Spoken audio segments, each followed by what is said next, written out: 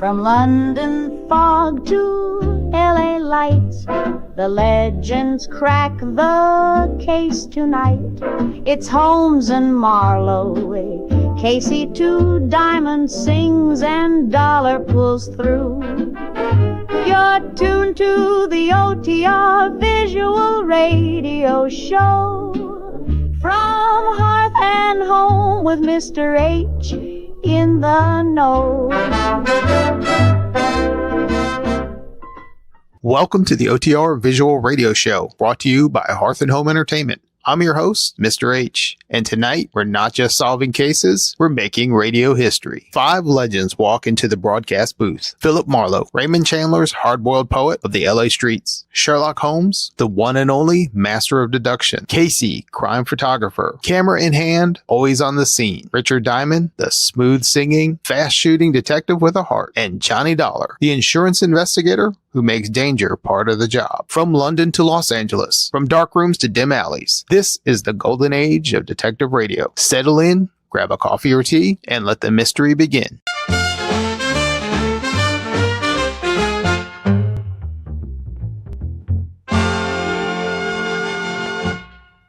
When I got the crisp $50 bill in advance, I figured my client had a heart of gold. But after I was beat up, double-crossed, and shot at, I realized just how hard a heart of gold can be. From the pen of Raymond Chandler, outstanding author of crime fiction, comes his most famous character as CBS presents The Adventures of Philip Marlowe.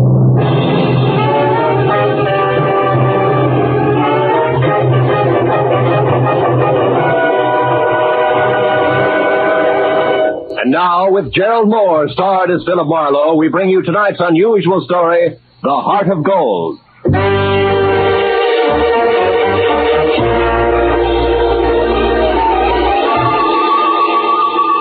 I had spent the day trying to decide how to spend the day, and finally convinced myself Sunday afternoon was a good time to catch up with neglected bookkeeping. But I only got as far as the office door because a special delivery letter was stuck in the mail slot. I ripped it open and watched a crisp $50 bill flutter to the floor. Pinning it down with my toe, I turned to the letter, which was dated Saturday. Dear Mr. Marlowe, kindly investigate the party who lives at 1903 North Ogden Street to find out if his name is really Elliot Perdue and what his occupation is. Then please come to my residence at 5 tomorrow, Sunday. I live at the home of a friend, Arthur Stewart, 33 Lemonwood Drive in Bel Air. I sincerely hope that $50 will be a sufficient retainer. Truly yours, Helen Asher. Judging from the tone of her letter, it was obvious that Helen Asher didn't hire private detectives very often.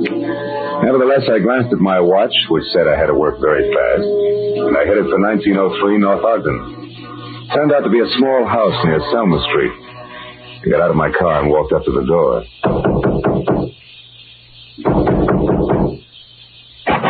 Good afternoon, sir. You the resident here? That's right. What do you want? I represent the Dr. Potter poll of public opinion. I'd like to ask you a few questions regarding... Sorry, but I don't have any opinions to express. Oh, even the opinions of a man with no opinions are important to us. Now, let's just let me step inside here, get out my notebook. There we are. All right, but make it fast. Right. Now, what is your occupation? I'm an investment broker. With which firm? I'm independent. I see. And what is your name, sir? What do you need my name for? Well, for my personal records in case I have to come back. Elliot Perdue. Uh-huh. Do you have any hobbies other than horse racing? What do you mean? Those dope sheets and racing forms there on your desk. I'm quite an admirer of horseflesh myself. You're quite a character, too, aren't you? Working on Sunday and all? Well, you know how public opinion is. It goes right on, rain, shine, or Sundays. Excuse me a moment. Oh, by the way, what's your name? Marlowe, Philip Marlowe. Hey, Mr. Marlowe, stand still, because I'm not kidding about this gun. Now beat it back to whoever hired you and tell them they're being very clumsy about a very delicate situation. One more move like this, and they won't get another chance. I knew Perdue meant business, so I left without an argument. Well, at least I had a repeat on the name, Elliot Perdue, and the occupation of bookie to Fawcett Helen Asher when I met her at 5 o'clock. In Bel Air, I eventually found 33 Lemonwood Drive. 200 yards of palm trees stood at rigid attention while I drove through the gate and up to the house. When the butler opened the door, he stared at me like My hat was on fire. Yes, sir. Did you wish something? Yes, I'd like to see Mrs. Asher, please. Mrs. Asher? Oh, good heavens.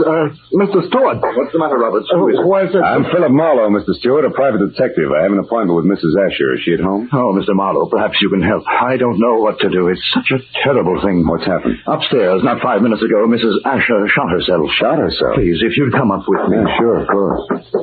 I'm certainly grateful for your help, Mr. Marlowe. Yeah, this is her room. She's in here. There. Yeah, she's dead, all right. Shot herself in the left temple. Whose gun is that, Mr. Stewart? Well, it's mine. I kept it in the desk downstairs. Did you find her? No, Roberts did. I was out in the hothouse working with my orchids. You see, I've been out of town. I just came in this morning on the super chief from Chicago, and I wasn't expected back until Wednesday. Yeah, look, Mr. Stewart, do you mind telling me how well you knew Mrs. Asher? Oh, very well indeed. Ever since the accident 3 years ago, she lived in my house under my care. The accident? Yes, that's how she got those scars on her cheek and neck, as you can see. My hands were burned at the same time. Do you mind telling me about it? Well, I was living in Canada at the time. One day, my wife Florence and I went to a camp near Quebec, and we met Helen Asher our first day there. She was a pathetic, lonely woman, a widow. Oh. That very night, while she was visiting us, the oil stove in our cabin exploded. Oh. Florence, my wife, was killed. Mrs. Asher was severely burned. It was ghastly. I can imagine. Mrs. Asher had no one, so I thought the least I could do would be to care for her, since I knew the accident had been caused by sheer carelessness on my part. You took over full responsibility for her? Yes, I did everything I could think of, but she never quite got over the shock of that night. And now this, it's horrible. Have you notified the police yet? No, You better do it right now. Yes, I'll go right downstairs and call them. The dead woman on the floor had been beautiful once. No doubt about it. This was my client, and a certain $50 bill was burning a hole in my pocket. I wandered over to a writing table, and as I looked down, I noticed that the Sunday sheet had been torn off the memo pad. It bothered me. Tomorrow should mean nothing to a suicide, yet Mrs. Asher's memo pad showed Monday already. The sheet was blank, but on a hunch I tore it off and stuck it in my pocket. I was about to turn away when I saw a book of matches from the Conga Club. So I picked that up, too, and then I left. I drove around for some time trying to figure things out. Then I went down to police headquarters to see one Lieutenant Ibarra. It's suicide as far as we're concerned, Marlowe. Everything checks. Mrs. Asher was despondent and she killed herself. She didn't leave a suicide letter, but they don't always. How'd you get in on this? Well, she paid me $50 in advance to air out a small-time bookie or worse named Elliot Purdue. Incidentally, what's the background on Arthur Stewart? Oh, he's a big-money fashion designer. Started his business on his wife's insurance. She died in an accident in Canada. He did a lot for Mrs. Asher because he felt responsible. Yeah, I know all that.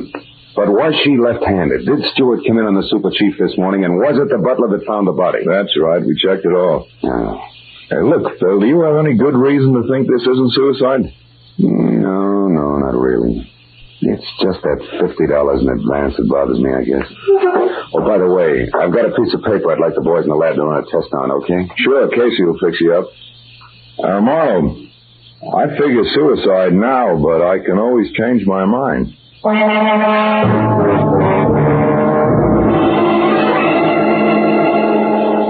I went down the hall to the police laboratory and handed the blank page of the memo pad to Casey. 10 minutes later, he explained that the impression showed a left-handed person had written a number, Bradshaw 711, with a wide point fountain pen, probably on the page just above the one I'd given him. And I thanked him, dropped 4 bits in the Christmas fund bottle, and found the phone. I dialed Bradshaw 711 and waited.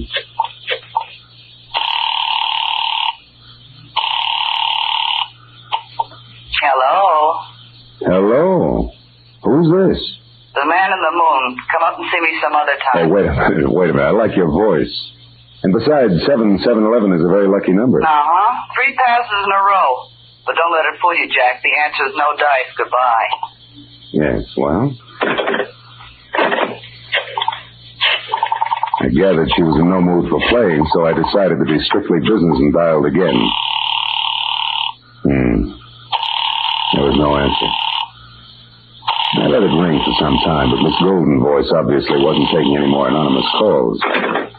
I'd left only the long shot, the book of matches I'd found on Mrs. Asher's desk. The Conga Club was on the Sunset Strip, so I drove out there, found a parking space on a side street nearby, and went in. I didn't know exactly what I was looking for, so I paid $1.10 for a scotch and soda worth 40 cents, just to help pass the time. An amber spotlight was glistening down on a set of sequin contours that would have melted the Ice Age down to a fortnight. And she was singing. For wherever my man is, I am here. Forever. Oh.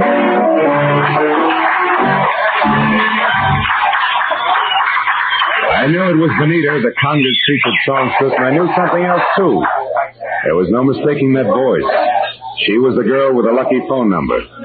I wrote her a note, called the waiter to the table to deliver it, and then sat back to watch her as she glided over and sidled into a chair opposite me. It was your penmanship that intrigued me, Mr. Malone. It was your voice and so forth, mostly the so forth, that got me, Benita. Would you care to decipher the Sanskrit you call a note? The waiter said you wrote it. Sure. It says important business. That's an idiom. If you wanted to talk turkey, how would you translate it? Do you know a woman named Helen Asher? Not that I remember. Why? Well, your phone number showed up on a memo pad. How do you account for that? How should I know? Maybe she intended to call me up. Look, you're quite a handsome man, Mr. Marlowe. But you look silly with your nose bent. Why do you keep sticking it into other people's business? Because besides being paid for it, it sometimes leads to meeting interesting and beautiful people. Present company included. What do you want? Mrs. Asher killed herself tonight. Mrs. Asher's dead? Yeah. And considering you said you didn't know her, you look very put out about it. All right, Marlowe, you win. But let's not talk about it here. Finish your drink while I get out of this costume. Then meet me outside by the front door in 10 minutes.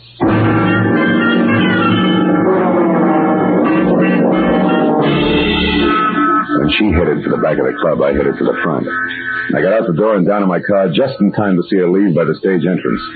She jumped into a yellow convertible, ripped down Sunset Boulevard, turned onto Doheny, and scraped to a halt in front of the Regent Apartments. At the door, a tall, sunburned man popped up from somewhere and intercepted her. It was Elliot Perdue. A short but hot argument took place, and apparently Perdue won, because they went in together. I found the name Benita Malone over the mailbox in number 5. And got to her apartment door just as the second round started. No, I haven't changed my mind, Elliot. I've been doing a little research since you threw me over, Benita. I've got you and your precious plans right here in the palm of my hand. What are you talking about? This little heart-shaped locket on this little golden chain. Let me see that. No. Not showing this trinket until just the right moment. Listen, Elliot, I don't know what's brewing in that slimy brain of yours. But get this, if you try to monkey with my life again, so help me, I'll kill you. Now, get out. Benita, would you be interested if I told you that I know Mrs. Asher's secret? And would you be interested if I told you that Mrs. Asher killed herself tonight? That slows you down, doesn't it, bright boy? Yes, but it doesn't stop me, beautiful. I'll be seeing you before you know it. I ducked into an alcove and heard Benita slam the door on Perdue's coattails as he left.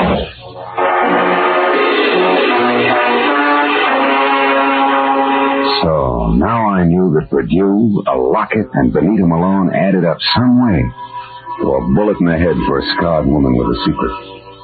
I went back to my car and drove out to Stewart's house in Bel Air. When you were here before, Marlowe, I was so upset I hardly realized you were a private detective. You had an appointment with Mrs. Asher. Had she hired you? Yes, to investigate someone, but she didn't live long enough to give me the details. Now, what sort of trouble could she have been in to have needed a private detective? I don't know.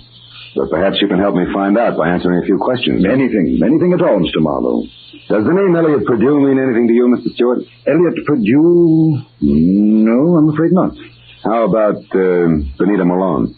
Yeah, I've never heard of her. You know anything about a heart-shaped locket on a gold chain? A locket? A gold locket? Yeah. Mrs. Asher had a heart-shaped gold locket. Where'd she keep it? Upstairs in her jewelry box, I should imagine. Come on, let's have a look, huh? Yes. Right up these stairs here. This is her room, Marlowe. I know. I was here once before. Why? It's not here. It's not on her dressing table. Her jewelry box, it's gone, Marlowe. You think that... Elliot Purdue has it. I can't understand, Bruce. What's the locket like? What's inside it? Just a picture. It was valued by Mrs. Asher because it was the only one she kept of herself the way she looked before the accident. Now, why would anyone else want that? I don't know. But when we get that locket, we'll get a lot of answers along with it.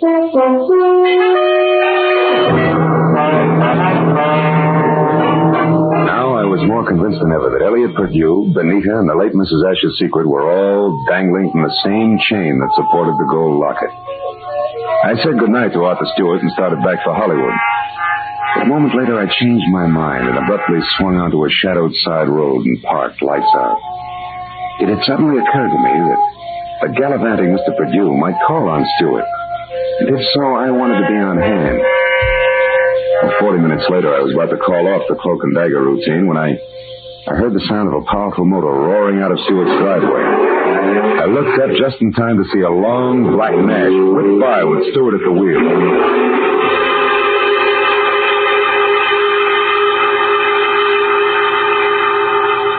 From the speed of the car, I was certain he wasn't going out for the morning papers. I decided to go back to the house and question the butler while I could have him to myself.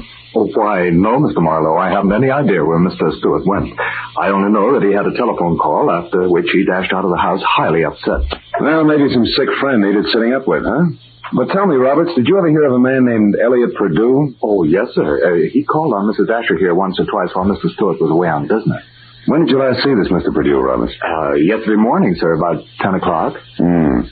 And one thing more, did you ever see Mrs. Asher wearing a gold locket, a heart-shaped one? Oh, quite often, sir. As a matter of fact, she asked me about it just yesterday morning, shortly after Mr. Purdue left. She couldn't locate it anyplace. A singular coincidence, huh? Oh, by the way, what do you know about a singer named Benita? Benita? I've never heard of her, sir. Are you sure she's never been out here as Mr. Stewart's guest? Why, I'm positive, sir. Mr. Stewart never has any ladies out here, of any kind. Oh? Doesn't that strike you as being strange, Robert? After all, Mr. Stewart's a very eligible widower. Widower, yes, Mr. Marlowe, but philanderer, no. Good night, sir.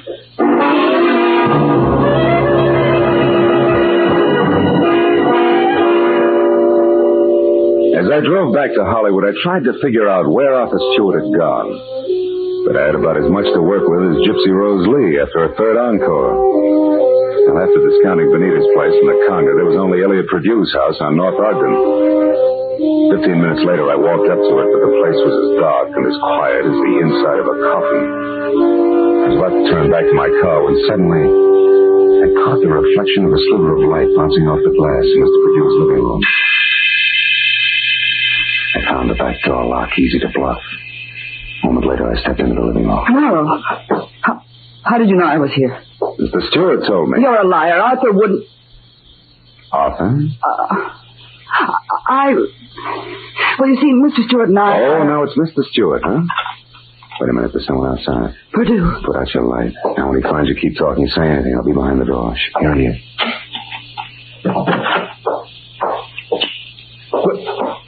Well, Benita. What a waste of time, my dear. While you've been here rearranging my socks, I've been talking to your boyfriend with the locket safely tucked away right here in my breast pocket. How clever of you. How absolutely ingenious. It's a bit late for nasty words between us, Benita, because possession of you was part of the bargain I struck with Mr. Stewart. You see, what are you staring at? My big blue eyes, Purdue. Don't move or I'll blast you. You'll do nothing. No. Get the gun, Benita. Now, Purdue, we'll play some more. Now the gentleman's breast pocket. Ah, here it is, Benita. Safe and sound. Which is just the way I want it, Phil. What? My own gun. Why, you beautiful The locket, snake. Marlowe. Come on, I get nervous with one of these things in my hands. Throw it here. Thank you. Now, when I leave, Phil, don't come after me, because I'd hate to fill you full of little holes. Good night, dear.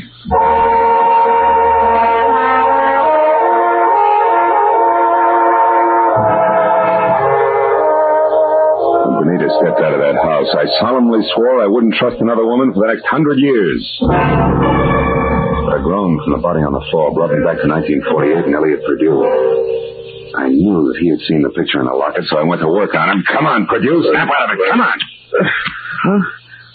Oh, it's you, Marlowe. Who'd you expect, St. Peter? What was in the locket, Purdue? I don't remember. Maybe a call on Lieutenant Ibarra will refresh your memory. I doubt it. Then we better start playing games again. We'll start with one called Slap, Slap, Purdue. No, let me alone, Marlowe. Get your hands off. You ready to start singing, huh? All we need now is the right lyrics. No. Come on, Purdue, talk. Stop it. I'll talk. Good. Now, why did Mrs. Asher kill herself?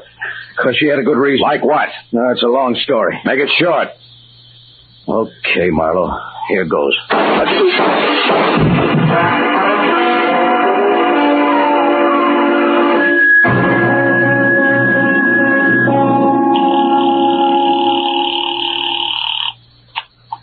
Lieutenant Ibarra speaking. Marlowe, Ibarra. There's a 5-minute-old corpse lying in his living room at 1903 North Ogden. Name is Elliot Purdue. 3 shots through a closed window. I was lucky. Any description of the killer? No, none. Now, look, Ibarra, right now I'm going after a songbird named Benita Malone at the Regent Apartments on Doheny. Will you cover me there without sirens? Sure, Marlowe. I'll attend to it in person.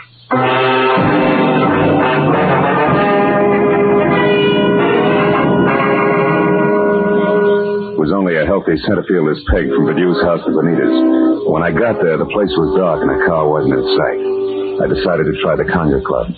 But as soon as I walked in, I began to worry because if Benita had wanted to get rid of that locket, she'd have had enough time to bury it at Forest Lawn. But I didn't know Benita because Miss Oomph herself was singing in the amber spotlight.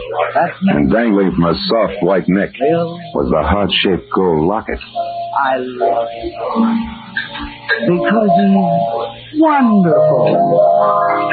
Because he's just my bear.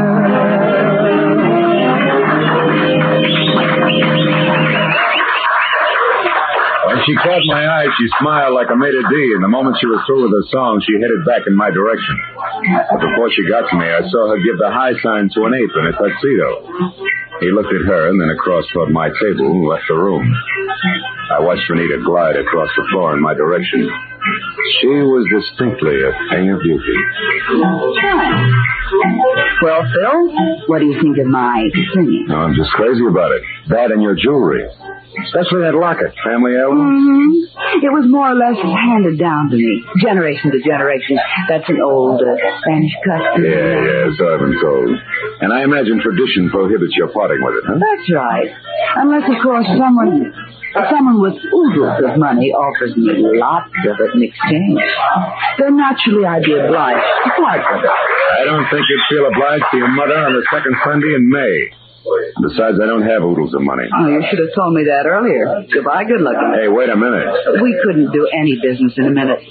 And don't follow me if you want to stay pretty.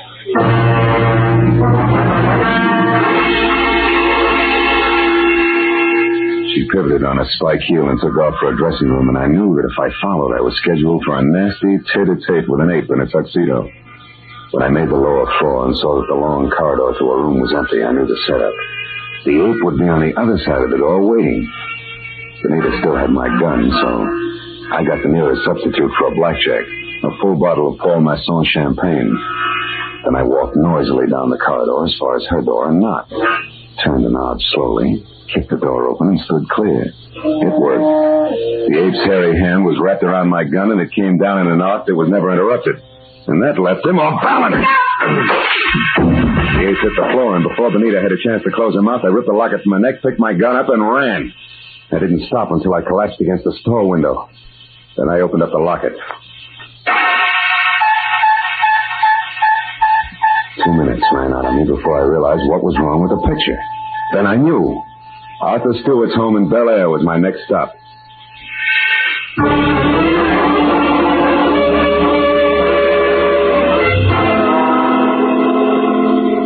30 minutes later, I pulled up away from the place and parked.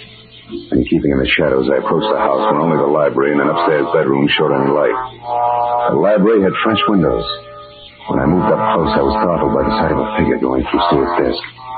I stepped into the room and found it was my little friend, Benita.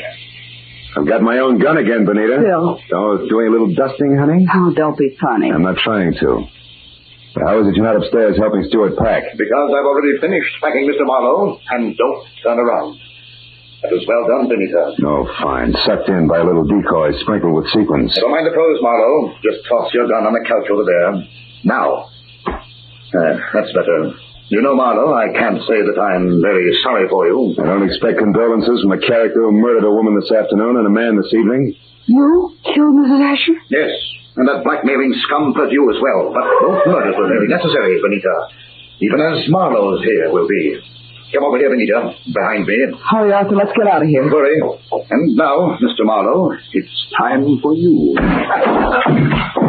Well, thanks, Benita. You swing a beautiful bookend. You know, I had you figured all along. No, don't mention it, dear. I heard the cops coming anyway. You sweet child. We're in here, Ibarra, all of us. Oh, I figured you'd be out here when you didn't show up at that Songbird's place. Well, what's this? A little man on the floor with a large bump on his head is Arthur Stewart, the man who killed Elliot Perdue to keep him from telling me the truth about Mrs. Asher, and the man who killed her this afternoon. So Mrs. Asher didn't commit suicide after all. No, but she wasn't murdered either. She died in that accident in Canada 3 years ago. What are you talking about? Well, the woman that Stewart killed here this afternoon wasn't Mrs. Asher. It was his wife, Mrs. Florence Stewart. You see, there must have been a mix-up in identifying the bodies of the two women at the time of the accident. Mm-hmm. Stewart and his wife had Mrs. Asher buried as Mrs. Stewart. Then they collected the insurance neat, huh? Yeah. But what happened? Yeah, it's simple. Stewart got bored with his scarred and unattractive wife, and he started running around with choice little numbers. Like Benita here. Phil, honest, I didn't know a thing about this. Stewart told me that Mrs. Asher depended on him so heavily that she'd be crushed at his seeing another woman. But I didn't know she was his wife. Marlowe, how do you figure this all out? From a locket that belonged to the woman we knew as Mrs. Asher. It had a picture of Stewart and Mrs. Asher taken in dress clothes before she was scarred. Yet Stewart claimed that he and his wife had only met Mrs. Asher the day of the accident, and on a camping trip at that. But, Phil, I saw the picture, too, and I didn't figure that out. That's because you were too busy trying to figure just how much the locket was worth to Arthur Stewart, or to anybody, in cold cash. You were blinded by all the dollar signs in front of your eyes, baby. Why, Phil, how can you say such things?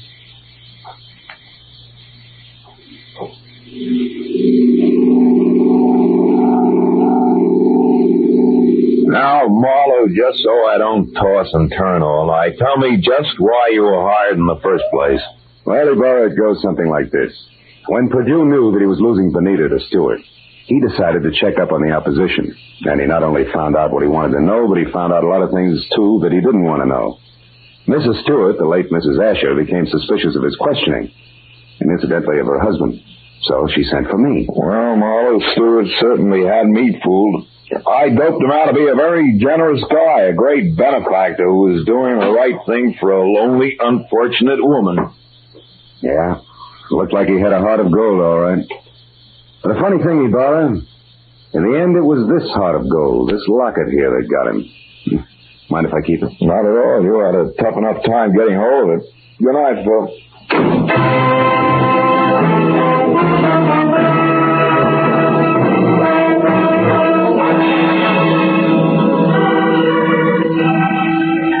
Well, by the time I got back to my apartment on Franklin, the sky was beginning to fill with a soft gray of morning. I pulled the blinds down in my bedroom and sat down for a last cigarette. I had mixed with a lot of funny people that day. But for some cockeyed reason, I kept thinking of Benita Malone, a girl who was no better than she had to be. Finally, I put her out of my mind, and I was about to turn off the desk lamp when I noticed my memo pad. Still read Sunday, which was understandable. But scrawled across the top sheet was a telephone number. I couldn't figure how it got there. It was written in crimson lipstick. Bradshaw 7. 7-Eleven.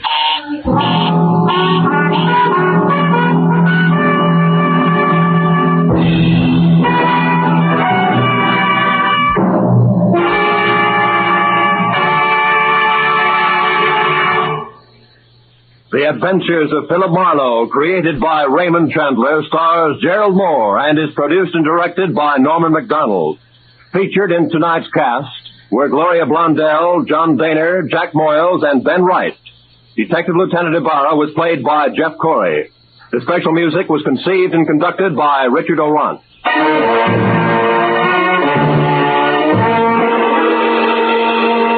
Be sure to be with us again next week when Philip Marlowe says... They were all after it. An importer, a beautiful woman, a nut, and a guy I couldn't figure out. But before we were through, one was in the hospital, two were in the morgue, and the fourth was waiting for the hangman. All that because of a blue burgonet. Something I'd never even heard of before.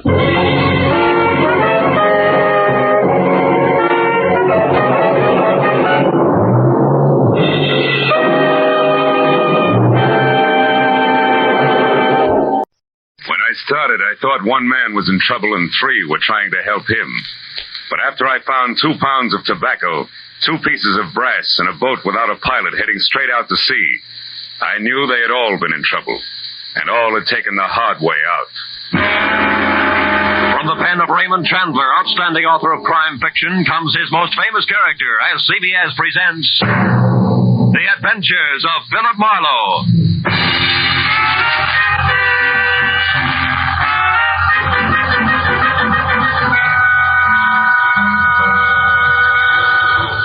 Now, with Gerald Moore, starred as Philip Marlowe, we bring you tonight's exciting story, The Hard Way Out.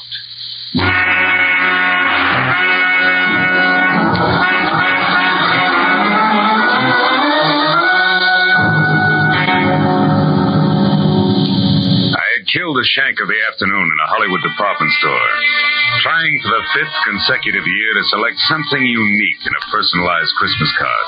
A bright-eyed salesgirl finally suggested in desperation a smoking 38, spelling out Noel in delicate wisps of white curling smoke.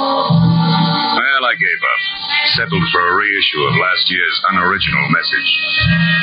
An hour later, I was driving out toward Sepulveda and my new client, August Quigg.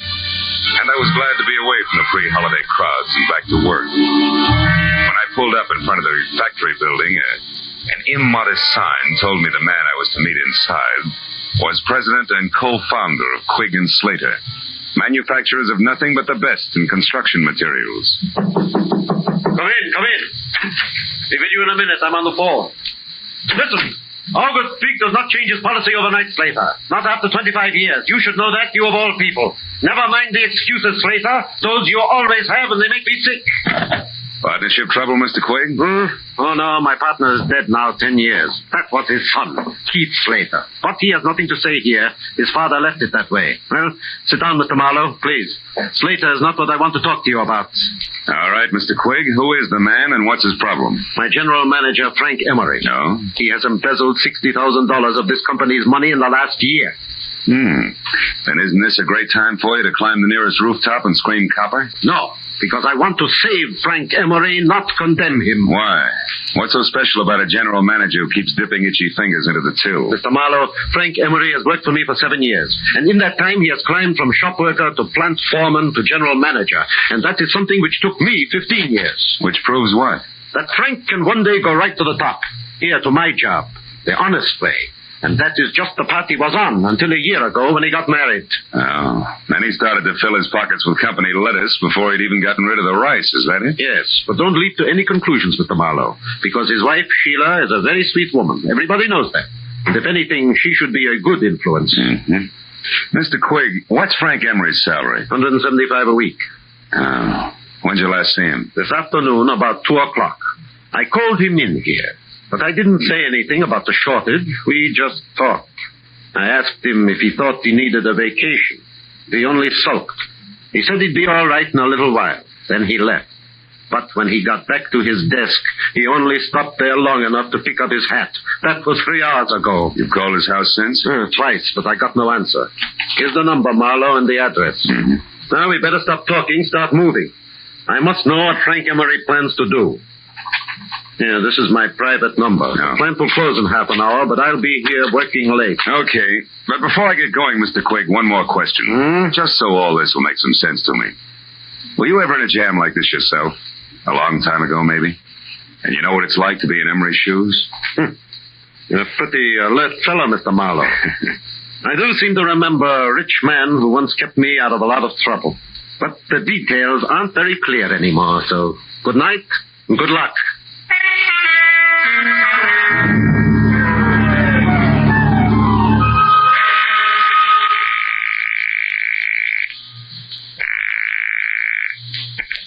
Hello? Mr. Frank Emery, please. I'm sorry, he's not in. Is this Philip Marlowe?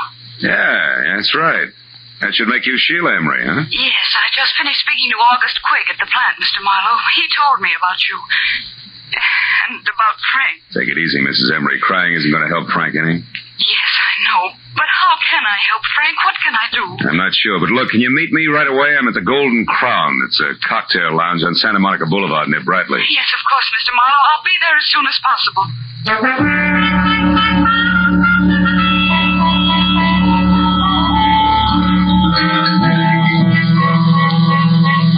Exactly 34 minutes later, a two-tone, sleek convertible about the size of a Pullman car glided to a stop in front of the Golden Crown. The loveliness behind the wheel was wearing a $100 hand-knit dress that just wouldn't let go. I knew it couldn't be Sheila Emery, but it was.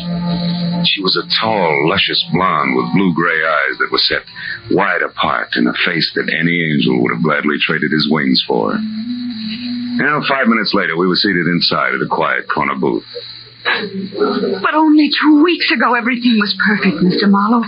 Frank didn't seem to have a care in the world. Mm-hmm. Then all of a sudden, he changed. He became quiet, almost morose. You never suspected that he was stealing from Quigg? Of course not. And I still think there's some explanation, something we don't know about. Maybe. But from where I sit, it looks like you two have been keeping up with the Vanderbilts instead of the Joneses. It always danced the bank account. Just what do you mean by that, Mr. Marlowe? Exhibit A, that knit 1 pearl 2 number you're wearing. What? Exhibit B, that splash of automobile you drove up in. But Frank said we could afford those things. I know, because I was worried when we bought the boat. Yeah. What boat? The Carefree. It's a 30-foot sailboat. We dock it near our cottage just beyond Santa Monica. Hey, wait a minute. A sailboat, a cottage at the beach, that car? Just how far do you think $175 will stretch these days? What do you mean? Frank makes twice that, plus bonuses. Not unless he has a very fancy paper route on the side. Because 175, period, is the figure that Quigg quoted to me an hour ago. Oh, no. No, I can't believe that. Frank wouldn't lie to me that way. Yeah, some guys do funny things when they're too much in love. Oh, now, look, tears take time, honey. How about holding him back long enough to give me some dope that'll put me on Frank's trail, huh? I mean, names and numbers, his clubs, his friends, anything that'll give me a line. Yes, of course. But all that information is in his address book at home. All right. Home's our next stop. Just between us, Sheila. What are the chances that Frank has an extracurricular interest on a back street somewhere? Another woman? Oh, no, I'm sure that's not the way things are. Frank loves me very much. Yeah, I guess so. Believe me, if he doesn't, we're not looking for an embezzler. We're after a maniac. Come on, let's get out of here.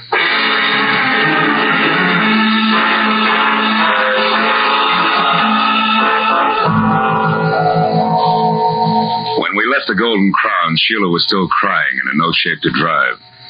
So after parking my coupe in a nearby lot, we floated out to the Emery place in Brentwood in a two-tone Nash, which did everything at the push of a button except dry a girl's tears. At her house, Sheila pulled herself together long enough to give me a handful of addresses that might possibly lead to Frank Emery. But just as I was about to leave, I noticed a single phone number scribbled in pencil on the edge of a desk blotter. It was Crenshaw 22131. And since Sheila couldn't explain it, I wrote it down on a slip of paper and filed it in my pocket and left. But once outside, I remembered that my car was still on Santa Monica Boulevard at the Golden Crown. So I started back to the house to call a cab. I stopped suddenly at the sound of somebody in the shadows alongside the house. When I moved toward the noise, a man darted out between two trees, and I went after him. Get your hands off. Why? So we can play another round of hide and seek? No dice, brother. I'm getting too old for it. Now, who are you? What are you doing around the Emery place? Come on, let's have it. Say, wait a minute, aren't you Marlowe? The man August Quigg hired? That's right. You still haven't answered my question. Oh, no, but I will now that I know who you are. I'm Keith Slater. Surely dear Quigg must have told you of me, the wastrel son of his late partner. He did, but you're still parrying, Slater. Why were you hiding behind those trees? Correction, Marlowe. I wasn't hiding. I was waiting for Frank Emery. All right, we won't argue terms. Why were you waiting? Because I want to get hold of Emery and help him before he goes too far. You see, Marlowe, he came back to the office after you left. What? Did he talk to Quigg? No, the place had just closed and the old man was out for dinner. Did you talk to Emery? Yes, and it wasn't much fun. That poor fellow's just about out of his mind, Marlowe. Well, he raved on for an hour and a half about how unfair Quigg was. Said he knew that I was the one who'd get to run Quigg and Slater after the old man died. I don't follow that. When did you become the fair-haired boy around there? Oh, I'm hardly that. But I do own a quarter of the plant, unless, of course, Quigg fires me one day. Those are the terms of my father's will. But Quigg won't fire you, is that it? He wouldn't think of it. After all, that would keep my dear father from resting easy in his grave. Okay, let's skip it. Exactly what did Frank Emery tell you, Slater? He said that August Quigg was a two-faced liar and that he'd settle with him in his own way. I told Quigg that when he got back from dinner. And I also reminded him that Frank had a key to the office. That didn't faze Quigg, did it? No, he said he never worries twice. If Emery walked in on him, he'd think about what to do about it then. I tell you, Marlowe, we've got to get hold of Frank Emery and stop him before it's too late.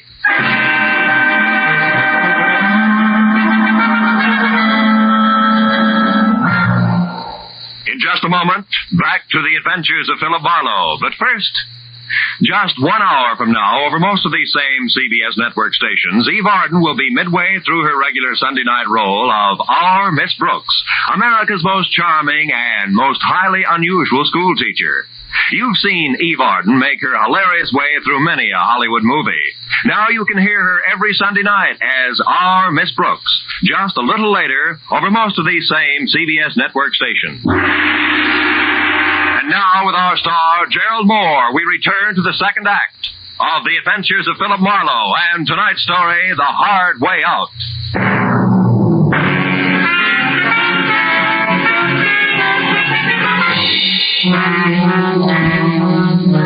It was nearly an hour later before I was back in my office on Cahuenga with my finger in the dial of the telephone, checking the names and places that Sheila Emery had given me. 2 nightclubs, 3 hotels, and 5 friends later, I'd run through the list without a single kosher lead.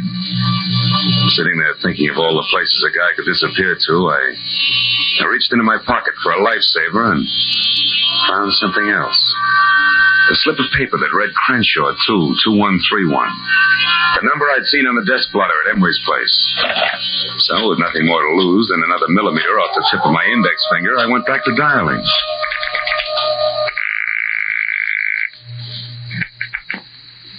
Newton, pipe and tobacco shop, sir. Newton talking. Newton's what? Pipe and tobacco shop, what can I do for you? Not a thing, old-timer. My mistake. Pipe and tobacco shop. Marlowe speaking. This is Sheila Emery, Marlowe. I think I know where Frank is. You do? Yes, at our cottage at the beach. It's closed up, but I was just going through some things in my desk when I discovered that the keys to the place were gone. And I clearly remember seeing them only yesterday. What's the exact location of that cottage? It's 2 miles north of Santa Monica and down on the beach, directly behind a large white frame house on the Pacific Coast Highway. Number 1221. You can't miss it. 1221. Okay, I'm leaving right now, and I'll call you as soon as I can, so try not to worry.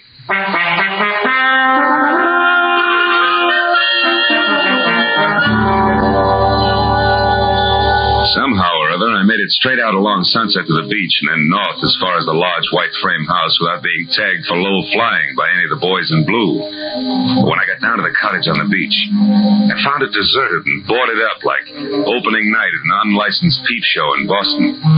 Except for a couple of stray gulls who probably had insomnia, I was all alone.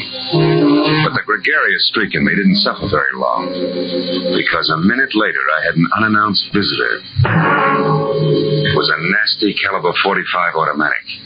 And the man on the other end who gripped the handle like he knew what he was doing was none other than the general manager of Quigg & Slater, Mr. Frank Emery. Mind telling me who you are and what you want here? Well, the name, which probably doesn't matter, Mr. Emery, is Philip Marlowe. But my business with you is something else. I'm working for your boss, August Quigg, and believe it or not, he wants to help you. That's a lie, Marlowe. Nobody wants to help me, and you know that. This is a smart trick, but it won't work. It can't work. And I'll tell you why. When the police do get to me, Marlowe, they won't find anything but a corpse. Is that clear? Suicide. Don't be a fool. What about your wife? Marlowe, that's why I took the $60,000. So say your breath. Unless you're interested in joining me, do exactly as I say. Now here, pick up these keys and open that door. Go on.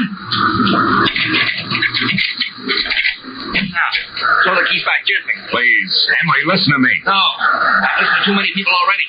Now it's my turn to talk. But all I'm going to say is goodbye in my own way. You don't know what you're doing, Emery. Stop a minute. Think. This isn't the time to think, Marlowe. This is the time to act. Now, get in. Emery backed me into the cottage, stepped outside, and pulled the door shut. I waited a moment until I heard his car start. And I tried the door and knew I was wasting my time. Emery had run a piece of pipe through the handle, and Gargantua himself couldn't have opened it from the inside.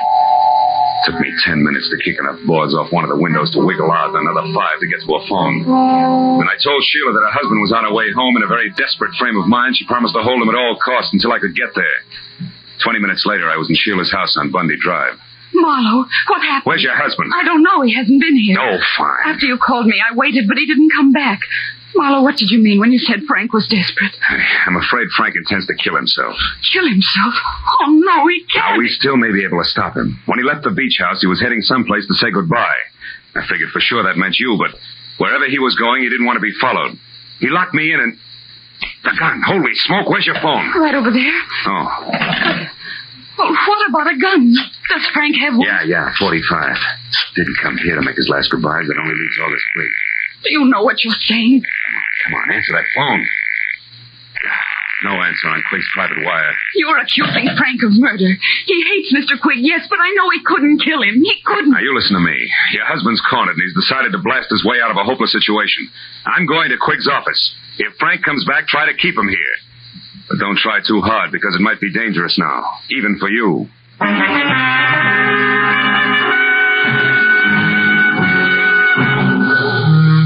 I drove down Sepulveda to the black, hulking plant of Quigg and Slater, pulled over, parked, and walked up the alley toward the side entrance. Through a barred window, I saw the feeble nightlight that glowed in the outer office. Otherwise, the place was dark. When I got to the door, I stopped. A diamond-shaped key stuck out of the lock, and the heavy door was ajar. I eased it open and listened. Nothing. I pulled the key out of the lock and dropped it in my pocket. Then I went inside and switched on the lights. Oh, I found him on the floor next to the desk in his private office. He'd been shot in the chest point blank with a .45, which meant that even before he fell, August Quigg was dead. The room was untouched. Quigg's key case lay in the pencil tray on his desk. I snapped it open and saw what I expected. His diamond-shaped key. I switched off the lights and started out. When I heard heels clicking up the hallway, I backed up against the wall and waited. It was Keith Slater. He hesitated in the open door, a startled look on his face. Good Lord. Quigg. Hello, Slater. Who is it? Marlowe. I wouldn't touch anything if I were you. The police will want to see it just as it is. Marlowe, he's been murdered. I had no idea Frank would go this far. Yeah, he's full of surprises tonight. Are you sure he's not carrying any grudges against you? Frank and I are old friends. That old man in there was different. He wasn't human. He was a machine, a rock crusher with a concrete heart. I'm only sorry it was Frank who did that to him because he'll never be able to get away with it. He doesn't intend to. Plans to commit suicide any minute now. Tell me something straight, Slater. How does he feel about his wife? Is he jealous? Jealous? Why, Marlowe, you don't think that he might kill Sheila? I'm going to call her right away. Wait a minute. If Frank is there, a phone call would only hurry things. Come on, let's go.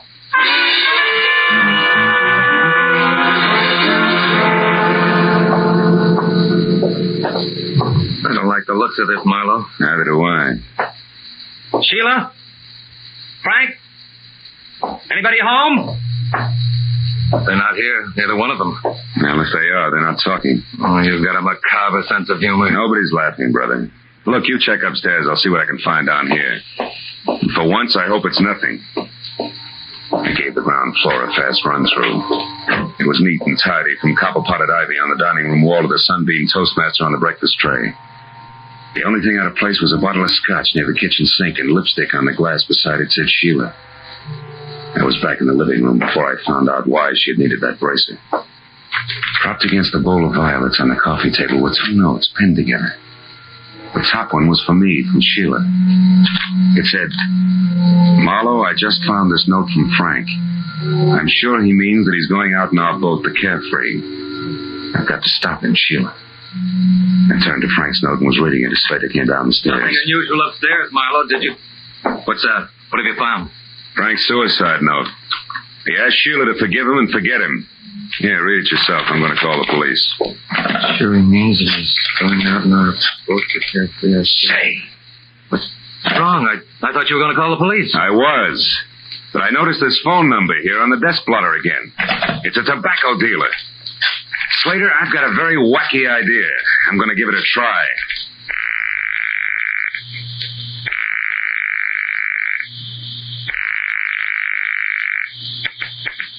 Hello? Newton Tobacco Shop? Yes, but wait. It's closed. It's after midnight, you know. Yeah, I know. This is the police, Mr. Newton. We want some information. Police? What did you want? Take it easy. Do you have a customer named Emery, Frank Emery? Yes. He was in late this afternoon. What'd he buy? Tobacco? A special blend I make up for. I see. How much of it did he get? Oh, my. Let me think now. 2 pounds. Yes, that's right. 2 pounds. I'm sure of it. Man could lay quite a smoke screen with 2 pounds of tobacco, couldn't he? Thanks, Mr. Newton. You've been a big help. What's the matter, Slater? You look troubled. Are you thinking the same thing I am? I don't know what you're thinking, Marlowe. This. Mighty weird for a guy who's planning suicide to go buy himself 2 pounds of tobacco a few hours before he blows his brains out. Put it succinctly, pal, I'm thinking that Frank Emery's suicide's a big fat phony. This is Lieutenant Ibarra. Marlowe, Ibarra. Catching you at this hour is the best break I've had all night. How so? What's up, Marlowe? Guy's been murdered, and his killer, one Frank Emery, is getting away by boat. Can you sell the harbor patrol on running him down for me? It's his own, a sailboat called the Carefree. A 30-footer with an auxiliary motor. He'll be out a ways, off Topanga Canyon. Well, that can be arranged, but where'll I find you? I'll need some particulars. I'm going to his beach place. It's in a little cove 2 miles above Santa Monica. There's a pier and a boathouse a couple of 100 yards beyond. Okay, Marlowe, we'll find it. Now listen, don't get your feet wet. Wait till we get there.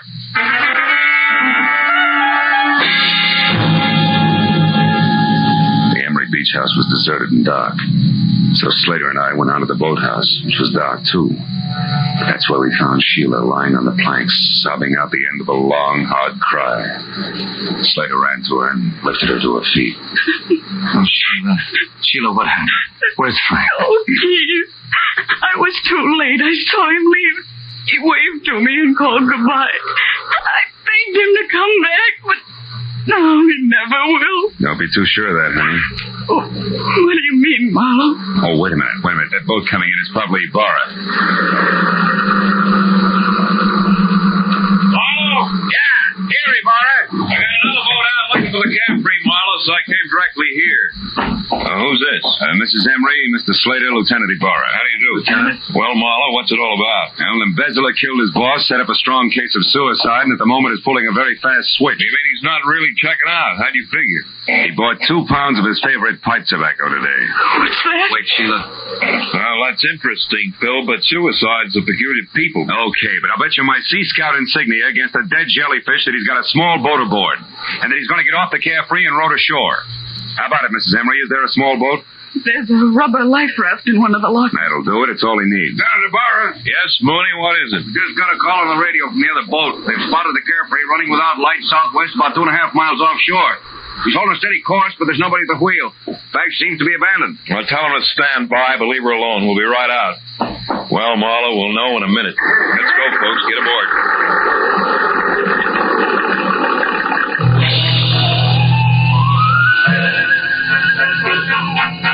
A harbor patrol cutter sliced through the black swells with the easy grace of a head waiter after a $10 tip.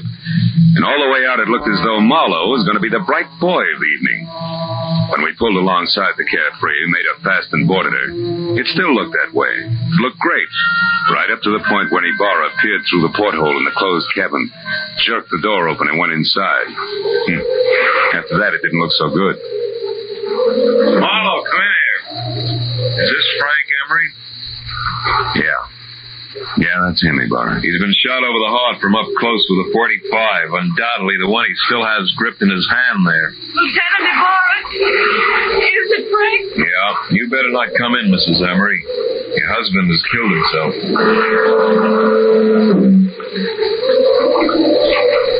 I walked back to the stern and sat down. Ibarra was going through his grim routine inside, and I felt lousy. I stared down vacantly at my feet and only gradually became aware of the little brass cylinder that danced across the deck with every roll of the boat. I picked it up. It was an ejected cartridge from a .45. I'd found an empty .45 cartridge.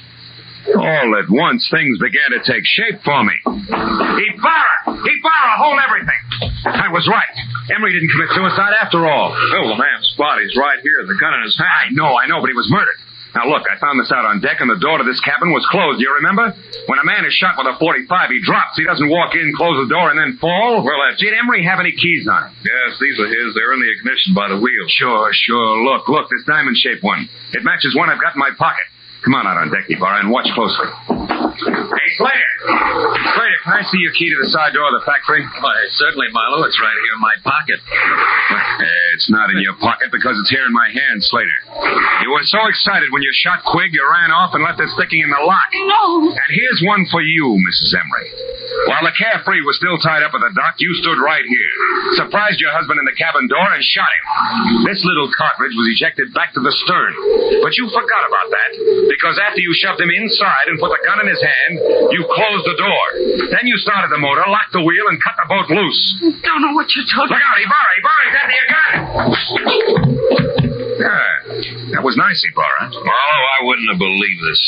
Don't lose your place, because you'll have to go over it all again. Don't worry, I won't. You see, it's sort of like an equation. 2 pounds of tobacco and 2 pieces of brass added up to 2 bodies and 2 murderers.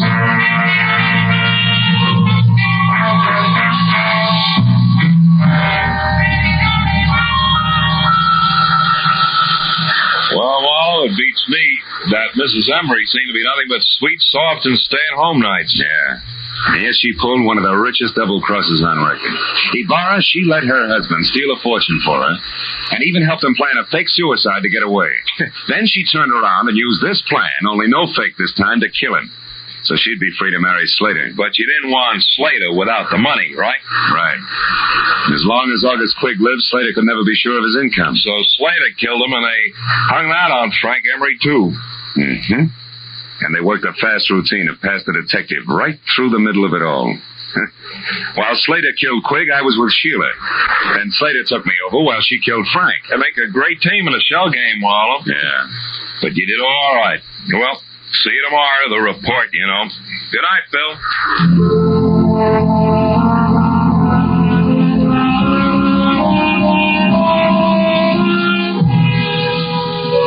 I sat alone on the pier for a long time. I watched the waves come in, and gradually my mind got untangled from the treachery and violence it had been wrapped up in all night. And the lady turned out to be the tiger. And then as my thoughts plowed back through the whole mess of the afternoon when I'd been shopping for Christmas cards, I made up my mind to cancel my order and have an entirely new set printed up.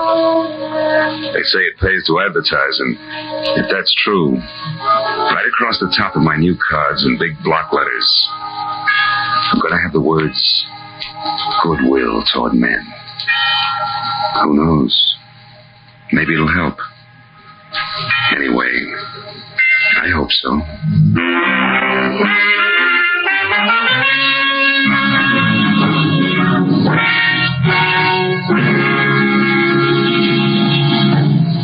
Adventures of Philip Marlowe, created by Raymond Chandler, stars Gerald Moore, and is produced and directed by Norman MacDonald. Script by Mel Donnelly, Robert Mitchell, and Gene Levitt. Featured in tonight's cast were Barbara Fuller, Louis Van Rooten, Bill Lally, and Edgar Barrier. Lieutenant Ibarra was played by Jeff Corey. The special music was conceived and conducted by Richard Arant.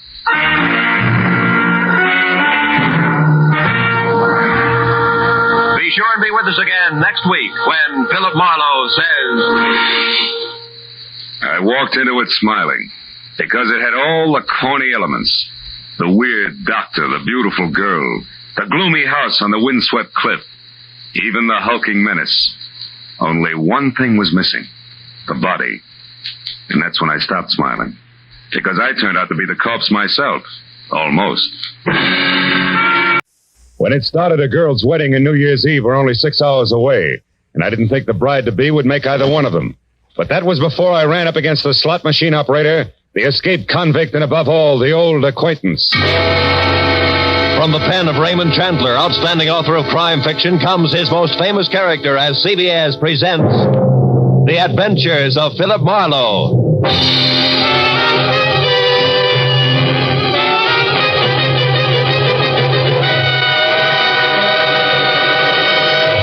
And now, with Gerald Moore, starred as Philip Marlowe, we bring you tonight's exciting story, The Old Acquaintance.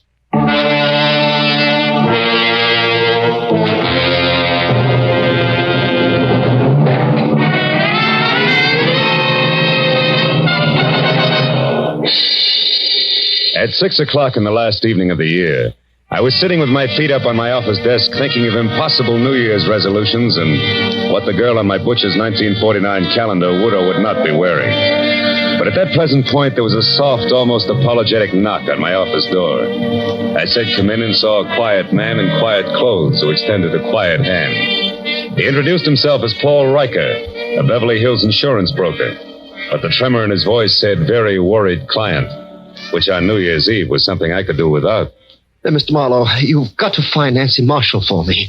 Just for a springboard, Mr. Riker, who is Nancy Marshall? She's my fiancée.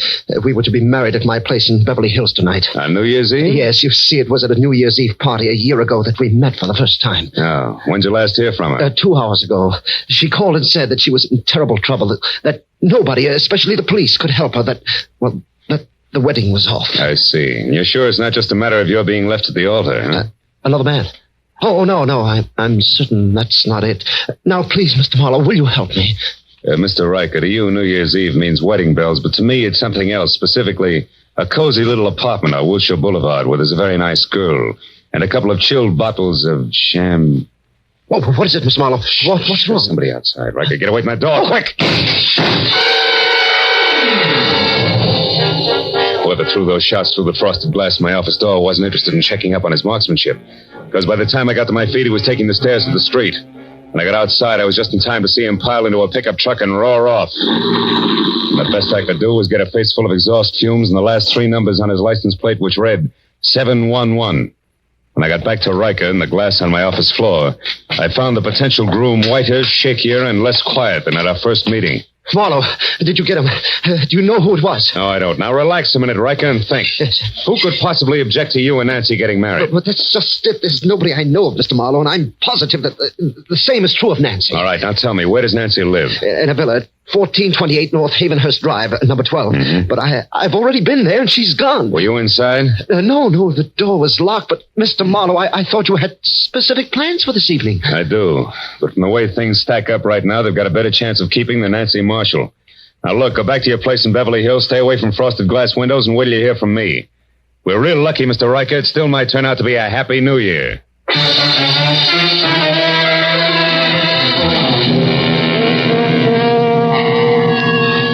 When Riker left the office, I called Lieutenant Ibarra at police headquarters. And after being told that it would take at least a half hour to get my kind of lead out of the 7-Eleven I had on the pickup truck's license, I headed for Nancy's villa on North Havenhurst, where it took me 10 minutes to outsmart the catch on the back door.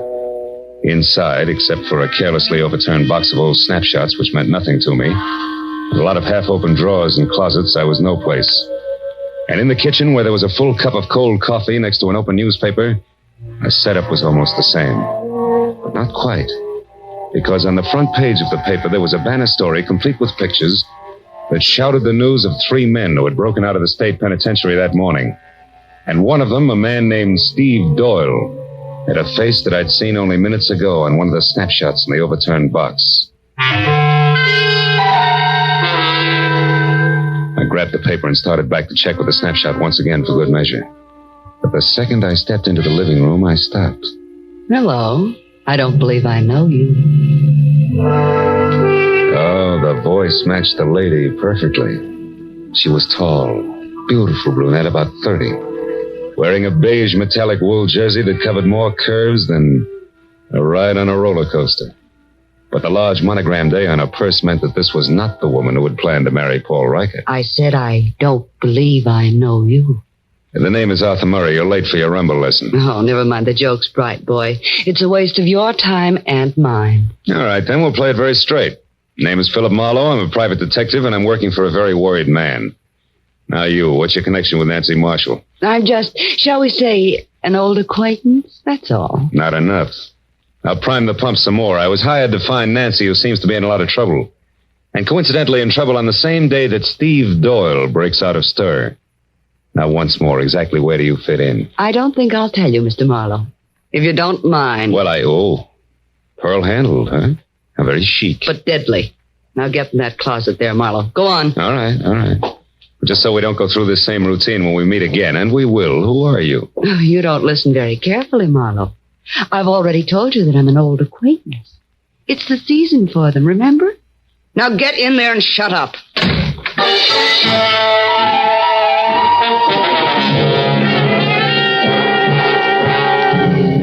Nancy Marshall's villa was post-war construction at its worst, closets included. So I didn't stay tucked away with the mothballs any longer than it takes to say old acquaintance. The minute I'd kicked my way out, I went right for the telephone and my only 100% bona fide lead. The number's 711.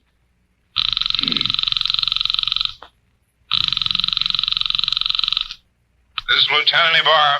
Marlowe, Ibarra. Anything for me on that license number? Oh, yeah. If you're sure it was a pickup truck, the chances are pretty good that it either belongs to a party named Maurice J. Colt at 409 South Main or one Jerome Graff, 3221 and a half Melrose Avenue. Check. What's up, Phil? Anything I might be interested in? That depends. Ever hear of a guy named Steve Doyle? One of that gang that broke out this morning? The very same. Matter of fact, he's probably driving that pickup truck right now. Oh. But look, Ibarra, I think I know what I'm doing, so how about letting me run this end of it until I get stuck? Well, there's a girl named Nancy Marshall mixed up in this, and a delay at this time might cost her life. All right, I'll stay clear, Phil, for a while. Good. But just so you don't get too careless, remember, Doyle got out of jail this morning the hard way. He killed 2 guards. Oh, fine. Goodbye, Marlowe.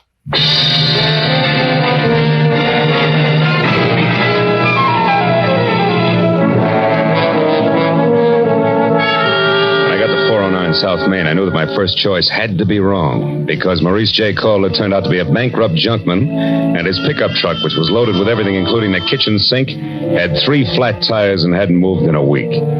So if the numeral 711 were going to live up to their reputation, Jerome Graff had to be my man. And that made the time to be careful now.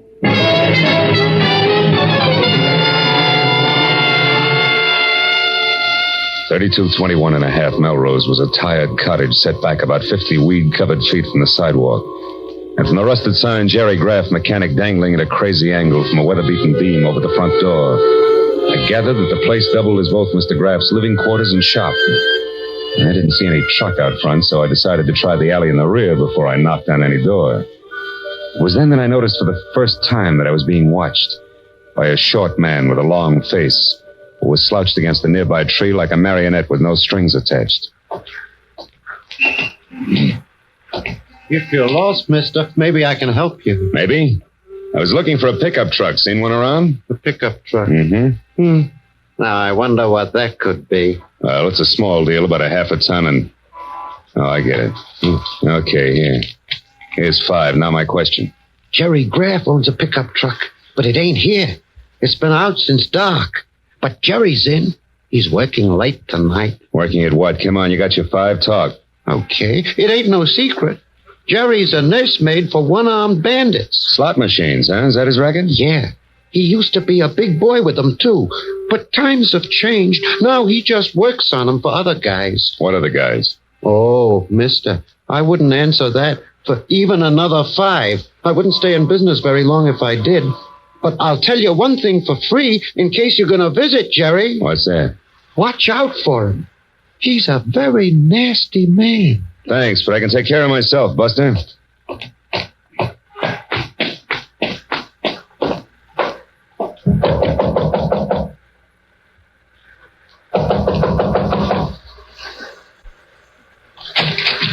What do you want? Information. Where's your pickup truck, Graff? Somebody stole it, but he didn't leave his card. Why, what are you, a private dick? That's right, but one that works close to the law. So why don't we call the boys in blue and tell them all about it? The cops? No, and wait a minute. I don't like the law pattern around here. Come on in, I'll tell you what you want to know. Let's not skip any of the details, huh? Like, for example, the name Steve Doyle. Doyle? I don't know. Well, okay, fella, you win. The story goes something like this. Want to try again? Maybe a monkey wrench will convince you. You don't throw any straight in your talk, Graff. Come on. What do you say? Do we play some more? Come on, talk. Come on. Come on. Wait, I'll talk. All right. I've had enough. So far, I know a girl named Nancy Marshall's in some kind of trouble because Steve Doyle broke out of the pen this morning. Now, you fill in the blanks. Oh, sure. Why not? Oh, Steve Doyle, he used to be crazy about Nancy, but she didn't go for him. Then about a year ago, a little more maybe, Steve got picked up for knocking over a grocery store. He figured he was caught because Nancy tipped the law to get him out of her hair. Now he's out to get Nancy for revenge, is that it? Yeah, that's it. And anyone who's close to her gets the same treatment. Oh, chummy. Now tell me, was Doyle here? Is he the one who's driving a pickup truck? Yeah, but it wasn't my idea. He shoved a gun in my face, said we were old friends, and asked for the keys. You know where he is now? No, but if I did, I'd keep it to myself. Doyle's full of hate, brother. You can count on that. Now, what do you say about clearing out of here? Just as soon as I find out one more thing. Now, there's another girl mixed up in this. She's a brunette with a lot of curves and the initial A. Calls herself an old acquaintance of Nancy's. Any idea who she is? No, not the slightest. You're a liar, Graff, and if I had time, I'd beat the truth out of you. You haven't, believe me, because if you don't hustle, mister, when you do catch up with Nancy Marshall, you're going to catch up with a corpse. Nothing more.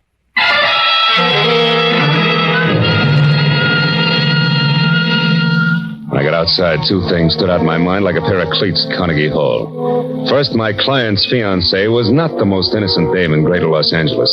And second, I wasn't going to get any place until I could locate the old acquaintance. But then, just as I started for my car, the slouch who had sold me the dirty thumbnail sketch on Jerry Graff came running toward me. Hey, mister, did everything work out all right? I was called away on some other business, or I'd have been here waiting. Waiting for what?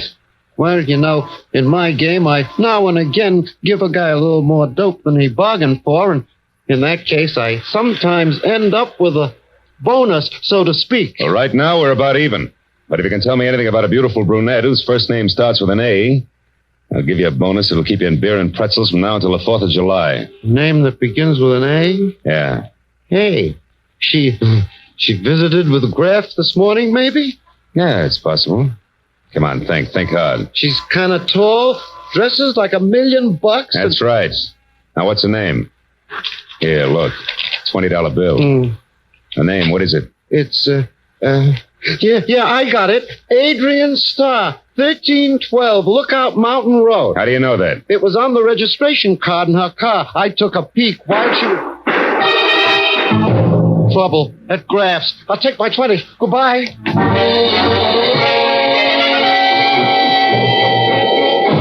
I beat it up the walk to Graff's. When I got inside, I found exactly what I expected.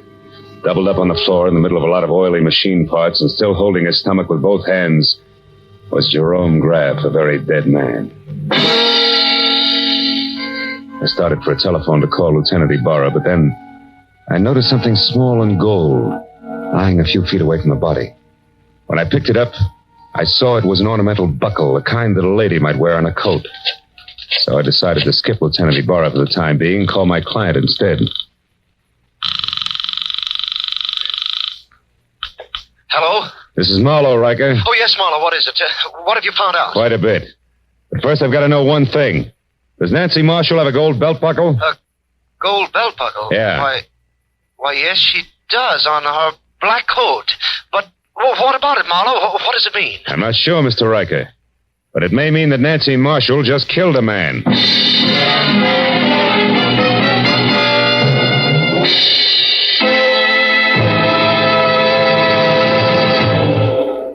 In just a moment, we will return to the second act of the adventures of Philip Marlowe. But first, by this time, a week from tonight, Jack Benny will have made his first broadcast exclusively on the CBS network. Starting next Sunday, you'll find Jack here with Mary Livingston, Phil Harris, Rochester, Dennis Day, Don Wilson, and all the others who have made the Jack Benny Show a regular Sunday evening delight for millions of Americans. Just for fun, the Jack Benny kind of fun, make a New Year's resolution to hear the Jack Benny Show every Sunday starting a week from tonight, January 2nd, over these same CBS network stations. And now, with our star, Gerald Moore, we return to the second act of Philip Marlowe and tonight's story, The Old Acquaintance.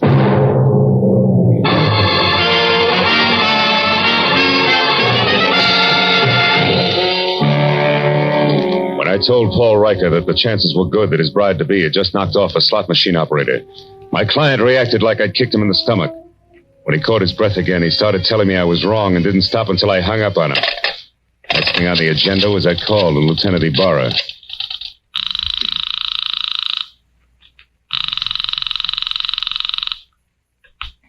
Lieutenant Ibarra speaking. Marlowe again, Lieutenant. Oh, did you find the owner of that pickup truck, Phil? Yeah, I found him, Ibarra. I'm calling from his shop now. I had a talk with the guy. It was Jerry Graff. What do you mean, was Jerry Graff? Well, somebody came in here and shot him just after I left. He's dead. He knew Steve Doyle all right, but I'm pretty sure Doyle didn't kill him, Ibarra. No, then who did? Any idea, Marlowe? Well, looks very much like my client's fiancée, Nancy Marshall. I still don't know where she is or how it all fits together, but look, I got a lead on an old acquaintance of Nancy's named Adrian Starr. She lives up on Lookout Mountain Road. Now, if you don't hear from me in, say, an hour, you might check. Number 1312, that's my next stop. Okay, just be sure it's not your last stop. Goodbye.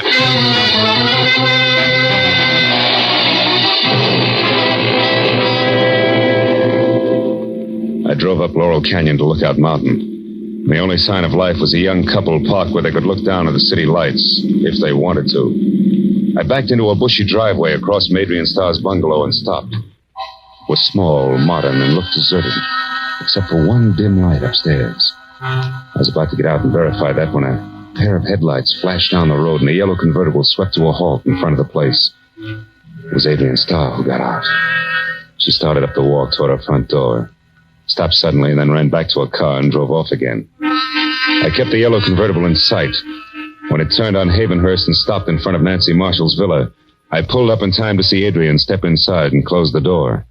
So I followed her.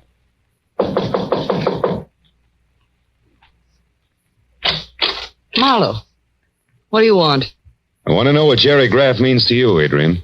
I don't know any Jerry Graff, so it means nothing. Come on, stop it. You went down to his shop to see him this morning. I thought you might like to know that he's dead. Mm-hmm. The cops are hungry for anybody who so much as knew his name. Maybe I better come inside and talk it over, don't you think? Yeah, maybe you better.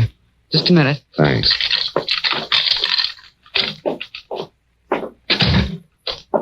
Hey, it's dark. Why don't you turn on more lights? Because I like it this way. Okay. But, honey, if you've still got that pearl-handled popcorn of yours, let's leave it out of the conversation. And let's make it straight. Why'd you drop in on Graff this morning? Because I knew that sooner or later Steve Doyle would head there. I had to know if Steve intended to leave town or was still determined to get his crazy revenge. And all for Nancy Marshall, huh? You know, you're sticking your neck out quite a ways just for old time's sake, baby. Steve Doyle's a pretty tricky guy to mix with at this point. You can say that again, Phil. Steve! Oh, Steve. Steve Doyle. That's right. Who are you, mister? Marlowe, private detective. Sit down over there, private detective. Keep your hands out of your pockets. I don't like you because you're half cop, but play it smart and you won't get hurt. Well, Adrian, like old home week, huh? Oh, it's been a long time, Steve. Yeah, it sure has. Where is she, Adrian? Where's Nancy? I don't know, Steve. You're lying to me. This is her place. You got in with a key. You've been down to see Graff. You know where she is, all right. So tell me and tell me fast. Oh, Steve, listen, forget it. Forget about Nancy. This revenge will only get you in the gas chamber. Please, let's get away. We can still make it across the border. Please take me with you. I love you, Steve, just like I always have, even when you threw me over for Nancy. Shut up. Just tell me where Nancy is. Come on, Adrian. I don't know, Steve. Stop it, Doyle. Where is she? Steve, you're hurting me. Doyle. Don't move, Marlowe. All right, fella, I told you to behave. I've been through a lot, and I'm tired, and I'm running out of time. You're getting in my hair, and that's bad. Oh, no, Steve, don't. I won't shoot him. I can't afford the noise. I can give him something just as good. Oh. Now, Adrian, try again. Where's Nancy? I don't know, Steve. Come on, where is she? I don't know. Where's Please? Nancy? I don't know. Where's Nancy? Where's Nancy?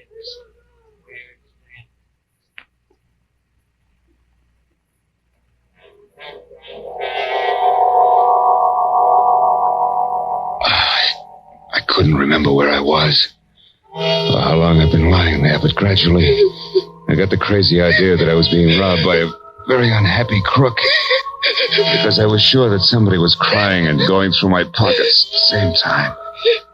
Oh, I tried to open my eyes, but all I could see was a little gold buckle dance back and forth in front of me. When it finally disappeared altogether, I rolled over and hauled myself up onto my knees. And then it all came rushing back to me. I'd been in Nancy Marshall's villa with Steve Doyle and Adrian Starr. Only they were gone now, and I was alone. I heard a car start outside, so I got on my feet and made it along the wall to the door. It was Adrian, and she was behind the wheel of my coupe. Stay away from me, Marlowe. Where's Doyle? He took my car. He's going up to Nancy. I've got to stop him, Marlowe, so get out of the way. Somehow I managed to jump back just in time to keep from getting a press job with the tread of my own fist tires. And it took 10 minutes of steady concentration to get it through my throbbing head that Adrian had actually stolen my car and was gone. Oh, the cold air must have helped me because one thought led to another, and I finally began to separate the facts from the fancies. I hadn't dreamed all I thought I had. And when I realized that, the whole idea hit me, and hit me hard. I knew that I'd better get out to Lookout Mountain in a hurry. I made it to Sunset, hailed a cab, and collapsed in it. Where to, mister? Lookout Mountain Road. Make it fast. Oh, it's rugged in this traffic. New Year's Eve, you know. Here's $10. Does that help? It's important. Well, it helps plenty. I know a great shortcut, a new road that's not yet finished. But how are you on bumps? Few more won't matter, pal. Let's go.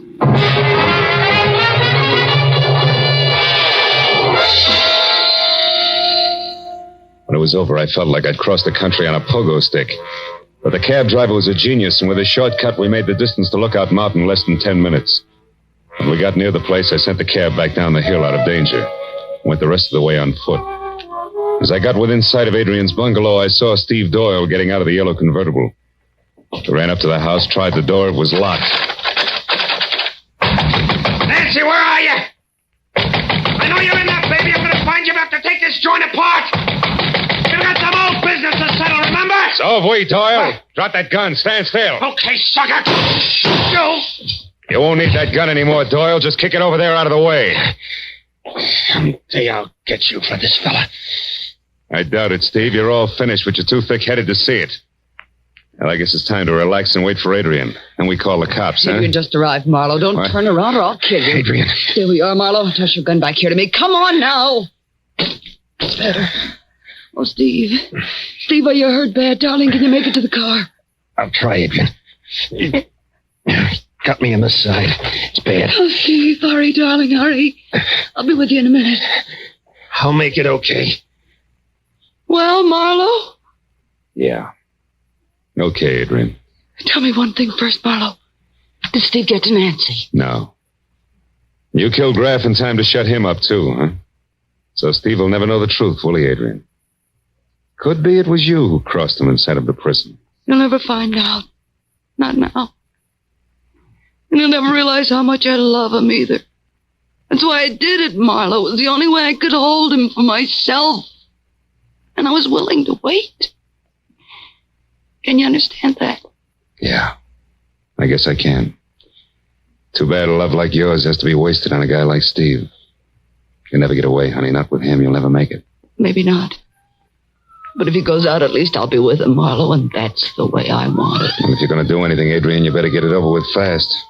That siren's a friend of mine. He's coming here. Adrian! Coming, Steve.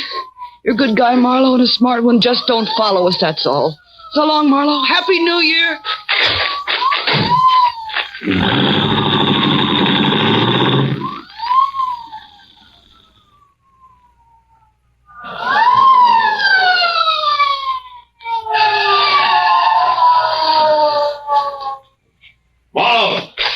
Marlowe, lad, come on, just pull out of here. Who was in it? Steve Doyle and Adrian Starr, Ibarra. That road makes a horseshoe turn. That'll bring them out down below us there at that junction. I've got one of those streets blocked, but the other one's wide open. Look, Ibarra, there they are. She's stopping at the crossroad. Yeah, they've spotted my men down there.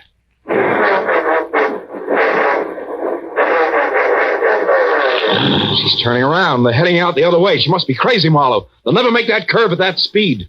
They're not slowing down, Ibarra. She's heading straight for that stone wall.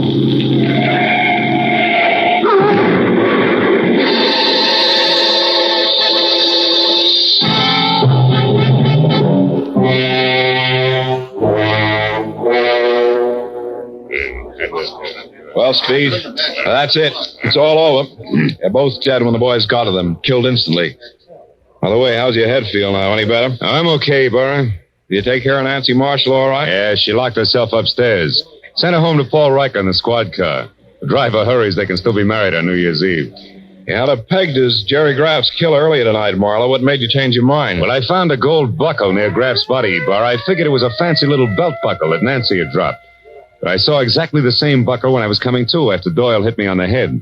And it wasn't on a belt, it was on a shoe. Adrian's shoe. It was the mate to the one I'd found. Once you know Adrian Starr killed Graff, you put the rest of it together, is that it? Uh-huh. See, for a price, Graff helped Adrian double-cross Steve. She had to kill him to keep him from talking. She hid Nancy out for the same reason. If she knew that if Steve ever got to Nancy, he'd learn the truth. I wonder why she didn't kill Nancy, too. I think she intended to, Ibarra. And she did it all, really, because she loved the guy too much. Strange deal, Marlowe, right to the end. You know, she didn't have a chance to make that curve down there the way she was driving. Not even if she wanted to make it, Ibarra. Yeah. Well, it's 5 minutes to midnight, Phil. Happy New Year, fella. I want to see a lot of you in 1949. Same to you, Lieutenant. Good night.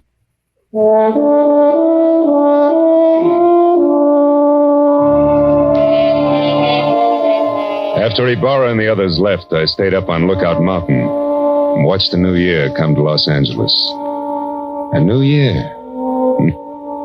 Didn't seem to change things much, at least on the surface. Somewhere down the road, a gang struck up Old Lang Syne. I thought again of Adrian Starr, a girl who loved not wisely, who had called herself an old acquaintance. Yeah, I'd never forget her. As I walked back to my car, the city was ringing out the old and ringing in the new. And I wished then that someplace on everybody's list of resolutions, they'd make room for that cup of kindness they were singing about. And then a guy could say, Happy New Year, and mean it.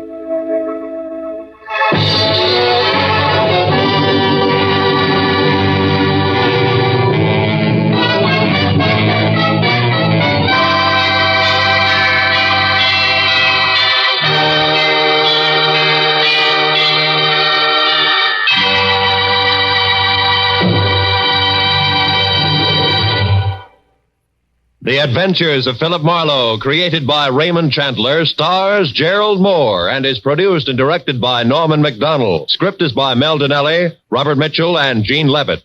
Featured in the cast were Gloria Blondell, Edgar Barrier, David Ellis, Lou Krugman, and Stan Waxman. Lieutenant Ibarra was played by Jeff Corey. The special music was by Richard Arant. Be sure and be with us again next week when Philip Marlowe says... They all knew he was aboard the yacht when it exploded and sank. And everybody called his death an accident. Yeah, that is everybody except the corpse himself. He said it was murder.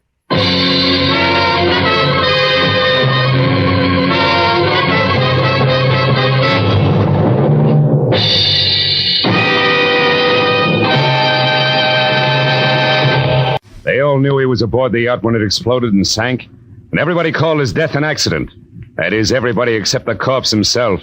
He said it was murder. From the pen of Raymond Chandler, outstanding author of crime fiction, comes his most famous character as CBS presents The Adventures of Philip Marlowe.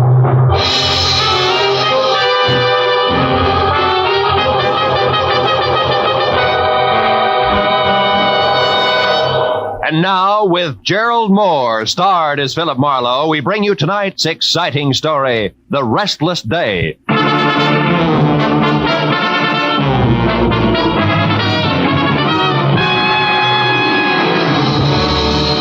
It had been a long, hard Saturday night that topped off a long, rugged week. When I finally got to bed dog-tired at 5 a.m. Sunday morning, I was planning to stay there until I'd caught up on all the sleep I'd lost and gained a running head start on the coming week. And by 3 in the afternoon on the day of rest, I figured that job was only about half done. But whoever it was that started riding my doorbell had a different idea. I held out until the buzzer stopped, but it was only a change of tactics, so I gave up. All right, I know when I'm licked. Just a minute. Thank heaven you're in, Mr. Marlowe. I don't know what I'd have done otherwise. Sorry. Sorry. Here, read this. This story on the front page. What? No, down here. Oh, yacht explosion, death label accident, huh? Yes. Mystery blast which destroyed the Rollins yacht at Santa Monica Friday night, and in which Benjamin Rollins, noted cosmetics manufacturer, was killed, was established today by police investigators as accidental. Sorry, I spoke too much. That's all right. The explosion which shattered and sank the 50-foot pleasure boat was caused by a leaking fuel line. Rollins, known to be a chain smoker, is believed by witnesses to have continued on page 7. Never mind, Marlowe. I'll tell the rest. Yeah, think you'll make it? There are 2 frightening things wrong with that story.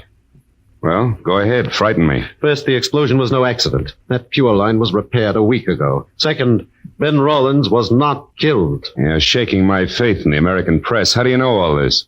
Because I am Benjamin Rollins. Yes, well, look, fella, you better dial 116 on the phone and tell the police all about it, huh? No, that's exactly what I can't do. Someone's tried to murder me. If they find out I'm still alive, I'll be a target for a second attempt. Wait a minute. I need 2 things right now. One, a cup of coffee. Would you like some? No, milk, if you please. My doctor insists. Okay, come on. The other's a good, solid explanation of why everybody thinks you were aboard that yacht. Well, first, they believe my body was lost in the explosion. You see, I intended to spend the night there because Lucille, my wife, and I had quarreled. But I got a call, and I had to go out of town on business at the last minute. I went out to the boat, but only to pick up some papers. I was in a hurry. I must have left the lights on. I'd lost my hat in the wind on the way back. It was found in the water. Apparently, I didn't secure the dinghy because that was adrift offshore. Mind you, I read all this in the paper when I got back this morning. Back from where? Phoenix, Arizona. Figures. I came in on the California Limited. You can check on that. Marlowe, I must know who tried to kill me before they know they've failed. That could be tough. Have you got any ideas? Yes, I have. It might be any one of 3 people. 3? For instance, Walter Pittman, my ex-partner, threatened to kill me less than a month ago in New York when I won another court decision from him. Then there's my business manager, a fellow named Slater. I almost fired him last week, the arrogant fool. It's always when I get cross this comes. I see. And I'm sorry to say it, but Mrs. Rollins' husband would no doubt rather have me dead than alive. That's quite a lineup for a mere cosmetics chemist, isn't it? Yes, it is. Look, you haven't been running lipstick experiments with somebody else's live equipment, have you, Rollins? Oh, certainly not. I've been working so hard I haven't time for my wife. To say nothing of another woman. Oh, Marlowe, I'm frightened. I must get to the bottom of this. I'll pay you double your usual fee. Will you help me? Okay, Rollins, it's a deal. If I hurry, I might get in on your funeral. Under the circumstances, that should make somebody due for a very big surprise.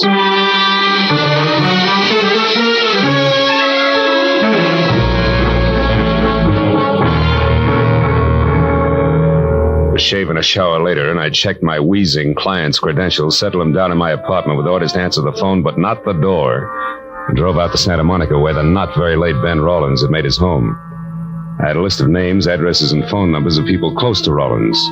That is, close enough to kill. And I decided that Arthur Slater, the business manager, was my best bet for an opener. He had been described as soft-spoken, efficient, and somewhat arrogant.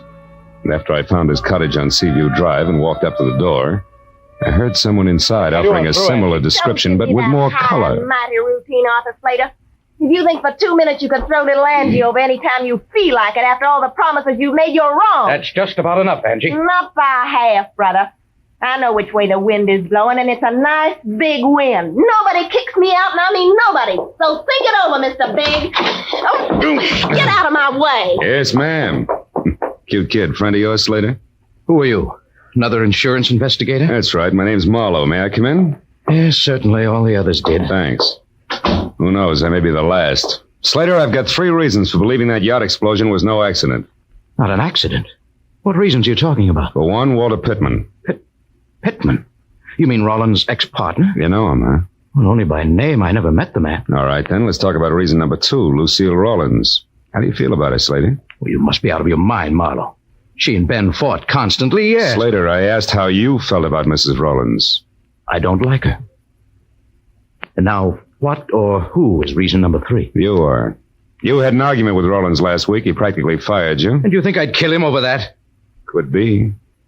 Look, Marlowe, Ben Rollins drove himself like an overloaded truck. He had a cigarette cough, nervous shakes, and bad dreams. To me, bureau drawer eyelashes and glue-on fingernails simply aren't that important. So we had frequent arguments. Now, do you have any more smart reasons you'd like to discuss, or would you care to leave? Just one thing more. Why does your girlfriend think you're a little stuck up these days? You're becoming a bit too personal, Marlowe. Get out. I'm not compelled to answer any of your questions. There's an established legal procedure. Skip it, Slater. If I need to, I'll be back. And I'm fairly chummy with the boys in blue myself, so I'll get the answers if I want them. Good night, big shot.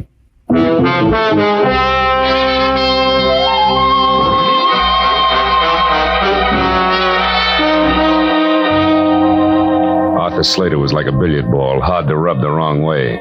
And if he did have an angle, he was playing cagey. So as long as I was in the neighborhood and the trail was hot, I figured I'd have a talk with the Spitfire, Angie. It wasn't hard to trail her. The corner newsboy had heard her get into a cab. The cabbie swore he'd never forget her. Swore again. So finding her apartment was less trouble than unfolding a $5 bill. When I pulled up across the street from her place, I noticed a big car as big as the average garage and older than last year's college graduate parked in front. It was a black Pierce Arrow, and someone with a mouthful of cigar hugged behind the wheel. The cigar was pointed at me as I crossed the street. When I went up the stairs to Angie's door, it was still pointed at me. But I forgot about that when the apartment door opened. Angie was relaxed. There were little glints of gold in her green eyes, and the warm lights behind her shimmered on soft waves of hair, the shade of burnished copper. Maybe she was a Spitfire, but at the moment, her damper was down. Yeah? Well, Buster, you got your mouth open. You might as well say something. Angie, who do you think murdered Ben Rollins? Murdered? My mistake, chum. Good night. Just a minute. This is business, honey. Who are you, anyhow? Philip Marlowe. You ran over me on your way out of Slater's place a few minutes ago and dented my ego. Well, sue me. Who are you working for, Shamus? You wouldn't believe me if I told you. But I will tell you this, sweetheart. The explosion on that yacht was no accident. So I'm checking up on wives who'd rather be widows. Lucille Rawlins? Nuts. She was rolling in dough either way. She hated her job, but she sure didn't have to kill to quit. Get your compass fixed, Marlowe. Wrong way, huh? Well, suppose Lucille were in love with Pittman, maybe. Pittman? Who's he? Shot in the dark. Tell me something, Angie. Your boyfriend Slater has picked up a lot of push lately. How come? Some big deal they've been working on at the plant. And he makes me sick. Gets the first sniff of a success, and suddenly all his hats are too small. Especially his old hats, honey. And you can't blame the guy if he's really on his way up now, can you? Listen, Mac, I'll tell you, him, and the whole world something. Nobody is going to put little Angie on the skids. If there's a heave-ho pulled around here, Mr. Hotshot Slater himself will get it, and right in the neck. So if you happen to be snooping for him, Marlowe, you can putter right back and tell him so. Now beat it. That's not a bad idea. Oh, by the way, what's Angie stand for? Angelica? But don't count on it, brother. Don't count on it.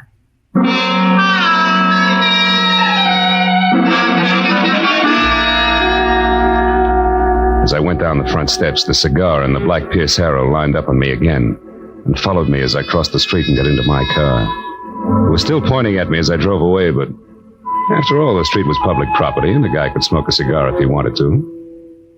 Well, by the time I knocked on the front door of the Rollins home, I was braced for a deluge of tears and a session of red-eyed hysteria. So I was caught off balance by the handsome blonde woman of 35 with a wry, crisp waistline who was cool, calm, and well-collected in green slacks. She introduced herself as Lucille Rollins. Sit down, Mr. Marlowe. You said you're a friend of Ben's? That's right, Mrs. Rollins. I stopped by to offer my condolences. But apparently condolences aren't much in order today. No tears, huh? Not even crocodile tears. I'm not a hypocrite, Mr. Marlowe, that's why. I'm merely stunned and confused over this terrible accident, and I'm not sure yet how I feel. Yeah, it was an accident, all right. Especially since that leaky fuel line that caused it was repaired a week ago. It had been repaired? Oh, yeah, it's interesting, isn't it? Who are you, Marlowe? I'm a private detective, and I know a lot more than that. I know, for instance, that the insurance on the boat alone will keep you in pretty doodads for several years. And that's only a drop in a bucket. Mr. Marlowe, I think you'd better leave. And I think you better climb down off that high horse and listen. Because I haven't even started yet. Ben was a hated man by Pittman, by Slater, and maybe by you. And I can prove he didn't die accidentally, baby, so I'd like some nice straight answers, huh? When did you see Pittman last? I've never seen Walter Pittman. I don't even know what he looks like. Ben and I were married 2 years ago. He broke with Pittman long before that. But you're pretty chummy with Arthur Slater. That's a lie. Why, we hardly spoke until a week ago. You picked a poor time to get friendly, baby. Listen here, Marlowe. Mr. Slater, I ran into each other purely by accident one afternoon last week. I happened to stop in at a small bar in downtown Los Angeles. Mr. Slater was there at a table talking with some man, a stranger to me. When he saw me, he came over. He seemed upset. So upset. Wait a minute. Is there anyone else here now? Well, no. My maid went out to the movies. I heard something, a noise. Sounded like it came from the service boys. Come on, let's have a look. Well, I don't know what any... Hey! The lights went off. Somebody turned them off. You better... Lucille, look out!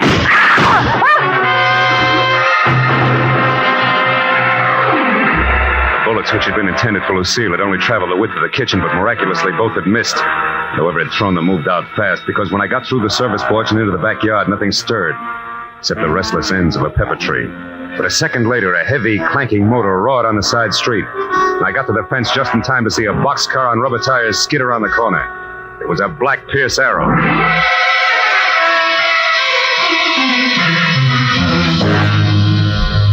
I went back to the house, found the master switch, and turned on the lights. Lucille, her face strained and bloodless, stood in the kitchen door and watched me. A hole had been punched in the back screen door, and on the floor was a strange object which had been used to unhook the lock. It looked like an oversized bobby pin wearing rubber pants, which didn't mean a thing to me. But to Lucille, who stared at it like it was a centipede she just found in a cream puff, it meant plenty. Ben. What? It's like Ben himself was here. Like he wasn't killed at all. What are you talking about? What is this thing, anyway? I don't know. Part of some new invention he was working on. For the last month, Ben carried 2 or 3 of these things with him everywhere. Look, Lucille, where's your phone? Right there. Oh. But Marlowe, you don't suppose... Who are you going to call? Friend of mine. He'd better be in, too. Go. Marlowe. What's the matter, Marlowe? Busy? Yeah, busy. He's either talking to someone or he's gone out after leaving the phone off the hook. And either way, Lucy, that makes my friend very busy.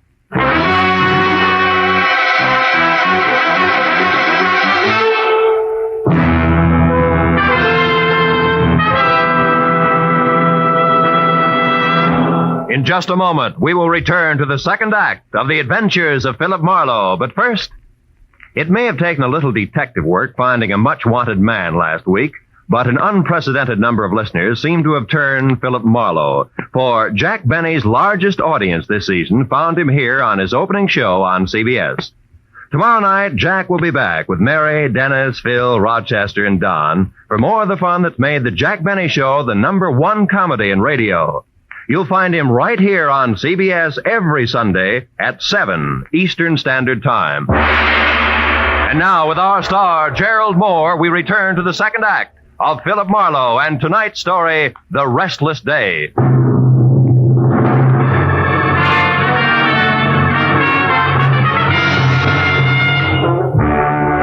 I left Lucille Rawlins, the feminine target for tonight, I headed for Angie Gordon's, where I'd first seen the man with a cigar in his face, who I suddenly figured might be Walter Pittman. And as I drove, I felt like my brains had spent the night playing leapfrog in a squirrel cage. Because any way I call the dice, every one of my clients suspected of murdering him somebody else. And just to keep things from making any sense at all, I suspected my client. I pulled up near Angie's and saw the Pierce Arrow parked, lights and a man with cigar out. When I got close to the bungalow door, I knew that the lady was at home. Now, look here. And that she was receiving a gentleman caller, more or less. Tell me your name is Smith, which incidentally I don't believe. And then you start asking a lot of very personal questions. How cozy. Now, please, you do not understand. There are certain things about the death of Ben Rawlins that I must know. Things that mean a lot to me. How much a lot? Well, $100 maybe. What? Now, don't tell me that's all you could stuff into that briefcase there in your hand. Listen, girl, I must know whether that explosion on the boat was an accident or not. The police let it go as an accident? Never mind that. You are Slater's girl. You must know something about him as well as the other one who was here. Now, you tell me. Quick. Stay away from me, you big lug. I don't know anything. Let go of me. Let go. You heard the lady, Pittman. Let go. How do you know my name? I read tea leaves. And while we're all asking questions, do you mind telling me why you were throwing bullets at the chinaware on Mrs. Rollins? I did no such thing. I don't even know Mrs. Rollins. You're a liar, and it's dull as the sauerkraut. The gun in your pocket will prove it. Well, I have no gun in my pocket. Here, look for yourself. All right, I will. But if it's all the same to you, I'll start with your briefcase. Give me that. Why, so you can get to the gun first? No, because All right, Mr. Smart Man. Go ahead and look. See for yourself that there's absolutely nothing there that concerns you. When I get my hands on you, I'll break you in two. Still, Marlowe. And don't look so astonished, friend. It's called a gun. Why, you little... Skip it, Marlowe. This isn't my idea of returning a favor, but it is good business. You see, baby, little Angie sells out to the highest bidder. And no matter how I add things up, that isn't you. So exit Pittman, huh? Briefcase and... What are you staring at? That little gadget there. Must have fallen out of Pittman's briefcase. What is it? Twin brother of an item I found a little while ago, rubber pants included. What are you talking about, Marlowe? Nothing, baby. Just tell me how long I sit here. As long as you like. Now, you see, Marlowe, I just can't afford to let you get to Pittman ahead of me. Yeah. That good business you were talking about. Uh-huh. After all, a gal's got to make a living. One way or another, Marlowe. Doesn't she? There was room to debate Angie's point, but no time. So I skipped her invitation for a drink. Both promised and threatened to see her again and headed for my car in the only direction left. The residence of the local pivot man, Mr. Arthur Slater. When I got to within a block of the place, I parked and then approached slowly, keeping to the shadows all the way. But the house turned out to be as dark and quiet as the inside of a coffin. I was about to leave when some noise a dozen yards behind me said that I was no longer alone. I turned quietly and got ready for what I figured would be a reunion with my old buddy, Walter Pittman. But I was wrong. Sneaking through a nearby clump of orange trees with all the deftness of an ox with bunion trouble was no one else but my client, Ben Rollins. When I called his name out loud, he ran toward me, arms and legs flailing the wind like a Kansas scarecrow caught in a tornado. Marlowe, I've been looking all over for you. Rollins, why aren't you back in my apartment where you're supposed to be? I couldn't wait any longer. I was afraid something had happened to you. When you didn't call, I was sure of it. I thought you might be here at Slater's. But I did call, and all I got was a busy signal. Oh, about an hour ago. Why, that was a friend of yours. He wanted to know if you'd play cards with him tonight. Now, do you believe me? No, for the time being, yes. Incidentally, Rollins, do these mean anything to you, these oversized bobby pins? Good Lord, the curlers. Where did you get those curlers, Marlowe? They should be in my safe. Well, I found one at your house and the other in a briefcase that belonged to Walter Pittman. But, Marlowe, these are samples of my newest invention, these hair curlers. They can produce a home permanent wave overnight that will last for 6 months. It's worth millions to me. If you live. Yes. Now, it should be easy to figure out who wanted to kill me. I'm not so sure. If you didn't even know these were missing, why should someone have to kill you to get hold of them? And second of all, how come the shooting's still going on? What shooting are you talking about? Over at your place. Somebody tried to kill your wife there just before I called you.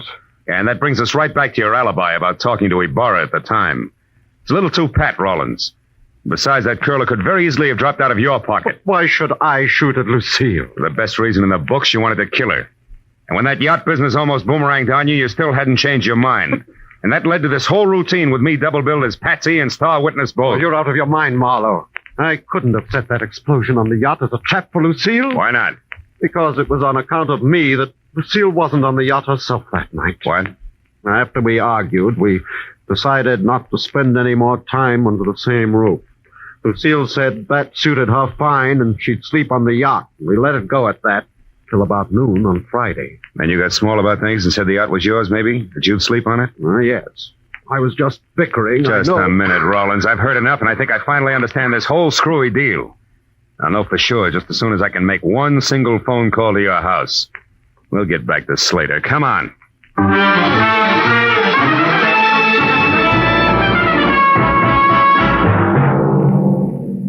When I got got to a telephone and through to the maid at the Rollins place. I was almost positive that in another minute I'd have both a solid answer for my client and a couple of clumsy customers for the law.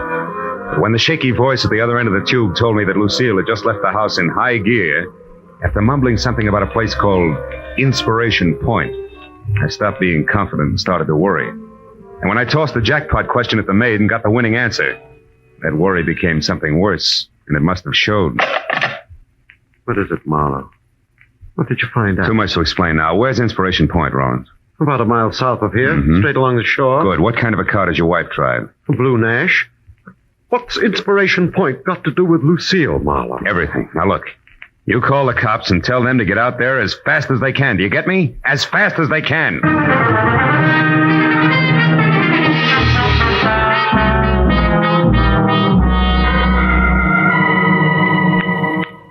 Inspiration Point turned out to be an acre of windswept rock that overlooked the cold January sea.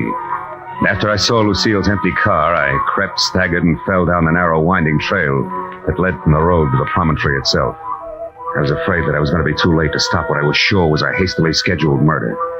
But a minute later, when I rounded the last crazy turn in the trail, I felt better. Because standing only a couple of yards away from me, her hair slapping wildly against the upturned collar of her coat, and very much alive, was Lucille Rollins. I was about to breathe a sigh of relief when suddenly I caught the expression in her eyes.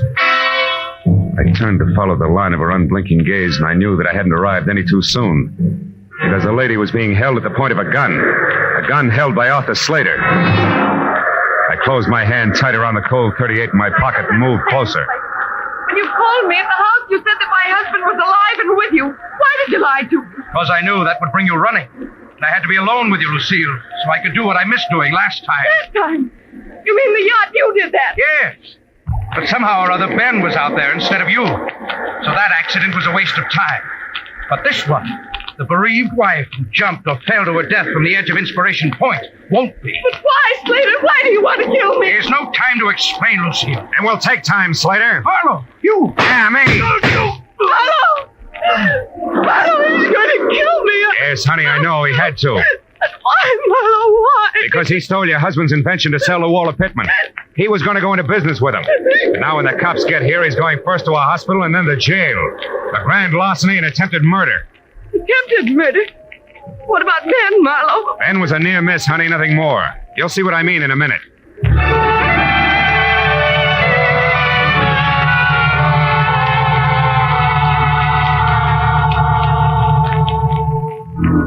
When Lucille found out that Ben was still alive, there were a lot of tears and promises to be good from both parties.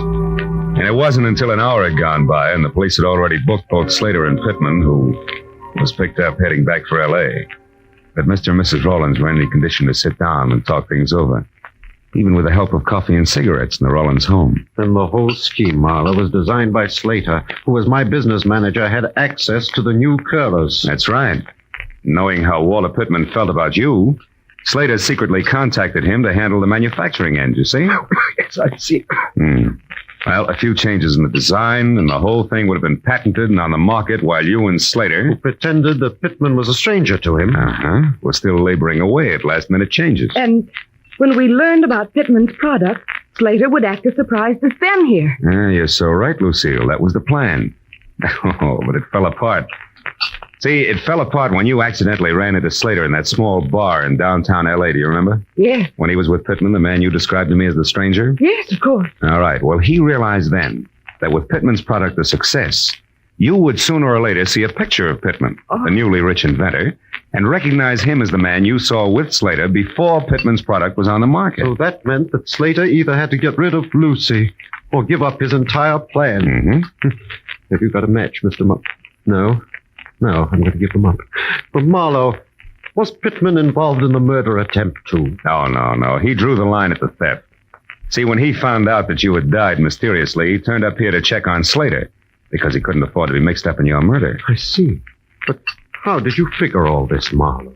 Well, after I had tangled with everybody, I was no place. Angie Gordon was looking for an angle.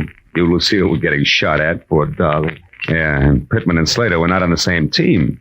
At least as far as the business on the yacht was concerned. Nobody seemed to have a clear-cut motive. But when I told you that Lucille herself was supposed to stay on the yacht that night, you had the answer. That was the time. After I called your house and asked the maid the jackpot question, which was, who aside from you, Ben, knew that Lucille was going to sleep on the yacht Friday night? And she said Slater, didn't she? Yeah. Said something else, too. She also said that you had left for Inspiration Point in a big hurry. Yes. Then Slater tried to kill me first on the yacht, second in the house here, and finally out on the point. Mm-hmm. But in the end, it worked out fine, darling. Because the third time was the charm. For us.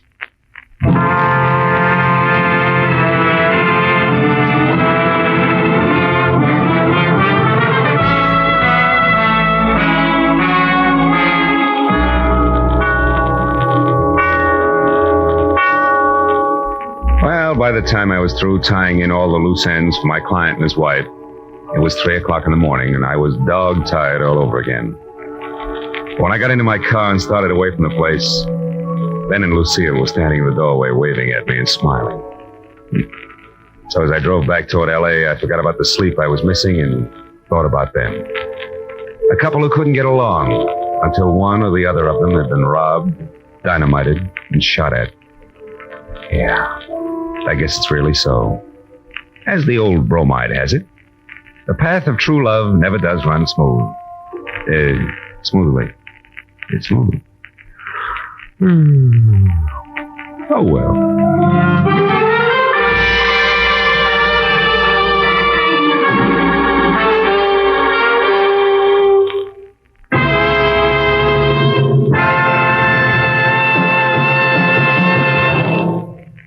The Adventures of Philip Marlowe, created by Raymond Chandler, stars Gerald Moore and is produced and directed by Norman MacDonald. Script is by Mel Donnelly, Robert Mitchell, and Gene Levitt. Featured in the cast were Lorette Philbrandt, Edgar Barrier, Virginia Gregg, John Daner, and Jack Moyles. The special music was by Richard Arunt. Be sure and be with us again next week when Philip Marlowe says... Somewhere in the cold, persistent rain that made the city itself seem a thing of evil, a girl had disappeared, and it was my job to find her. But before I did, I found death and a devil.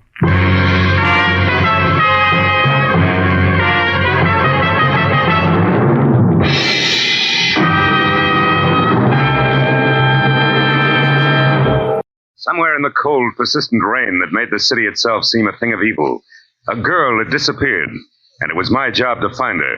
But before I did, I found death and a devil. From the pen of Raymond Chandler, outstanding author of crime fiction, comes his most famous character as CBS presents The Adventures of Philip Marlowe.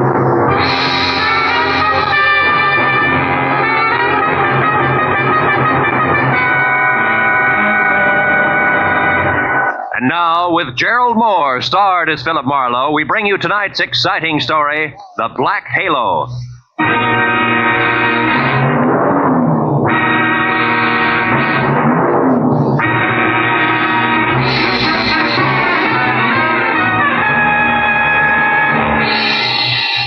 For 3 days, an ugly storm had lashed at the west coast from northern Oregon to the tip of lower California.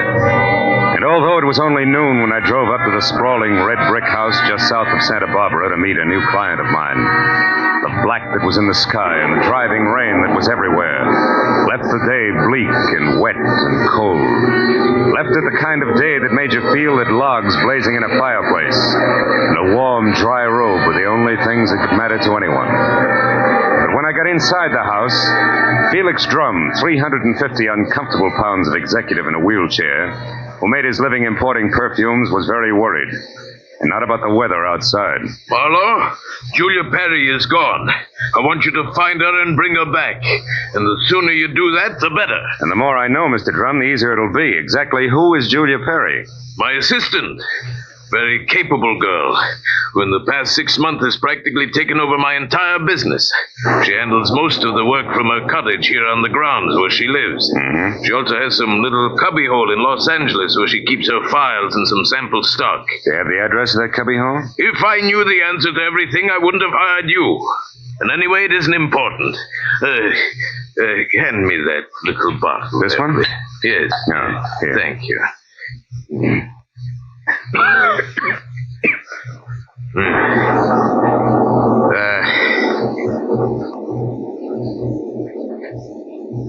When did you last see Julia, Mr. Drum?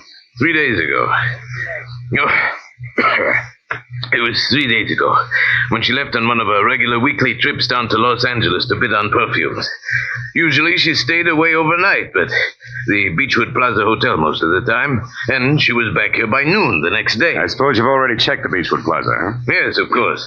My man Ruby, the one who showed you in, has called the place 12 times. But they only know that Julia registered there 3 days ago and hasn't been seen since. Well, what about the girl herself, Mr. Drum? I mean her background, friends, family, that sort of thing. As far as I know, Marlowe, Julia has no friends, no family either. She's just a sweet but smart little girl from someplace in Kansas. Mm-hmm. No beaux, not even nice ones, huh? I don't think she had the time. You see, when Julia first came to work for me, she wanted to get ahead, and I gave her the chance. She made good. Mm-hmm. Today, she's as much my right arm as Ruby is my leg. Mr. Drum, did you notice anything unusual about Julia's behavior lately? Yes, and that's the reason I'm worried. About 2 weeks ago, I saw changes in the girl, Marlowe. She seemed less spry, more preoccupied. Oh? Yes. I figured it was overwork myself, since the end of the year always means detailed annual reports, so I made no comment at the time. I see. Tell me, Mr. Drum, what does she look like? Well, I have no pictures, but she's a blonde of medium height and was wearing a plaid raincoat and a little circle of a hat when she left. Uh-huh. Altogether, she's sweet and simple, if that's what you mean. Yeah. Do you mind if I stop into the cottage on my way out? Marlowe, you turn the place inside out if it'll help any. Only since I'm certain that Julia's in some kind of bad trouble, you be quick and find her.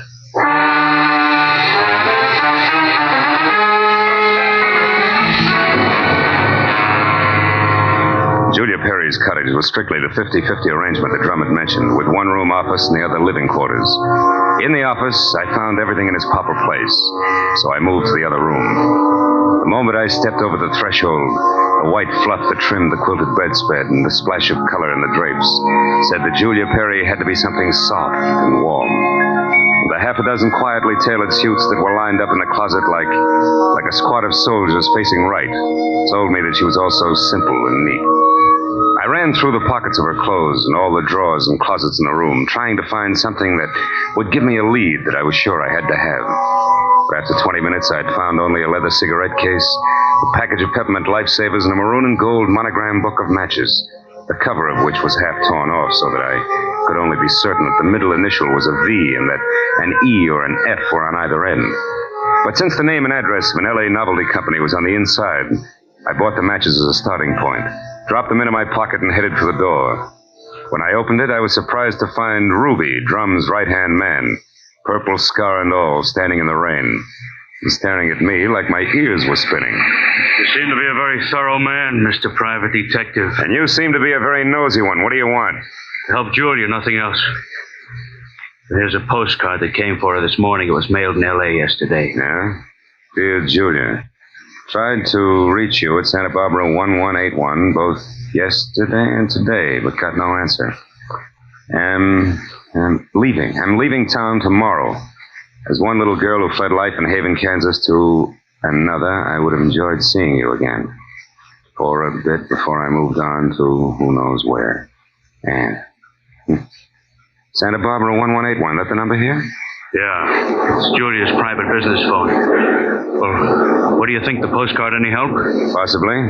Tell me, Ruby, why didn't you show this to Mr. Drum? I forgot about it until just now. You're a liar. Well, it's on account of the postcard was delivered here to the cottage. Which is no man's land for you? Yeah, sort of.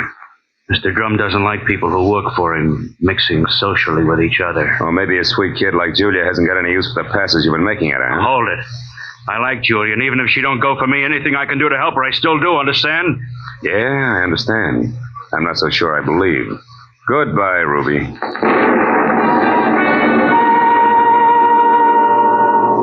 It was pushing 5 o'clock and still raining by the time I got back to L.A. and over to the novelty company. Once there, I presented the torn book of matches that I had found in Julia's cottage to a bald man with horizontal question marks for eyebrows, and who, at the crinkle of a $5 bill, tore himself away from his racing form long enough to check the files for a set of maroon and gold initials that had a V in the middle. And it was 6 o'clock before I had the answer, which was EVE. And they weren't initials, but the front name of Mrs. Eve Bentley, who lived in a villa at the swank Sunset Terrace Apartments. And according to the gentleman who said he knew his oaths, was a very classy filly. An hour later, I was at Mrs. Bentley's front door, and while I made with the chimes and waited, I wondered just how much a guy who loves the ponies could know about women. But when the door opened, I had my answer. Yes? What is it? Mrs. Eve Bentley wasn't beautiful, but she was everything else, including a shimmering yard of gold hair piled high on her head and held in place by a knot of pearls that no Boy Scout ever tied.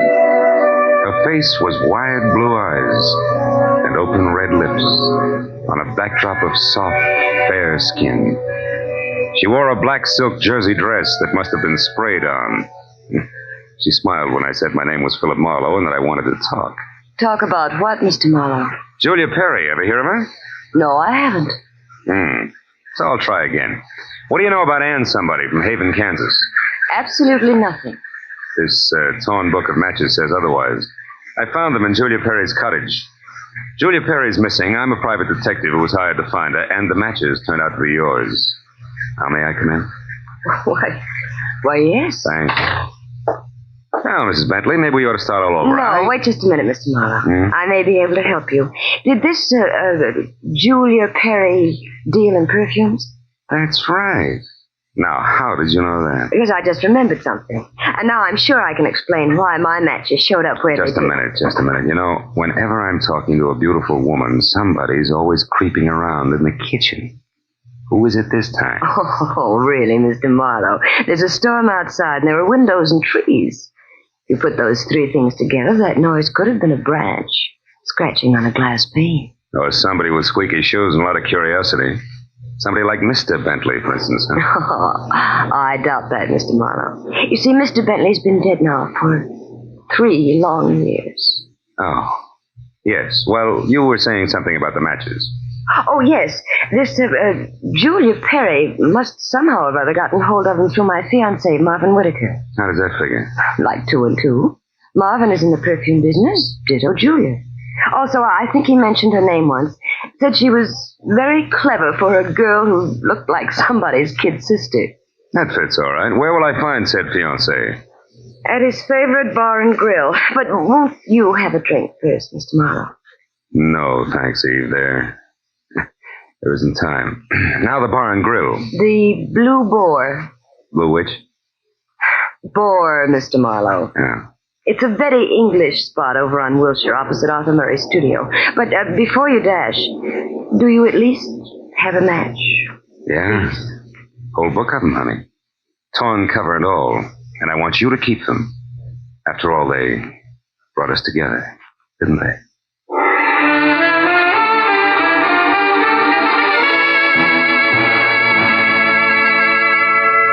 Outside, I postponed my run between the raindrops over to Wilshire Boulevard long enough to take a look behind the villa. And there, in a newly planted strip of clover lawn below Mrs. Bentley's kitchen window, I found something which was no surprise. 2 clear prints of a man's shoe. But from there on out, I got nothing more than a lot of rain down the back of my neck. So 10 minutes later, I dripped into my car and headed for the Blue Boar and Eve Bentley's gentleman friend.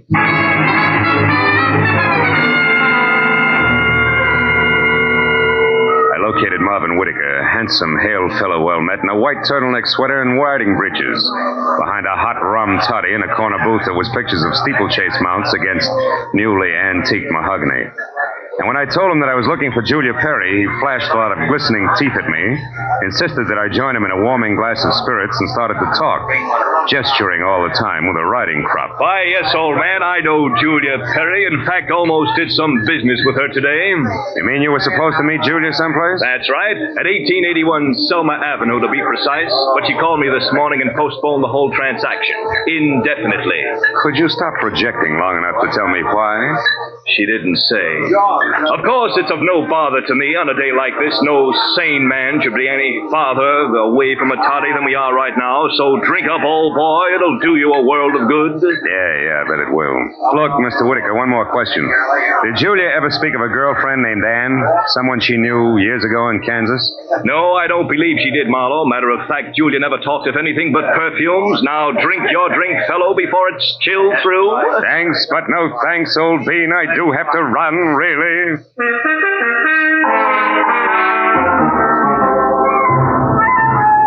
It was a 20-minute drive to the address on Selma, and the rain had stopped by the time I got there. The place was one of those once-upon-a-time rooming houses that had been partitioned off into a couple of dozen 2x4 cubby holes, just big enough for the very small businessman to fill his fountain pen in.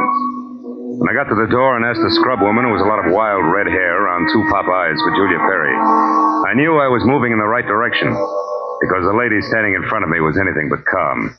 And more important, she had just heard a pistol shot from the back of the house. Yes, that's right. A pistol shot not over 2 minutes ago. I'm sure that Perry girl had something to do with it. Because when I come from inside, I saw her rush out down these steps. Did she say anything? I don't know.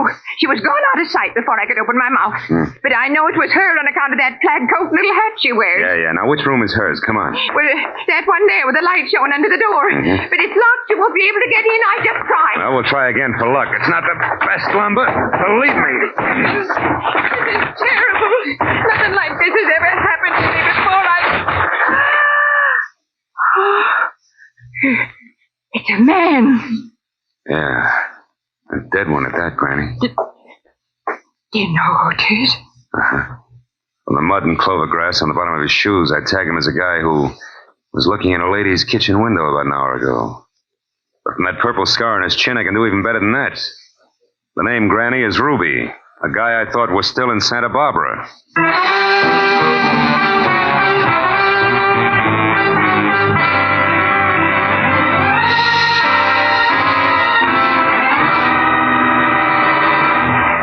In just a moment, we will return to the second act of the adventures of Philip Marlowe. But first, given clues, even the newest of Philip Marlowe fans can deduce the characters in CBS's great new early Sunday evening comedy lineup. The washboard leads you to the one and only Spike Jones. The bumblebee? Well, of course, that's for America's most famous non-virtuoso violinist, Jack Benny, who follows Spike Jones on CBS. The two A's, Amos and Andy, who are heard on CBS immediately following Jack Benny. So it's really no mystery at all why millions of Americans now stay tuned to CBS on Sunday nights for these three superb comedy shows in succession. Spike Jones and Amos and Andy over most of these same CBS stations, and Jack Benny over them all. And now, with our star, Gerald Moore, we return to the second act of Philip Marlowe and tonight's story, The Black Halo.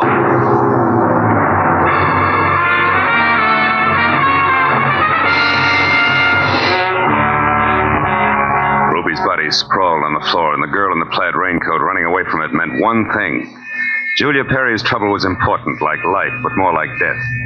A half sneer was congealed on Ruby's face, and his eyes, turned waxy, still held a look of mild surprise. I wasted some breath telling the scrub woman not to touch anything, and then I put in a call to my overweight client in Santa Barbara.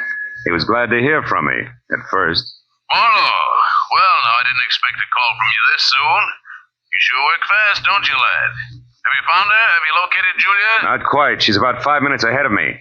Incidentally, Mr. Drum, she works fast, too. What do you mean by that? Let me ask the questions, huh? Number one, what was your leg man Ruby doing in L.A. tonight? Ruby? Yeah. Why, I sent him in to pick up some medicine for me. Why? Come on, Drum, you can talk straighter than that, and you better. I just found Ruby dead. Dead? Ruby's dead? What happened to him, Marlowe? He was shot. So forget the gags and tell me why he was snooping around. All right. I didn't trust you. No. It's my policy to trust nobody until he proves himself. I sent Ruby in to follow you and check on your progress. That was brilliant. You only made 3 mistakes. First, I don't need to be checked on. Second, you got your man killed. And third, you forced Julia's hand. Because it was Miss Perry herself who pulled the trigger on Ruby. Julia? Marlowe, I don't believe that. Which proves nothing, Mr. Drum, but skip it.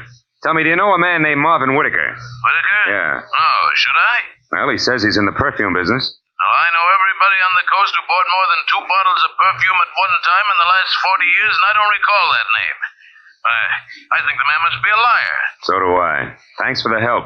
And Drum, if you've got any more expendable flunkies around, keep them out of my hair. I'll call you when I've got something.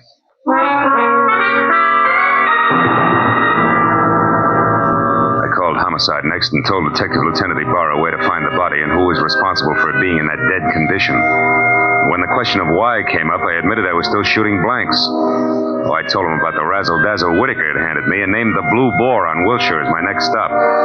Ibarra said he'd call me there, and when I got to the entrance of the place, I saw Whitaker, draped in a trench coat that involved enough cloth to rig a four-masted schooner, standing in the anteroom, impatiently smacking his leg with that riding crop.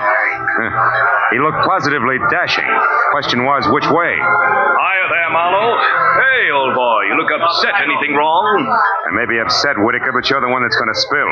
First, are you leaving or coming back? I'm just leaving. Been here all the time since I talked to you? That's right. You see, my coat is perfectly dry. Stopped raining half an hour ago. Well, you see, if I'd been outside, I would have known that. But why this third degree, Marlowe? What's up? It's a long story. Maybe we better sit down and talk it all over from the beginning. Oh, I'm afraid I can't. Not just now. I've got a date. She'll keep. Not this one. It's something rather special. Special, huh? Like Eve Bentley? Now, look here, old boy. You're prying into my personal affairs. Whitaker, I'll rip the lid clear off your personal affairs if necessary to get a clean answer out of you. Now, what do you really know about Julia Perry? I told you once. Are you implying that I'm a liar? At least that. For instance, who puts out Amir? Come on, Whitaker. It's a well-known fragrance. Why, I don't recall offhand. That's strange, because any woman knows Amir's a Dana perfume. Just what are you trying to prove by all this? That it's a perfume dealer, you stink. And try this for size. When I got to that address you gave me, I found a fresh corpse there with a bullet hole in it. A murder? Yeah, and your routine was pat, brother, so before homicide starts combing out the snags in your story, you better untangle it yourself right now. You lied to me. Now, why'd you do it, Whitaker? Why the double talk? All right, Marlowe, I'll tell you. I'll tell you this! Oh! It was as quick as a wounded cat. The riding crop slashed across my face even before I'd realized he'd moved. And by the time the red light stopped dancing in my eyes, Marvin Whitaker was gone. I turned as the head waiter walked up to me. He studied the hot red welt rising on my face for a moment and then murmured discreetly that if my name was Marlowe, I was wanted on the phone. It was Lieutenant Ibarra. Marlowe, you can stop beating the brush for Julia Perry. We found her. You did? Where is she, Ibarra? She's out in the alley here, behind the Beechwood Plaza Hotel, Marlowe. Exactly 8 floors down from the window of her room. She fell through the glass roof above the rear entrance. Oh. It's not pretty. Oh.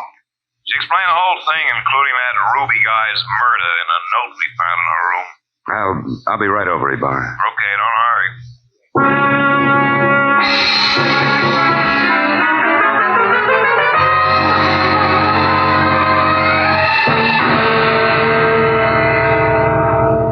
The old story, Marlowe. When Drum finally got around to trusting her, he practically gave her his business. It was too much temptation. Mm-hmm. She'd been stealing from him in a big way for almost a year, her note says. And she decided to run for it when she knew she couldn't hide the thefts any longer, huh? That's right. That Ruby caught on some way, and she killed him, but I guess murder was too rich for her blood, so she came back here, thought it over, and checked out.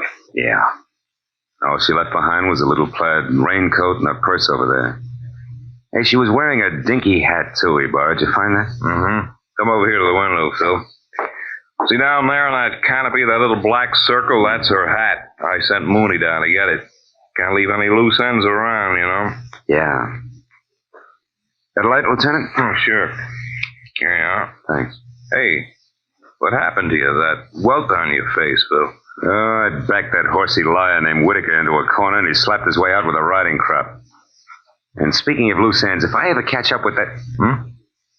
Ibarra, where did that stuff on the dresser come from? Well, this out of the pockets of Julia's plaid coat. Why? But that's impossible unless... Holy smoke. That's why Whitaker lied to me. Hey, where are you going with that, Phil? Come back here. I gotta check on something, Ibarra, and keep your notebook handy. If I'm right, this deal is still wide open.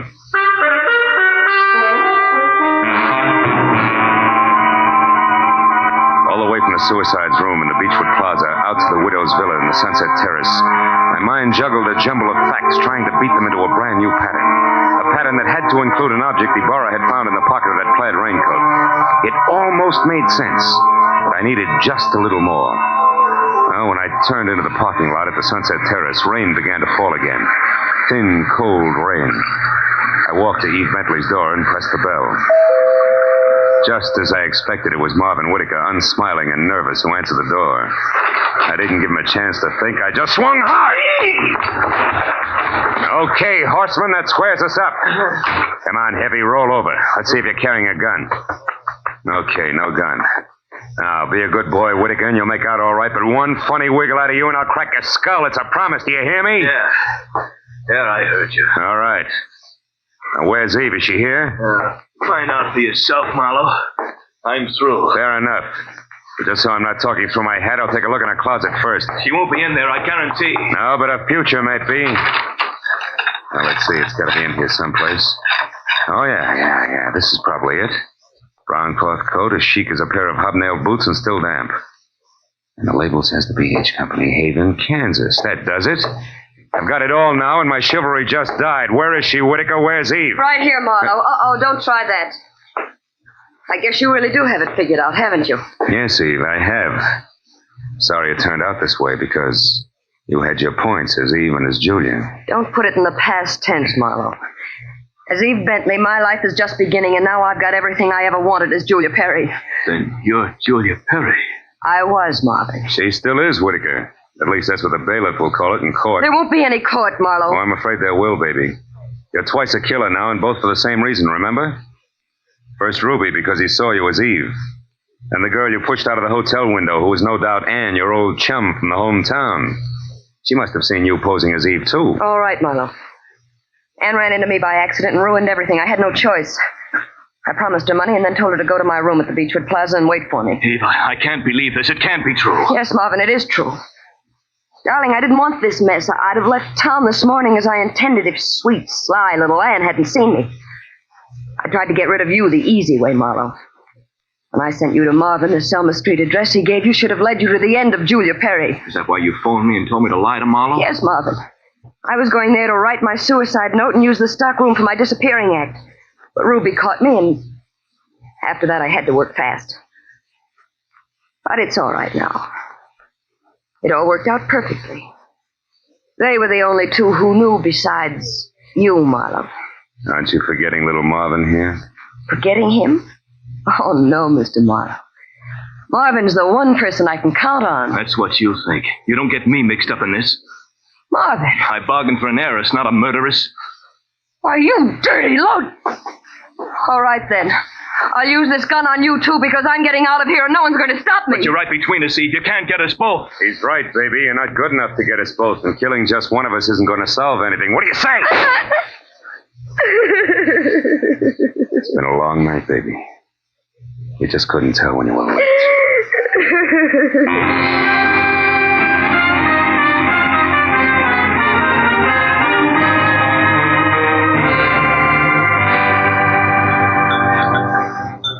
You want any more of this coffee, Marlowe? No, it's sludge, Lieutenant.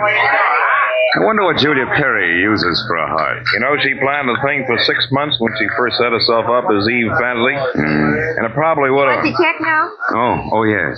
It probably would have worked if everything hadn't closed in on her. Yeah, her friend Ann from Kansas, Ruby the leg man. And you with that torn book of matches. Incidentally, that was pretty fast figuring up in the hotel room there, Marlowe. Oh, not so fast, Ibarra. I knew Eve had those matches because I left them with her. So when you found the same matches in the pocket of Julia's plaid coat, it figured. Julia almost had to be Eve. And that left Anne to furnish the body for the suicide. Yeah. You know, I wasn't so sure about that until I found the brown coat with the Haven, Kansas label in Eve's apartment. Yeah. Well, I'd better wait on back to the office, Phil. Look at that rain come down. Think it'll ever stop? I don't know. I doubt it. Oh, by the way, here, it's her hat. Mooney finally got it down off that hotel canopy. Maybe you'd like it for a souvenir. Yeah. The millinery people call it a halo hat. Good night, Marlowe.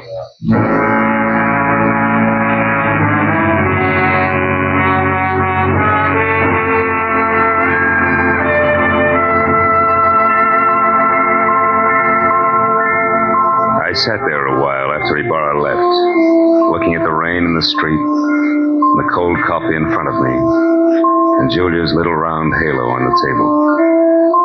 And finally I got up and went outside. Dirty water scudded along the gutter and gurgled thickly into the sewer drain at the corner. For a minute, I caught a glimpse again of the girl I'd figured Julia Perry to be when I went through her cottage in Santa Barbara. Yeah, that girl was an angel. When I finally caught up with her, her halo turned out to be black, jet black, inside and out. I dropped the little hat into the gutter and watched it go as far as the drain at the corner. And then I went home.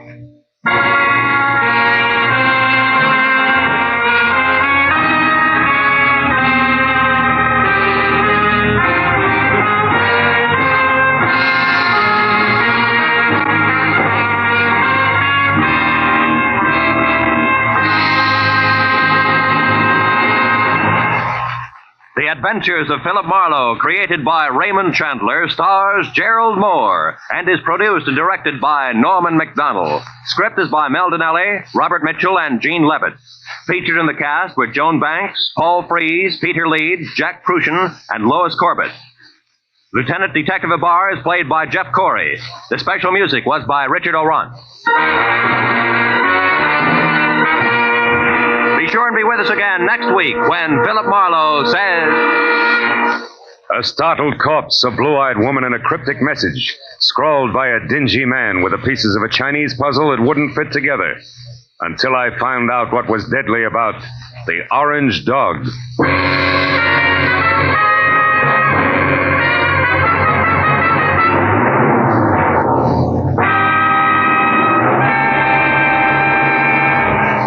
A startled corpse, a blue-eyed woman, and a cryptic message scrawled by a dying man with the pieces of a Chinese puzzle that wouldn't fit together. Until I found out what was deadly about the orange dog. From the pen of Raymond Chandler, outstanding author of crime fiction, comes his most famous character as CBS presents The Adventures of Philip Marlowe.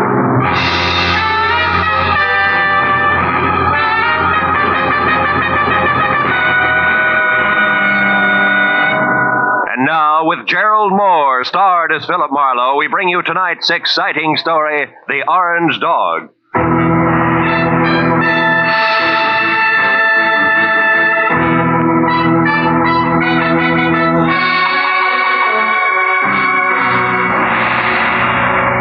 By 6 in the evening of a very slow day, I'd resigned myself to the business of no business. So I took my feet down from my desk, switched off the lights, and started out the door for home with the prospect of a nice, quiet evening ahead of me. But I didn't make it, even as far as the door. Oh. Hello, Philip Marlowe. Marlowe, my name is Shelley Martin. I'm at 8412 Los Feliz, a private residence. I want you to come out here right away. My sister is in a jam, a nasty one. Well, Miss Martin, as a matter of fact, I was just closing up for the night. Look, I was... I need the services of a private detective right now this minute, and I'm prepared to pay for them. There are plenty of others in town. Are you coming or not? Yeah, okay, and thanks for the reminder. That's me you hear sprinting up your front walk. That's much better. And Marlowe, bring your brains along. You're going to need them.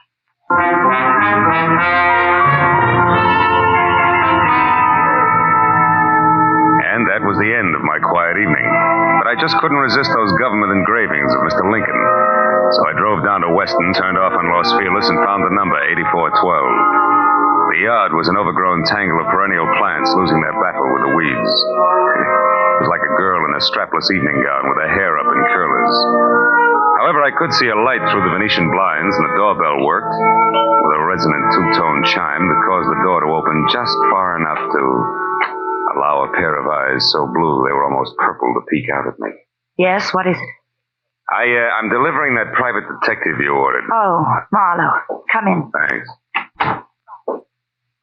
Sit down, won't you? Thanks again. All right, what's the next move? It's about my kid sister. She's involved with a man named Lou Horner, a San Francisco broker. She's quite deeply involved, I'm afraid. Oh? You see, some very strange things are going on, Marlowe, and my sister is a naive kid caught right in the middle of them. Yeah, I see. What sort of strange things, Miss Martin? Shelley. Sweet.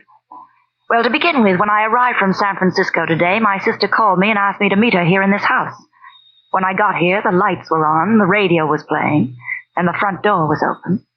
But the place was deserted. Whose house is it, Horner's? No, I think she said it belongs to a friend of his who's in Europe now. This Horner person uses it when he's in Los Angeles. Well, couldn't they have stepped out for a while? Mm-mm. You know, you don't look the type, Shelley, but maybe you're just panicky, huh? No, I'm not being panicky. All right. Where's the nasty jam? Right behind the couch. Take a look. Okay. But you know, I see what you mean. Who is he, Shelley? How'd he get here? Maybe it's Horner, I don't know. I tried to search him, but I couldn't. Mm-hmm. Well, it wouldn't have helped anyway. Whoever shot him cleaned him out. No wallet, no papers, nothing. I found this magazine lying under his hand. Look here. Mm-hmm. He must have written this just before he died. Where's that? Here. Oh. It says, call Marion tonight about the orange dog, a foe. Orange dog, a foe. For what? That's why I called you, Phil. Marion is my sister. And whatever the orange dog of foe is, it must be awfully important. We've got to find out what it means, Phil, for Marion's sake. So far it means murder, honey, and that's for the cops. No. Well, all right, call them. But keep Marion's name out of it. A thing like this could destroy her. But look, maybe she pulled the trigger on our friend here. Maybe, but I don't think so. She's a sweet kid, Phil. Give her a break. If I'm wrong, I swear I'll help you bring her in myself. Is that fair enough?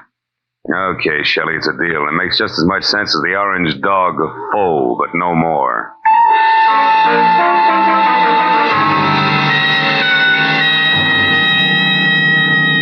After I checked as far as I could on my client and sent her home, which was to the Villa 12 at the Wilshire Gardens Hotel, I ripped the General Squeegee tire ad with the message scribbled across it out of the magazine, folded it up and stuck it in my pocket.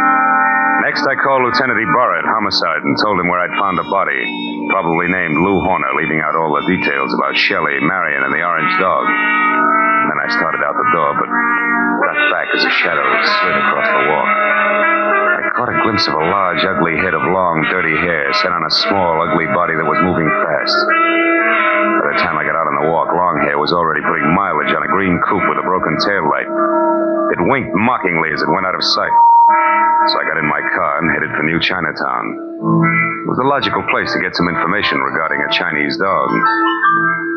I saw a light filtering through a dingy window, illuminating the words James Tang, dealer in Oriental curios. Inside the musty shop, a little man, dressed in a black kimono, drifted forward, softly. Yes? I think perhaps you can help me, huh? I am honored. To be able to help would bring fragrance of plum blossoms to my nostrils, carpet of rose petals to my humble floor, and 1,000 blessings upon my head. Oh, that's very pretty. Tell me, what is the dog of foe? The dog of foe? Why this fantastic creature here is called the dog of foe. His fierce eyes and snarling mouth are to frighten away evil spirits from temples of Buddha. Why do you say called the dog of foe? Amateur collectors and auctioneers have named him that. It sounds exotic to cash customers. Actually, he is a lion. The lion of Korea. I see. Tang, would you happen to have an orange dog of foe? Very strange that you should ask that, my friend. Strange? Why? Reason number one. There is no authentic orange dog of foe. That's a good reason. Why not? Because to Buddhists, orange is color of sorrow. The piece you speak of could not possibly be authentic. What's reason number two? You are second person to inquire after this non-existent orange dog of foe within the last few minutes. Was it an ugly little man with long hair? Quite contrary. It was very pretty girl with short hair. Was her name Marion? She made point of not leaving her name. Now that proves something. However, my friend, old Chinese proverb, loosely translated, says, a little knowledge is the instrument of a fool.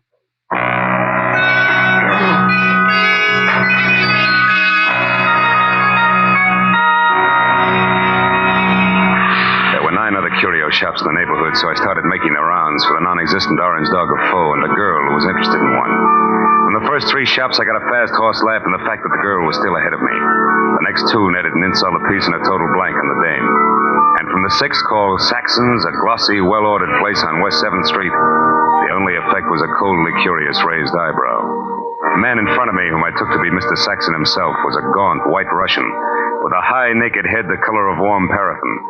His slender fingers played nervously with each other as we talked. The Orange Dog of 4. Yes, I have heard of such a piece, I think. It would be porcelain. Probably. This is your business. Who has it, Mr. Saxon? Can you tell me? No, I'm sorry. I believe I heard this orange dog mentioned just once, somewhere down in the village. But I'm sure I could never remember who spoke of it or when. No idea of its value then, huh? Now that you mention it, I seem to remember the figure 20,000.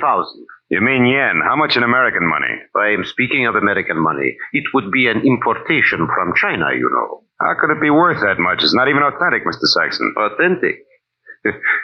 You seem to know a good deal more than I about this orange dog. Possibly one would have to see it to appreciate its value. Yeah.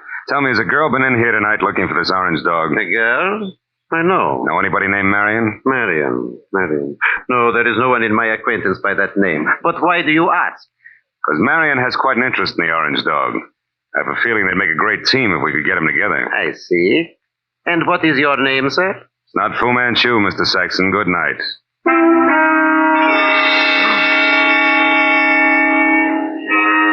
Saxon's expression didn't change. I turned and walked out of the place, and then because with both of us using double talk, the conversation was bound to deteriorate. At least I had found out that the orange dog of foe existed and was going for a very high figure, especially for a phony. And it didn't take an abacus to figure out that Saxon knew more than he told me. Well, I started up the sidewalk to the next bric-a-brac emporium when I saw something parked on the side street, which brought me to a halt. It was that green coupe with the broken tail light. I went over to it, found it empty, and stuck my head inside to check the registration card for Longhair's real name. Yeah, it was a very foolish move because Longhair at that very moment prodded my kidney with the muzzle of a .38. And neither he nor the gun had a sense of humor. All right, Mr. Wise Guy, come on, walk. You and me are going up the alley here. What's the matter? Don't you feel at home in the light? Shut up. I don't like you much anyway, so you better ease off with the smart science. Okay, that was far enough. Well, Mr. Wise Guy, did you find what you're looking for? You mean the orange dog, Shorty? The answer's no. The orange dog? So that's where the plates are. What plates? You're working for Horner. You don't know what plates. Look, chum, when you get your next haircut, have your brains dusted off. Nobody works for Horner anymore. Horner's dead. Dead? Since when? What's the surprise act for? You saw the body. You were sneaking around that house on Los Feliz. In fact, you might have killed Horner yourself. That body wasn't Horner. Why, Horner's 3 times the size of that guy in Los Feliz. He's bald. Also, he's so dumb he can't remember his own phone number. Oh, hold it. I'm looking for Vera Street where they sell those enchiladas. I'm sorry, gentlemen. I don't want to... Hey, quiet. I'll blow your brains out. All right, now, come on, Mr. Wise Guy. Tell me what Horner's got on his mind. You know all right. I saw you taking orders from his girl. You mean Shelley Martin? Who else? Thought maybe you meant Marion. Marion? Who's Marion? Shelley Martin's sister, and don't let her worry you. Marion's got the orange dog eating out of her hand. I don't say. It ain't funny, mister. It's just peculiar. Because Shelley Martin don't have a sister, I know. So it seems like you're a very mixed-up character. In fact, Mr. Wise Guy, you're so mixed up, you're no good to me at all. So get over there with the rest of that.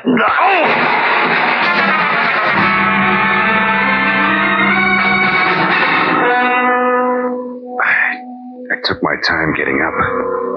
The dirty, long-haired little man was gone, and my head ached from the rap he'd given me with the pistol barrel. And I was disgusted with myself.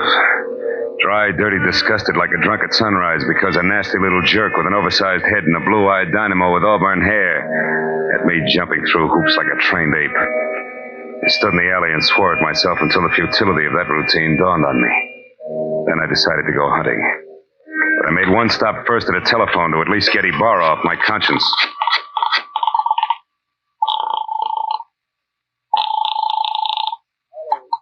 Lieutenant Ibarra. Hello, Lieutenant. I just found out that body on Los Feliz isn't Horner. I knew that an hour ago. Huh? The body isn't Horner's, and Horner is no broke. He's a counterfeiter, a big one. Oh. The dead man was a treasury agent named Slade who was closing in on Horner. So if you've got anything you haven't told, Phil, you better get it off your chest. At this point, it's a pleasure. Girl named Shelley Martin's calling the signals about now, and she can be found at Villa 12, Wilshire Gardens Hotel. Yeah, hurry. You'll just about meet me there, Ibarra. Now, wait.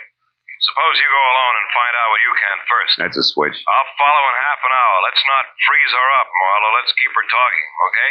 Okay, Ibarra, that's easy for her. She's got a forked tongue. Only this time it's going to wag strictly on the straight and narrow, I guarantee it.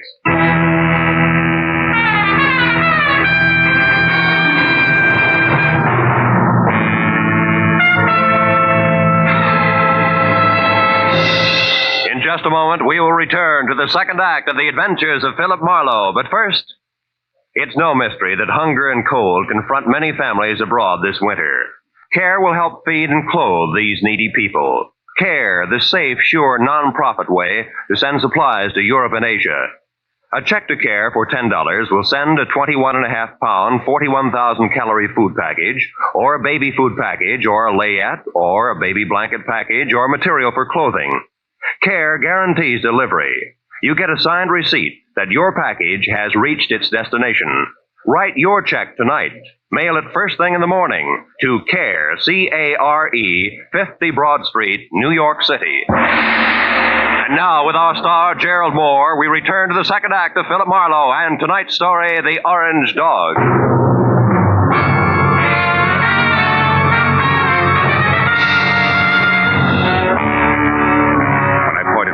Toward the Wilshire Gardens and a beautiful liar named Shelley Martin, I was sure of two things. The plates that Longhair had wisecracked about just before he piled me into a row of garbage cans were the engraved kind that counterfeiters use to make money the easy way. And second, both Longhair and Lou Horner were racing for the plates as well as the Orange Dog, which could be one and the same thing. But 20 minutes later, as I pulled up near Villa 12, which was strips of yellow light, raised voices drifting out of half-open Venetian blinds, I forgot about the gentleman involved and concentrated on a lady who didn't have a sister called Marion. I went around to the back of the villa where I found the service door unlocked and the kitchen beyond dark. And when I entered and quietly moved to a spot near the living room where I could see Shelley snapping at a pompous, excitable man with a red face, All right, I figured that a little eavesdropping might pay where I off. belong. I'm here in Los Angeles. Is there anything wrong with that, Mr. Horner? Yes, everything. Why, I wouldn't even have known you were in town if I hadn't gone back to the place in Los Feliz where I saw you and some man having a delightful little chit-chat over the body of that T-man. Treasuryman? Yes. Is that who he was? A meddlesome fool I caught snooping through my papers. Then you killed him, Lou. Of course I killed him. I had to. Now stop asking questions and get out of here. Because this is business, not pleasure, Shelley. And that leaves no room for you. Or Marion? What do you know about Marion? Not enough. But what I do know, I don't like. Look, Lou, who is Marion and what does she mean to you? Marion means money to me, Shelley. Nothing more. So just leave me alone here so that I can make a call according to schedule. A call about... Lou. What's the matter, Shelley? Behind you, Lou. They're in the garden. Lou! Crashed through a closed window, didn't stop until it got the Horner, who grabbed at his chest and dropped to the floor even before the glass quit flying. And by the time I got outside to where the shot had come from, I found nothing but a little wind rustling a lot of trees. When I got back to Shelley and the blood of a tweed on the carpet, Horner was already dead. Marlowe, the man out there was Henry Peel. Peel? Something in long hair and dirty clothes? Yes, I met him in Horner's office once. Lou said he was a broker from Chicago. Come on, both Peel and Horner are counterfeiters. What? Lou, a counterfeit? That's right. Never mind the carefully arched eyebrows, honey. They mean nothing. But, Marlowe, I swear I never knew that Horner was anything but a broker. A broker maltreating poor sister Marion? You're a liar, Shelley. About Marion, yes. I haven't even got a sister. But from there on out, I'm telling the truth, Phil. Then tell some more and fast. All right, here it is.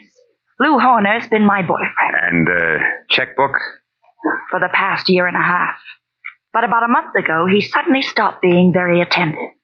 And I couldn't figure out why. So you decided to keep your big blue eyes wide open, huh? Exactly. And it paid off. Because I found out that, 1, he had taken better than $20,000 out of his bank account. 2, that he was coming down here to Los Angeles. And 3, that an item named Marion might be beating your time. Yes. And that part of it upset me plenty. Until 10 minutes ago. But then I found out that Horner here was a murderer, and that, Marlowe, I don't buy. 3 cheers for the all-American girl. Oh, skip it, Marlowe. I'll live my way, you live yours. Don't worry, honey. Nobody wants to change places with you. Hey, look. Why does Horner wear a little rubber band on his little finger, do you know? Oh, he had a bad memory. Used every kind of gadget in the books to keep himself from forgetting things, especially numbers. Yeah. Oh, for example, that rubber band might mean, 10 o'clock. How do you figure? Like 5 and 5. The fingers on each hand reading from left to right. He used things like that. No. Wait a minute. Horner was going to make a call to Marion just now, and the message the T-Man left was... Call Marion tonight about the orange dog of Foe. Shelley, baby, where's your phone? Fast. Come on, it's 10:15 already. Well, it's out there in the hall, Marlowe. Oh. What are you talking about? A line, honey, a line on your ex-sister, Marion.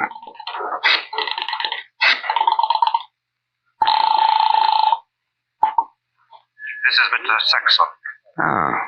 Lou Horner, Mr. Saxon. I know I'm some 15 minutes late with this call, but I'd still like to see you about the orange dog of Foe. Certainly, Mr. Horner. The orange dog is here, waiting for you. Good. I'll be right over. Marlowe, who is Mr. Saxon? A man very close to a lot of trouble, Shelley.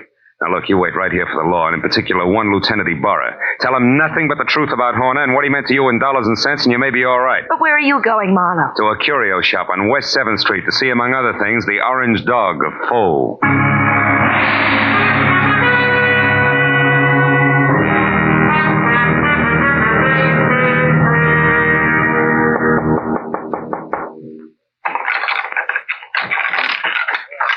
You are the Mr. Horner who called? Yeah. Also the one who was here this afternoon, you remember? Oh, yeah. Well, I'm sorry I didn't call you at 10, Mr. Saxon, according to schedule. I hope it hasn't inconvenienced you. No, that's quite all right, Mr. Horner. One moment, sir.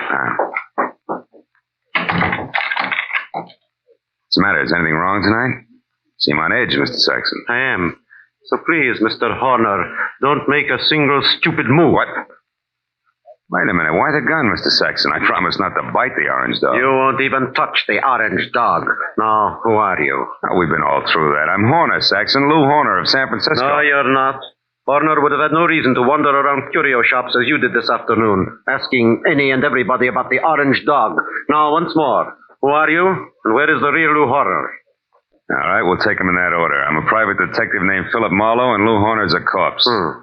But also, I'm a good friend of yours, Saxon, because I'm going to give you a little bit of advice for free. Call it quits, Buster. You're licked. What are you talking about, Marlowe? The T for Treasury man named Slade. Before he died, Saxon, he talked. I see. Yeah, and believe me, he said enough to put you away till orange dogs are as popular as lifesavers. And what do you say, Saxon? Do we play it smart? Very well, Marlowe. We will play it smart. My kind of smart. Now, turn around and walk through that curtain there. I want to show you something. Orange dog, maybe? Yes. The orange dog of Foe. I want you to see it for yourself before you die. Saxon said die like it already happened. And after he relieved me of the comforting bulge of the gun in my pocket and marched me to a large, windowless room that was a little darker than the lining of an 8-ball, he told me to stand very still. Then he turned on a single lamp that rested on a large, scarred table, and next to it an ordinary shipping crate and cushioned on all sides by white wrapping paper. I finally saw the orange dog of Foe. It was a porcelain lion, pop-eyed, majestic in a crazy way. And also it was colored orange, bright and clear. But now that I'd seen it, I knew that the next move was Saxon's. I turned to face him. It was then that I noticed the black curtain behind him moved slightly. And Longhair quietly stepped into the room. This Mr. Saxon did not know about. Well, Marlowe, now that you have seen the orange dog for your first and last time, what do you think of it? He thinks it's just Jim Dandy, mister. Now drop your gun before I blow the top of your head off. Go on, drop it. It's better. Now sit down there and stay put. You, Marlowe, get across the room. Okay. Thanks for showing up, Peel, before Saxon here ran out of small jokes. Don't kid yourself, Marlowe. I didn't just show up. I've been right behind you all the way. That's how I work. So what do you want, Peel? A couple of very fine engraved plates that I've been after for 6 months now. Plates which could be in the orange dog of Foe? No place else but.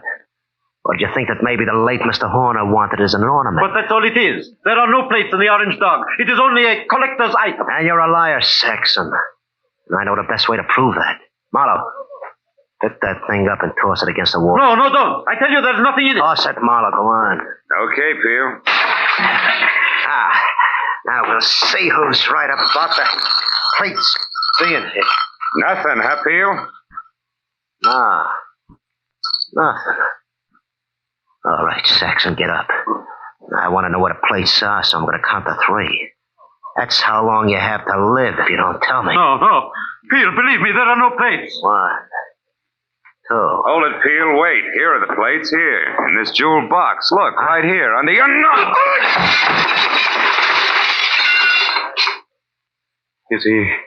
Is he out, Marlowe? Yeah, he's out, all right. They took a light with him, too. Is there another lamp in here? No, there isn't. Nor is there another gun. Why, you stinking little... Wait a minute, those sirens, Saxon, they're heading this way. Police? Yeah, the police.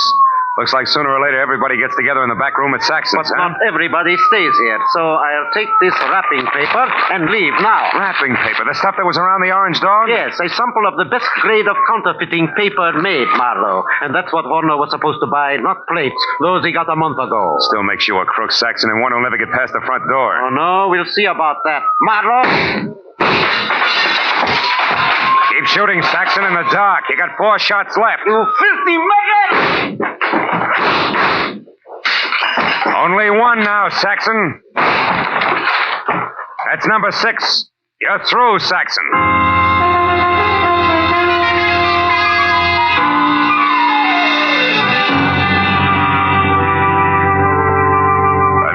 Barr and his boys, plus a half a dozen very anxious T-men, got into the room. Saxon was already coming apart at the seams. After a half hour of steady questioning, he split wide open and led us all to a basement hideout where the T-men went wild over a few thousand sheets of A1 counterfeiting paper. But an hour later, after Peel, who admitted murdering Lou Horner, and Saxon, who was ready for the nearest straitjacket, were both in the lockup, there was still the problem of the glib lass from San Francisco. But finally, when Shelley, Lieutenant Ibarra, and I stood under the green light of the globe in front of police headquarters, I knew that the girl who technically was only guilty of withholding information from the police was not going to spend any time in the pokey. Because, after all, I was more or less guilty of the same thing. Besides, Lieutenant Ibarra was still interested in the others.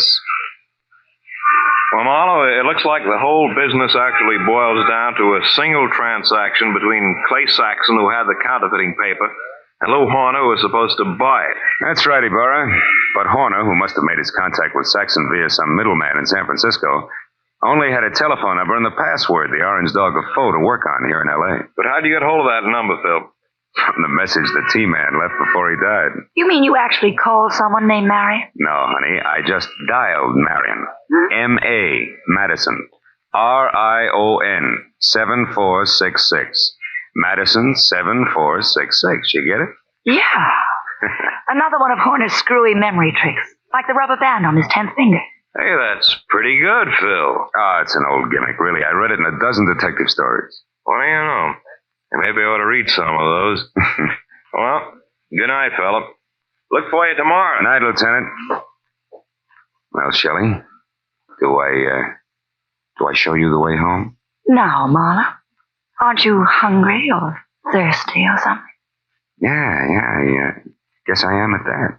Well, I know just the place for us, darling. Oh? It's a cute little place right smack in the middle of Chinatown.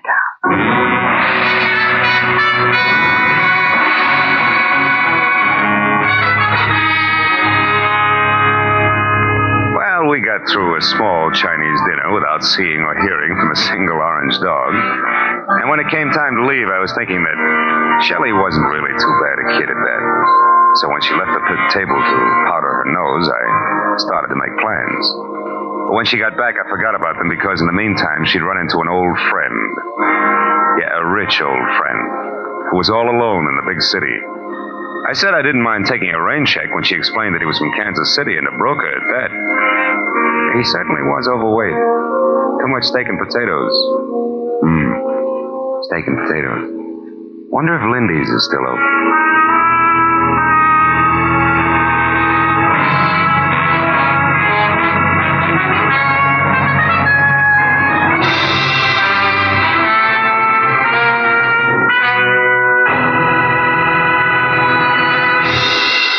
The Adventures of Philip Marlowe, created by Raymond Chandler, stars Gerald Moore, and is produced and directed by Norman MacDonald. Script is by Meldon L.A., Robert Mitchell, and Gene Levitt.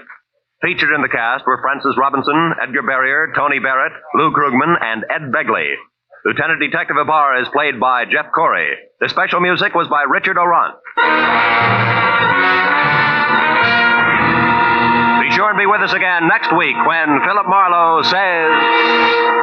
I was hired to find a blackmailer, and I did. But first I found a badly beaten Adonis, a Jezebel with an accent, and a man who had been an easy mark for murder.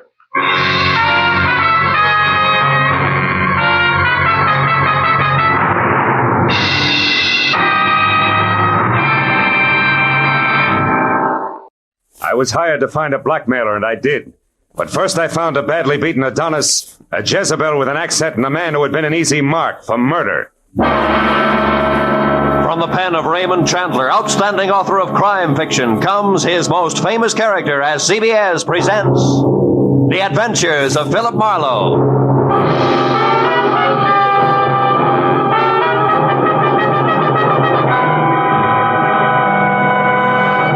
And now, with Gerald Moore starred as Philip Marlowe, we bring you tonight's exciting story, The Easy Mark.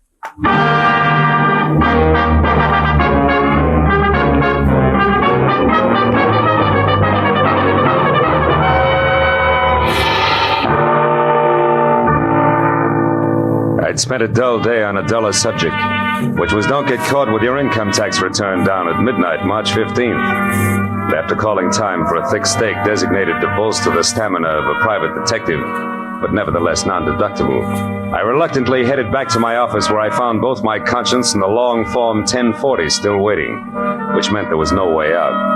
The dull day was going to stretch on into the night, but then I got a break, because my telephone rang and the call was from one Mrs. Corey Gilbert, a prospective client who wanted action in a hurry.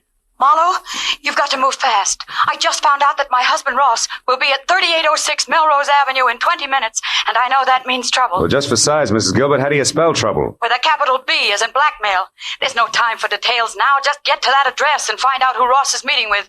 Only hurry, Marlowe, please. Well, hurry after what, Mrs. Gilbert? I've never met your husband, remember? Oh, yes. Well, he's tall, dark eyes, dark hair, very handsome. And the blackmailer, short, stocky, and repulsive, I suppose. I've never seen the blackmailer. All right, Mrs. Gilbert, where can I reach you? Well, I live at 439.5 Ogden Drive. The phone number is Gladstone 8195. 8195. All right, Mrs. Gilbert, I'll call you. Thanks. Oh, and Marlowe. Yeah? Hurry, will you? You see, I love my husband.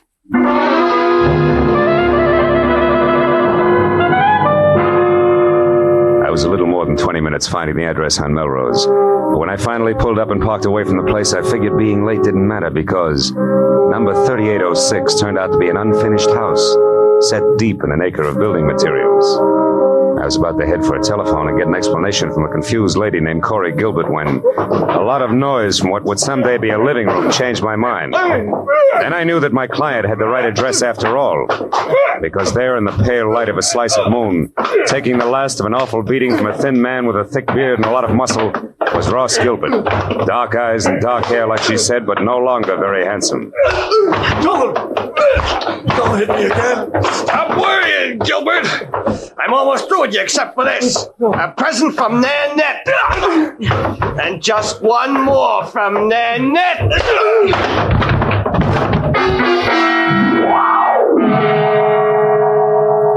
That last punch stacked Ross Gilbert onto a pile of rough lumber like he was another 1x12. And as he slowly scraped to the floor unconscious, thick beard dusted himself off lightly, jerked at his tie, and stepped out of the opening reserved for a future front door. I started over to help Ross Gilbert, but then I remembered that my client wanted to know who her husband was meeting and why, not how hard or fast he could swing. So I decided for the time being to play it quiet. When Thickbeard got into his car, I got into mine.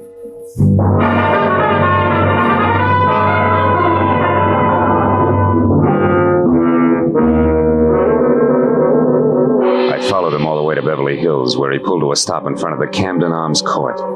I parked, lights out, and watched him strut up a flagstone walk and knock on the door of a bungalow number 4, which was dark. When he knocked again and it stayed dark, he took an envelope out of his pocket, wrote something on it, and jammed it into the mailbox. Then he got back into his car and started away fast. I walked up to the bungalow and helped myself to Thickbeard's empty envelope. On one side, scrawled in pencil and smudged, was the telephone number Sunset 31676. On On the other, payment delivered okay, Plummer. Plummer, huh? I shoved the message into my pocket, struck a match, and started looking for a name on the front door.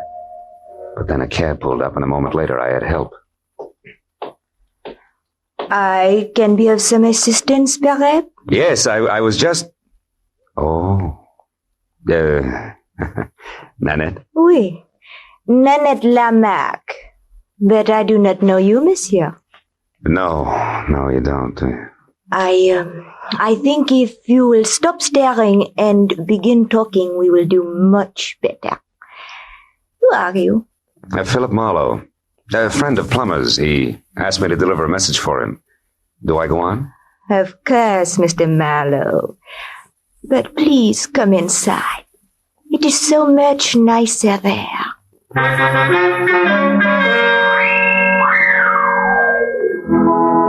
Nanette was so right about it being nicer inside. There were lights. And that made it easier to see that the lady with the thick French accent and the gorgeous waistline was something that could have mustered her own foreign legion.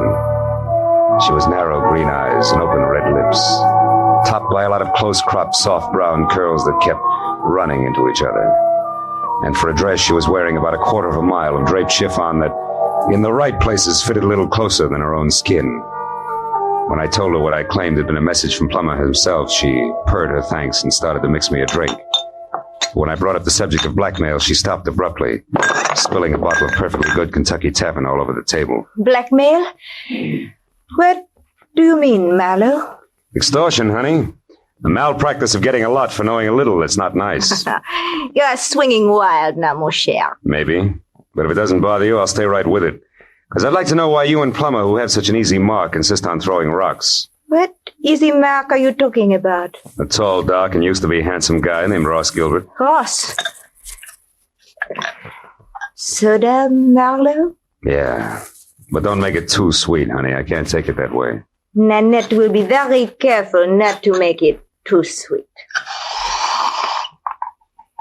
There.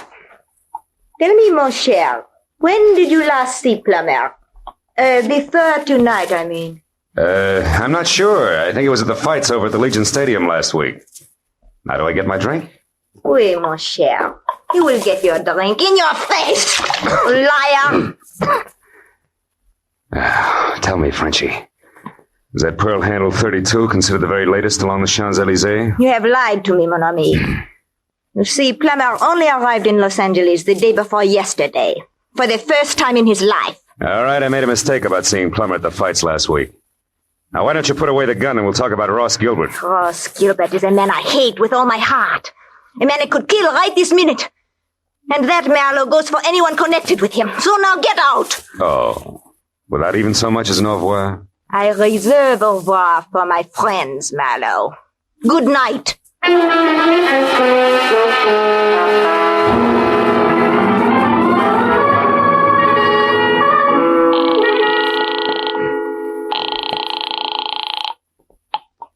Hello? Marlowe, Mrs. Gilbert, is Ross all right? Ross isn't here, Marlowe. What happened to him? He ran into an ugly beating at that address on Melrose. Something nasty from out of town named Plummer is responsible. Ever hear of him and/or an imported Jezebel called Nanette Lamarck? No, I haven't. But what about Ross? What's wrong with him? Nothing that a pound of beefsteak and enough liniment can't cure. But before we worry about Ross, Mrs. Gilbert, one more thing. It's a phone number I found on the back of an envelope that belonged to Plummer. Number is Sunset 31676. What? Somebody you know? Yes, someone I know very well.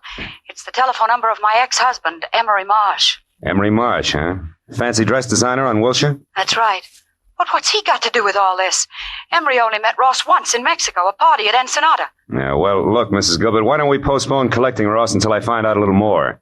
Where does your ex-husband Marsh live? In Santa Monica. But there's a good chance that he's still at his place on Wilshire. He does most of his work at night. Well, then Wilshire Boulevard's my next stop. I'll try to make it a quick one. Goodbye.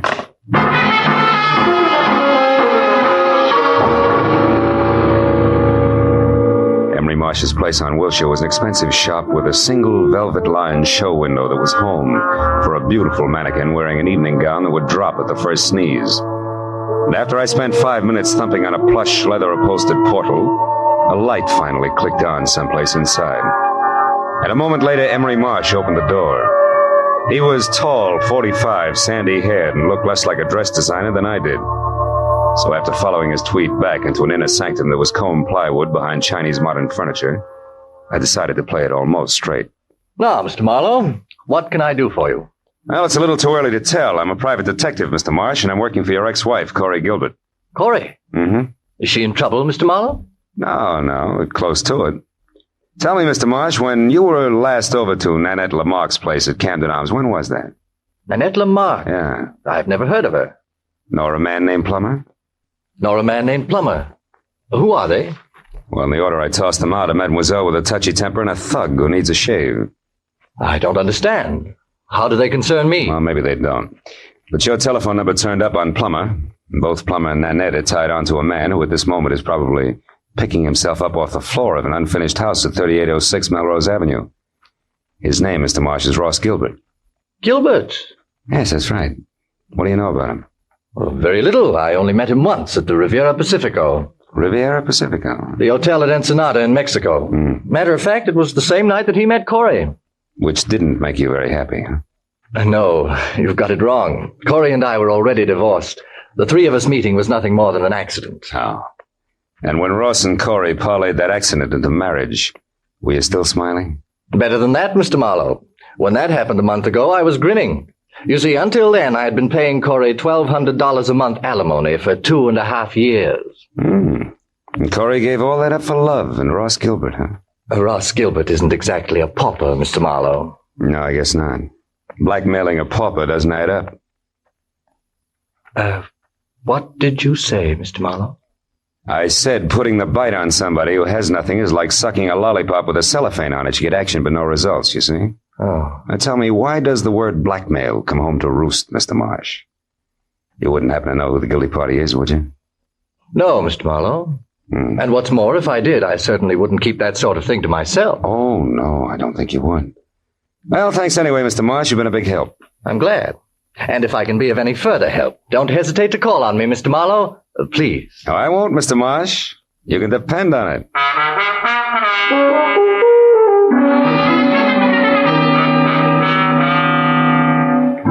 All the way from Wilshire Boulevard to Mrs. Gilbert's place on Ogden Drive, I kept wondering who wanted how much out of Ross Gilbert and why.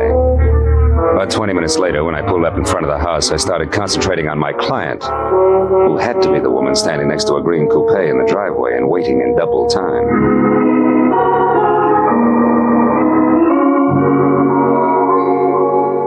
Corey Gilbert was long, flowing blonde hair draped over shoulders that at the moment looked like they were carrying the weight of the world. But she was prettier worried than most women who always keep it gay. Mr. Marlowe? Yeah, Mrs. Gilbert? Yes. Your husband shown up yet? No. Marlowe, what do you suppose Take it easy. Maybe we better have another look at 3806 Melrose Avenue, huh? Whatever you say. Shall I drive? If you've got a license. Yes, Mr. Marlowe. I've got a license. Well, okay, let's go.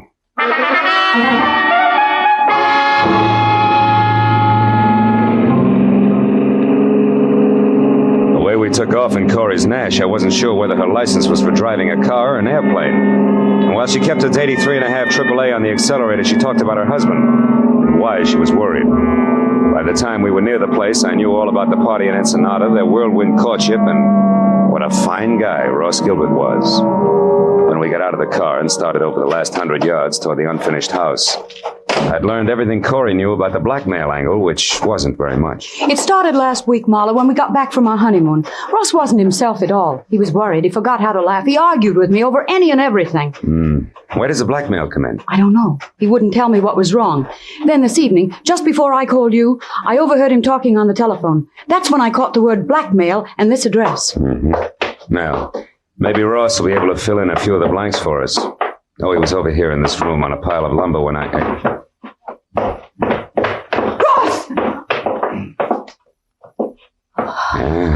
Plummer must have done a lot more damage than I figured. Ross! Ross! Take it easy, baby. Marlowe, what is it? Is he... I'm afraid he is, Corey. That man! He beat him to death! No, Corey, that round hole in Gilbert's chest wasn't made by a fist. From where I stand, it looks like a .32 caliber bullet.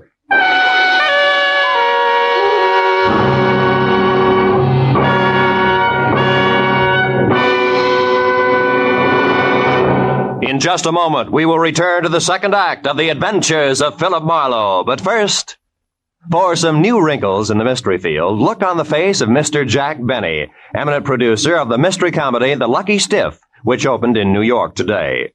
Although Mr. Benny's stars are Dorothy Lamour, Claire Trevor, and Brian Donlevy, Jack's face is covered with new wrinkles, because he couldn't be in New York to sell the tickets himself.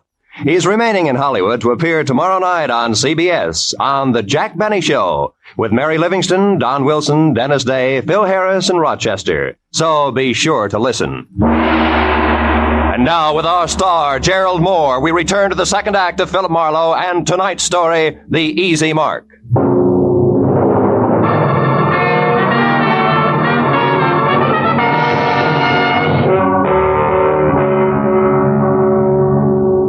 Gilbert's face went sickly white, and her mouth twisted on the brink of hysteria as she stared at the dead man. I turned her away from it and led her to a window. She did the fastest job of pulling herself together I'd ever seen. Then I went back to the body. On the way, I noticed a folded scrap of paper on the floor. It was a page torn out of a desk diary, but all that was written on it was the address of the unfinished house we were in. I looked down at what had once been Ross Gilbert. Setup didn't make any sense. A victim of blackmail had been beaten up by a total stranger and then, a little while later, murdered. Somebody had killed the goose that was laying the golden eggs, and it didn't figure in any direction. Well, I just about decided to go through his pockets when a sound from Corey changed my mind. Marlowe, come here, quick. What is it, Corey? There's someone out there. I saw a shadow move. Get away from the window. Marlowe, there, running. Why, it's a woman. Yeah, and quite a woman. What do you know? She's crossing the street now. Who is it, Marlowe? Who is she? Character as French as Milani's 1890. Only she's more like nitric acid than salad dressing, Corey. Her name is Nanette Lamarck. She's getting in that car. Aren't you going to stop her? No.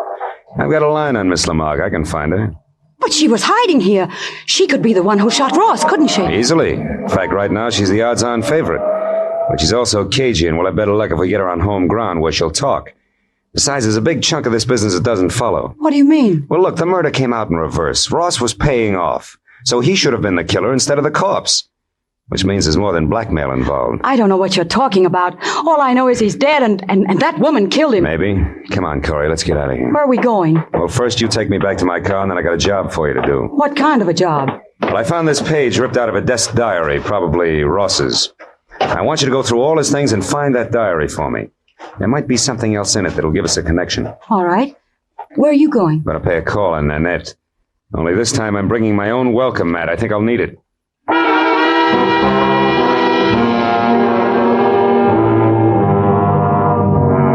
After Corey dropped me off, I called Lieutenant Ibarra at Homicide, reported the body, and then I got into my own car and drove out to Beverly Hills again, to the Camden Arms Court. Nanette's bungalow had lights on. I parked down the street and made tracks back through the landscaping to a side window. Nanette was playing pin-up girl on the arm of a divan. She watched someone pace back and forth across the room. When I got close enough to hear what was being said, that someone turned out to be Corey Gilbert's first husband, Emery Marsh. Like chickens with their heads off. So Ross Gilbert was shot to death. But I've got to know the truth about one thing, Miss Lamarck. My entire life's work is at stake. Can't you understand? All right, Monsieur Marsh. Do not break out into tears, I will tell you. Plummer is merely a private investigator I hired to locate Ross Gilbert for me. Now, are you happy? No. Why did such a person have my telephone number? That's what I want to know. I'll be ruined if I'm involved in this mess. My reputation means everything to my business, and, well, things aren't going too well just now. If I'm connected with a scandal, I'll be wiped out. Well, stop worrying. I saw you with Ross Gilbert 3 or 4 times before he disappeared. So I gave your name to Plummer as a possible lead to Ross. That is all. Why did you want to find Ross Gilbert? That, mon ami, is none of your business. You found out what you wanted, so good night. All right. I'll go. But can I count on you to keep my name out of this? Listen, I am counting on me to keep my own name out of it, and I will be very busy doing that. Good night. I plastered myself up against the side of the house and watched Emery Marsh leave. He looked anything but happy over the result of his interview with Nanette, but I figured I had the benefit of experience to work with and less to lose than he had. So I waited until he was out of sight, and then I stepped up to the door, braced myself, and tried my luck. You again. Yeah, and I want to talk to you. Get your foot out of my door. Oh, get out of here. Get out. Not until we've had a nice, quiet chat, Nanette, and I think we'll take up where Emery Marsh left off. What? Look, just who exactly are you, Marlowe? Your boy Plummer and I are distant fraternity brothers, but there the similarity ends. Just another chief private detective. Ooh. Okay, baby, if that tough stuff's the only language you understand, we'll talk that. Don't stop it, leave me alone. Now get over there, sit down. Oh, you ape. I'd be nice to me if I were you, Nanette. Because I just love to see a rope around that lovely neck of yours. And what's more, I can almost put one there. You're in a mess right up to your accent. So start making answers beautiful and keep them straight. First, why did you put Plummer on Ross Gilbert's trail?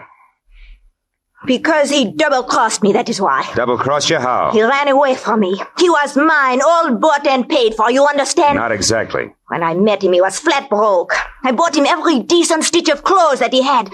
Gave him everything he needed to be a gentleman because we were going to be married.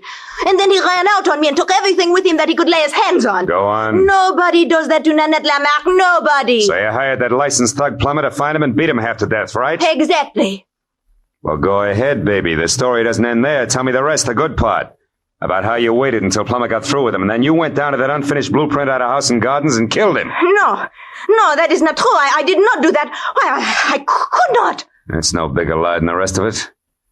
Where's that pearl handle 32 of yours, Nanette? And don't reach for it. Just tell me. What do you want with it? I want to see if it's been fired. Now, where is it? All it, Jack. Oh, fine. Plummer.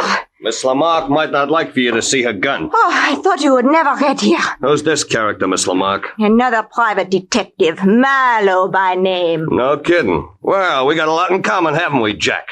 Yes. We've each got 2 arms and 2 legs. And the name is Phil. Oh, that's the way it is, huh? Well, listen, Jack. You got no business here in the first place. For 2 cents, I'll chop you down. You're even cheaper than I figured. Why, you can put away that big, nasty gun, too, because I got you cold. That envelope you stuck in Nanette's mailbox tonight had a slip of paper inside from one of your old clients. Huh? What are you talking about? Can't you guess? Hey, you want to see it? Well, yeah, let's have a look at that. Okay. Take a good look. Come on, drop the gun, Plummer. Come on, drop it. My arm! All right, now, fold up. There's your bargain basement detective, Nanette. You didn't get your money's worth, did you? Now, shall we take a look at that pearl-handle gun of yours? It is over there in my bag. Thanks. Clip's full and that smell sure isn't gunpowder. Of course not. I did not kill Ross. Why, I was not even inside of that building where he was. Yeah, I know, but you... Wait a minute, say that again. I said I was never inside that unfinished house where he was found.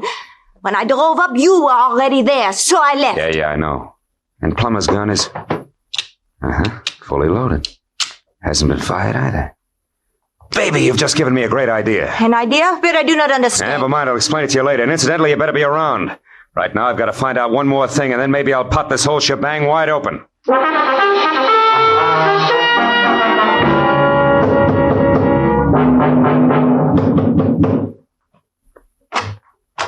Mr. Marlowe. Good evening, Mr. Marsh. Lucky to find you still working, huh? Late hours are a habit with me these days. Come in. Thanks. Mr. Marsh, I've come back for that help you offered me earlier this evening. I see. Well, the offer's still good. Fine. I think your ex-wife Corey is lying to me. She claims you didn't know Ross Gilbert, that you only met him once at that party in Ensenada, but you did know him, didn't you? Why, yes. As a matter of fact, I did get acquainted with Ross slightly. We had dinner together a few times. Uh-huh. And you really did favor his marriage to Corey because it freed you automatically from that alimony load you were carrying. That's correct, Marlowe, but I don't And it's also correct, isn't it, that you couldn't afford to go to court to have your alimony reduced because that would let your snobbish clientele know you were going on the rocks. Yes, that's also true. And maybe it's true that you actually engineered the marriage and it backfired on you. Very smart, Mr. Marlowe. Just keep your hands at your side. This might go off. Yes. Well, I expected a reaction, but not quite so soon. Too bad. I'll trouble you for your gun, now that you've got it all figured out. Yes, Marlowe, I engineered that marriage. Corey was attracted to Gilbert, but he was broke. I knew that would scare Corey off if she found out. So you and Corey made a deal, particularly with Ross. He wanted to marry Corey, you supplied the cash for his courtship, right? Yes, only he wouldn't stop there. He kept demanding more. Sure, it figured from the start. Ross wasn't being blackmailed. He was the blackmailer himself, and that made you worse off than before, so you killed him. You're so right, Mr. Marlowe. And remember, the price for 2 murders is the same as for 1. So you've really left me no alternative. I'll give you an alternative, Emery. Corey! One thing you didn't count on. I really loved Ross Gilbert.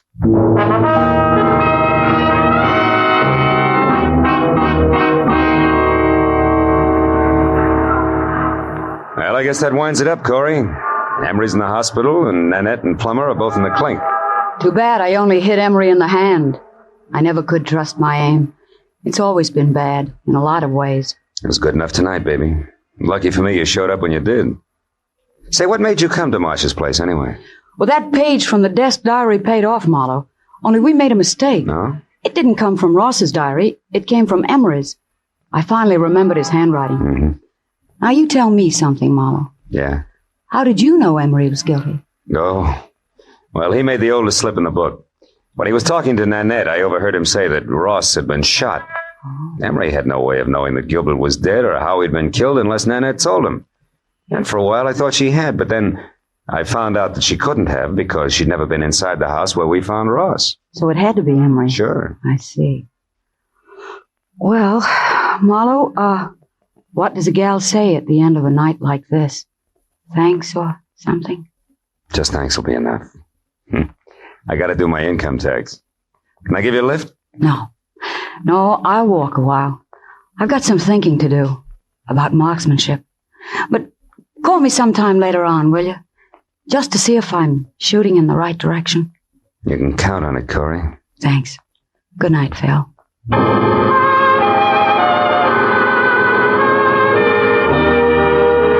I watched her for a moment as she walked down the street all by herself, deep in her own thoughts, and it looked to me like she was playing it strictly square. I almost wanted to follow her. The first time in a long time, I felt like I wanted to get to know a client better.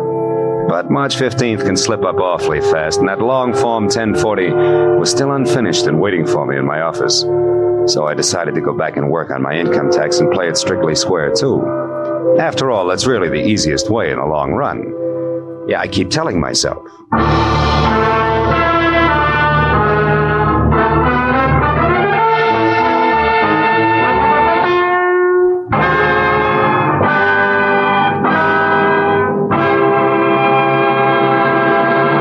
The Adventures of Philip Marlowe, created by Raymond Chandler, stars Gerald Moore, and is produced by Norman MacDonald. The script by Mel Donnelly, Robert Mitchell, and Gene Levitt was directed by Ralph Rose. Featured in the cast were Sylvia Sims, Laurette Philbrandt, Ken Harvey, and Paul Duboff. The special music was by Richard O'Run. Be sure and be with us again next week when Philip Marlowe says... There was a man with a bad heart, a telephone number scribbled on a cash register receipt, and a corpse on the other side of town. But I couldn't see the connection between them until I realized they were all tied together by the same long rope, worth $30,000.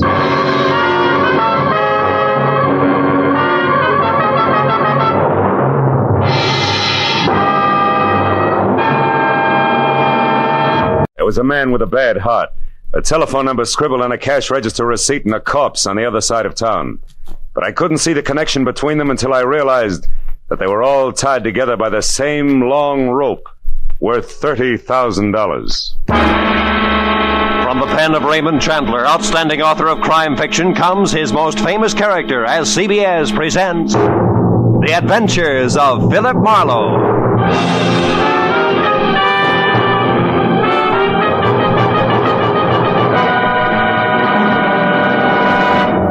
And now, with Gerald Moore, starred as Philip Marlowe, we bring you tonight's exciting story, The Long Rope.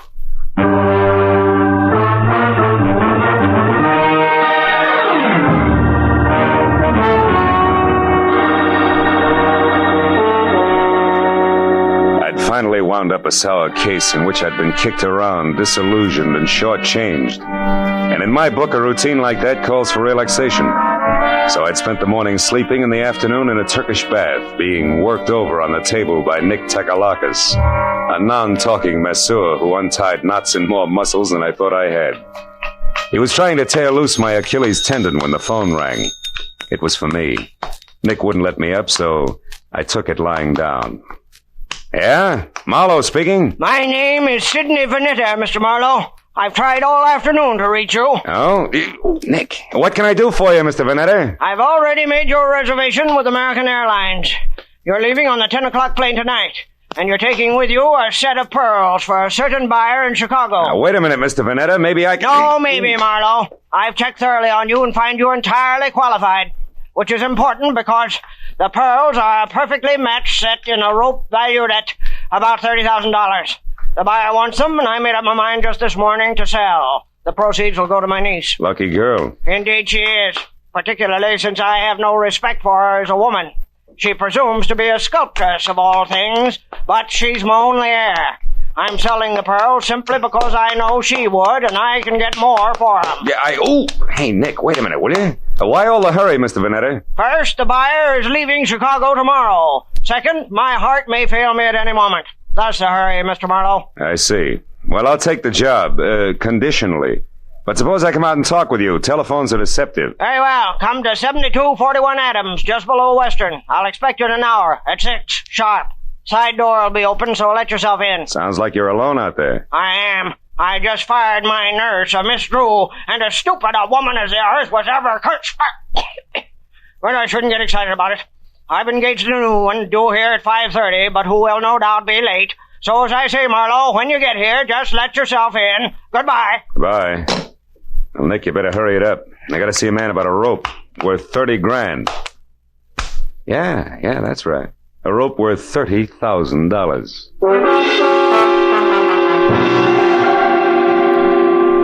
Vanetta's place on Adams was a big, fancy, and dirty gray place. 40 years ago, it had been a proud, expensive house. But now it's squatted at the back end of a rundown yard like a bitter old man too tired to move. I found the side door unlocked and went in. The hallway was dusky and had the odor of moldy wool. I called Vanetta's name but got no answer. So I poked on in until I heard the snapping of an open fire. It came from the library. A big chair was drawn up in front of the fireplace, and there Vanetta sat, his chin sunk deep in his chest and his eyes closed. I coughed, but he didn't hear me, so I stepped close and shook him gently by the shoulder. All it took was a gentle shake. He sagged forward and poured out of the chair like stiff syrup. Mr. Vanetta was dead. I started for the phone to report the body, but then I heard gravel crunch in the driveway. Someone else was coming in that side door, so I stepped out into the hall and waited. Mr. Vanetta, it's... Oh. Who are you? Philip Marlowe. Who are you? Steve Temple. I'm Mr. Vanetta's business agent. Here on business now? Yes, I am. It's all the same to you. I came to see Mr. Vanetta regarding some pearls. So if you'll excuse... Oh. Yeah, the pearls can wait. Their owner's dead. So it finally happened, huh? You're taking the news very well, Temple. I've been expecting it every day for 5 years. You found him, I suppose? Mm-hmm. We had an appointment at 6. He wanted me to fly his pearls to Chicago. What are you staring at, Temple? Why, there's a bottle of medicine here. What about it? Well, for years, he's kept this stuff beside him in case of an attack. Yet, when he actually needed it, it was over here on the sideboard out of his reach. Ironic, isn't it? Very. He fired Miss Drew, his old nurse, today and didn't expect a new one until 5:30. Say, do you happen to know her name? No one. You mean he's engaged a new nurse? That's right. She's an hour late already. Yeah. Well, for once, that doesn't matter to Mr. Vanetta. Say, Temple, are you acquainted with his niece? Vivian Russell? Mm-hmm. Of course. She's a sculptress. There's a studio out on Fountain, near Bronson, I believe. She was to get the proceeds from the pearls. Well, I assumed that, although nothing was ever said. She's his only heir. Where would those pearls be now? I kept them in a wall safe behind that picture there. Consistently against my advice. Yeah, sure. Opens with a key. Where would that be? He carried it with him on his watch chain. Why? What are you going to do? I'm going to take a look at the pearls and then have them impounded. Yeah, this must be the key. Now let's open it up. It's there, that velvet case. As big as an overnight bag. Must be some string of beads. It is, Marlowe. Here, let me open it. There. Right. It's nothing but tissue paper. Yeah. It's not too surprising. While Temple called the police and tried to keep the details straight on a natural death and an unnatural theft, I went over the room again with a new viewpoint. All that turned up without an easy explanation was one, a cash register receipt for $1.34 with the phone number Republic 2809 penciled on the back. And two, the peculiar position of Mr. Vanetta's medicine bottle, which Temple had already noticed. I dropped the receipt in my pocket and told Temple to wait for the law. He gave me his home address and phone number, and I promised to check in with him later and left. The first stop was a phone booth where I dug into the nurses' registries and hit pay dirt on the fourth call. Miss Drew? Yes, we have a Miss Drew. Is she the one who worked for Mr. Sidney Vanetta but was fired this afternoon? That's his opinion. Actually, Miss Drew quit. All right, have it your way. Where can I get in touch with her? She's right here where she's been since 3 o'clock this afternoon. What is the nature of your business, sir? Never mind, you've already answered my question. But look, Mr. Vanetta hired another nurse to replace Miss Drew. Is the new girl one of yours? Absolutely not. Mr. Vanetta will never get another nurse from this registry or from any other that I know of. You're so right. He's utterly impossible to please in any way, and we're through trying. Goodbye. Well, Miss Drew was in the clear. Vanetta began to focus as a pretty odd Johnny. But I was still trying to figure why the new nurse hadn't shown up when I reached for a cigarette and brought out the cash register receipt with the phone number on the back. So I tried it. Republic 2809. It rang, but nothing happened. I got in my car then and drove up to Hollywood and out Fountain to Bronson, where the only Vanetta heir, Miss Vivian Russell, had a studio. It was a converted double garage with a lot of north windows, so her new close-to-the-ground Hudson sat outside in the driveway. The adjoining four-room apartment looked cozy enough, if you liked wading through chunks of marble and eating off of last week's newspaper. Yeah, I was braced for a dowdy Amazon with broken fingernails as I rang the bell. That's why the dainty 118 pounds of taboo-scented blonde, who was clad in tan chartreuse yards of whispering silk cut like lounging pajamas, caught me as flat-footed as a duck when she opened the door. Hi. Did you want something? Yes, yeah. My name is Marlowe. I'd like to speak to Miss Vivian Russell. You are? So go ahead and enjoy yourself, Marlowe. May I come inside? I have some bad news, Miss Russell. Oh, sure. Come on in. Now, shall I sit down or just hang on to something? Suit yourself. Your uncle, Mr. Vanetta, died this afternoon. Oh, his heart finally gave up, did it, huh? Yeah, but you shouldn't go all to pieces like that, Vivian. Now, wait. He meant nothing to me, but I'm glad his suffering is over. The pearls are missing, too. Well, really? What happened to them? They were stolen, and don't tell me that means nothing to you, because you're getting the money, $30,000 worth. What? Uncle Sidney intended to give me the money from those pearls? How do you know that? I'm a private detective. He told me he was my client. Oh, then you're out of a job. Say, how would you like to work for me, Marlowe? I'm serious. Now I want those pearls back, you know. Now, for $25 a day in expenses, it's a deal. Now, you tell me something. Who did your uncle hire today to replace Miss Drew? The nurse? Why, I didn't even know Miss Drew had been fired. How did you know she didn't quit? With Uncle Sidney? Try me again. Republic 2809. That doesn't mean a thing. You know, Marlowe, you've got an awfully good head. Are you speaking as a sculptress or just an ordinary chiseler? And what is that crack supposed to mean? You didn't know you were getting the money legally. You might have taken the pearls yourself. Oh, stop it, Marlowe. Okay, client. Well, I'll run along. I've got work to do. All right, but don't forget that all work and no play makes for a dull companion. Yes, and it also makes $25 a day. I'll be seeing you. All the way down Sunset Divine Street, I kept telling myself $1 a buck regardless. But the idea that I'd been grabbed at stayed with me. Vivian Russell had plenty of motive as a dry land pearl diver, and if that's true, she'd need a patsy just to keep her abreast of the situation. I turned north on Vine and twisted up Beechwood Drive to 2000, the number Steve Temple had given me. He had had 2 hours of playing 20 questions policeman style, and I figured it was time to check his score. Also, Temple was the man to fill in a few blanks on my new client for me. His place was dark, but I got out anyway and started up the walk to his door. I'd gone about a dozen steps into a tunnel of overhanging shrubs when I heard it. Psst. Hey, you! I turned as a man stepped out onto the walk and came toward me slowly. He was tall, wiry, with a thin, arrogant face that sneered out from under an expansive forehead big enough for 3 sets of eyebrows. All shaggy. We're gonna have a talk, Mr. Temple. Hey, you're not Temple. Now we both know that. I'm a friend of his. What do you want with Temple? I've got a message for him, but it's personal. Who from? Like I say, it's personal, mister. I'll be back later. Come here. I said I'm a friend of Temple's. If you got a message for him, I'll see that he gets it. Well, okay, then. Tell him that some of his friends are too blasted nosy. Go! Guy with the forehead had a great left jab and a pair of hurdler's legs, and by the time I untangled myself from the brush and got out on the walk again, he was gone. Well, I knew it was a waste of time, but I tried Temple's doorbell twice before I went back to my car. Nothing made sense, except that somebody who knew his way around had stolen a long rope of pearls, and somewhere in the city was a nurse who hadn't shown up on a new job. Beyond that, it was all question marks. Well, I drove down to the filling station on the corner and went inside to the phone. I started to call police headquarters, but instead dropped the nickel in and dialed Republic 2809 again, just on a hunch.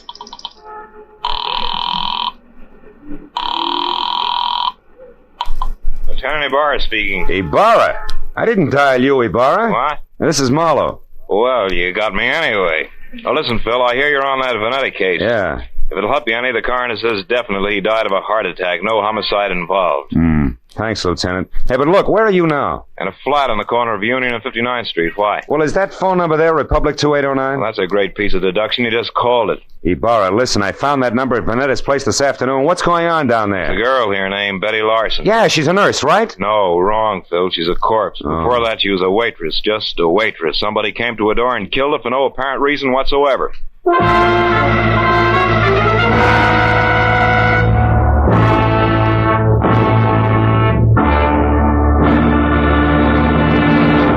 In just a moment, we will return to the second act of The Adventures of Philip Marlowe. But first, Jack Benny will be along on CBS tomorrow night with one of his funniest shows ever. In addition to his regular hecklers, Dennis, Don, Phil, Mary, and Rochester, Claudette Colbert and Vincent Price will pay a call on Jack. And with Don Wilson still wanting a raise in pay, and with Jack still trying to starve him into talking terms, you're sure to find the situations full of the hilarity and fast-moving fun that have made CBS's Jack Benny Show the top-rating comedy of all. Yes, remember, CBS also means Catch Benny Sundays. Now, with our star, Gerald Moore, we return to the second act of Philip Marlowe and tonight's story, The Long Rope.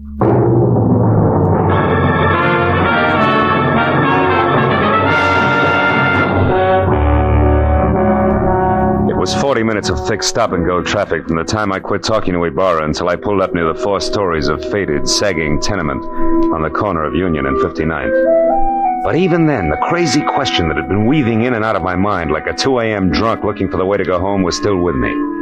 Why was the telephone number Republic 2809 bracketed by a couple of dead people, who, as far as I could see, should have had nothing to do with each other in the first place? And right there, for the 10th time running, I drew a complete and unabridged blank.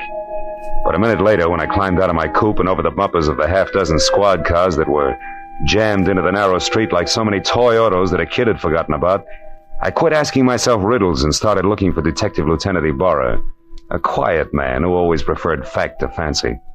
I found him in a cheap but clean uniform-crowded room on the 2nd floor, standing a few feet away from the body of Betty Larson, a girl in a bathrobe who had once been something pretty in her early 20s.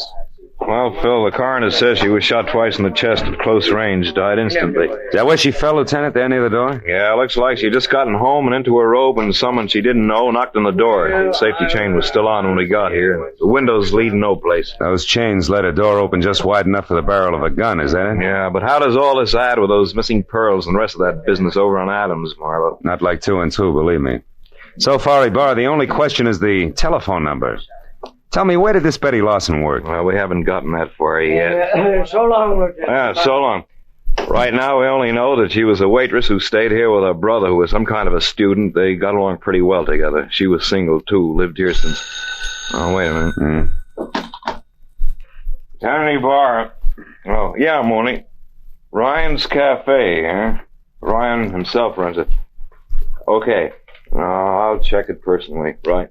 Hey, is that where she worked, Ibarra, Ryan's Cafe? Yeah, but it's funny, Phil. She lived here since early 1947. And Mooney tells me she worked that 24-hour hash house just as long, yet it's way over on the other side of town in Western. Western and where, Ibarra? The 2300 block. Should be near Washington. Washington, which is only 1 block from Adams, and that starts to close the big circle. What do you mean, Marlowe? Well, that the Veneta place is on Adams near Western.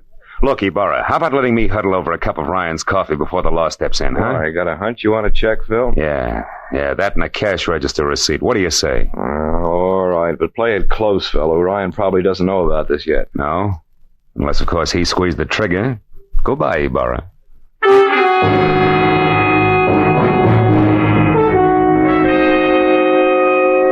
I was a half hour getting over to Ryan's Cafe on Western, which turned out to be a lot of steamed-over plate glass, bragging about a 40-cent hot roast beef sandwich in 2-foot-high white chalk letters.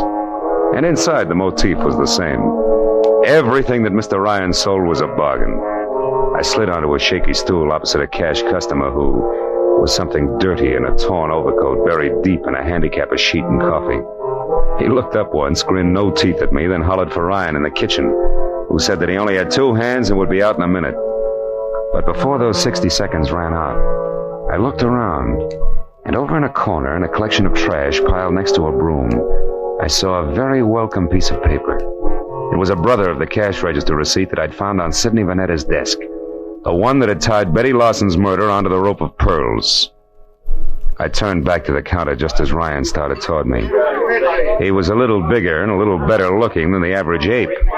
And on his right arm, under thick, coarse black hair that was long enough to braid, there was a tattoo of a dancing girl who, if Ryan ever shaved about his wrist, would freeze to death. What'll it be, mister? Coffee? Yeah, and a little information. You know Sidney Venetta, Ryan? That screwball with a bum ticker over on Adams? Yeah, I know him. Why? What's up? His time on Earth, for one thing, he's dead. Too bad. Should have taken it easier. Cream? No. Pearls. What'd you say? Nothing. Ryan, who brought that tray up to the Venetta place this afternoon? I did. Sure it wasn't Betty Lawson? I'm positive. None of the girls would go near that place. Venetta was hard to get along with. Now you tell me something. What are you, mister? Newshound, collection man, or cop? Getting warm, Ryan. I'm a private detective named Marlowe. I'm thrilled. Good night. Before I finish my coffee? Before I throw you out. I don't like too many questions. Not even easy ones, huh? Like who murdered Betty Lawson? Betty's dead? Yeah. Over in a flat on 59th Street, shot twice with a .32. When'd you last see her, Ryan? A couple of hours ago when she quit for the night. Marlowe, the cops got any idea who did it? I don't know. Right now they're looking for a boyfriend. You're crazy. Betty didn't have a boyfriend. Outside of you? Outside of me. So I'm going over to straighten them out now. Mitchie! Mitchie! Yeah? Get out here and take over. Okay. I gotta move fast. No, you don't, Ryan. Betty's dead, remember? Yeah, but whoever did it ain't. Now, don't try to stop me, Marlowe. You'll get hurt. Look, Ryan, why don't you play smart and... what's the use? Go on, start running. You won't get very far.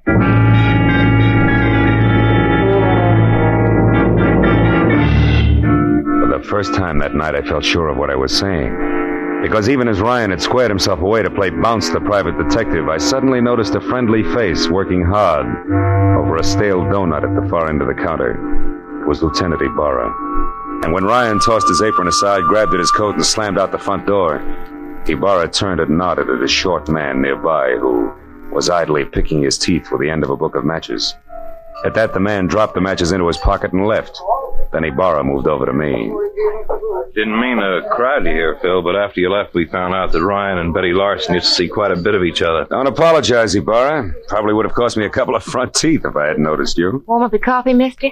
Yeah, please. You, Ibarra? No, Phil, I gotta move now. You see, I don't think Ryan did this. I told Mooney to follow him, but not to pick him up. The chances are good that Ryan's heading straight for Betty's apartment to demand that the police find out who killed his girl, so I'm going the other way, to Ryan's house. There may be another woman in this. Jealous one. But no rope of pearls. No, Marlowe, I don't think so. Good night now. Night, Lieutenant. Well, Mitzi, how long have you worked here? A couple of days. But I don't know nothing about Mr. Ryan. I'm a married woman, and What do you think you're staring at, mister? Maybe something wonderful, Mitzi. Tell me, baby, do you always wear that kind of a uniform when you're working here? Sure. Ryan says this girl should look neat and clean. It helps business. Anything wrong with that? No. Matter of fact, it might be just the lead I'm after. What are you talking about? Yeah, and if I'm right, baby, the rest of this case will be a cinch. So good night and thanks. You've been a big help, sweetheart. When I got back to the corner of Union and 59th, I took the stairs up to Betty Lawson's flat 2 at a time, crossed the fingers on both hands, and prayed. Betty Barra was right about Ryan returning to his girl's place. When I stepped into the room a second later, I knew that I'd never doubt the good lieutenant again because standing next to an open window and staring out at nothing was Ryan himself, numbed and red-eyed. I asked him one question, and although his answer was only a couple of words mumbled between trembling lips, it was all I had to know. Now everything, Betty Lawson's murder, the death of Vanetta, the guy with the forehead and the missing pearls, the whole shebang was starting to fall together. Oh, come on, baby, be home, please.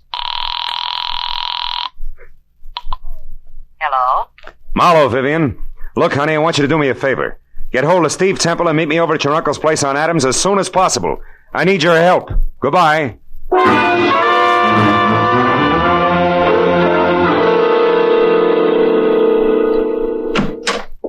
Well, Marlowe, what took you so long? I understood you needed our help and in a hurry at that. I had quite a way to come, Temple. Is Vivian here? Yes, Marlowe, Vivian's here, and that means that we can stop counting noses. Now, why do you need our help? Catch someone who stole once and murdered twice? Murdered twice? That's right. You know, it's my guess that whoever stole that rope of pearls also moved Vanetta's medicine out of reach when his heart started skipping beats. Can you prove that? No, I can't, but it doesn't matter, really, because the guilty one also killed a party named Lawson. And when you pay for one, Vivian, you've paid for them all. I don't follow you, Marlowe. Who are you talking about? I'm not sure, but this much is certain. Vanetta called me at 5. When I got here at 6, he was already dead and the pearls were gone. Now, I figure that whoever took them argued with him first, which makes that person 1, somebody who knew Vanetta, and 2, responsible for the old man's death. Then the new nurse couldn't possibly have been the one who stole the pearls. No, but the new nurse could have been the one who overheard everything while standing right here. Haven't you been able to find this nurse? Not yet. But sooner or later, honey, I'm sure we'll catch up to him. Him? Yes, Temple, I said him. Nurse Lawson is a male with a lot of forehead and few ethics. The person you killed was his sister Betty, a waitress. And don't move, Temple, or I'll be glad that I was forced to put holes in you. Temple's the one? He stole the rope of pearls? Yeah. But this Nurse Lawson who saw him do it got in touch with him, right, Temple? It was filthy blackmail. Which you were going to stop by a filthier murder, and you almost did. Because somehow or other you got the right room in the right house on Union and 59th with the wrong party. Isn't that about it, Temple? Yes, Marlowe. That's about it. Oh, leave me alone, Temple. Now, Marlowe, you don't shoot me without going through Vivian first. Dear Vivian, Sidney's precious niece who was going to have the pearls all to herself. Don't move, Marlowe. It'll cost Vivian her life if you do. I doubt that very much, Temple. Larson. That's right. Joe Larson, forehead and all. Now, you, Temple, step away from that girl or I'll tear you to pieces. No, Larson, no. Now, we can still do business like you said in that note you sent me. I'll split with Shut up. You forget 2 things, Temple. First, you tried to kill me. And second, you did kill my sister. Now, why don't you run for it? Or are you afraid? Which is it? Come on, Temple, talk. I am afraid.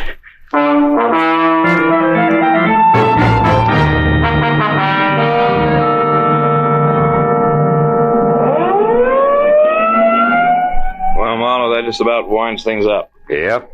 Joe Lawson sent up for attempted extortion, and Temple... Sent up for good. Mm-hmm. Say, Marlowe, when you called a while ago and said that you wanted Temple and me to help you, did you know then that Temple was the murderer? No, I didn't, Vivian. Then I only knew that whoever had killed Betty Lawson had mistaken her for the new nurse, and that the actual nurse was Betty's brother, Joe. Where'd you get hold of that, Phil? Well, it started in Ryan's Cafe, Barra, just after you left. I had nurses on the brain, I guess. And when I took a good look at the waitress there, I suddenly realized that her white uniform, white shoes, and white cap could easily confuse a guy like Temple, who also had nurses on the brain. Well, I can see a killer making a mistake about appearances, all right, but I still don't understand how it is that the telephone number of my uncle's nurse turned out to be Betty's apartment. Because a nurse did live there, honey. Betty's brother was a medical student, part-time male nurse, and full-time bum. You see, Ryan, who brought food to Uncle Sidney, knew that he needed a new nurse, and he sold him on the idea of Joe Lawson. Because he wanted his girlfriend's brother to have a job. Oh, I get it. Say, I know what I'm going to do with those pearls. Sell them? To the highest bidder. Oh, no, I'm going to break up that set. Break up the set. Yeah, I'd like very much to get a pair of earrings out of them.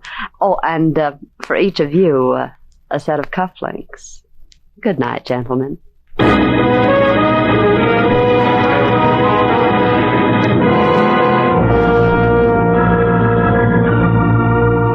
When Vivian got into a car, aimed it toward a collection of chipped rocks on Fountain near Bronson, and waved goodbye, it was nearly 3 o'clock in the morning. No.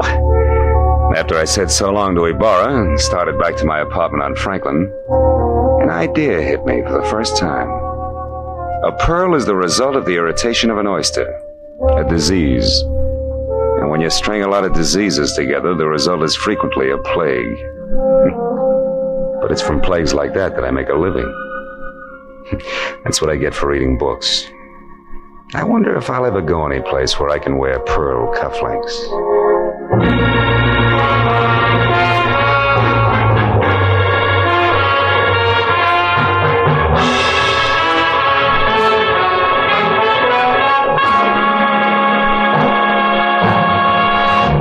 The Adventures of Philip Marlowe, created by Raymond Chandler, stars Gerald Moore and is produced and directed by Norman MacDonald. Script is by Mel Dinelli, Robert Mitchell, and Gene Levitt. Featured in the cast were Junius Matthews, Louis Van Ruten, Fay Baker, David Ellis, Lillian Bayef, and Ed Begley.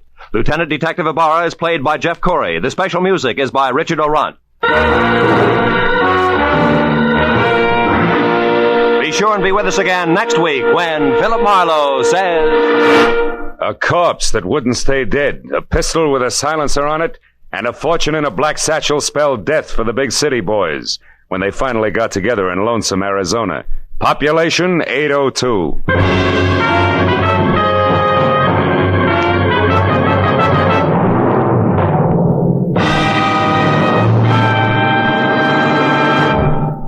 This episode from the life of Sherlock Holmes will be transmitted to our men and women overseas by shortwave and through the worldwide facilities of the Armed Forces Radio Service. Petri Wine brings you Basil Rathbone and Nigel Bruce in the new adventures of Sherlock Holmes.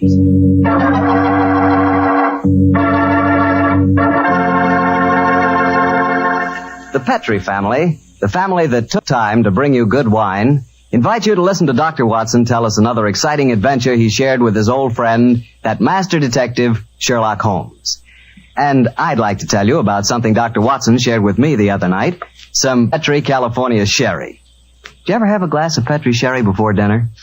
Well, that's a swell time for it, because Petri sherry is the best beginning a good meal ever had. What a wine.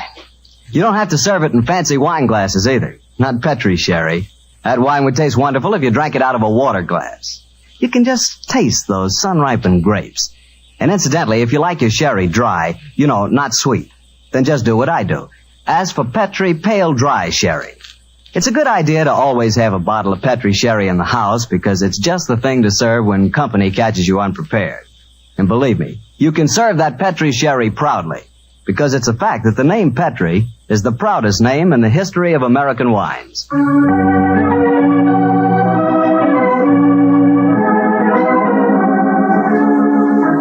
And now let's visit with our good friend, Dr. Watson. I know he's expecting. Come in. Good evening, Mr. Bartell. Evening, Doctor. Oh, you have the old black tin dispatch box out again, I Yes, see. my boy. I've just been refreshing my memory on one or two points in connection with tonight's story. Draw up a chair. Thanks. That's it. The tobacco's in the jar beside you. Thanks, Doctor. I'm particularly excited about hearing your story tonight. Last week, you told us that Sherlock Holmes' brother, Mycroft Holmes, took part in the adventure. That's quite right, Mr. Bartell. I didn't even know Mr. Holmes had a brother. I wish you'd tell me something about it. Well, Mycroft was 7 years older than Sherlock, but the difference between them was amazing. While Holmes was lean and consumed with a burning energy, his elder brother was fat and lazy. And yet Holmes has often told me that Mycroft was his superior in powers of observation and deduction. Well, now that you've thoroughly whetted my appetite, Doctor, how's about it? Very well, my boy. I suppose this story really began in Mycroft Holmes's room at the Foreign Office in London. Although I've said he was a lazy man, he he did hold a position of considerable importance. In fact, you may remember that on more than one occasion, Holmes has said, Mycroft is the British government. But to get back to my story. It's on a June morning in 1912, just before the First World War, that a young man in the Foreign Office named Guy Travers stood talking to Mycroft Holmes, who sat sprawled in an armchair before him, his feet resting on another chair, his cupped hands cradling his ample stump. Mr. Holmes? Mr. Holmes, you haven't gone to sleep, have you, sir? No, Travers, I'm not asleep. I'm just waiting for you to get to the point. Well, sir, the point is that I'm on the track of a most elusive female spy. Dear me, how exhausting. She's dangerous, sir, very dangerous. She's not only a collector of information, but a sort of central clearinghouse of military secrets as well. You seem to be a little young, Travers, to be on such a case. I asked for the assignment, sir. Why? Female spies aren't as glamorous as they sound, you know. No one knows that better than I do, sir. You see, my brother got mixed up with this girl 2 years ago. He was cashiered from his regiment and committed suicide. I'm sorry, Travers. Tell me what you found out about her. You say you've been on her track? I've traced her to a number of seaside towns, but she keeps slipping through my fingers. Have you a list of towns? Yes, sir. Here you are. No. You read them to me. Well, I first got on her track at Torquay. From there, I followed to Weymouth, Bournemouth, Portsmouth, Bognor, Worthing, Hove, Brighton, and... I trust you drew the obvious conclusion. I think I did, sir. Several of those towns are naval bases. No. The list you've just read me is a recognized theatrical circuit. Oh, I never thought of that. The simplest way to track down your spy is to find whether she was appearing in either a play or variety act in all of the towns on the dates covered by your inquiries. Yes, Mr. Holmes, I'll do that at once, and I'll report back to you. Oh, very well if you must. Close the door quietly, won't you? I'm confoundedly sleepy.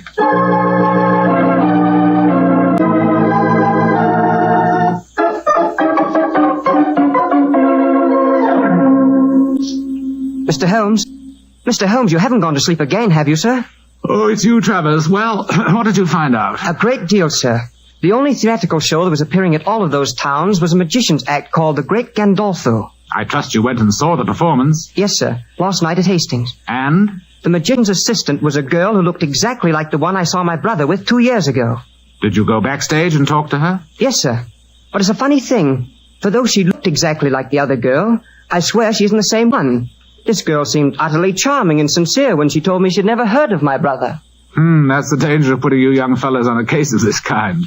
A beautiful woman and a good actress can fool you 9 times out of 10. What's your next move, Travers? Well, sir, I was hoping perhaps you might come down with me and see the act. It's playing at Eastbourne tomorrow. It's not very far, sir. Stir my 20 stone. Leave the comforts of my office and club to track a spy. No, my boy. However, your mention of Eastbourne gives me an idea. Yes, sir? My young brother Sherlock is living on a bee farm a few miles outside Eastbourne. He might help you. He's a great detective, isn't he, sir? I have never regarded him as one, though I will admit that for a man with such a shocking excess of physical energy, he possesses a relatively superior mind. Yes, go and ask Sherlock. Thank you, sir, I will. Tell him that if he can solve the case, I'll do it for him, and without leaving London.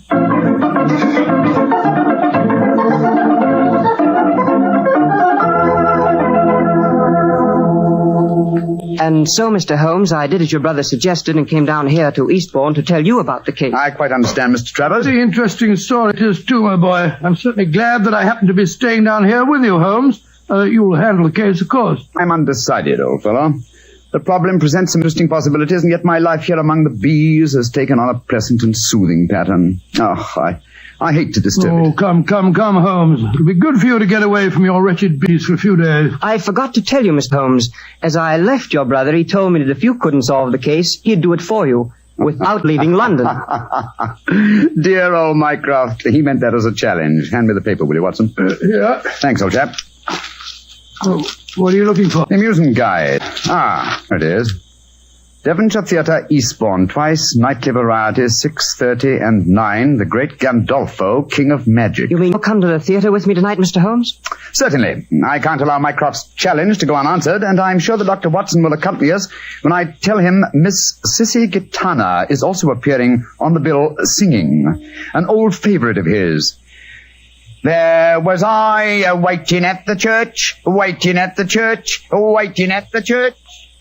He left me in the lurch. Lord, how it did upset me. All at once, he sent me round a note. Here's the very note. This is what he wrote. Can't get away to marry you today. My wife won't let me.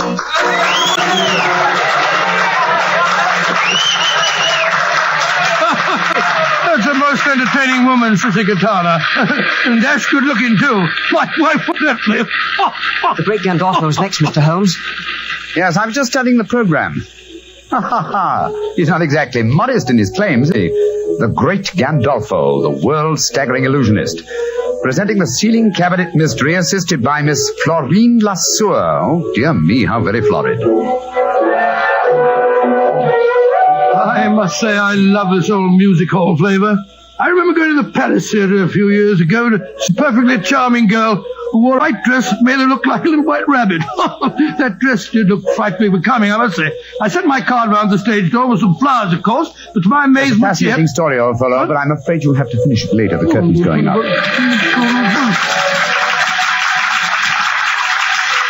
There he is. That's the great Gandolfo. By Jove, this assistant's very attractive, isn't she? Listen. Ladies and gentlemen, it gives me great pleasure to be here before you tonight. I may say that the ceiling cabinet mystery that I am about to present has entertained and perplexed half a dozen of the crown kings of Europe, together with their queens. Come, don't talk so much. Get on with the trick. And I may say I'm hoping that you, ladies and gentlemen, will give me the same courtesy and attention that was given me by the royalty I have just mentioned. Now, before I present my illusion, I should like to ask for 2 volunteers from the audience who will come up here beside me on the stage so that I may be watched. Two volunteers, please. Wait for us here, Mr. Travers. Very well, Mr. Holmes. Come on, Watson. You mean that we're going up on the stage? Yes, it's a wonderful opportunity. Do I see 2 gentlemen rising? Splendid. 2 gentlemen are coming up from the audience. 2 gentlemen that I have never seen before. Watch the step, please. That's it. Over the footlights and onto the stage. Right. And now, sir, have you ever seen me before? Never. And you, sir? Don't be afraid to speak up, sir. No, I haven't. Miss Lasseur, please see that the gentlemen are seated. I thank you. Now, ladies and gentlemen, I want you to watch me closely. You will observe that there is a wooden cabinet on the stage. There is also another cabinet of the same shape and size hanging high above me, which you can all see. A glass of water, please, Miss Lasseur. Oh, go on. Put a sock in it. What did you say, sir? You heard. You ain't got cloth here. We will dispense with the glass of water. Now, my assistant, Miss Florine Lasseur, will step into this cabinet on the stage. I want you 2 gentlemen to watch very closely. Miss Lasseur is now lying inside the cabinet, is she not? Yes, she is. Very well. I close the lid. So, I lock it with these bolts. And now, I ask one of you gentlemen to attach this padlock to the box. You, sir, will you oblige me? Very well. I thank you. And now, ladies and gentlemen, before your eyes you have seen Miss Lasseur enter a cabinet on this stage. A cabinet that has been bolted and padlocked. You can still see the duplicate cabinet hanging above me by an attachment of wires and pulleys. I now count a 1, a 2, a 3, and fire this revolver at the cabinet above me. Now, if you 2 gentlemen will kindly help me, we will lower the ceiling cabinet to the stage.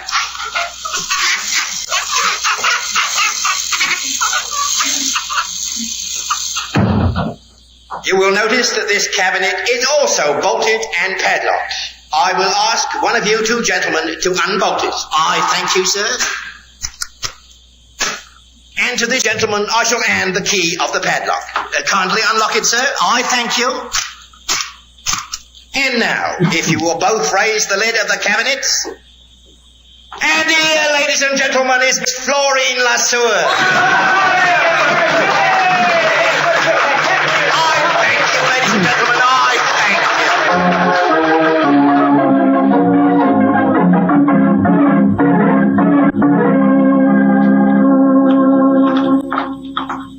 why did we have to leave, Holmes? I was having a wonderful time. Sorry to drag you away, Watson, but there's work to be done. Mr. Holmes, if you want to go backstage, I'll introduce you to Miss LeSueur. Oh, that's a splendid idea. Before we do that, Mr. Travers, there's one important fact I want to know. What is it, sir? I presume you have a dossier of the available facts concerning this spy? Yes, sir. Everything that we've been able to find out. Among that evidence, do you by any chance have any fingerprint records? Yes, sir, I do. Splendid. Then let's go at once to the nearest police station and compare the fingerprints on this glass with those in your possession. Where did you get that glass, Holmes? You remember that Miss LeSueur, before she entered that cabinet on the stage, handed Gandolfo a glass of water. You mean that's the glass? Why else should I be carrying a drinking glass with me, old chap? Very neat, Mr. Holmes, and right under the nose of a magician, too. Well, I'm not exactly inept at the practice of legerdemain myself, Mr. Travers. Come on, let's have a talk with that local fingerprint expert, shall we?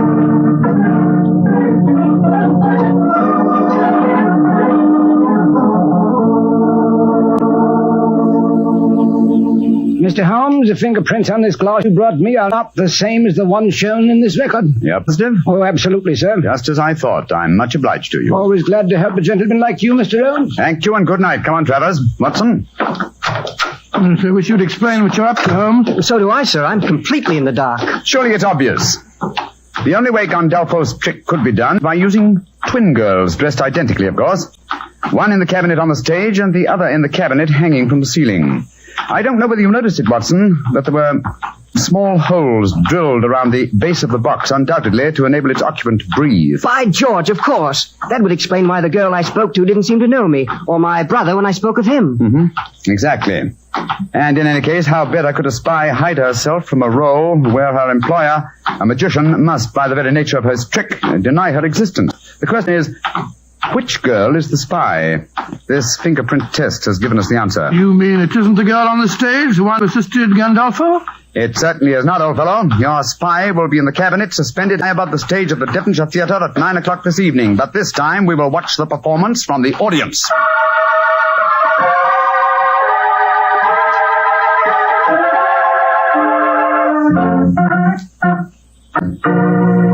Now, watch me closely, ladies and gentlemen. There is no deception. 1, 2, 3. And now, if you two gentlemen will kindly help me, we will untie the ropes and lower the ceiling cabinet to the stage. Holmes, we mustn't let her get away. Don't worry, old chap. But keep your eyes skinned. He may have a surprise for us. And I will now ask one of you two gentlemen to unbolt the cabinet. I thank you, sir. And now, if this gentleman will take the key and unlock the padlock, I thank you, sir. And now, if you will both raise the lid of the cabinet, I thank you. And here, ladies and gentlemen, is Miss Florine LeSueur. Miss LeSueur, step out, please. Miss LeSueur, bring down the curtain. It's been an accident. Come on, Watson. Let's get up on the stage. Right, you are, Holmes.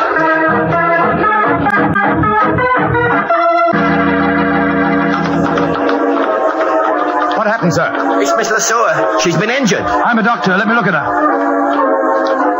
I'm afraid she's beyond the help of doctors, Watson. Look at that bullet wound in her head. She's been murdered.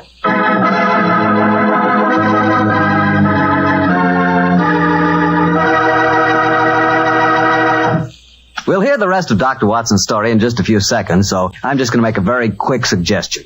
If you like good food, who doesn't, you'll find that good food always tastes better when accompanied by a good glass of Petri wine. And Petri makes wonderful mealtime wines. If you like a red wine, you know, to go with any meat or meat dish, you'll really like Petri California Burgundy. And if you prefer a white wine to go with chicken or fish, you couldn't ask for a better one than Petri California Sauterne. Remember those two wines, huh? Petri Burgundy and Petri Sauterne.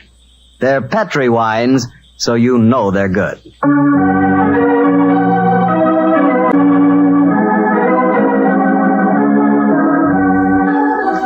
And now back to Dr. Watson and tonight's new Sherlock Holmes adventure, The Great Gandolfo.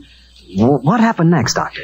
You just got to the part where you and Sherlock Holmes on the stage of a vaudeville theater were examining the dead body of one of the great Gandolfo's assistants. That's right, Papa. As you can imagine, the excitement was intense. The local police were soon at the theater, and the officer in charge, a certain Sergeant Buff, seemed to take a very great personal dislike to Sherlock Holmes. So the great Sherlock Holmes comes out of retirement to teach our police force how to handle a case. Oh, Sergeant Buff, you're being ridiculous.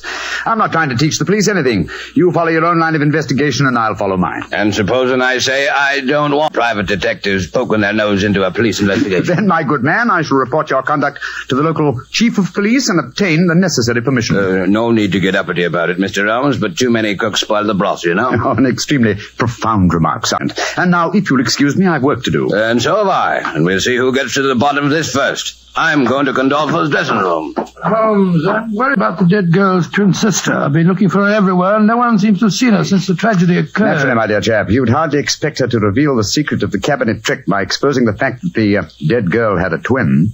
I never thought that. But we saw her there on the stage when the trick started. Seems to me that she's in great danger. She is in very great danger. But don't worry.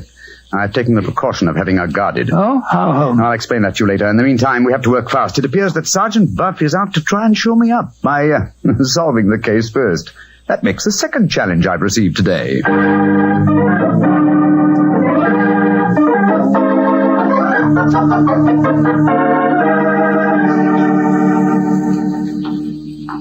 Well, Mr. Holmes, and how are you getting along? Splendidly, thanks. And you? I'm beaten. I don't mind admitting it. I thought at first the one man it couldn't be was Gandolfo because he was on the stage all the time. But then it seemed to me that he might have fired a live bullet when he shot at the box on the ceiling. The angle from the stage wouldn't coincide with the bullet hole in the bottom of the box, Sergeant. That shot must have been fired from the audience below. Mr. Holmes, you know who did it, don't you? Yes, Sergeant, I do. I wish you'd tell me, Mr. Holmes. It should be obvious, Sergeant. Once you examine the corpse, please tell the Sergeant your findings. The girl was lying on her back in the box. There was a small hole in her forehead and a large one in the nape of her neck. Exactly. And since the point of entrance of a bullet is smaller than the point of exit, it proves that she must have been shot lying in the box from above. Once the box was in position over the audience, she could have been shot only from below. Therefore, the girl had already been killed when the box was hoisted to the ceiling. Right, Joe, yes. And only one person could have done that. Only two. How do you figure that out, Mr. Holmes? The dead girl's sister had the same opportunity as the great Gandolfo himself. Of course she had. Now I see why you were having her watched, Mr. Holmes. And if you'll excuse me saying so, sir, I begin to think it's a good thing you're on this case after all. Oh, that's very generous of you, Sergeant. And now perhaps if you'll do me the favor of keeping an eye on Mr. Gandolfo yourself? Of course I will, sir. Where are we going, Holmes? To the Jolly Fisherman Hotel to call on Miss Lasseur. How do you know she's there? I just received a message from young Travers. He followed her on my instructions as she left the theater. Come on, old chap. There's no time to be lost.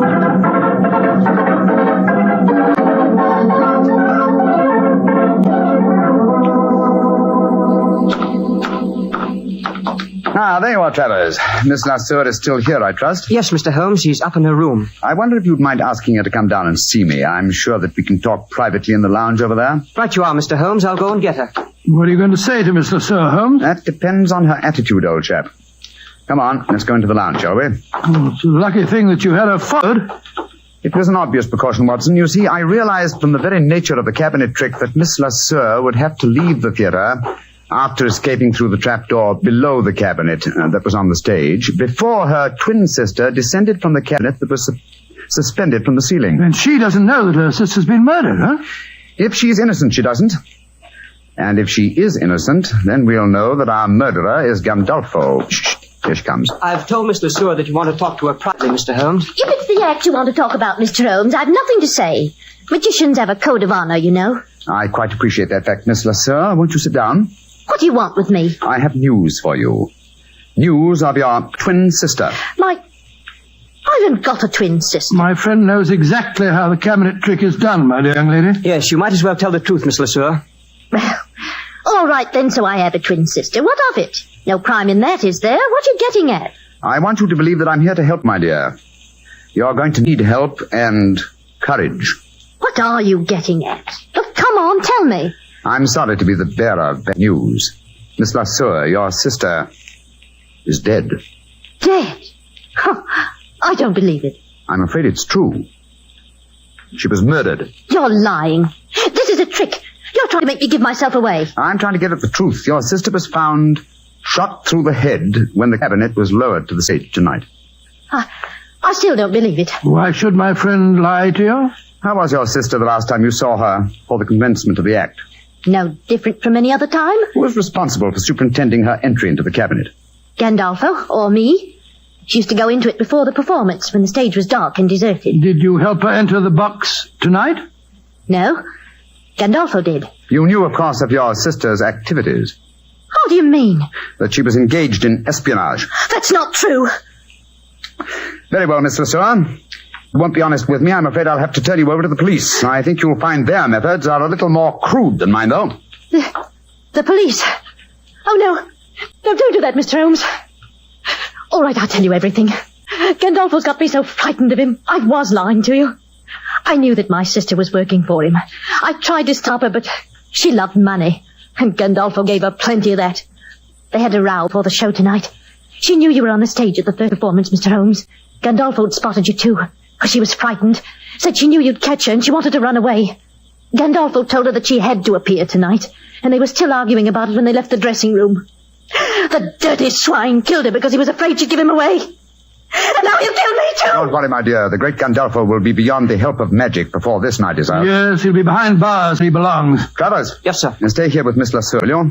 We'll be back later. At the moment, there is unfinished business awaiting us at the Devonshire Theatre.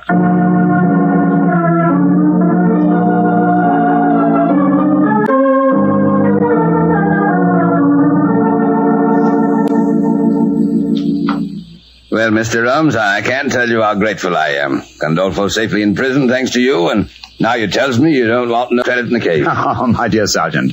I'm really a bee farmer, you know. In any case, I want to restore your faith in private detectives. The next time you meet one, I'm sure you won't be so unfriendly, shall I say? I'm humble, sir. I'm very humble, and I thank you very kindly for all you've done. Oh, and by the way, Mr. Holmes, this telegram arrived for you at the theater while you were away, and here you are, sir. Oh, thank you, Sergeant Buck. No, sir, it's me that should be thanking you, sir. Who on earth knew that you were at the theater tonight? And we'll soon find out. Well, what does it say, Holmes? It's from my brother, Mycroft. Mycroft? What's he got to say? Oh, really, it's quite humiliating.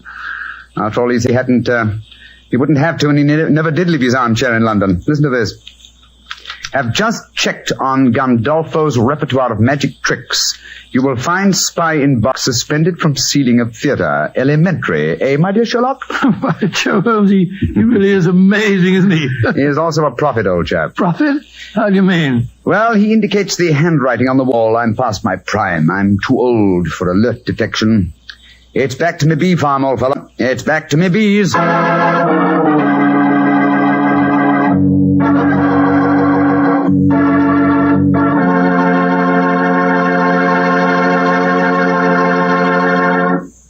Doctor, that was a swell story. I bet it was an interesting case to work on. Yes, it certainly was. I've always had a fancy for the theater, you know. What you really mean, Doctor, is you always had an eye for a pretty girl. Mr. Patel, you're a very blunt fellow. Why not? I must admit, I like to look at a pretty girl myself. You, Mr. Bartell? Why shouldn't I like to look at a pretty girl? Oh, go right ahead and look, my dear fellow. Go right ahead.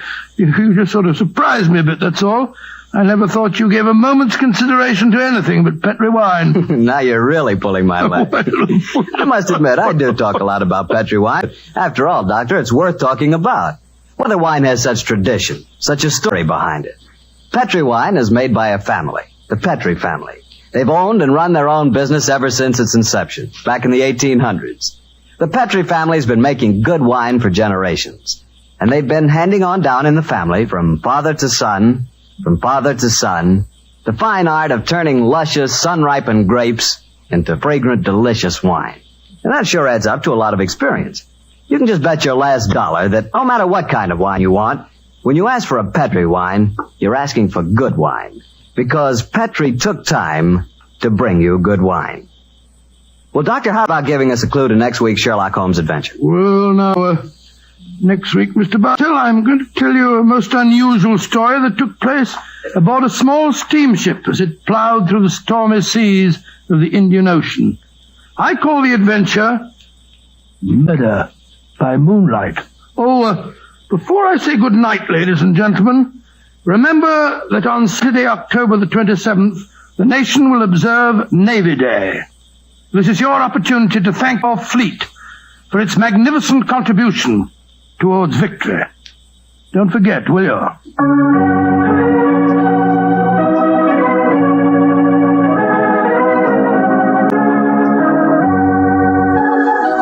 Tonight's Sherlock Holmes adventure is written by Dennis Green and Anthony Boucher and was suggested by an incident in the Sir Arthur Conan Doyle story, The Second Stain. Mr. Rathbone appears through the courtesy of Metro-Goldwyn-Mayer and Mr. Bruce through the courtesy of Universal Pictures, where they are now starring in the Sherlock Holmes series.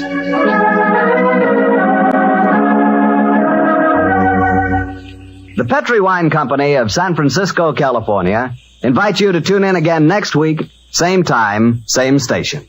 This is Harry Bartell saying goodnight for the Petri family. Sherlock Holmes comes to you from our Hollywood studios. This is the Mutual Broadcasting System. This episode from the life of Sherlock Holmes will be transmitted to our men and women overseas by shortwave and through the worldwide facilities of the Armed Forces Radio Service. Petri Wine brings you Basil Rathbone and Nigel Bruce in the new adventures of Sherlock Holmes.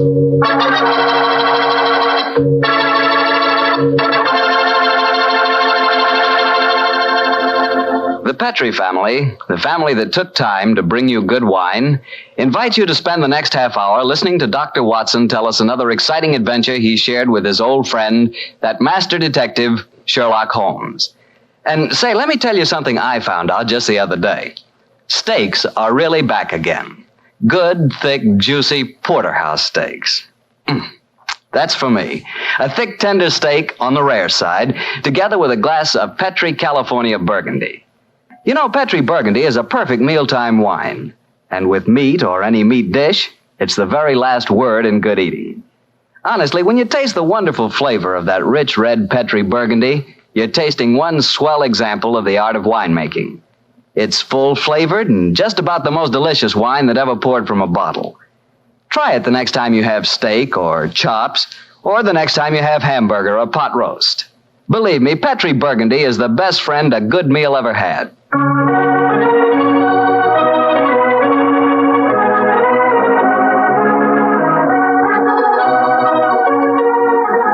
And now let's look in on our good friend and host, Dr. Watson. Come in. Ah, there you are, Mr. Bartell. Evening, Doctor. Just in time to join me in a cup of coffee. Draw up your chair, young fellow, my lad. Thank you. Ah, that's it. Well, Doctor, you told us last week that tonight's new Sherlock Holmes adventure takes us to the south of France. That's right, Mr. Bartell. The south of France in the year 1900. A beautiful playground bordered by the bluest of blue seas and populated with an extraordinary cross-section of cosmopolitan Europe. Rich man, poor man, beggar man, thief. All of them attracted by that Riviera paradise. All of them drawn by the magical spell of a small white ball spinning round the rim of a roulette wheel. Now, don't tell me that you and the great Sherlock Holmes were there on a gambling spree. We were not, Mr. Bartell. At the time my story begins, we just concluded an extremely delicate mission. A mission, I may say, that concerned the safety and good name of a very prominent member of the royal family. Say, Doctor, you don't mean... One story at a time, Mr. Bartell. In any event, my boy, I'm afraid that's a case about which my lips are sealed for all time. But to return to tonight's adventure, one June evening, I persuaded Holmes to accompany me to the gambling casino at Fréjus, not far from Cannes, where we were staying. It wasn't quite as fashionable as a casino at Monte Carlo, but as I intended to do a little modest gambling myself, it seemed an establishment more suited to my means. As we stood there at the green baize-covered tables, the chatter of voices and the melodic chanting of the croupiers as they called the results of each spin of the wheel formed a background to a quiet conversation that Holmes and I were having.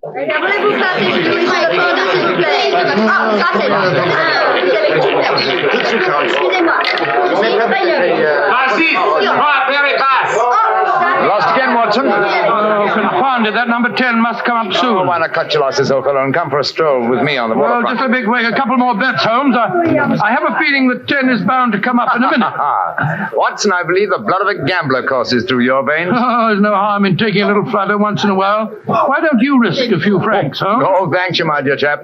The law of averages convinces me that my money is safer in my pocket. In any case, I'm a little dubious as to the integrity of this particular casino. Well, what makes you say that? Well, you will observe that this roulette wheel has a double zero. Most continental wheels have only a single one.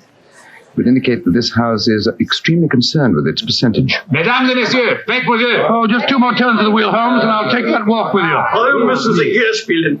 Why do you not play from the other side of the table? Why must you always stand next to me? Hello. The trouble up there? I've placed my bet, so let's go and see. I ask you, so why do you play here beside me?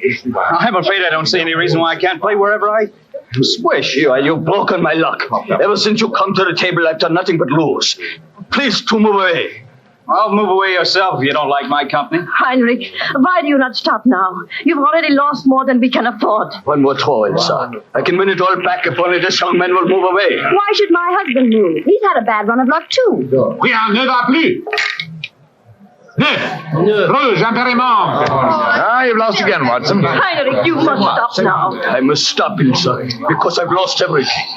I hope you're satisfied, Mr. American. You've broken my luck and ruined me. I hope that you and your friend will be ruined too. Heinrich, wait for me! I've never heard such rubbish in my life.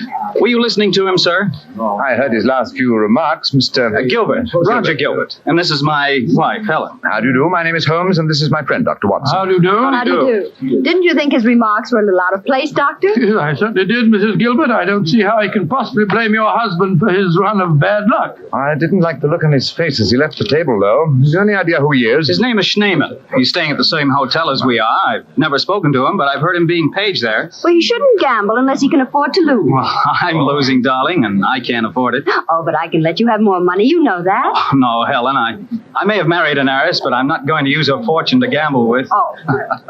I'll lose my own money, and then I'll quit.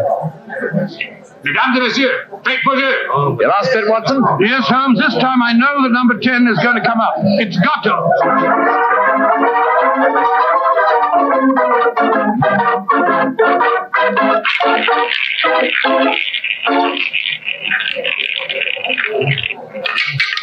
Numéro 10.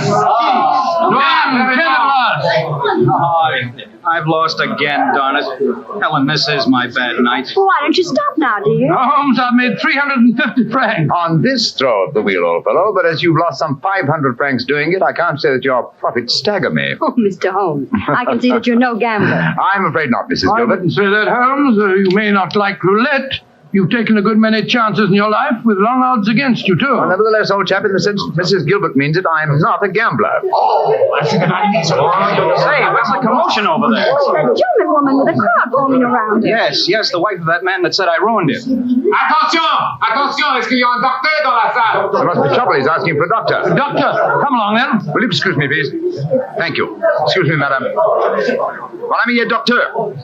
Monsieur, cette dame a besoin d'un docteur. What happened, madame? It is my husband. Is he ill? I just found him lying out in the garden. Please come with me at once, gentlemen. Of course we will, madam. What seems to be the matter with him? Herr Doctor, I think he is dead.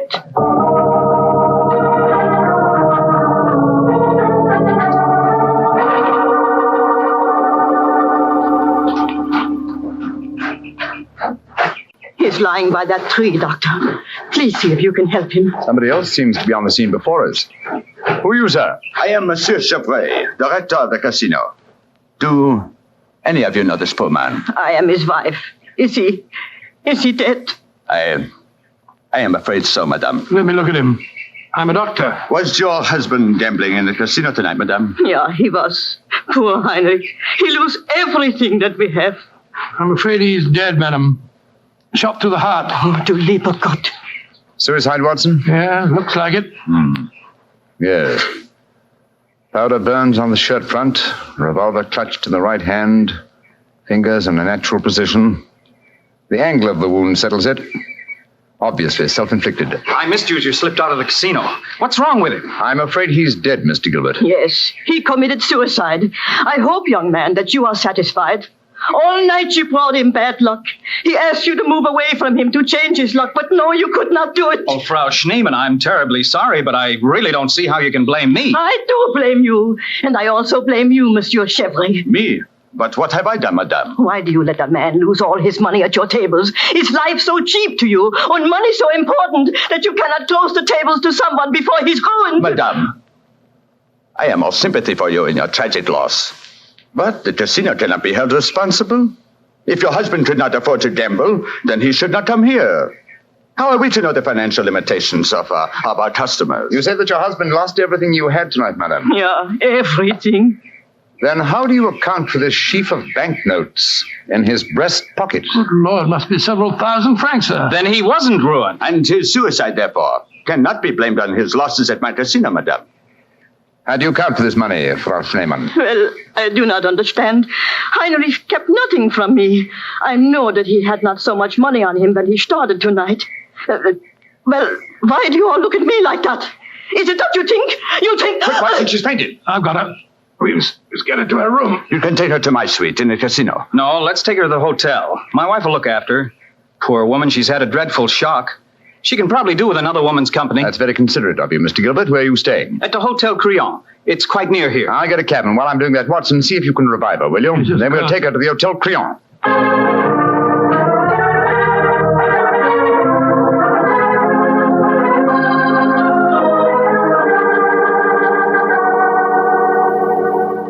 Very kind of you, Mrs. Gilbert, to let us bring the poor lady into your suite. Well, it's the least I can do, in spite of what she said about Roger bringing her husband bad luck. I'm sure she'll need your help when she wakes up, Helen. Yes, I think you'll find that she'll sleep for some hours. I gave her a strong sedative. Well, we were just about to have a drink, gentlemen. Do you care to join us?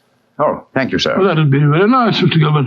Roger was just telling me that quite a large sum of money was found on Herr Shademan's body, Mr. Holmes.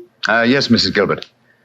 Several thousand francs. It's very puzzling, Holmes. Why should a man commit suicide with so much money on him? I think the answer is obvious. He didn't. What on earth do you mean? Well, the money was placed there after he had shot himself. The banknotes were in his breast pocket, if you remember. Hardly the usual place to carry money. Though it is the easiest pocket for someone to insert it without disturbing the body. But why on earth should someone place money on him after his suicide? To prevent the casino from getting a bad name. I've heard of it being done on several similar occasions. Gives the impression that the unfortunate victim had other motives than gambling losses to account for his suicide. Great Scott, you mean that one of the casino employees found the body lying there and slipped the money in his breast pocket before we arrived on the scene? As you know, my dear Watson, I'm not a gambling man, but I'll lay you 100 to 1. That is what happened. Well, that's a new one.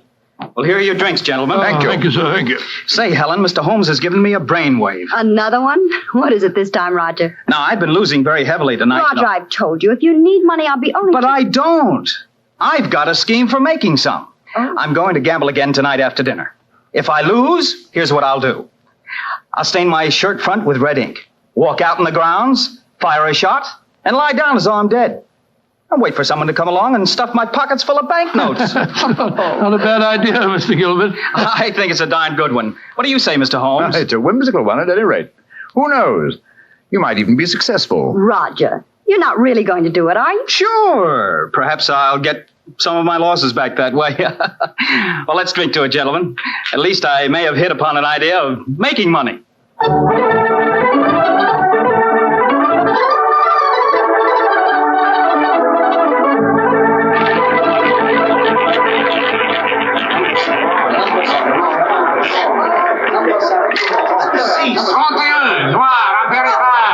My dear Watson, you'll have to work hard at your practice when you get back to England.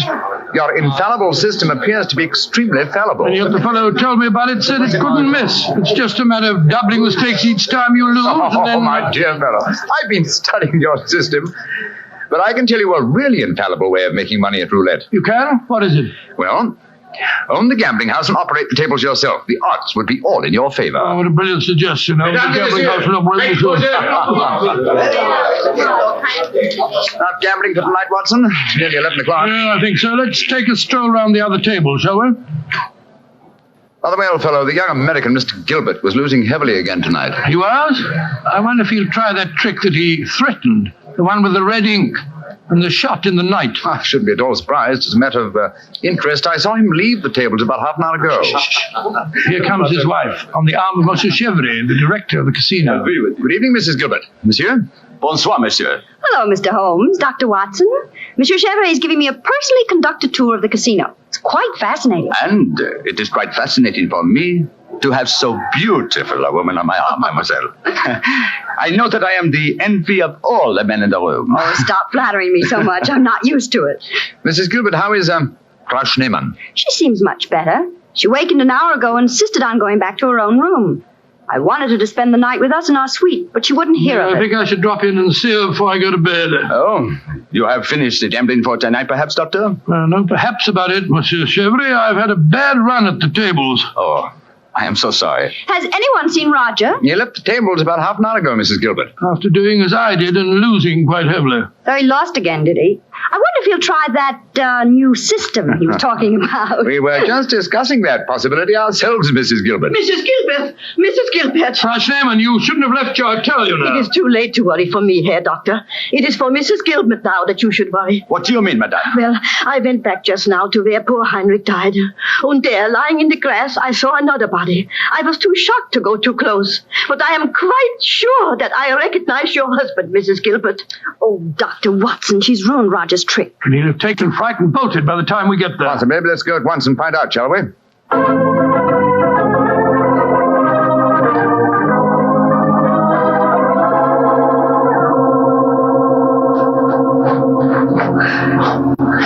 He hasn't gone. He's still lying there. It's a most convincing spectacle. That red ink really does look like blood. Yes. And blood sometimes looks like red ink. Mr. Gilbert. Roger, get up. The joke's spoiled. Roger! Get up!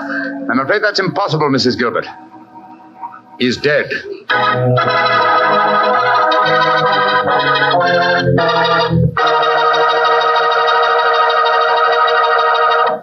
Dr. Watson's story will be continued in just a second, which is all the time I need to tell you that the easiest way I know to transform a simple meal into a feast is to serve that meal together with Petri California Sauterne.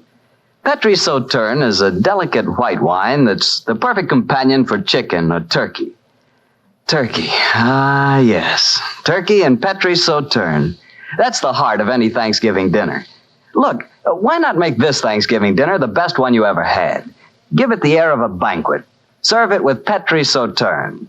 And when you buy that Sauterne or any wine for your Thanksgiving dinner, whatever you do, look for the letters P-E-T-R-I, because a Petri wine is always a good wine. Well, Doctor, so the young American's joke turned out to be another tragedy. Yes, Mr. Bartell. The poor fellow was lying there dead, with a bullet wound in the heart and a great splash of blood staining the whiteness of his shirt front. What happened next? Monsieur Chevrolet, director of the casino, took the distraught widow away from the scene, while Holmes and I examined the body closely. Within a few minutes, we were joined by Inspector Ganivet of the French police. As we stood there in the moonlight, the sounds of music could be heard from the casino. It was hard to believe that two men had died in that lovely garden since the moon had risen.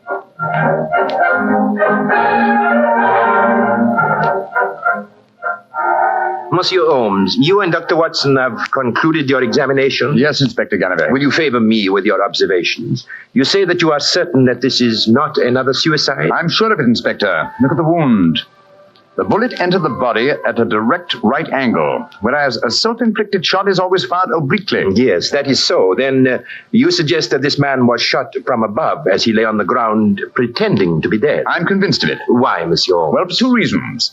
Though it's impossible to be sure without a laboratory test, I'm certain that beneath those blood stains are stains of red ink.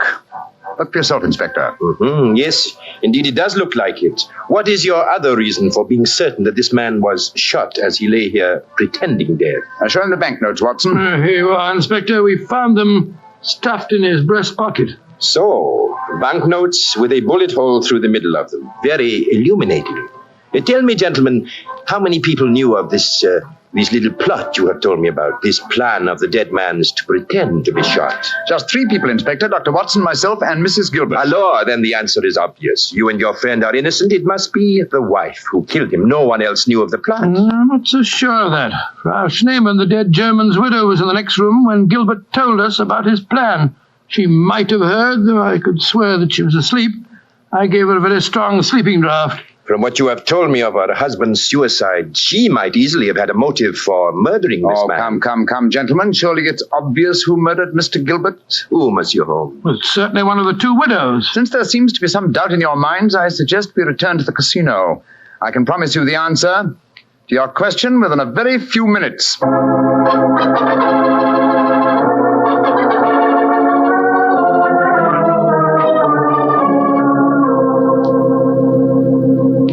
Well, Monsieur Chevrolet, now that we're all assembled in your office, I shall sit down quietly and let Inspector Ganivet conduct his examination. No, Monsieur Holmes. No, you have handled the case so far. Please to continue it to the end. Yes, Monsieur Holmes. I should appreciate it. On behalf of the casino. Very well, gentlemen. It won't take me long.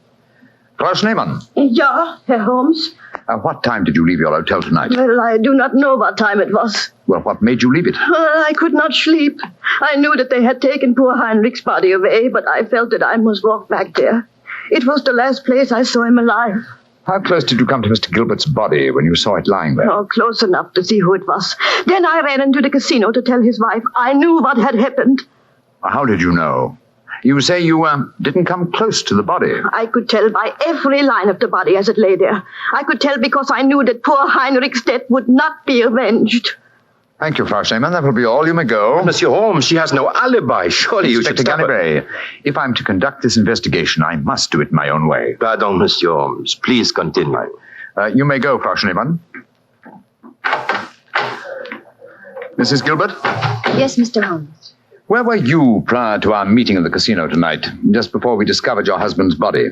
After I left the hotel, I walked over here along the seafront.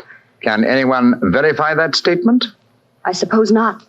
I didn't meet anyone that I knew. And what did you do when you arrived at the casino? I played a little chemin de fer. A few moments later, Monsieur Chevrolet came over to the table and asked if he might escort me over the club. 10 minutes after that, we walked into you and Dr. Watson. That is quite true, Monsieur Holmes. I can swear to it. Thank you, Mrs. Gilbert. I'm sorry to distress you with these questions. You may go. I'll wait outside, Mr. Holmes. I must know what happened. Wait for me there, madame. I shall join you in a few minutes and escort you home. Well, another suspect with a poor alibi, eh, Ganivet? I must say, Monsieur Holmes, your methods puzzle me. It seems to me that both those women should be watched. Yes, I agree with the Inspector, Holmes. Please don't worry, Inspector. I've asked two of your plainclothes men to keep an eye on the ladies. And now, Monsieur Chevrolet, I'd like to ask you a few questions. Ask me any questions you wish, Monsieur Holmes. Thank you. You will agree that it is the custom of the casino to put money on the bodies of suicides after their death, to give the impression that gambling losses were not responsible for the tragedy. Well, I do not think... Oh, come now, Chevrolet. I know that is a fact as well as you do. Exactly. Now, on those rather gruesome occasions, whose responsibility is it to secrete the money? Yours? Or do you entrust the matter to an underling? I do it myself. I see. Did you place the money on Herr Schneemann tonight? Yes, monsieur, I did. And did you also perform the same service on the body of Mr. Gilbert? No. I knew nothing of that death until the German lady Frau Schneemann came running into the casino. Excuse me interrupting, monsieur. Of course, Inspector. What is it? I think that you are wasting time. It is obvious that Madame Gilbert committed the crime. She knew of her husband's plot, she had no alibi, and she had the motive. For is not marriage itself the greatest of all motives for murder? Oh, my dear Inspector. How very cynical. Madame Gilbert did not kill her husband. I know it. And what is your opinion, Watson? Well, it's that German woman. She had no alibi either. And remember, she was half mad with grief. Mr. Chevrolet, you say that you know Mrs. Gilbert is not guilty. How do you know? I was with her myself at the time the murder was committed. Oh, indeed. How very interesting. And what time was the murder committed? Well, it was... Our investigations have never established what time the murder was committed, Monsieur Chevrolet. I'm afraid you've walked into my trap. You've given yourself away. Great Scott, Chevrolet, it was you. Chevrolet, I've known you a good many years, and this is going to be a hard thing to do. I am going to arrest you. Oh, no, you're not, Genevieve. Put down that revolver, sir. Do not be frightened, Doctor. I am not going to shoot you. Chevrolet, why did you murder Roger Gilbert tonight? Surely you know that too, Monsieur Holmes. Because I am in love with his wife. She's young, beautiful, and rich. It did not occur to me until I saw the young fool lying there tonight pretending to be dead.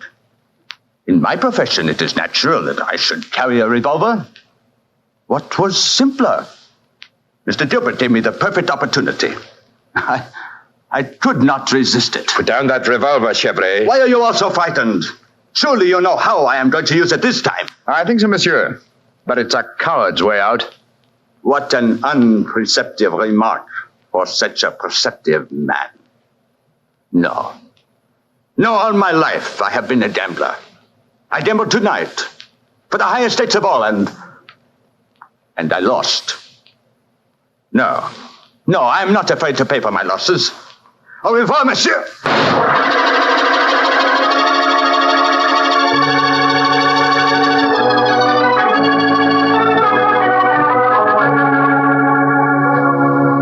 What an extraordinary case, Holmes. I never suspected Chevrolet. And I, old chap, suspected him from the beginning. Well, I wasn't the only one who was stupid anyway. Inspector Ganivet thought it was the wife. True.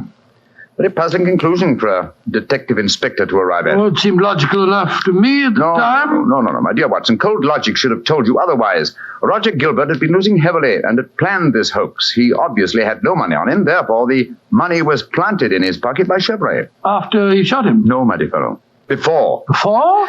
The bullet hole through the banknotes provided that. Now, had the money been put there innocently, Gilbert would have, come back to life as soon as the person placing it there had left. He would not have remained lying on the ground for a murderer to find him. And Chevrolet must have bent over him as he lay there, placed the money in his breast pocket, and then fired. Precisely, Watson. Well, Holmes, I must say you solved it very neatly. You've told Inspector Ganivet that you wanted no credit in the case. Naturally, publicity would be unfavorable. If you remember, no one is supposed to know that we're in the south of France. I'm certain that the inspector learned a few tips about detection tonight. Possibly, old fellow, and I hope that you have learned a few things about gambling. How do you mean, huh? Well, you're backing the wrong color. A gambler is usually superstitious, and superstition... Well, I should have told you what color to follow tonight. I still don't understand you, Holmes. I was playing number 10. Exactly. Number 10 is black. You should have followed a red color tonight, old fellow. The color of red ink. Red ink. And blood.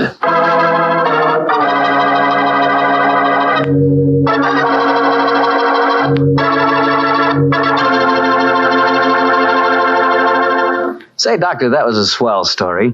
I didn't know you liked to play roulette. Well, I figured out a system for roulette. It's like yours. Every time you lose, you double your money and keep doubling until you win. Oh, it's a great system, Mr. Bartell. There's only one thing wrong with it. What's that? You usually go broke before you win. Look, take my advice. Don't gamble. You can't beat the laws of chance. But suppose I bet on a sure thing. Like what, for instance? Oh, like the fact that Petri wine is always good wine. It is, you know. Because the Petri family has been making wine for generations. They've been handing down from father to son, the art of turning luscious, sun-ripened grapes into delicious, fragrant wine. Ever since the Petri family started their business way back in the 1800s, they've been perfecting the art of winemaking. That's why Petri wine is always good wine. The Petri family took time to bring you good wine. So no matter what type wine you prefer, why not take a few seconds of your time to look for the letters P-E-T-R-I? They spell delicious wine, Petri wine. Well, Dr. Watson, what new Sherlock Holmes story are you going to tell us next week? Next week, Mr. Bartell, I'm going to tell you of a strange adventure that Sherlock Holmes and I had when we were in Stratford-on-Avon many years ago. It concerns an actor, a mysterious boating accident, and several dead butterflies. Sounds good, Doctor. I'll see you then. Oh, fine, but now, don't forget, next week we're going to broadcast our program from the Paramount Theatre in Hollywood for the Victory Loan Drive. So if any of our friends are going to be in Hollywood, we'd love to see them there. Just buy a Victory bond at any store or bank on Hollywood Boulevard, and in return, you will be given your ticket of admission. Better hurry up, though, before all the seats are gone. Let's really buy lots of those Victory bonds. Let's finish the job.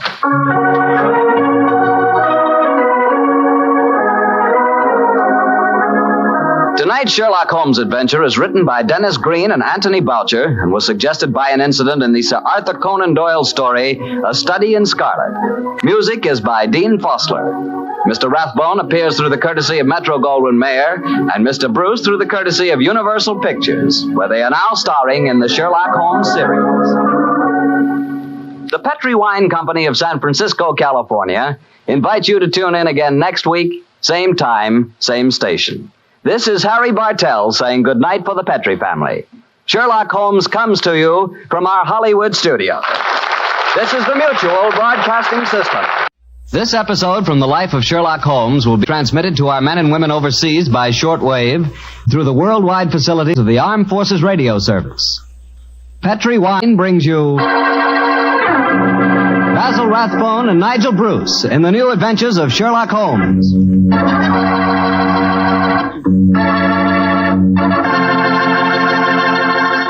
The Petri family, the family that took time to bring you good wine, invites you to listen to Dr. Watson tell us another exciting adventure he shared with his good friend, that master detective, Sherlock Holmes. And if you ask me, the best way to listen to that story is to do it with a glass of port wine right handy. Petri California Port. No kidding, that Petri Port is just swell for any time good friends get together to talk things over. You couldn't ask for a more delicious wine. Why, just looking at the deep, rich red color of that Petri Port tells you that here's a wine with a flavor that comes right from the heart of sun-ripened grapes. If you haven't ever tried Petri Port, why not get a bottle and have a glass after dinner tomorrow night? It's a perfect after-dinner wine, you know. And share that port with your family and your friends. And don't forget, when you serve Petri Port, you can serve it proudly. Because after all, the name Petri is the proudest name in the history of American wines.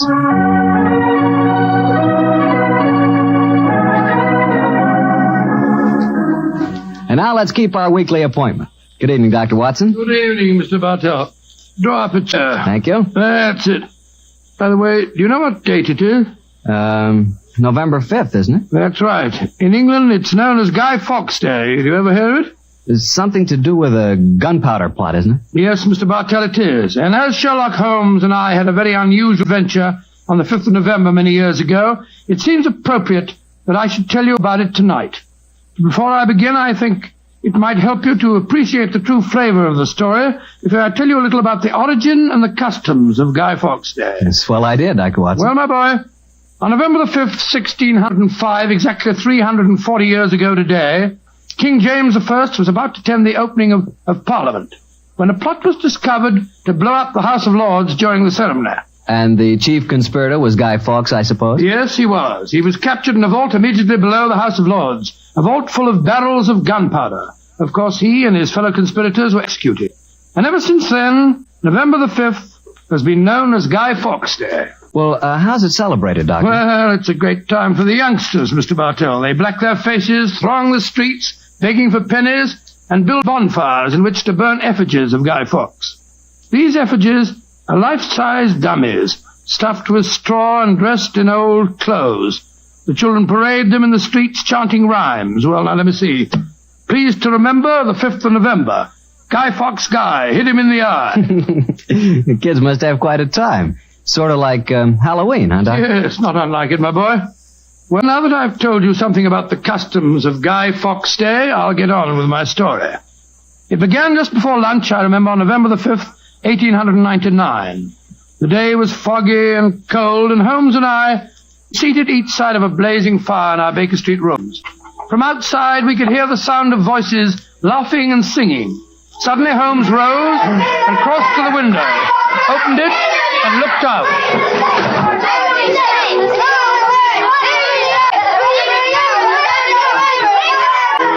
Then he turned to me and spoke.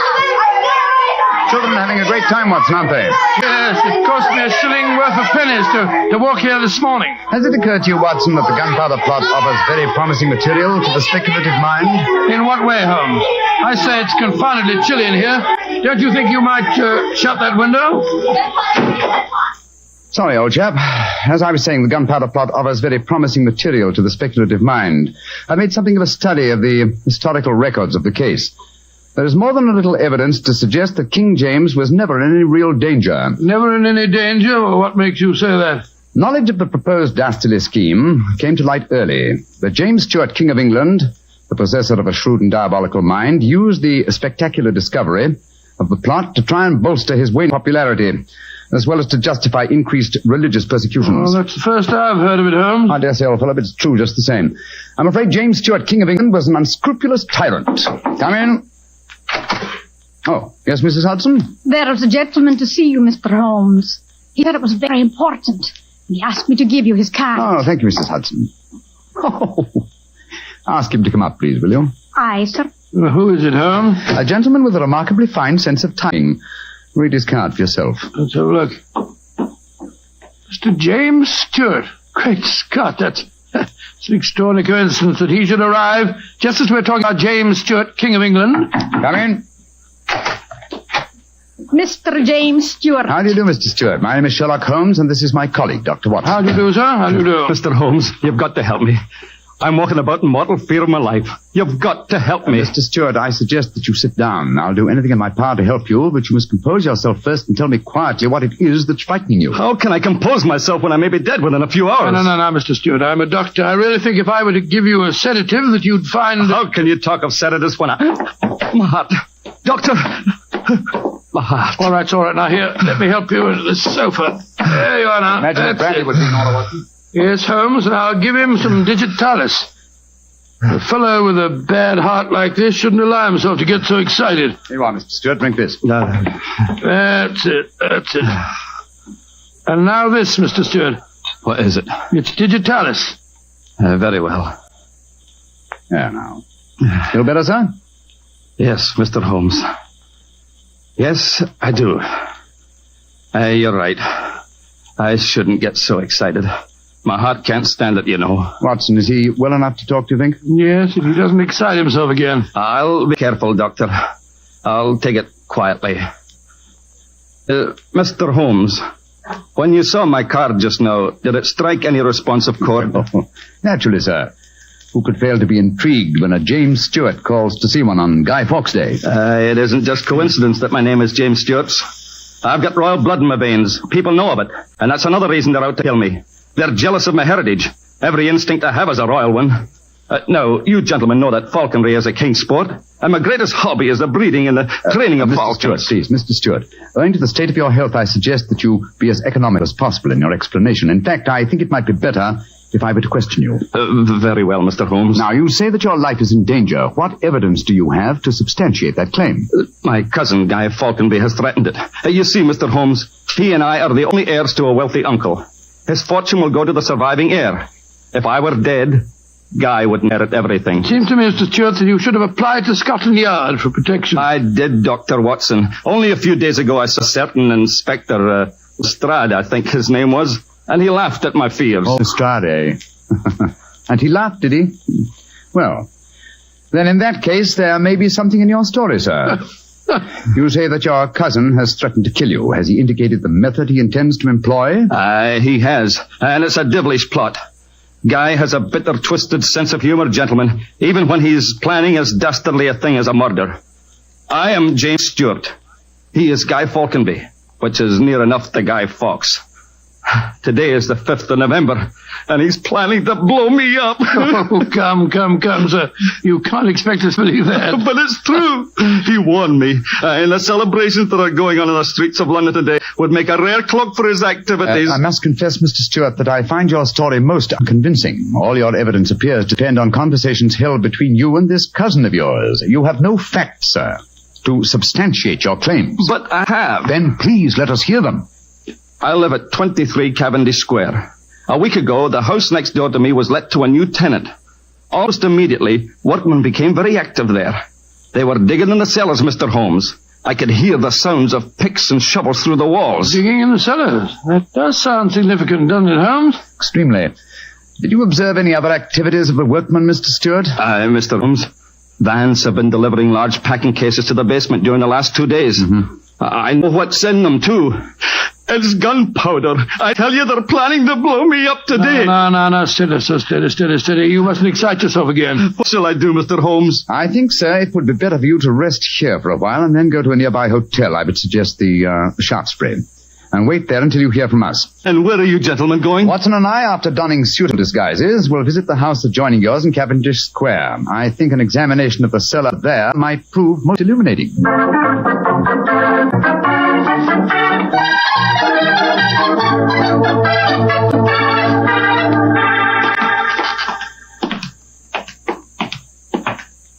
This must be the house, all right, Holmes.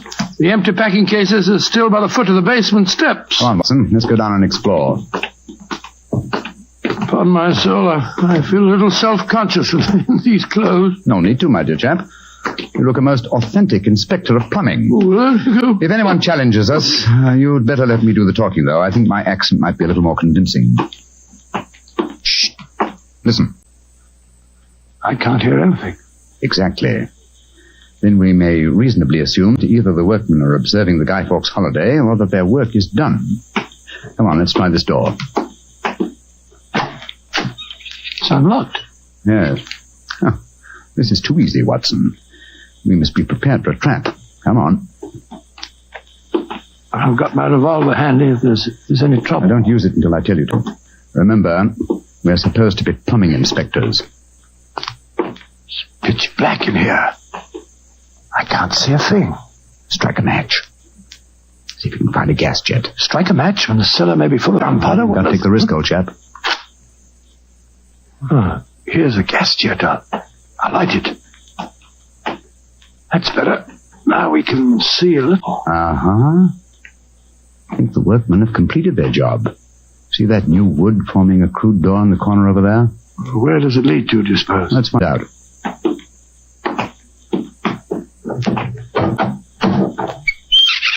Oh, also unlocked. And here's a miner's lantern, waiting conveniently for us on this ledge. Oh, this is ridiculous easy. Now I'm sure it's a trap. I like the lantern. Great Scott, it's a tunnel. Yes, it's a tunnel leading into Mr. Stewart's house next door. Let's explore it.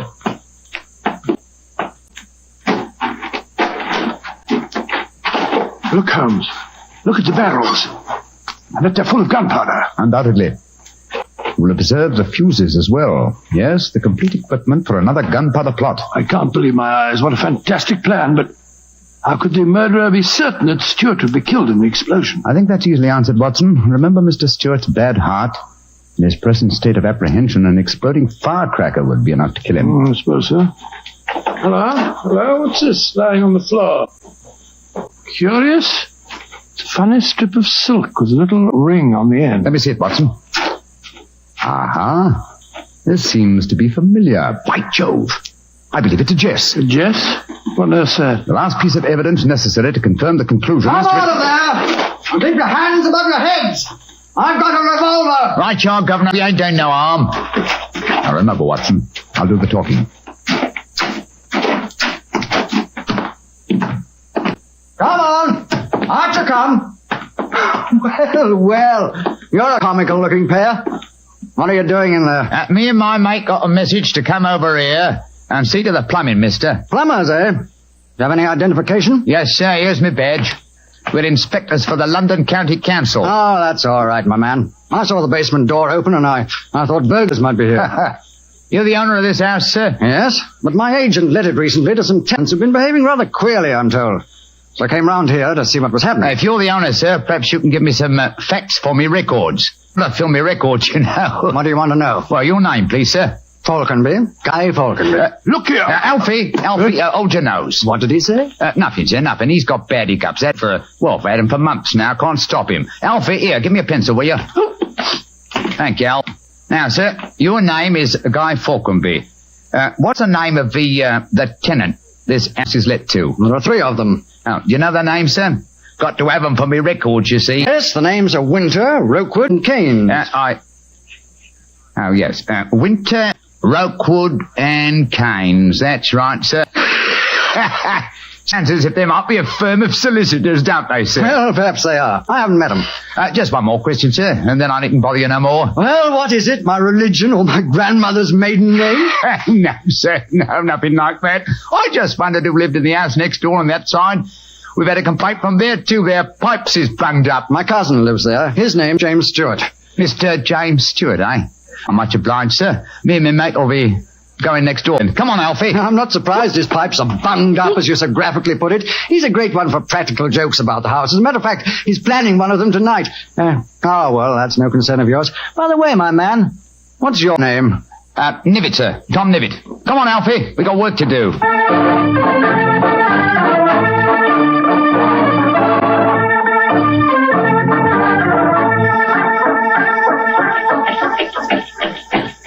Holmes, I wish you'd tell me what's going on. Why have we taken this cab back to Baker Street? Get out of these clothes. They've served their purpose. Now there's more serious work afoot. Well, I'm still confused about our interview with Guy Falconberry. Why did you say your name was Tom Nivet? More touch of vanity, old fellow. Vanity? How do you mean? Well, consider the names in this case so far, Watson. James Stewart says that he's been threatened by Guy Falconberry. A name, as Mr. Stewart points out, not unlike Guy Fawkes. You recall the names of the three tenants that Mr. Falconberry gave us a few minutes ago? Yes. Winter, Rookwood, and Keynes. But what's that got to do with it? A great deal, my dear fellow. Thomas Winter, Ambrose Rookwood, and Robert Keynes were the three men executed with Guy Fawkes in the original gunpowder plot in 1605. Good Lord. Where does Tom Nivet, the name you gave yourself, fit into the picture? Thomas Nivet was the Westminster magistrate who arrested the conspirators. Since the would-be murderer has such an academic knowledge of the original plot, I thought I'd let him know that he was up against an opponent worthy of his skill.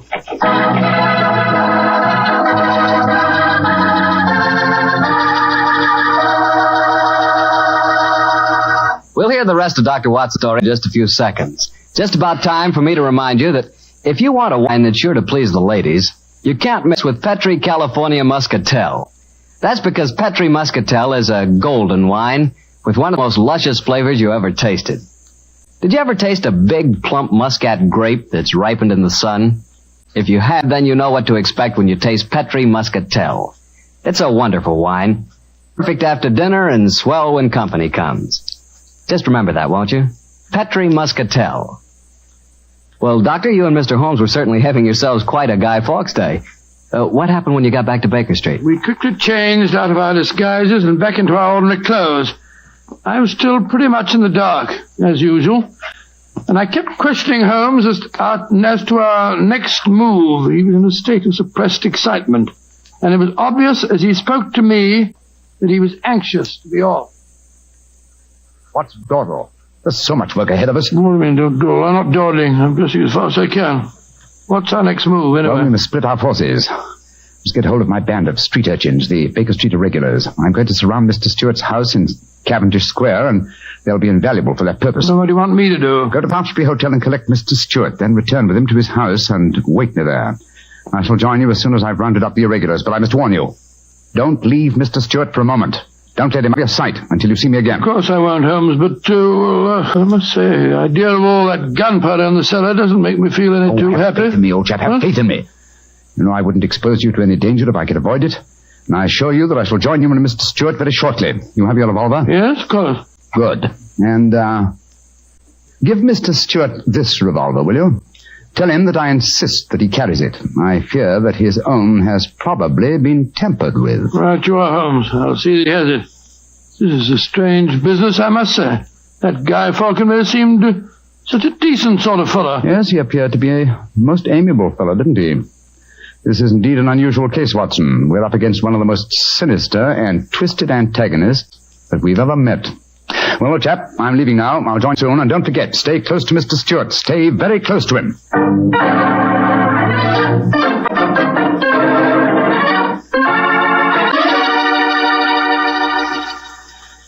Dr. Watson, I wish your friend were here. No, don't get so excited, Mr. Stewart.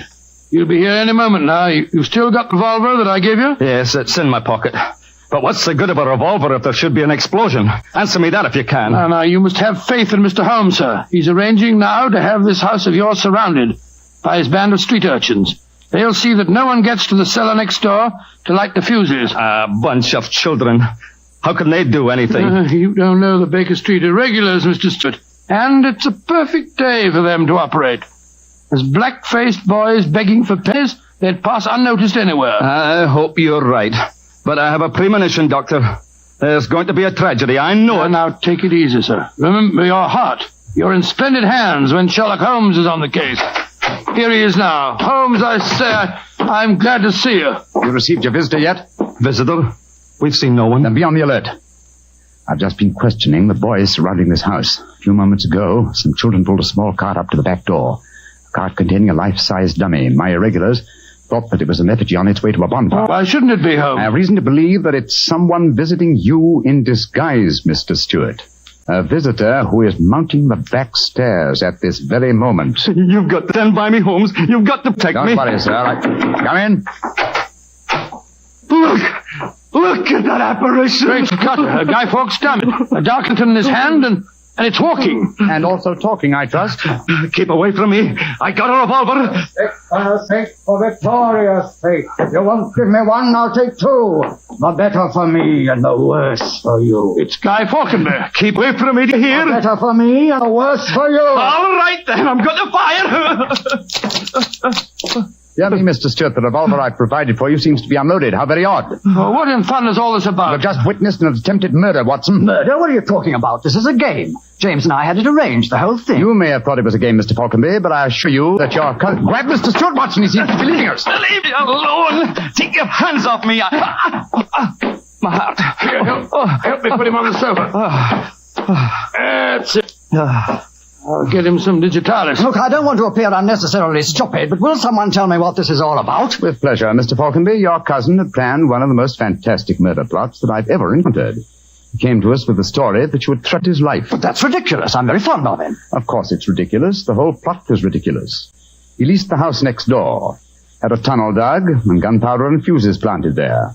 Even entered the name of the tenants as Winter, Rokewood, and Keynes to give the apparent plot a further authenticity. You mean my cousin was the real tenant? Certainly he was. However, he was clumsy enough to drop that piece of silk with the wire ring on the end that you found in the cellar, Watson. The thing you called a jess. And what's a jess? It's a strap that goes round a falcon's leg to which its leash is fastened. You will remember that Mr. Stewart informed us that falconry is his hobby, and it therefore indicated that he had been in the cellar and consequently must have known about the whole plot. And all he was trying to do was to build up in our minds the belief that his cousin was trying to kill him. Exactly, my dear fellow. Had we believed him, of course he could have shot you just now, Mr. Falconby, in apparent self-defense. Good Lord, what a fantastic plot.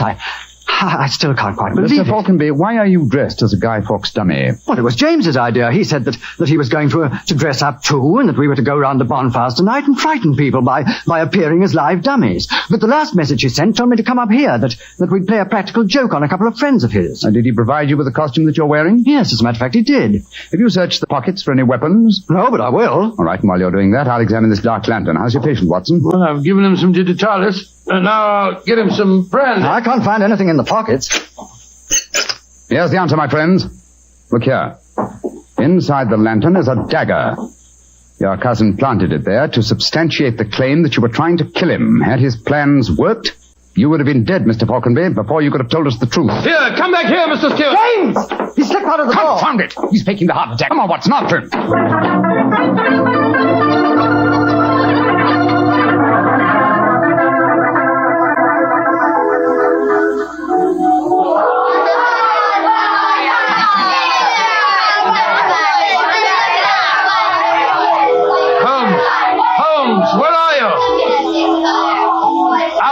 Please. Blimey. Here comes an old mayor of London, chums. Excuse me, please. I'm trying to find a friend of mine. Most important. Holmes, where are you? Get out here, Watson. I hear you calling me. Out of the way, please. I'm coming home. Where did you think the press boy? You got away from me in the crowd. Mr. Stewart got away from us. Well, we'll never find him in this bar. Not 12, He's a dangerous man.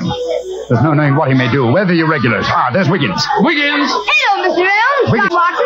Did you see a man run out of that house a few minutes ago? No, Governor. Perhaps Charlie did. Hey, Charlie, come over here a minute. It's Mr. Elms. All right. I bet Charlie didn't see anything, though. He got some savvy girl with him. Hello, Mr. Holmes and Dr. Watson. Hello, Charlie. Hello, Charlie. Did you see a man run through this crowd a few minutes ago? A tallish man with a grey moustache? Yes, I did. A man came running out of the house over there. That's the house. Where'd go? He ran down toward where the shops are. And he still out there, he did. The one we are going to burn on the bonfire. I tried to stop, but he got away. Holmes, look up there on the roof. There's a figure. Joe, I believe it's Jay Stewart. That's the man. He's the one that stole our dummy. He's standing up on the roof. He's going to jump. If he does, he's going to land on the bonfire. There he goes. He is jumping. right into the middle of the fire. It's awful. He'll be burned to death. Don't worry, Wiggins. That wasn't a man who fell into the fire. What do you mean? From the gyrations that the figure performed as it fell, my dear Watson, I'm convinced that Mr. Stewart threw the stolen dummy to try and put us off the track. Then Stewart's still up there. He is, Watson. Come along, old boy. It's up on the rooftops for us. Up on the rooftops.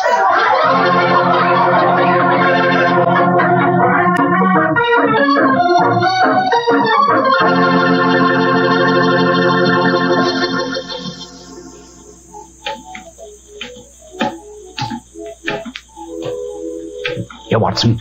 Let me help you up. Can you reach my hand? Yeah, I got it. All right, then. Up you come. Come on. That's it. Phew. Seems to me that fire escapes must be designed for giants. Keep your eyes skinned, old fellow. Stuart's a dangerous man. Might be hiding behind those chimney stacks. Come on.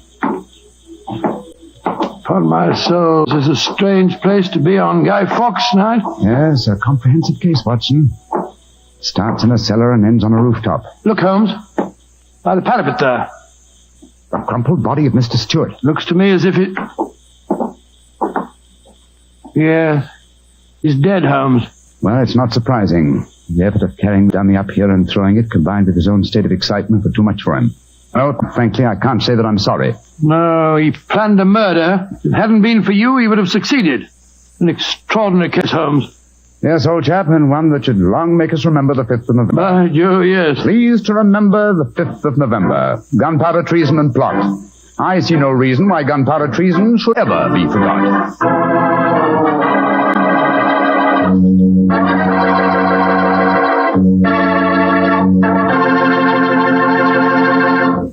Well, Doctor, as you boys would say, that story was a bit of exciting, what? Yes, and even now I sort of lose my breath when I remember climbing that fire escape. You know, Doctor, those two fellas certainly went out of their way to celebrate Guy Fawkes Day.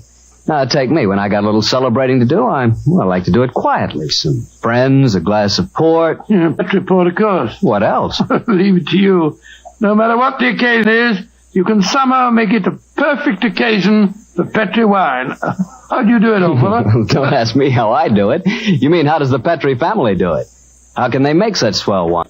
Well, the answer is experience. The Petri family has been making fine wine for generations. And ever since they first established the Petri business way back in the 1800s, they've handed on down from father to son, the fine art of turning luscious, sun-ripened California grapes into fragrant, delicious wine. That's why when you want a wine for any occasion, before dinner, with your meals, or after dinner, you can't go wrong with a Petri wine, because Petri took time to bring you good wine. And now, Dr. Watson, what Sherlock Holmes adventure are you going to tell us next week? An old favorite, Mr. Bartell, a story that concerns strange music that was heard in a lonely house in the English countryside, and of the living death that stalked there. I call it The Adventure of the Speckled Band.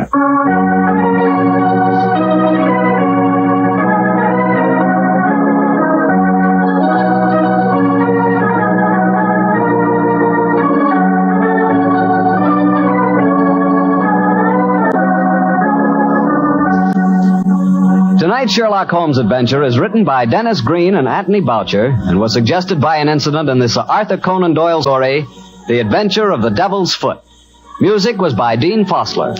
Mr. Rathbone appeared through the courtesy of Metro-Goldwyn-Mayer, and Mr. Bruce through the courtesy of Universal Pictures, where they are now starring in the Sherlock Holmes series.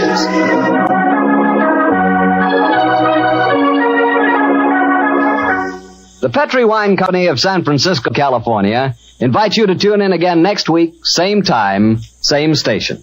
This is Harry Bartell saying goodnight for the Petri family. Sherlock Holmes comes to you from our Hollywood studio. This is the Mutual Broadcasting System. This episode from the life of Sherlock Holmes will be transmitted to our men and women overseas by shortwave and through the worldwide facilities of the Armed Forces Radio Service. Petri Wine brings you Basil Rathbone and Nigel Bruce in the new adventures of Sherlock Holmes.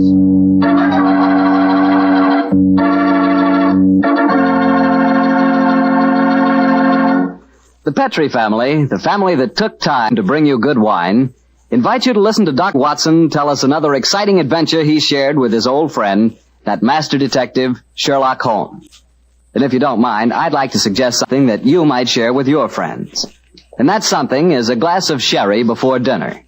Naturally, a glass of Petri California sherry. I say Petri sherry because it's the perfect before-dinner wine. You couldn't think of a better way to begin a meal.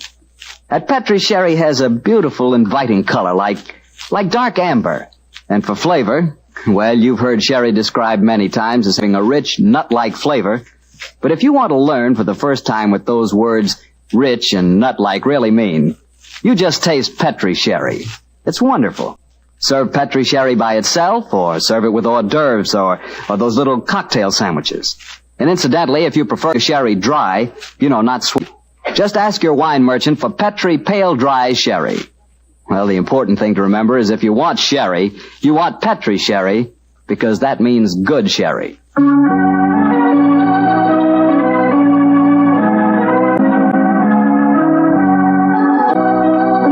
And now let's look in on our genial friend and good host, Dr. Watson.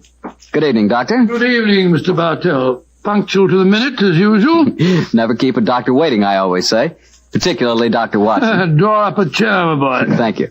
That's it. All ready to tell us the Sherlock Holmes adventure of the speckled band, Doctor? Yes, I'm all ready, Mr. Bartell. Say, Doctor, just what does a speckled band mean? You wait until I've told you the story, young fellow, my lad.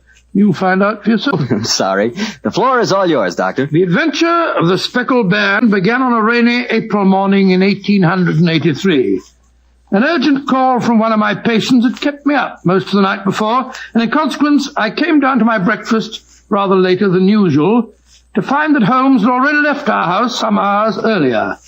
As I sat there reading the morning paper and consuming my 2 lightly boiled eggs, there was a knock at the door.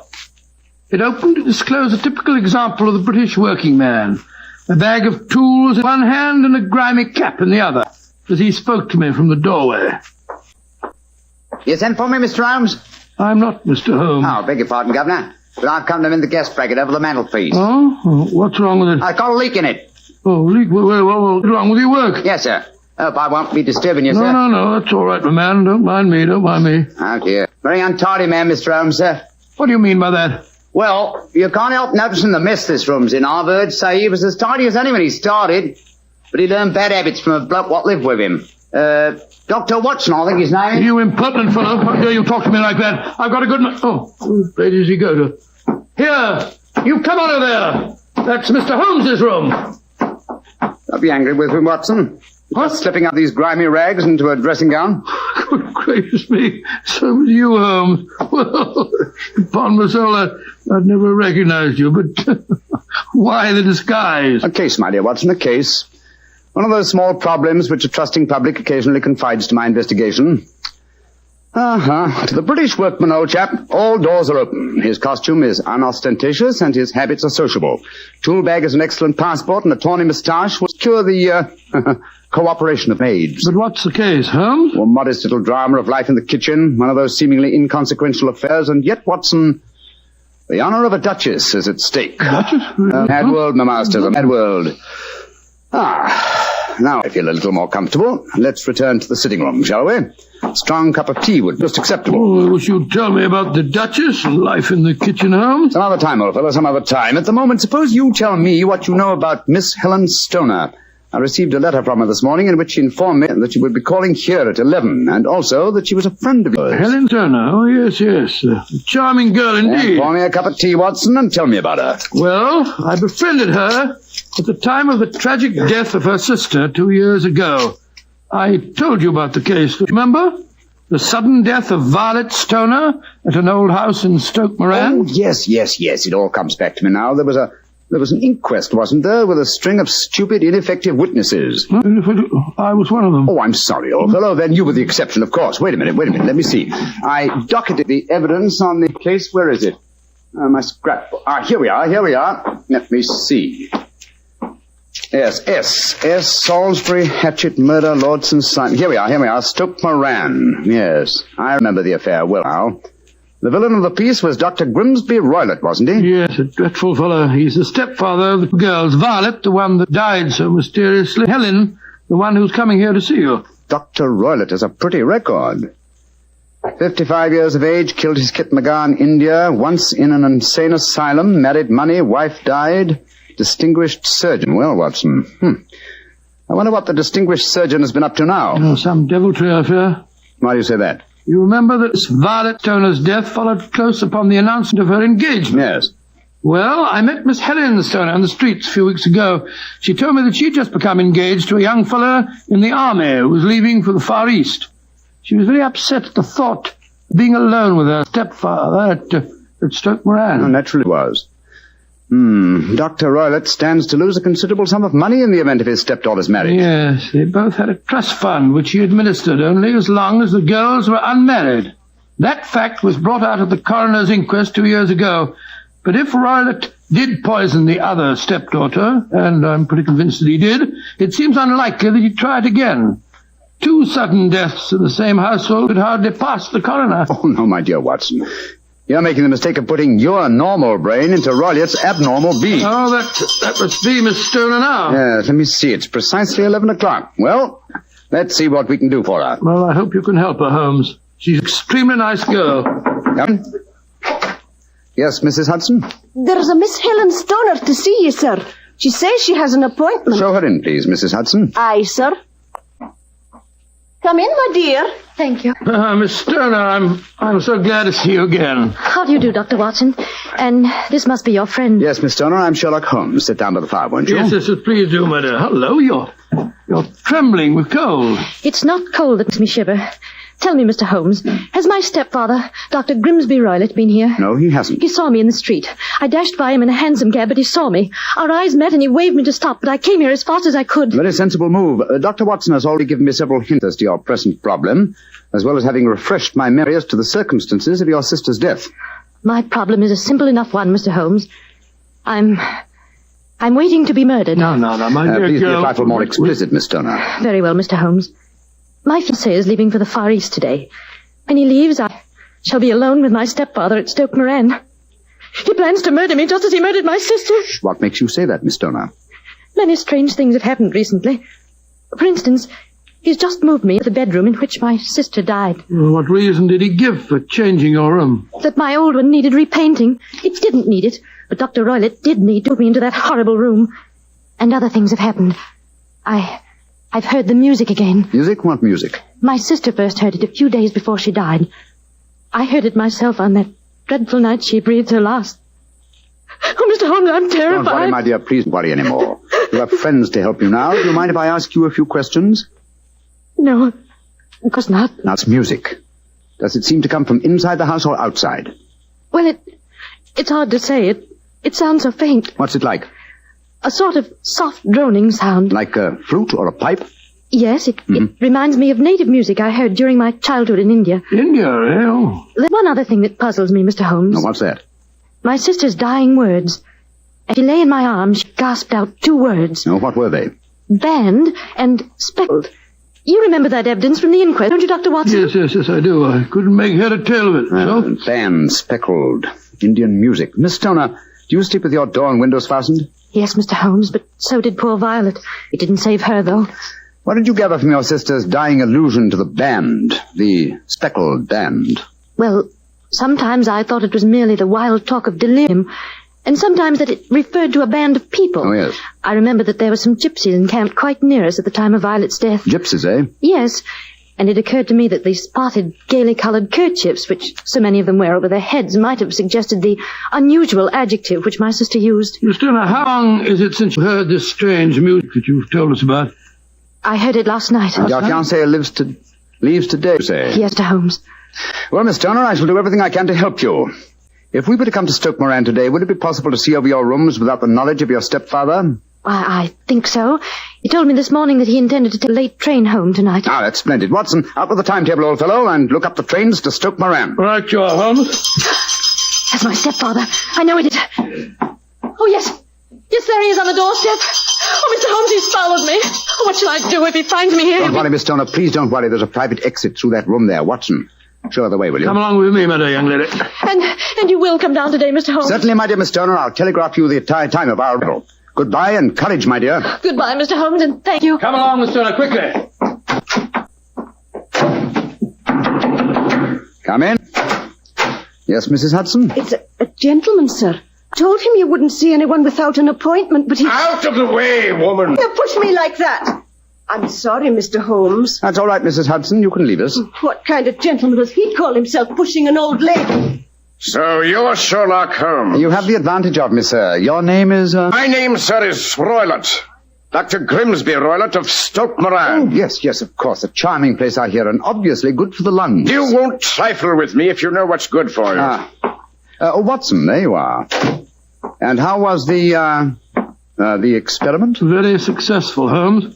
Good day to you, Dr. Roylott. I haven't seen you since I gave evidence at your stepdaughter's inquest. Yes, I remember you, Dr. Watson. Now listen to me, you two. My stepdaughter's been here. I've traced her.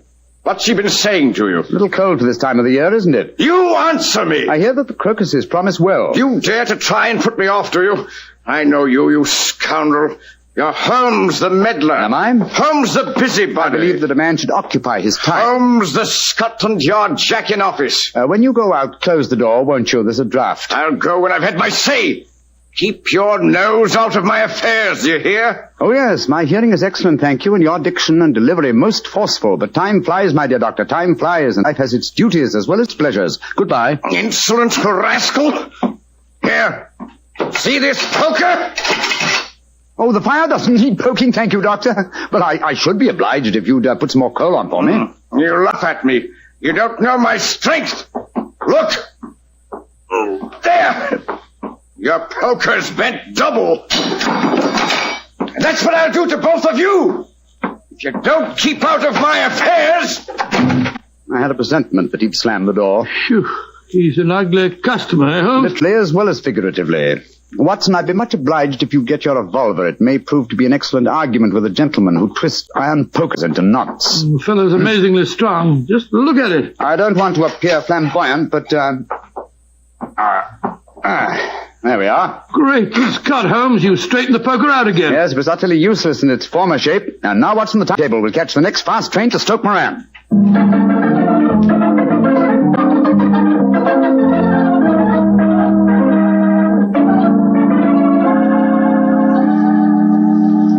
Oh, Mr. Holmes, Dr. Watson, I'm so relieved that you've come.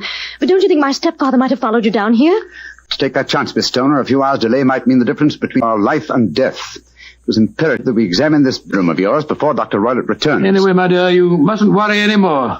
We're here in your house, and we're going to take good care of you, no matter what harm befalls you. Oh, thank you, Dr. Watson. So this is the room in which your sister died, is it? It's much as I pictured it. And Dr. Roylott's room adjoins this one, you say, Miss Turner? Yes, Doctor, on that side. The room which adjoins it on the other side is my regular bedroom. The one that's being so conveniently painted, eh? Yes. Well, let's examine this room. No trapdoors or sliding panels, I suppose. It sounds solid enough, Holmes. Yes, I think it is. Hello, what's this? Are you aware that this bed is clamped to the floor, Miss Stoner? Why, no, Mr. Holmes, I didn't know that. What an extraordinary thing. Was the bed in your other room anchored also? I don't think it was. Very illuminating. And this bell pull hanging against the wall above your bed. Oh, it doesn't work. It doesn't work, but if you want to ring. There's another one on the other wall over there. Now, why this one? Well, I don't know. My stepfather made a number of changes after we came here. Yes, quite a burst of activity, apparently. And it took some strange shapes. Why are you standing on the bed, Holmes? I'm curious, my dear fellow. Aha! It may interest you to know that this bell rope is fastened to a brass hook. There's no wire attachment. It's a dummy. A dummy? But why? There's a small screen above it. It's a ventilator, I suppose. Yes, Mr. Holmes. Yes. A ventilator leading into your stepfather's room. Curious. I notice there's no means of opening the ventilator on this side. It can only be operated from your stepfather's room next door. I wonder if you'd mind taking us in there. Of course, Mr. Holmes. Follow me. What do you make of it, Holmes? There's devil's work afoot, old chap. Here we are, Mr. Holmes. It's much the same as the other room. A bit bigger, perhaps. That large safe against the wall seems to be an unusual piece of bedroom furniture. What is it, Miss Stoner? My stepfather's business papers. Oh, yes. You've seen inside it, then? Only once, some years ago. I remember that it's full of documents. What's this saucer of milk doing on top of it? Does Dr. Roylott keep a cat? No, but he does have a cheetah and a baboon as pets. He brought them with him from India. Well, Holmes, a cheetah is just a big cat. True, but I doubt if a saucer of milk would go very far in satisfying the appetite of a cheetah. Well, I think I've seen enough. This matter is too serious for hesitation. Your life may depend upon your following of my instructions, Miss Homer. I'll do anything you say, Mr. Holmes, anything.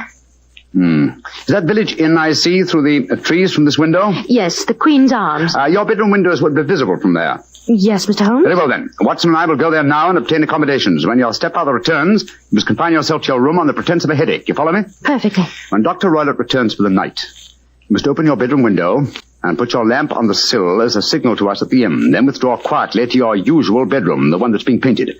I'm sure that you could manage there for one night. Of course. But what will you do? When we get your signal, Dr. Watson and I will come here and spend the night in your dead sister's room. We are going to solve this mystery of the dummy bell rope and the unusual ventilator and the strange music in the night.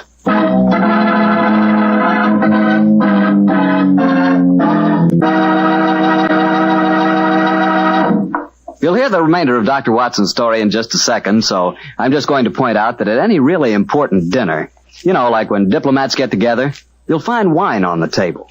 Because for years it's been a known fact that good wine makes good food taste better. Prove that to yourself tomorrow night by having your dinner together with a glass of Petri wine. If you prefer a red wine for any meat or meat dish, try a Petri California Burgundy. That rich, hearty red Petri Burgundy is really out of this world.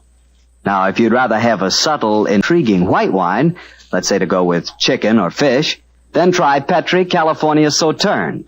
But Sauterne or Burgundy, to make sure it's good, make sure it's Petri, won't you? Well, Doctor, it's a rattling good story so far. What happened next?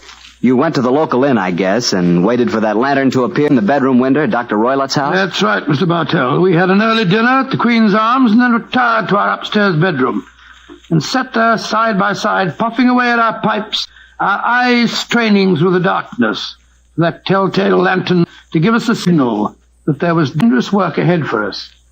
As we sat there discussing the various aspects of the case, I remember that Holmes was very concerned about my own safety. Watson, I really have some scruples about taking you with me tonight. This is an infernally dangerous business. What about that poor girl, alone in the house with that fiend Roylott? I can handle the case by myself, old chap. I'm coming with you, Holmes.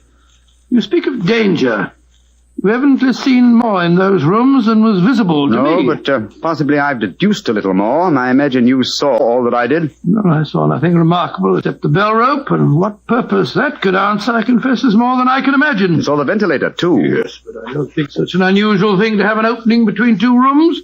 It's so small that a mouse could hardly pass through it. True, but at least you will admit there was a curious sequence of coincidences. A ventilator is constructed, a bell cord is hung from it, a lady sleeps in a bed directly below the ventilator, a bed that is anchored to the floor. The lady dies. Well, I begin to see what you're driving at, Holmes. Look. There's a lantern in Miss Toner's window. It's our signal, all right. Come on, Watson. Our night's vigil begins.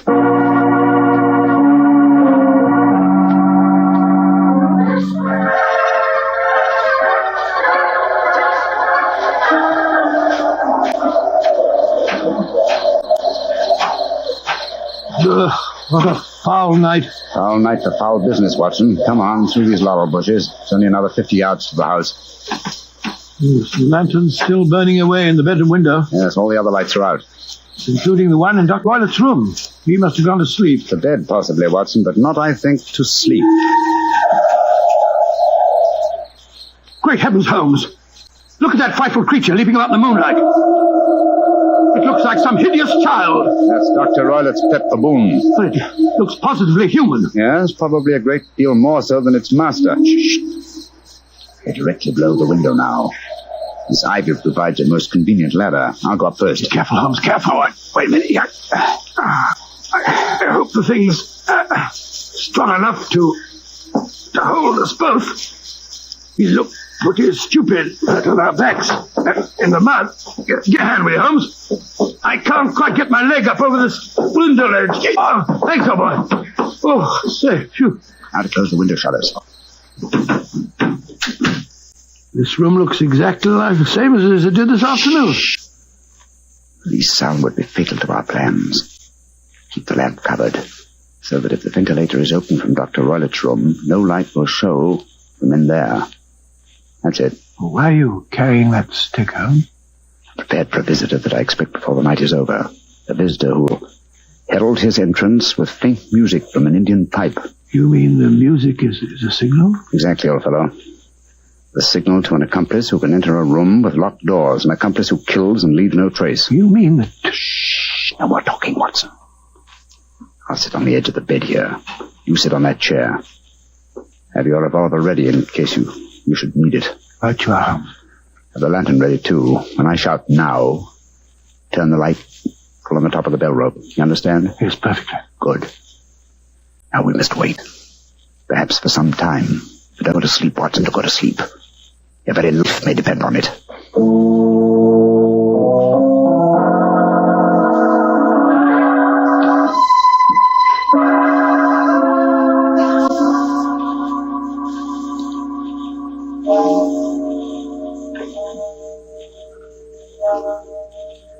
Watson. Yes? You're not smoking, are you? No, Holmes. I smell tobacco smoke. Must be drifting through the ventilator. Exactly. Dr. Roylett is up. Look. It's a tiny shot of light showing up in the ventilator. Shh. Listen. There's the music. Yes. Heralding the messenger of death. Have your lantern ready, Watson.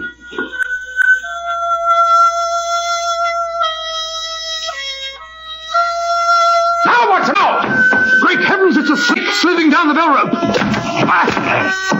You can't get it with that stick, Holmes. Out of the way. Let me get a shot at it. I'm going to drive it back the way it came. Get out. There it goes. Back through the ventilator. Oh. What a fiendish plan.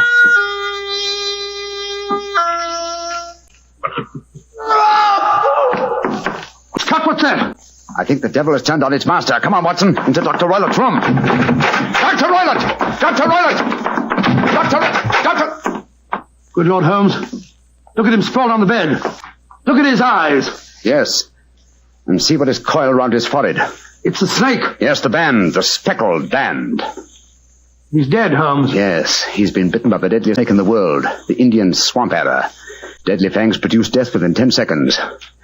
Well, Watson, violence does in truth recoil upon the violent, and the schemer falls into the pit which he digs for another. What should we do now, Holmes? We must remove the macabre headgear from the dead doctor and return the snake to its den. Then I suggest that we tell Miss Stoner that there's no more danger under this roof. After that, we can turn the matter over to the local police. Our work is done.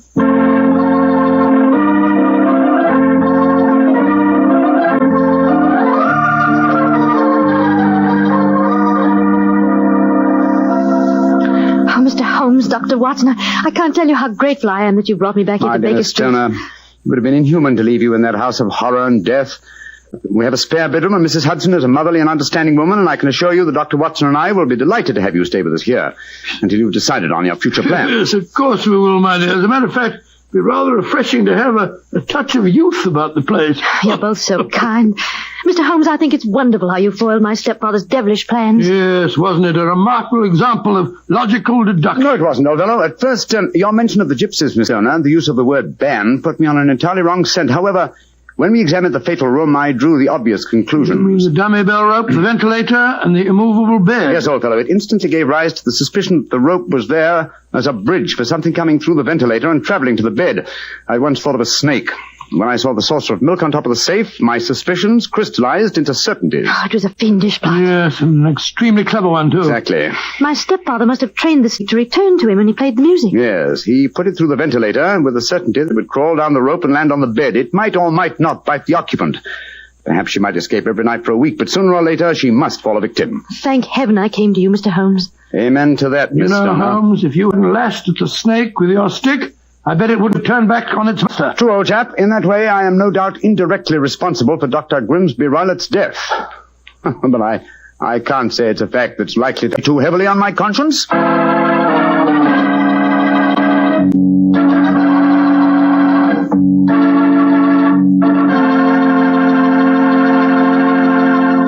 Doctor, that was quite a fascinating story. You know something? I'm not exactly a coward, but no kidding, my toes really curl when I get mixed up with snakes. Oh, you're not alone in that respect, Mr. Bartell. I must admit that I like to have a revolver and at least 20 feet between me and any snake who wants to cross my path. Well, if you want a revolver in 20 feet, I'll take a cannon in 20 miles. It's fortunate that you're a wine expert, Mr. Bartell, not a detective. I'm afraid you wouldn't, shall we say, find detecting to your liking? We certainly shall say it. And incidentally, I'm not a wine expert, Doctor. All I know about wine is that it either tastes good or it doesn't. And I also know that Petri wine always tastes good. The Petri family sees to that. The name Petri on the label is the personal assurance of the Petri family that every drop of wine in that bottle is good wine. And they know how to make it good because they've been making fine wine for generations. Handing down from father to son, every secret, every skill of the winemaker's art. Yes, the Petri family took time to bring you good wine. That's why, no matter what type of wine you wish, you can't go wrong with a Petri wine. Well, Dr. Watson, what new Sherlock Holmes story are you planning to tell us next week? Well, now, let me see. Now, next week, Mr. Bartell, I think I'll tell you an adventure that took place at a gambling casino in the south of France. It's a strange story of sudden tragedy and death. I call it The Adventure of the 00. Sounds swell. We'll all be listening. Yeah, now, Mr. Bartell, before I go, I want to say that every one of our friends bought war bonds to help our boys win the war. Now let's all buy victory bonds to help bring our boys back home again. Yes, and let's buy victory bonds to make sure that the men who were wounded will get the finest possible care. Those same victory bonds will help make the GI Bill of Rights a success too. And they'll help provide for the families of those men who gave everything, including their lives. The men of our armed forces finished their job. Now let's finish ours. Buy victory bonds.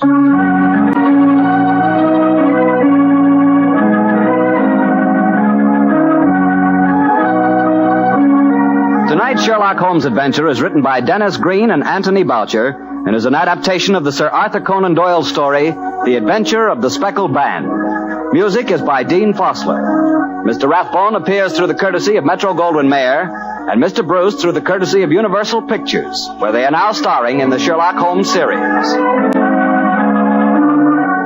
The Petri Wine Company of San Francisco, California, invites you to tune in again next week, same time, same station. This is Harry Bartell saying good night for the Petri family. Sherlock Holmes comes to you from our Hollywood studios.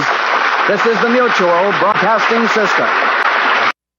This episode from the life of Sherlock Holmes will be transmitted to our men and women overseas by shortwave and through the worldwide facilities of the Armed Forces Radio Service. Petri Wine brings you Basil Rathbone and Nigel Bruce in the new adventures of Sherlock Holmes.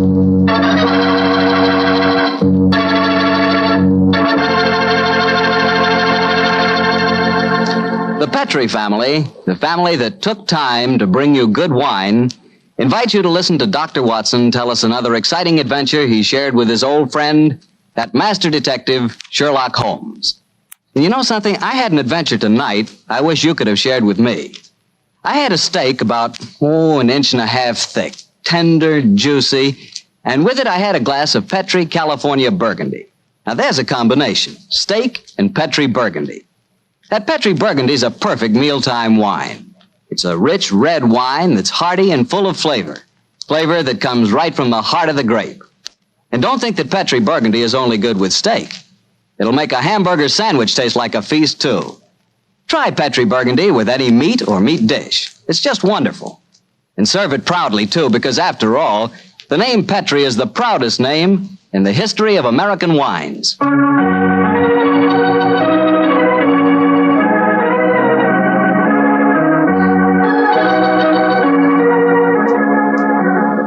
And now I know Dr. Watson's waiting for us, so let's go in and join him. Come in.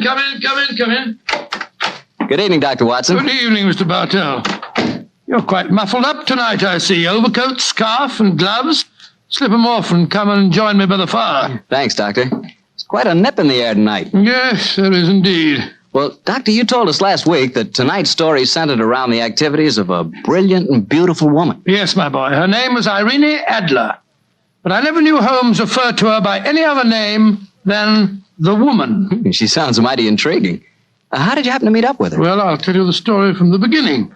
One night, it was on the 20th of May in 1888, to be exact, I was returning home from a visit to a patient when my steps led me through Baker Street. Since my marriage, I hadn't seen much of Sherlock Holmes. And you couldn't resist stopping by at 221B, I'm sure, Doctor. Of course I couldn't. As I stood outside the well-remembered door, I looked up at the lighted windows and saw the tall, spare figure of my old friend, pass twice in dark silhouette against the blind. He was pacing the room swiftly, eagerly, with his head sunk on his chest and his hands clasped behind him.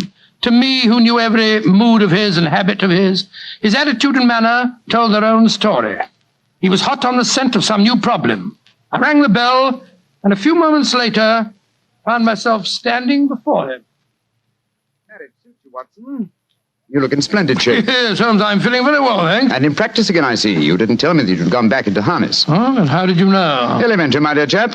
If a gentleman walks into my rooms smelling of iodoform with a black mark of nitrate of silver on his right forefinger and a bulge on the left side of his hat to show where he's secreted his stethoscope, I should be dull indeed if I didn't pronounce him to be an active member of the medical profession. Just the same as ever, Holmes. By the way, I'm not interrupting you. Well, you are, old fellow, but it's a most welcome interruption. You're working on a new case? It looks like it. This letter arrived by the last post today. It's undated and has neither signature nor address. Read it. Let's have a look. There will call upon you tonight at 7:45 the gentleman who desires to consult you upon a matter of the very deepest moment. Your recent services to one of the royal houses of Europe have shown that you are one who may safely be trusted. This account of you we have from all quarters received. Be in your chamber, then, at that hour, and do not take it amiss if your visitor wears a mask. Great Scott, it's all very mysterious. What do you imagine it means? Look carefully at the note, old fellow. What do you deduce from it? Well, now, let me think. Well, the man who wrote it was presumably well-to-do. Such paper couldn't be bought under half a crown a packet. And it's peculiarly strong and stiff. Peculiar. That's the very word. It's not an English paper at all. Hold it up to the light. Don't you notice anything? Yes. There's a large E with a small G and a large G with a small T. That's right. Woven into the texture of the paper. What does that suggest you? The name of the maker, no doubt, or perhaps his monogram. Not at all, my dear fellow. The G with the small T stands for Gesellschaft, which is the German for company. And the EG? That stands for Igria. It's a German-speaking country in Bohemia, not far from Carlsbad. Oh, so the paper was made in Bohemia? Undoubtedly, my dear fellow. And the man who wrote the note is a German. How do you know that? Observe the curious construction of the sentence. This account of you we have from all quarters received. A Frenchman or a Russian could not have written that. It's the German who is so discourteous to his words. Oh, there's your client now. I better go home. No, unless you have to. Well, I could stay. I thought that Then stay, old chap. I'm lost without my Boswell, and this promises to be interesting. I told Mrs. Hudson to let the masked visitor come upstairs unannounced. Come in. Good evening, sir. You received my note? Yes, indeed, sir. Come in, won't you, and sit down. This is my friend and colleague, Dr. Watson. You may say anything before him that you can say to me. Whom have I the honor to address? You may address me as Count von Kram. How do you do, sir? You must excuse this mask that I wear.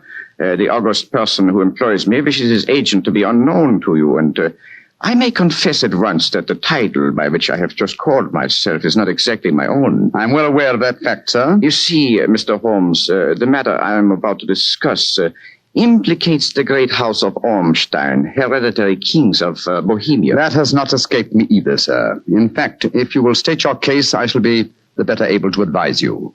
Your Majesty. How did you...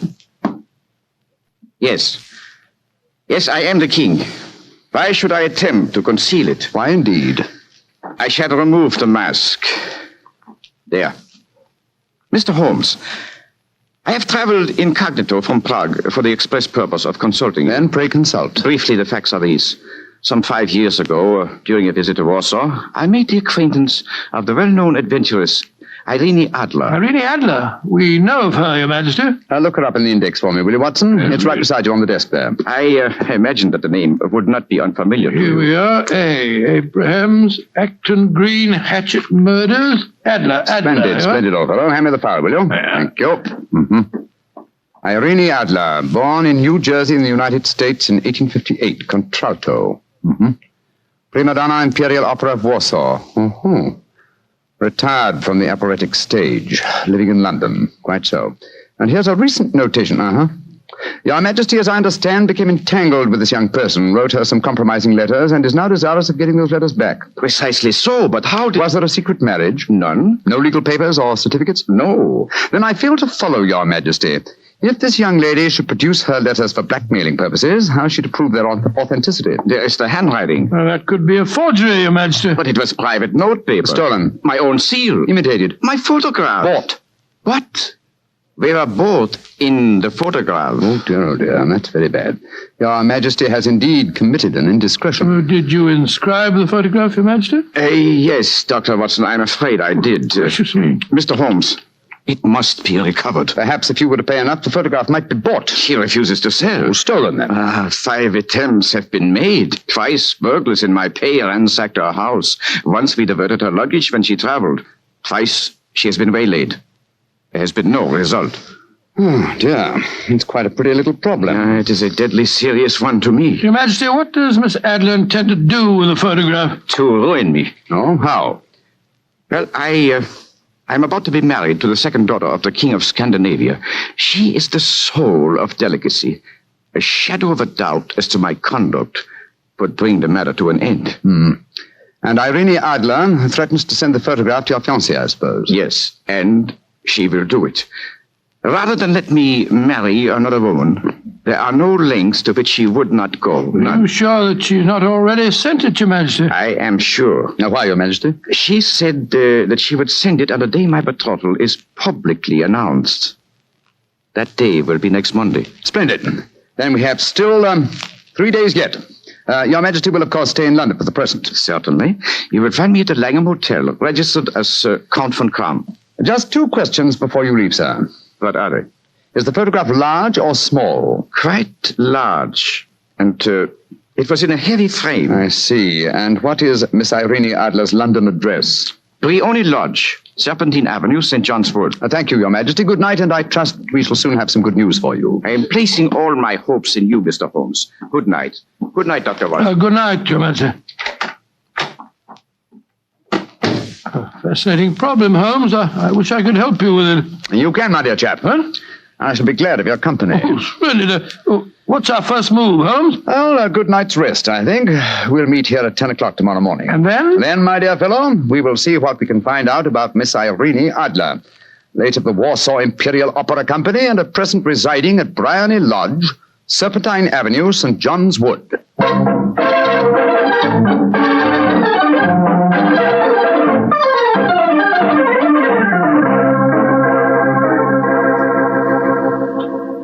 Well, Holmes, a cursory examination of Briony Lodge didn't prove very illuminating. No, a bijou residence that represents the essence of dignified suburbia, but tells us very little about its owner.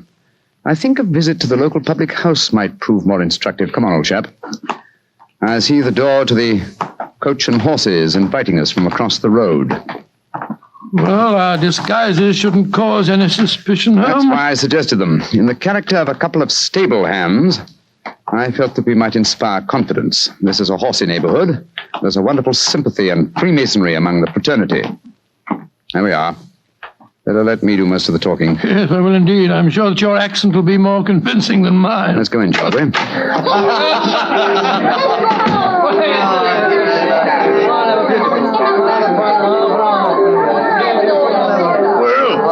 What'll it be, mateys? Half of Oldham Mile, please. How about you, Charlie? All ever say? Yeah. 2 halves of Oldham Mile.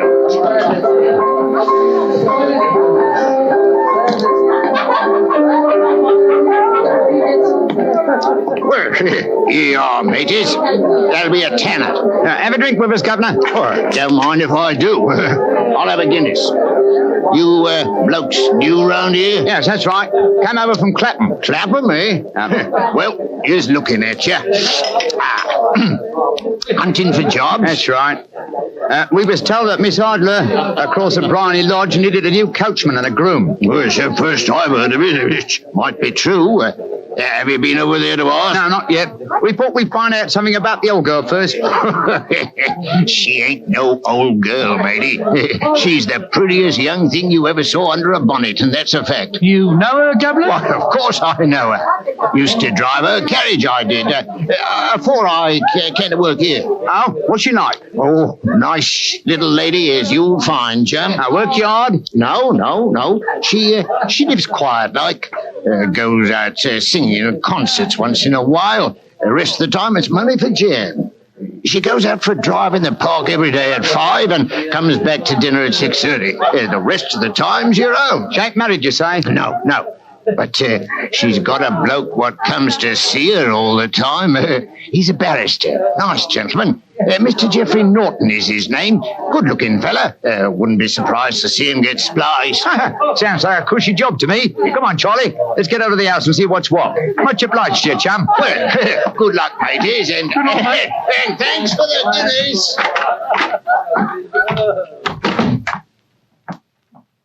What's our next move, Holmes? Let's stroll back to Bryony Lodge. I'm undecided whether to continue my investigation there or to try and find out something about Mr. Geoffrey Norton, the barrister. If he's just her lawyer and nothing else, it's more than likely that she's entrusted the photograph to his safekeeping. Hello. There's a cab waiting outside Miss Adler's house. Hurry, Watson. Maybe Mr. Norton's. Here we are at the gate. Yes. Here comes a man hurrying down the pathway. Quick. Flatten yourself behind this post. Listen. Where to now, Mr. Norton? Drive like the devil. First to Gross and Hankey's in Regent Street, and then to the Church of St. Monica in the Edgware Road. Half a sovereign if you do it in 20 minutes. Right, you are, Mr. Norton. Up in. Try and signal the cab, Watson. We must follow him. Well, here comes one. Oh, no, it isn't. It's a private carriage. Miss Adler's, no doubt. Here she comes down the pathway. Back behind the post again, Watson. Where to, Miss Adler? The Church of St. Monica's, John. And half a sovereign if you reach it in 20 minutes. The dame's afoot, Watson. Quick. We must get a cab and follow them. Here comes a hansom. Hi, cabby! Here! You blokes got enough money to take a cab? Here's a half sovereign for you, my man. Right you are. Where to, Governor? The Church of St. Monica in the Edgware Road, and another half sovereign for you if you get us there in 20 minutes.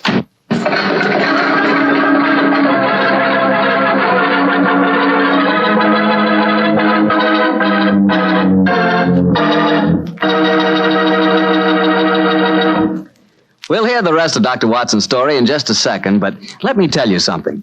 If you're going to have chicken for dinner tomorrow night, or any night, don't forget to serve that chicken with Petri California Sauterne. Believe me, Petri Sauterne is just about the last word in white wines. It's beautifully golden in color, it's delicate and intriguing in flavor, and it's just, well, you taste it and see for yourself. If you want a delicious white wine, you certainly want a Petri Sauterne. Well, Doctor, once again, you broke off your story at the most exciting point. Did you and Sherlock Holmes reach that church inside the 20 minutes? Yes, Mr. Bartell, we did, but the other carriages were there before us. Holmes went into the church after telling me to guard the outside. I must have waited for 10 minutes or more before Mr. Geoffrey Norton and Miss Adler came out, spoke a few words to each other, and then left in their separate conveyances. A moment later, Holmes, still dressed as a stable hand, came striding out of the church and down the steps towards me. He was obviously very excited. Watson! Have they left? Yes, in separate cabs. I overheard him say that he was going back to his office, and she said, I shall drive out in the park at 5 this evening. Splendid, old fellow. Then come on, we can return to Baker Street. What happened inside the church? They were married. Married? Of course. The ceremony would have been illegal if it had been performed after noon. That accounted for their wild dash to the church. Jump into the cab. Where to now, Governor? 221B Baker Street. Oh, so they got married, eh? Yes, and it may amuse you to know that I acted as witness at the ceremony. Oh, you did? But how did that happen? Their own witness had failed to appear, and I was dragged into the breach. The bride gave me this sovereign as a memento. I think I'll wear it on my watch chain in memory of the occasion. What an amazing situation. Things begin to look better for the king, don't they? Yeah. Now that she's Mrs. Norton, the chances are that she won't want to expose His Majesty after all. I hope so, Watson, I hope so. But we can't afford to take any chances. I think the time is ripe for us to come to closer grips with the lady.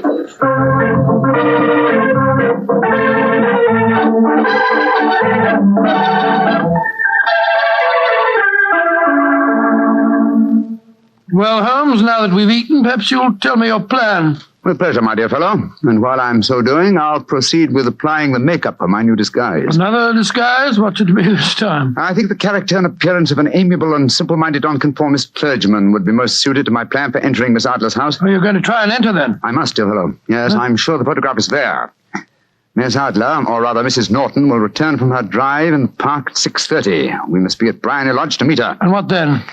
You must leave that to me. I've already made my arrangements. There is only one point on which I must insist. You must not interfere, come what may. You understand? I'm to remain neutral. Yes, there will be some small unpleasantness. Don't join in it. It will end in my being conveyed into the house.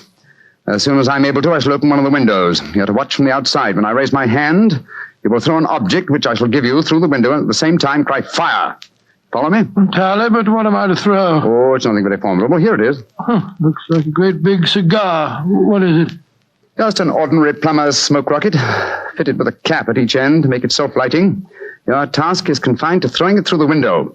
When you raise the cry, fire, it will be taken up by quite a number of people.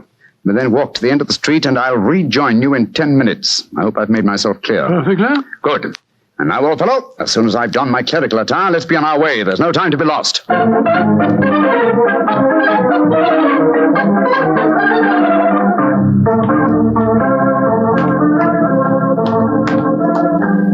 It's nearly 6:30, Holmes. We've been pacing up and down in front of her house for half an hour now. I hope she does come back. I'm sure she will. There seem to be a lot of loafers hanging around her gate. All part of my conspiracy, old chap. You'll see them play their parts in a few minutes. You still think the photograph is inside the house? Yes, I'm sure of it. It's most unlikely that she carries it about with her. Remember, the king told us it was a large frame picture. And also remember that she planned to use it within a few days. It must be where she can lay her hands on it. It must be inside her house. Her house has been burgled twice. They don't know how to look. Well, how will you look? I won't. I'll get her to show me. She'll refuse. No, she won't be able to. Shh. Here comes the carriage now. Remember, Watson, carry out my orders to the letter. Yes, you can trust me, Holmes. Good luck. Blimey, here comes the Duchess of Tiddlewinks. Let's put out the carpet. She might get her tootsies wet. Oh, put a sock in it, Elfie. Leave him alone. She's no better than she ought to be. Please let me through. I live here. Well, ain't that nice? We'll all come in and have a cup of cocoa. Move out of the way, please, and let the lady through. Mind your own business. Just cause your collar's turned the wrong way, you can't spoil our fun. That's right, Eddie. Keep your nose out of it, Parson. Please don't fight about it. I tell you to stop molesting the lady. Do ya? Then how would you like a biff in the nose? Oh, he hit the poor man. Then he ran away, the coward. Is the clergyman badly hurt? He hit his head, Mum, and he fell. If you asks me, he's hurt bad. He's bleeding something terrible. Can we bring him in, Mum? He can't lie here in the street. Why, of course. Bring him in. Right you are, Mum. Here, Bert. Right out. Give us a hand. Anyway. Oh, poor fella. Do you see what happened to him, mister? Yes, I saw, my good woman. A very convincing demonstration. What you mean? Weren't you paid by a certain gentleman for this performance? Oh, you knows about it, too. Yeah, you must be a friend of Mr. Sherlock Holmes. Yes, I am. Nice gentleman. He give us $5 bob apiece for tonight's work. It ain't through yet, though. We got to start yelling fire when somebody tells us. I'm that somebody, my dear lady. Where's Mr. Holmes now? He's inside the house. Yes, he's opening a window. Now he's raising his hand. That's my signal. Now to throw the rocket. There we are. Fire!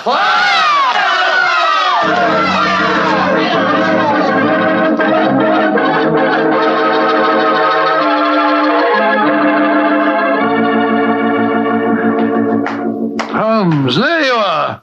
You have the photograph? No. But I know where it is. She showed me, as I told you she would. I'm still in the dark. There's no mystery, old chap. When my accomplices started the round the street, I had a little moist red paint in my hand. As my good friend Alfie pretended to strike me, I clapped my hand to my head and fell down. It's an old trick. Yes, I understand that, but how did my throwing the rocket help you? It was all important, my dear fellow. When a woman thinks her home is on fire, her instinct is at once to rush to the thing she values most. A married woman grabs her baby. An unmarried reaches for her jewel box. In this case, of course, it was the photograph. Where was it? In a recess in the living room, just above the right-hand bell pull. I caught a glimpse of it as she half drew it out. When I made it known that the fire was a false alarm, she replaced the photograph. As soon as I was able, I assured her that I was feeling well enough to leave. You didn't take the photograph, then? No, I felt that over-precipitance at this stage might ruin everything. And what do we do now? Drive to the Langham Hotel and inform His Majesty of what has happened, then return with him here. And after that, my dear chap, the case will be ended.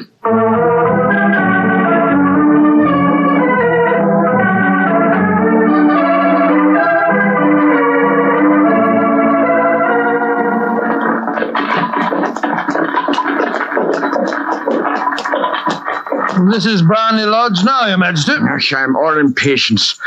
You're certain this photograph will still be there, Mr. Holmes? I have every reason to believe so, Your Majesty. I must confess, this is going to be something of an ordeal. Then I suggest that you let me do the talking, Your Majesty. I think I know how to handle the lady.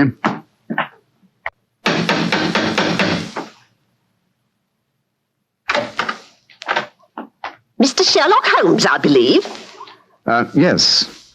I am Mr. Holmes. How did you know? My mistress told me that you would be likely to call. She has left for the continent with her husband. You mean she's left England? Never to return. Then the papers, the photograph. All is lost, Mr. Holmes. We'll soon see. Follow me. She said you've been looking for something. I hope you find it. This was the bell pull. There's a sliding panel behind it somewhere. Ah, here it is.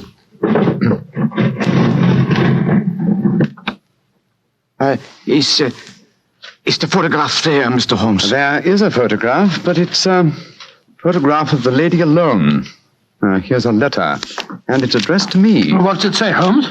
My dear Mr. Sherlock Holmes, you really did it very well. Until after the fire alarm, I had no suspicion. But then, when I realized how I had betrayed myself, I began to think. I'd been warned that if the king employed an agent, it would certainly be you. May I congratulate you on your disguise as the dear old clergyman? Great Scott, you're far more clever than you thought, Holmes. Yeah, go on. What else does it say? Let me see. My husband and I both thought that the best recourse was flight. So you will find the nest empty. As to the photograph of the king and yourself, His Majesty may rest in peace. Thank goodness for that. I love and am loved by a better man than he. I leave another photograph, however, that he might care to possess. And I remain, dear Mr. Sherlock Holmes, very truly yours, Irene Norton, née Adler. What a woman, Watson. What a woman. What a magnificent woman. She fooled me completely. But, I'm sorry, Your Majesty. I've been unable to bring your business to a more successful conclusion. On the contrary, my dear sir, nothing could be more successful. I know that Irene's word is inviolate. The incriminating photograph is now as safe as if it were in the fire. I'm glad to hear Your Majesty say so. I am immensely indebted to you. Now, pray tell me in what way I can reward you. This beryl ring that I wear, I should be proud Your Majesty has something that I should value even more highly. You have but to name it. This photograph. Irene's photograph? But certainly. However, you must let me give you something more substantial. Oh, no, Your Majesty. This is something I shall treasure all my life. This and a golden sovereign I received from the lady's hand. They will remind me that I was once tricked by a woman. A woman that I shall never forget.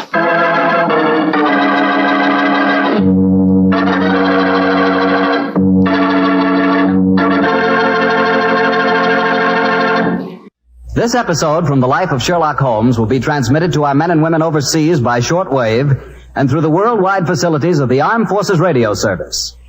Petri Wine brings you Basil Rathbone and Nigel Bruce in the new adventures of Sherlock Holmes.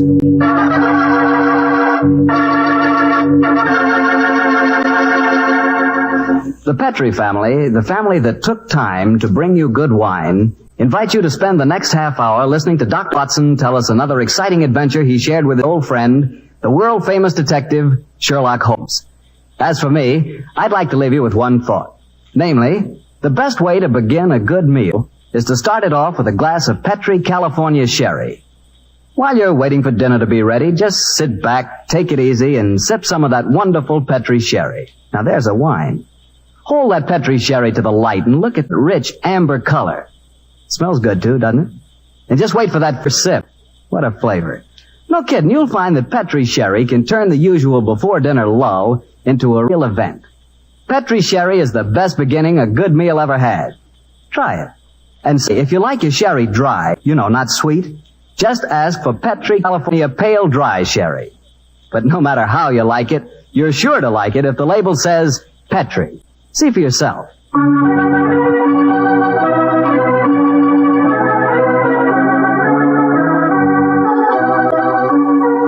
And now for the weekly visit with our good friend and host, Dr. Watson.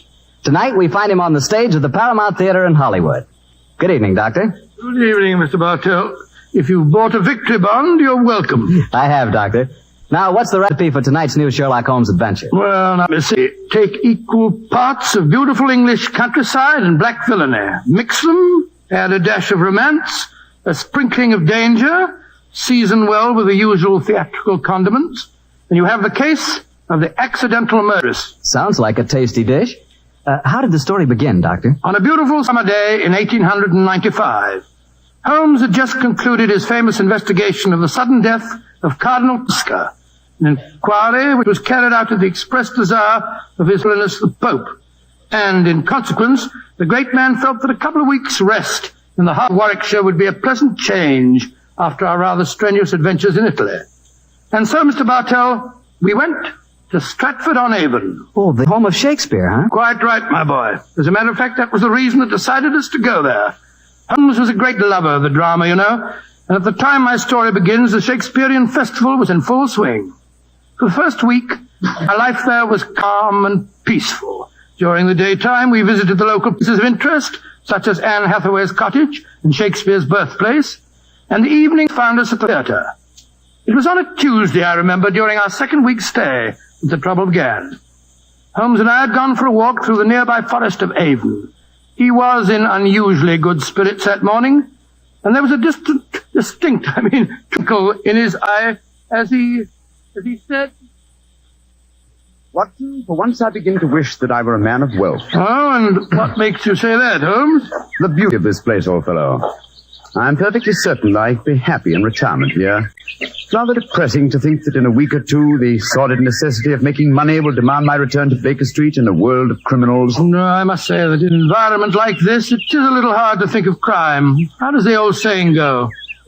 Where every prospect pleases, and only man is vile. Yes, but Shakespeare puts it even better, old chap. Oh, really? What's he say? Well, surely you remember the speech in As You Like It. We saw the deduction 2 nights ago. Oh, I don't remember the speech.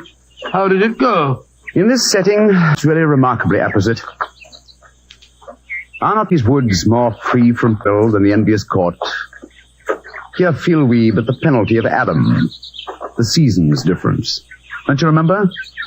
Sweet are the uses of adversity, which like the toad, ugly and venomous, wears his precious jewel in his head. And this our life exempt from public haunt finds tongues in trees, books in the running brooks, sermons in songs, and good in everything. I would not change it. Upon my soul, you read that much better than the fellow on the stage the other night. Don't tell me I adopted the wrong profession, Watson. Oh, dear me, wait a minute. Path seems to end here. Nothing but dense trees ahead of us. There's another path over there. I think it leads down to the river. Then let's follow it. The Avon is always... Great Scott, that was a... Holmes! Holmes, you hurt? Yes, I think I am. Bullet hit my shoulder. I think it's only grazed it. Well, get off your coat quickly. Let's have a look. It's only a scratch. First, let's find out where it was fired from. I heard the thud of a bullet in the tree behind me. Yes, here we are. Give me a penknife, old fellow, will you? There you are. Thanks. Do you suppose that shot was deliberate? Well, I can't imagine someone mistaking me for a rabbit, Watson. By the way, there was a curious echo to the shot. I don't know whether you noticed it. Here's the bullet. Now, let me see. I was standing there, A line from this bullet hole in the tree to the spot where I was standing would indicate that the shot was fired from that cluster of trees over there. Come on, Watson. Let's see what a search discloses. I wish you'd let me look at that shoulder before you start galloping all over the countryside, Holmes. You're bleeding quite profusely. Oh, plenty of time to look at it when we... Hello. Look over there. A man and woman running towards us across the clearing. Yes, and carrying guns. Yes, it looks as if it was an accident after all. Was anyone hurt? Yes, sir. My friend was hit in the shoulder. Oh, how dreadful. It's not a bad wound, is it? Oh, it's only a scratch, madam, I hope. But the blood on your coat. Well, just, how did this accident happen, sir? Well, we were out rabbit shooting. I was teaching my wife to use a rifle. I saw a rabbit scurry across the clearing. I raised the rifle and fired. It seemed to me, Geoffrey, that as I did so, you jolted my arm. Yes, I'm afraid I did, Alice. I was going to fire too, but as I raised my rifle, I jolted your elbow and sent your shot wild. I can't tell you how sorry I am, sir. Here's my card. Of course, we'll take care of any expenses that may be entailed. Well, the first thing to do is to find out how much damage has been done. You'd better take your coat off, old fella. I don't think I can. Oh, he's badly hurt. No, it's just that... The man's fainted. Oh, this is dreadful. I have a horse and trap down the road. Listen, give me a hand with him, will you? I must get him to a hospital as fast as possible.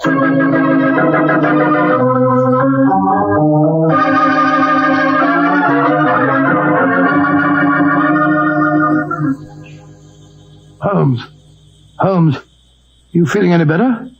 Has the nurse gone? Yes, she's bringing the house surgeon. And the man and his wife? They're down in the hospital waiting room. Oh. I found out their name. It's Markham. Then we're alone. Yes, old fella. In that case, I can stop behaving as if I were at death's door. Holmes, you mean that you shammed that collapse just now? Yes, I did, Watson. Oh, well, spare me a little pity, old chap. My shoulder's confoundedly painful, I assure you. Well, I'm sure it is. But what made you pretend to faint? I recognized this Mrs. Markham, and I think you recognized me. It's important to assume I'm out of action for a while. Oh? Mrs. Markham. Why? Well, Mrs. Markham is, in reality, the notorious Mrs. Dangerfield. You remember the Dangerfield case? The Dangerfield? Great Scott. Yes. She was tried for the murder of her husband by poisoning, wasn't it? Yes, she was, old fellow. She was acquitted, and the jury decided she was an habitual arsenic addict who happened to take an accidental overdose. Well, didn't you have some connection with the case? It was I who tracked down the sale of the arsenic she claimed to have bought for cosmetic purposes. Well, if you ask me, that shot at you was no accident. Oh, of course it wasn't. I'm certain that I was recognized. In any case, her record is a bad one. Prior to her husband's death, there was an episode in which her uncle was killed in a shooting accident on a grouse moor in Scotland. An uncle who left her a large fortune on his death. And I suppose Mrs. Dangerfield was a member of the shooting party when the accident happened. Yes, she was. And she's something of a femme fatale one. I must plan my actions very cautiously. I'm up against a dangerous opponent. Well, you'll have to stay in the hospital until your wound's being examined and dressed. That's true, fellow. And while the local staff are taking care of that, I want you to shadow the Markham. Of course I will, Holmes. Stick close to them, old fellow. Make them believe that I'm going to be kept here for some days. Find out as much as you can, and then report to me. Right, I'll do my best.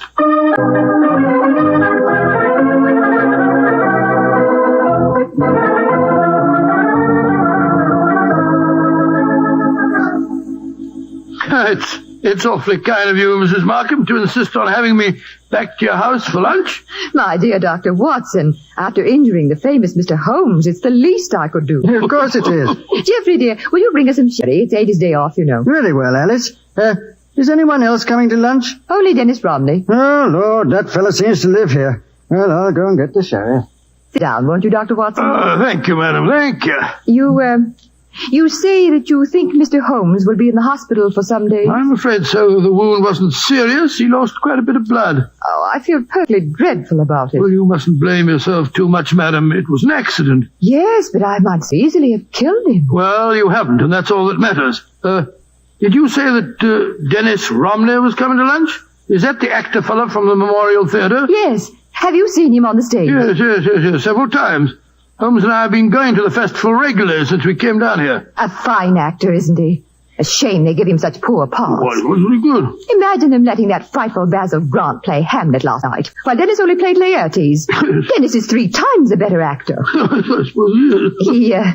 He's coaching me in acting. Oh, coaching you? Really? Yes, he thinks that I may be able to get small parts here next season. I've always had a great urge to go on the stage, but no one's ever encouraged me before. Oh, here's Geoffrey. This sherry's rather special, Doctor. Perez de la Frontiere. Only a few bottles left. Oh, that's very nice of you, sir. Oh, that must be Dennis. I'll go let him in. We might as well have a drink. You'll find it'll help making this actor fella more tolerable. I take it, Mr. Markham, that you're not an admirer of Mr. Dennis Romney. Can't bear him. He's always quoting Shakespeare and behaving generally as if he were another Irving. He's got Alice completely fooled. The glass, Doctor. Oh, thank you, sir, thank you. Dennis, I want to introduce you to Dr. Watson. How do you do, Mr. Romney? How do you do, sir? Hello, Geoffrey. Want a glass of sherry? Thanks, that'd be very nice. Are you a disciple of the theatre, Dr. Watson? Well, hardly a disciple, sir, but I've been attending the festival during the last week. I enjoyed your performances immensely, if I may say so. Oh, you may, so, Doctor. Here's your sherry, Dennis. Oh, don't be crotty, Geoffrey. And please remember that Dennis is our guest. Oh, it's all right, Alice. I know that Geoffrey's bark is a good deal worse than his bite. And what play are you appearing in tonight, Mr. Romney? King Lear. I shall once again portray the thankless role of the King of France, while that incredibly bad actor, Basil Grant, tears a multitude of passions to tatters in his rendition of Lear. Oh, horrible, horrible, most horrible. I thought his Hamlet was atrocious last night, Dennis. Wasn't it? When he came to his final line, the rest is silence. It was as much as I could do to prevent cheering. I felt rather the same way when you were killed in the duel, Dennis. Oh, Geoffrey, you're being intolerably rude. Why don't you take Dr. Watson upstairs and show him your butterfly collection? Then at least you'll know what you're talking about. Are you interested in butterflies, Doctor? I have quite a rare collection. Oh, really? I'd like to see them very much. Come on, then. I think we've just got time before lunch. Try and bring yourself down with a few better manners, Geoffrey, dear. I'm really quite an easygoing man, Doctor, but the arrogance of that fellow Romney infuriates me. Well, I must say he does seem to have rather a good opinion of himself. Don't put too much weight on that balcony rail. It's absolutely full of wormholes. Part of the attraction of an old house, my wife tells me. But I regard it as confoundedly dangerous. Yeah, and this is my little museum. In these cases, I think you'll find some of the finest specimens of Lepidoptera you've ever seen. It's my hobby, and I may say that, with the exception of the Natural History Museum, I doubt if you'll find a finer collection. Well, it must have taken you years to collect them. Oh, it has. Many years, many disappointments, and a great deal of patience. Look at this fella. He's my prize specimen, a North American monarch. North American monarch? Beautiful, beautiful. Isn't he? And this is an admiral. Yes, of course, I know fairly him. Rare. And this is a perfect bee-hawk moth. And here's an emperor. Ever see more exquisite markings? Well, never. Tell me, Mr. Markham, when you captured a butterfly, how do you kill it without marking it in any way? With poison. Oh? What poison? Cyanide. Not arsenic? You heard me say cyanide, Doctor. The only reason I mention it is that a friend of mine collected butterflies once, and I'm certain that he always used arsenic to kill them. Why'd you keep talking of arsenic? You're trying to hint at something. No, my dear fellow. I was just curious, that's all. Yes. A trifle too curious, perhaps. There's the luncheon gong. Let's go downstairs again. I say, old man, I didn't mean to offend you. Oh, of course you didn't. But my nerves are a little on edge today. It must be that accident to your friend that's upset him. I really must get that balcony rail mended. Shh. Shh. What is it, sir? My wife. And young Ronnie. Looking at lunch. Listen. Darling, why won't he understand? How could you expect me to get it? Jeffrey has no imagination. He's never understood me. Well, Doctor, they say that listeners never hear good of themselves. You know, sometimes I wonder if my wife wouldn't like me out of the way. Let's go down to lunch, shall we?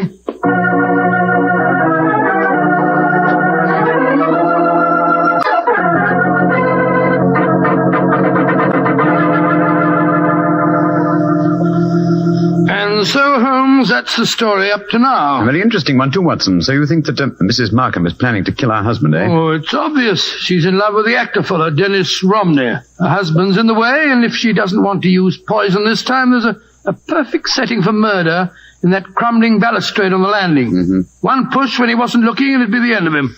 No one could prove that she did. A charming household. And Mr. Markham became very evasive, you say, when you mentioned arsenic. Yes. I said it deliberately, of course, to see how he'd react. If you ask me, he knows that his wife has arsenic at the house. He was trying to protect her. You've exerted your charm sufficiently to arrange to see them again, I trust. Well, yes, as a matter of fact, I have. They're taking a picnic tea and going boating on the Avon this afternoon. They asked me to join them. Of course, I agreed. I just rushed back here to the hospital to report to you first. You've done splendidly, Watson, splendidly. Oh, thanks so much, Will. But I've been so busy telling you what I've found out that I haven't asked you about you. How are you feeling? Oh, I'm fine, old fellow, fine. What did the house surgeon discover? A very interesting fact. Look in the drawer beside my bed, will you? Great Scott, it's a bullet. A bullet that the house surgeon removed from my shoulder. But we found a bullet in the tree also. Precisely. Therefore, 2 bullets were fired. But, good Lord, that means... It means, old chap, that we have a dangerous task ahead of us. Not to solve a murder, but to prevent one.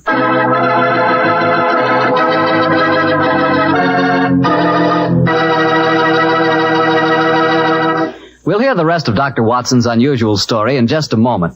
Meanwhile, I'd like to remind you that good cooking becomes wonderful cooking if you serve your good food with a Petri wine. If you like a red wine, say with meat or any meat dish, try Petri California Burgundy. If white wine's your favorite, then you'll love Petri California Sauterne. It's wonderful. But Burgundy or Sauterne, whichever you prefer, it's just bound to be good if you see the letters Petri on the bottle. Because Petri wine is always good wine. And now, Dr. Watson, what happened next? We left you at Sherlock Holmes' bedside in the hospital. Did the picnic with Mr. and Mrs. Markham prove an exciting one? No, it was rather unpleasant, as a matter of fact. The 3 of them kept squabbling all the time, and just as we were coming home, something unforeseen occurred. Mr. Markham fell into the river. Well, pardon the old question, Doctor, but did he fall or was he pushed? It was hard for me to say. I had my back to him when he fell. Of course, we fished him out and rattled him back home in a trap as fast as we could. He changed his clothes at once, and as we sat round the fire a little later, I could see that he'd caught a chill. In fact, I recommended that he go to bed and stay there. Mrs. Markham agreed with me. Geoffrey, dear, I do wish you'd follow Dr. Watson's advice and go to bed. For the 5th time, Alice, I will not go to bed. I'm perfectly all right. No, it's no thanks to you and Dennis. What do you mean by that remark, Geoffrey? You know perfectly well what I mean. It wasn't an accident that I fell in the river just now. One of you 2 pushed me when I was struggling with the punt pole in the long reed. Geoffrey, you're talking rubbish. Am I? You were in the boat, Dr. Watson. Didn't you see what happened? No, I didn't, sir. My back was turned to you when you fell in. Well, then we'll call it an accident. An accident that happened by a curious coincidence, just where the river is deepest and the reeds thickest. Geoffrey, I don't like your tone. You can accuse me of anything you like, but when you start suggesting that Alice... If you don't like the way I talk to my wife, I suggest that you come to my house. I'm going to get a scarf. I'm chilly. Dr. Watson, I must apologize for my husband's behavior. I don't know what's come over him. Oh, that's quite all right, Mr. Markham. I quite understand. Well, I wish I did. I don't mind yelling at me, but he's being so abominably rude to you, Alice. The last couple of weeks, it's been getting worse than ever. I know. Ever since we had that argument about the insurance policies, he's been unbearable. Insurance? Yes, Doctor. We took out quite large policies on each other's lives recently. You didn't tell me that, Alice. Well, it was his idea. And yet when the insurance man came here, you'd have thought I was forcing him into taking out the policy. Insurance? Great Scott, You what, Doctor? Nothing, Mr. Markham. Nothing at all. Sounds as if you don't approve of insurance, sir. Oh, it's not that, Romney. It's just that I... Who can that be? I wasn't expecting anyone. Answer the door, Dennis, will you? Yeah. Sounds as if Geoffrey's already done so. Alice, we have a visitor. Holmes. You shouldn't be up. Good evening, Mrs. Markham. Hello, Watson. Well, I'm delighted to see you, Mr. Holmes. Though I understood from your friend that you'd be in the hospital for several days. The constitution of an ox and the obstinacy of a mule, 2 characteristics of mine, have combined in making possible an early departure from the hospital. How do you do, Mr. Romney? I think I've seen you at the theatre. My name is Sherlock Holmes. How do you do, sir? You'll stay to supper, I hope. If it's not inconvenient, Mrs. Markham. Of course it isn't. I'll go in and arrange for it. Upon my soul, Holmes, I'm glad to see you. And are you, old fellow? Let's take a stroll on the terrace, shall we? It's rather warm inside this evening. You can go out through the French windows. Oh, thank you, Mr. Markham. Holmes, are you quite sure that you're well enough to go walking about? Of course I am. You must tell me, Watson, what the latest developments are. In the meantime, I myself have not been idle. Yes, Watson, I think our stage is set, and I have a feeling that I make tribute to a rather dramatic last act curtain.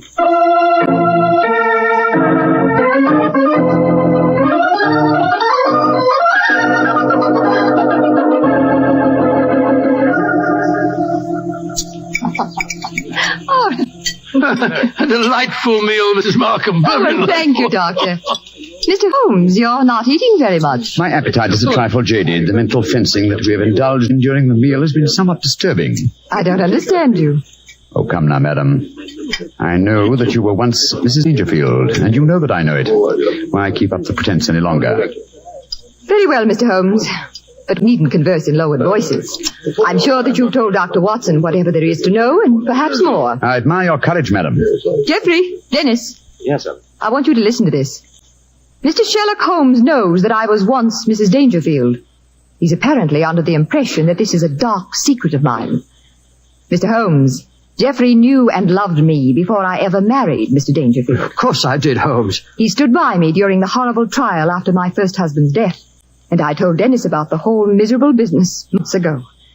So I really don't see that you've uncovered any great secret. Yet, Mrs. Markham, but I have a feeling that it's only a matter of moments. So you haven't got any secrets from Dennis either, eh? There's no need to shout, Geoffrey. There's no need for Dennis to be in my house. Get out, Romney, and stay out. This business between you and Alice has gone far enough. I'll go when Alice tells me to. Well, if you won't go, then I'm not going to sit here.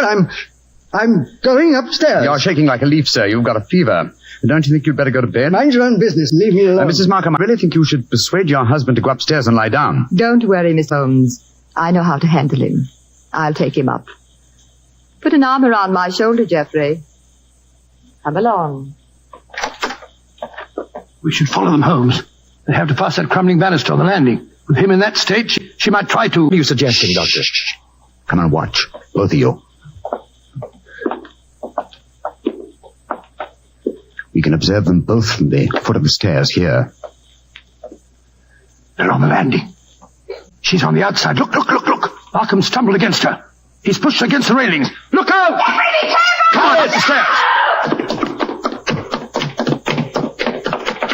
Alice, are you all right? Yes, but Geoffrey tried to push me through the railing. That's a lie. No, it isn't, sir. The three of us were watching you from below. But the railing held. I don't understand. I can explain that, Watson. This afternoon, while you were all at your picnic, I came here with a local carpenter. You had informed me, old fellow, that it was the maid's day off, and I took the liberty of reinforcing that decaying woodwork. What the blazes do you think you've been up to, Holmes? Preventing murder, sir, and finding the true solution to the Dangerfield case. Do you mean, Mr. Holmes, the true solution? Surely it's obvious to you, Mrs. Markham. You have told us that your present husband loved you before you married Mr. Dangerfield. It was he who accidentally killed your uncle so that you might inherit a fortune. It was he who accidentally gave your first husband an overdose of arsenic. Arsenic that he obtained for the purpose of destroying butterflies. Yes, it was he who tried to send you to your death by pushing you through those railings. And all the time, Mrs. Markham, I thought that you were the potential murderer. You fellows have got hold of the wrong end of the stick. All I've been trying to do is to seal the fact that my wife was a murderess. Geoffrey, how can you say that? Markham, wait. Just a moment, Mr. Romney. I'm not through with him yet. This talk is all very dramatic, Mr. Holmes, but I wonder how you're going to be able to prove Dr. anything. Watson, Mr. Romney, and I will testify to the attempt that you've just made on Mrs. Markham's life. Yes, and what about the attempt on your life, Holmes? Obviously, it was Markham who fired at you in the woods. But my wife has already admitted firing the shot. True, sir. But 2 shots were fired. The one that your wife fired, we found in the tree. The one that you fired was extracted from my shoulder in the hospital. Then the 2 shots were fired simultaneously. You remember, Watson, that I commented at the time on a curious echo. Mrs. Markham told us that her arm was jolted as she pulled the trigger. That was when the other rifle was fired. Mr. Markham didn't want me on the scene when he staged his latest accident, and so he tried to kill me. What kind of a devil have I been living with all these years? I think I'm going to kill you, Markham. Don't come near me. Keep him away from me. Leave him to the law courts, Mr. Romney. British justice may be slow, as indeed it was in the Dangerfield case, but in the long run, it is sure. We'll find that out, Mr. Markham, on the gallows.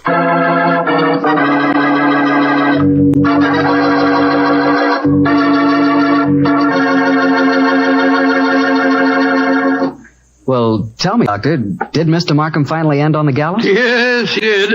And it might interest you to know that Mrs. Markham and Dennis Romney were married.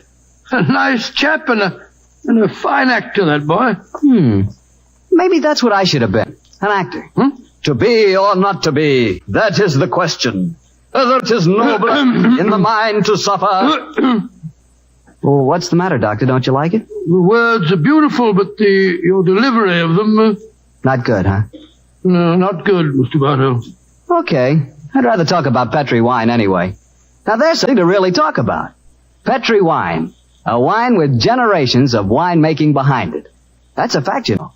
The Petri family started making Petri wine generations ago. Way back in the 1800s. So they've had the time to develop the art of winemaking, and they've been able to hand down that art from father to son, from father to son. Yes, the Petri family really knows how to turn luscious, sun-ripened California grapes into clear, fragrant, delicious wine. And those letters, P-E-T-R-I, on the bottle, are the personal assurance of the Petri family that every drop of Petri wine is good wine. It's got to be. Because don't forget, Petri took time to bring you good wine. Well, Dr. Watson, what new Sherlock Holmes story are you going to tell us next week? Well, now, let me see. Next week, Mr. Bartell, I'm going to tell you an exciting adventure Holmes and I had in North Africa. It begins at the headquarters of the Foreign Legion and ends with a strange death in the Cafe of 1,000 Sighs. I call the story Murder in the Casbah.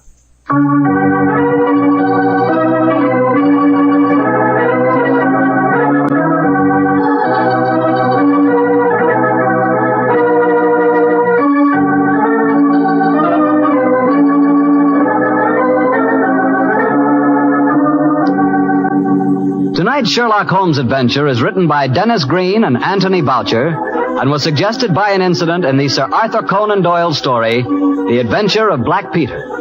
Music is by Dean Fosler.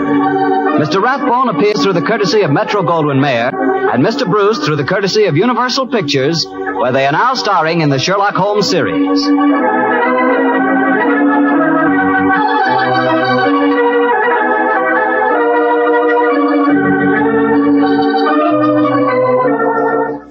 The Petri Wine Company of San Francisco, California, invites you to tune in again next week, same time, same station.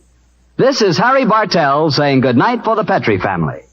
This program originated in the Paramount Theater in Hollywood for an audience of Victory Bond buyers.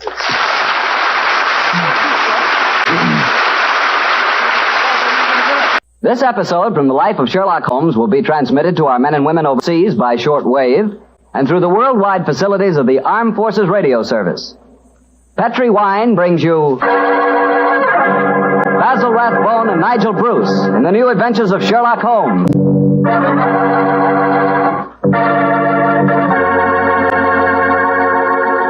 The Petri family, the family that took time to bring you good wine, invite you to listen to Dr. Watson tell us another exciting adventure he shared with his old friend, that master detective, Sherlock Holmes. And as for me, well, I'd like to tell you that a time like right now is the perfect time for a glass of Petri California port. After you've had a good dinner, boy, Petri port is a real topper. That rich, deep red Petri port is really an extraordinary wine. Even its color's different. And as for its flavor, well, it'll take a better man than me to describe that. Petri port is a hearty wine, sure. And every other quality that you look for in a good port, you'll find in Petri port, and then some. Try Petri port by itself, or serve it with fruit, with nuts, or with cake. But share it with your friends, will you? Because you can serve it proudly.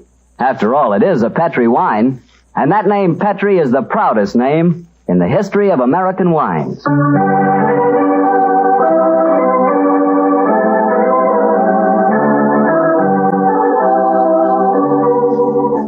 And now let's visit our old friend and host, Dr. Watson. Good evening, Mr. Bartell. Good evening, Doctor. Settle yourself down and get your pipe going. Thanks. Doctor, last week you told us that tonight's story took place in the Casbah at Algiers. Yes, the Casbah. I remember it as the place of countless streets winding up and down, past colourful cafes where 100 tongues were spoken, and often a street would end in shadowy darkness which a man would be foolhardy to enter alone. Yes, Mr. Bartell, that was the Casbah that Sherlock Holmes and I knew in that winter of 99. Well, how did you happen to be out there, Doctor? Do you mind if I tell you the story from the start, Mr. Bartell? It really began on a wintry night in Baker Street at the conclusion of a strange murder in Montrevor Castle. A charming young girl sat on the sofa of our lodgings in Baker Street and talked to us. But, Mr. Holmes, you can't say you'll have nothing more to do with the My dear Miss Montrevors. Threadfield, I found the true murderer of the Dowager Countess and committed suicide. Surely the case is ended. Yes, Mr. Holmes, you found the real murderer. But now I want you to find the unfortunate young man who fled England 5 years ago when he was suspected of a crime. This is a new development, Miss Threadfield. Please tell us about it. It's Douglas Milton that I'm talking about. Oh, yes. He was the heir to the title, wasn't he? Yes, Mr. Holmes. He was a sensitive, artistic boy, and when he knew that he was under suspicion, he ran away. Mm-hmm. Of course, everyone regarded his flight as an admission of guilt. That is, until you found the real culprit, Mr. Holmes. I imagine, Miss Threadfield, that your interest in the missing boy is not entirely, shall we say, altruistic? I'm in love with him, Dr. Watson. Oh. We were engaged to be married when he ran away. Mr. Holmes, you've got to find him. He must know that his name has been cleared and that he's inherited the title. Miss Threadfield, have you any direct news, any letter from your fiancé since he left 5 years ago? None. Any clues as to his hiding place? Only this. It's a painting I received anonymously a year after he had left. Oh. It was sent from a forwarding address in London. Here it is, Mr. Holmes. Thank you. Marlowe painting. Very good one, too, I say. Yes. His sense of composition and his use of color is unusually brilliant. You recognize this painting as the work of your fiancé, Miss Threadfield? I'm certain of it. Yes. Wonderful use of color. Observe the delicate shadings of that sunset and the brilliant green of the oasis. This scene is extraordinarily reminiscent of the desert in North Africa. Yes, that's what made me say I was certain he'd gone abroad, Mr. Holmes. Why did he go to North Africa? A good place, Watson, for an Englishman who imagines himself to be escaping justice. Remember, the Foreign Legion is stationed there. You think he might have joined the Legion, Mr. Holmes? Right. It would seem logical. No questions are asked of those who join it, and its colorful obscurity might easily appeal to a young fellow in trouble. Hello. What is it, Holmes? Quite a few grains of sand between the canvas and the frame here. Miss Threadfield, do you mind if I pry the canvas loose? Do anything you like, Mr. Holmes, if it gives you any clue to Douglas's whereabouts. Give me your penknife, will you, Watson? Thanks, old chap. Here we are. Can you see anything? Uh-huh. Look. The word sheriff. An Elafroon. Stamped here. Sheriff is probably the framer's name, and Elafroon is a town some 50 miles from Algiers. That settles it. Miss Threadfield, I accept your case. Watson and I will go to Africa and try to find your fiancé, Douglas Milton.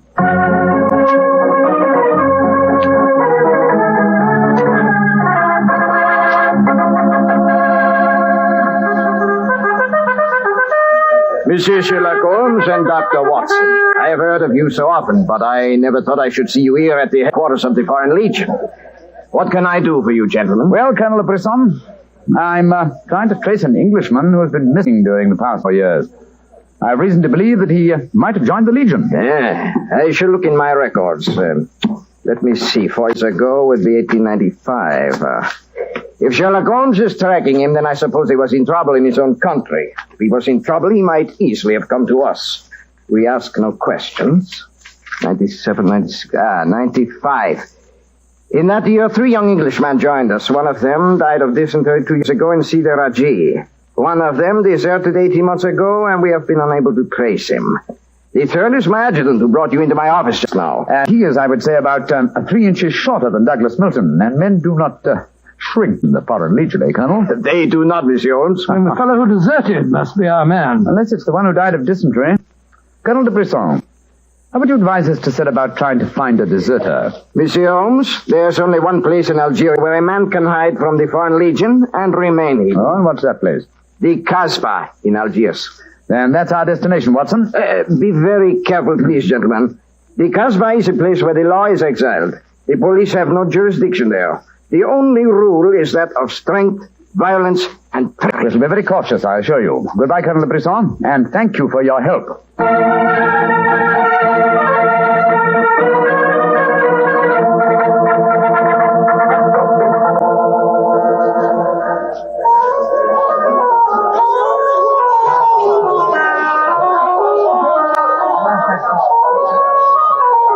Well, I must say that I think Colonel de Brisson rather exaggerated the dangers of the Kasbah. I suppose you're going to tell me this cafe is the headquarters for a dope smuggling ring or white slaving or something. Its ramifications are even more extensive than those you've mentioned. You're joking, Holmes. I assure you I'm not, old fellow. What? My old friend Duhamel is chief of police affairs. When I told him our mission, he advised me to come here. A 500-franc note, and the proprietor can obtain any and all information regarding the underworld. For as little as 200 francs and arrange a murder. So that gives you an idea of the relative values of the Casbah. Good Lord, then you've already spoken to the proprietor? Oh, yes, a charming scoundrelly fellow by the name of Rafi. I gave him 500 francs and asked him to set his underworld grapevine in motion to see whether an Englishman living in hiding here in the Casbah could be found. And I thought we'd come here for a quiet meal. Here comes Rafi now. Let's hope he has news for us.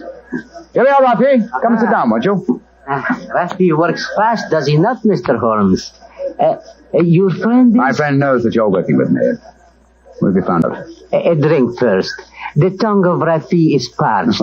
Would you have me die of thirst before I give you my news? Vermouth cassis. Mr. Rafi? You have news for me, then? But yes. Good, what is it? First, you will pay me more money, no? But I gave you 500 francs. You said that you'd do the job for that. Can I help it if some tongues are more costly to make wag than others? It took the 500 to get the wag. Am I to have nothing for my own trouble? Mr. Rafi? Ah, good. The gentleman will pay for it. There you are. Missy. I will drink to your health, gentlemen, both of you. You will pay me more money, no? But my friend's already given you 500. You should stick to your bargain, my good fellow. My information is a bargain at 750 francs.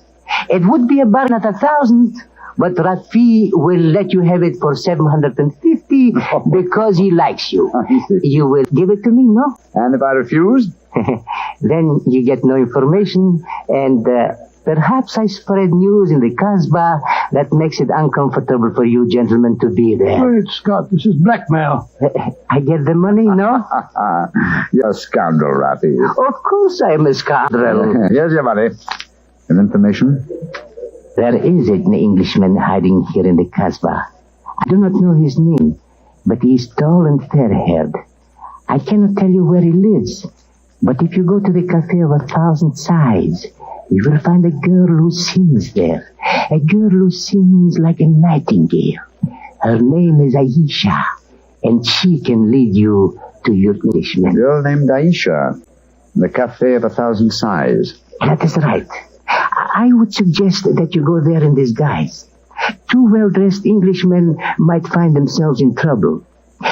For a small fee, say 200 francs, I will escort you there myself. Thank you, yes. I think we can manage by ourselves, Rafi. If your business is concluded quickly and time weighs heavy on your hands, Rafi can take you to some places of rare interest. Dancing girls that wither one's eyeballs with their beauty. For 500 francs, gentlemen... Thank you, Rafi, thank you. I have a feeling the time will not weigh heavily on our hands. Good night. You work too hard, gentlemen. You should learn how to play. Good night. On my soul, I think that fellow's the biggest blackguard I ever met. I quite agree, old chap, but he is amusing. By the way, Holmes, don't you think that when this case is finished, we might have a time on our hands? Oh, Watson, you're incorrigible. But I think... Watson. What is it? The man sitting over in the corner by himself. By Joe, yes, his face seems familiar. We've seen him before somewhere. Of course we have. His name is Oliver Leeming. We met him at the inquest on the Montrevor case. So we did. Now, what on earth do you suppose he's doing here in the Casbah? Not on a holiday, I'm sure. Mr. Oliver Leeming, if you recall, is a cousin of Douglas Milton's, the man we're searching for. If Milton were ever declared dead, Mr. Leeming over there would inherit the title. It looks to me as if we're not the only people in the Casbah who are searching for the missing heir. That's true, old fellow. Come on, let's go and talk to the gentleman.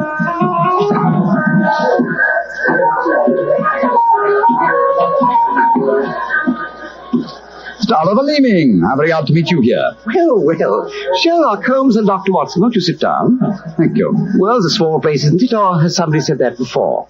I wondered if you'd spot me over here, corner. Oh, you so sad. Of course. You seem to be in such deep conversation with that scoundrel Rafi. I didn't like to disturb you. Very considerate of you, I'm sure. Why are you here, Mr. Leeming? Oh, I'm making a business trip. This is my day off. As I recall it, you're in the publishing business. Correct. What a memory you have. It seems peculiar that you should be on a business trip here. Are you planning on opening a publishing house in Algiers, or are you searching the Casbah for new authors? Why not? I'm a great believer in encouraging new talent. Mr. Leeming, why don't you admit that you're here for the express purpose of trying to find your cousin, Douglas Milton? Mr. Holmes, you've discovered my secret. The great Sherlock Holmes and his watchdog have their eager eyes on me. They know that I succeed to the title if Douglas Milton dies. Yes, Mr. Leeming, we know that fact. And you have fathomed my plan to find Douglas before me and kill him so that I may inherit the title. How lucky I am to meet you in the Casbah, where you cannot arrest me. Well, so it's against time, gentlemen, but I have a head start, as you will soon find out. Goodbye, and the best of luck to you. Extraordinary fellow. He's joking, of course. I believe not, Watson. I think he labors under the whimsical belief that the best method of discounting the truth is to state it as baldly, so that it will not be believed. Great Scott, then we must work fast. Yes, old chap, we must. I'm sure that we're entrants in a race against death. We must get back to the hotel and into our disguises as quickly as possible. After that, we shall visit a young lady named Aisha in the Cafe of 1,000 Sighs. And I'm certain, Watson, that it will be the first time two men have ever entered the Casbah for the express purpose of preventing a murder.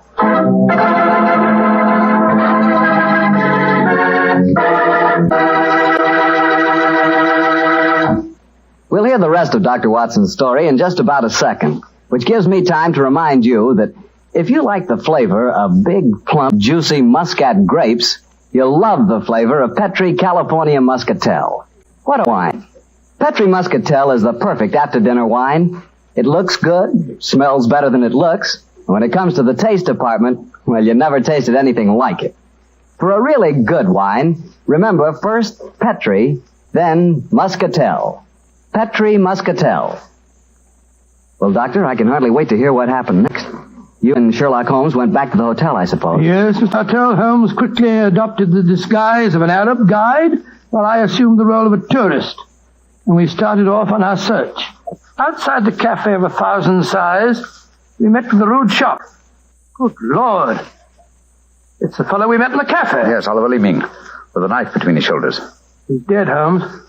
Didn't we get into touch with the police? What can they do? Remember, there is no law in the Casbah. In any case, this man is beyond our help. Our job is to protect the living. Come on, old fellow. Let's go to the Cafe of 1,000 Sighs and find this girl, Aisha. The girl, Rafi says, sings like a nightingale.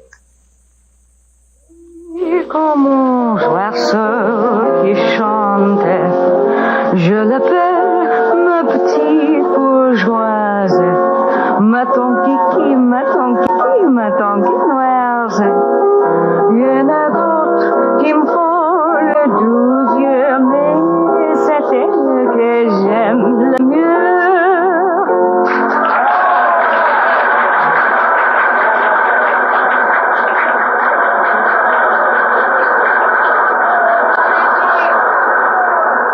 So that's the girl, Aisha. She's very beautiful. Don't forget our role of tourist and guide, old chap. Master, would you meet this Aisha? Very much indeed. I will see if it can be arranged, Master. Wait here for me, Watson. I'll see what I can do. Right, you are, Holmes. Be careful now.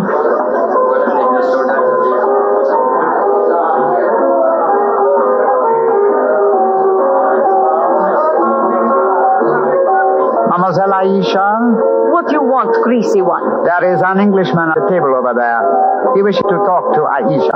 Which one is he? The man who sits at the table in the corner. He is very rich, Aisha. He demands you a great deal. He told me to give you this 500-franc note. So? Very well. You may bring him to my rooms. The door is at top of the stairway, to the right. Good, Aisha. I fetch him. I shall be waiting.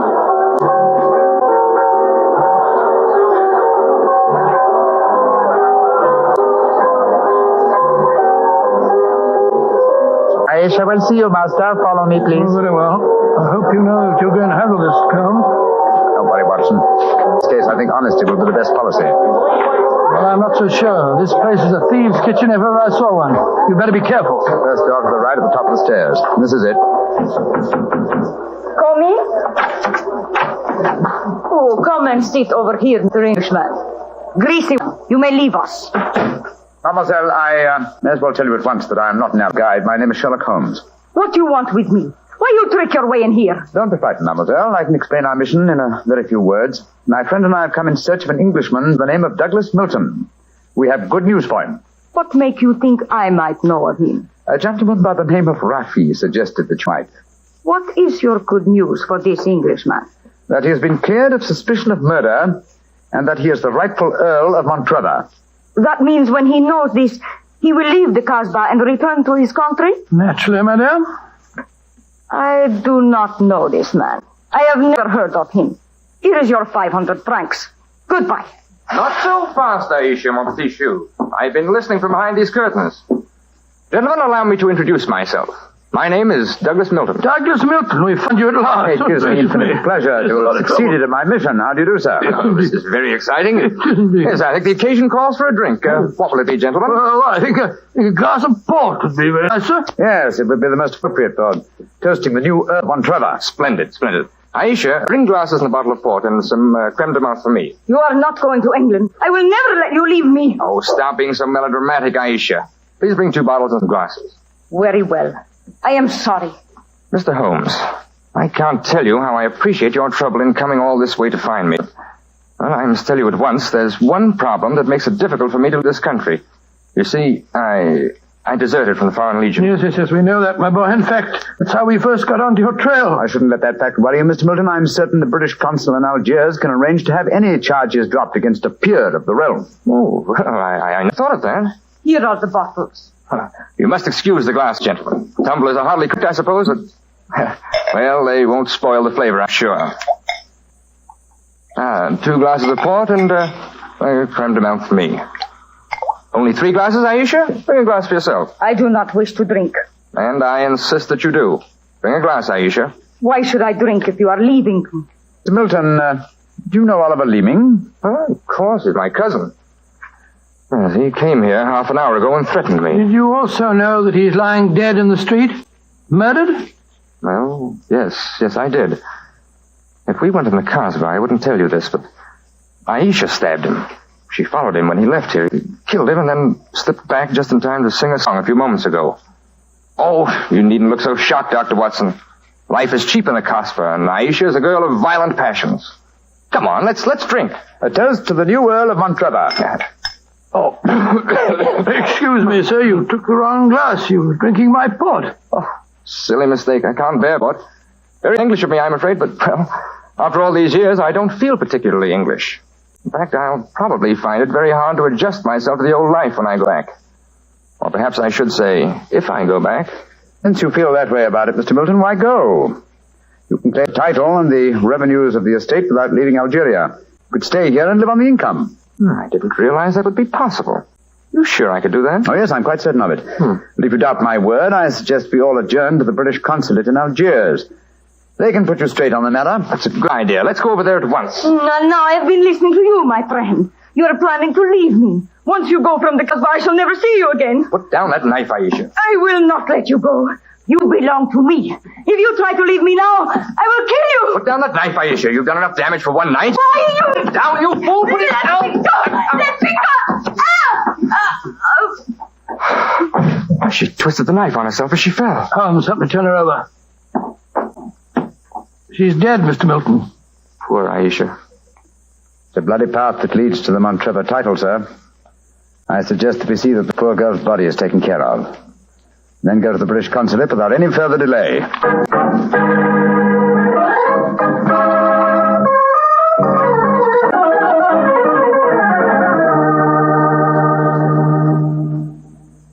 Now that we're at the consulate, Mr. Milton, I suggest that you swear on oath that you are Douglas Milton, heir to the Montrevor estate. This gentleman is a commissioner of oaths.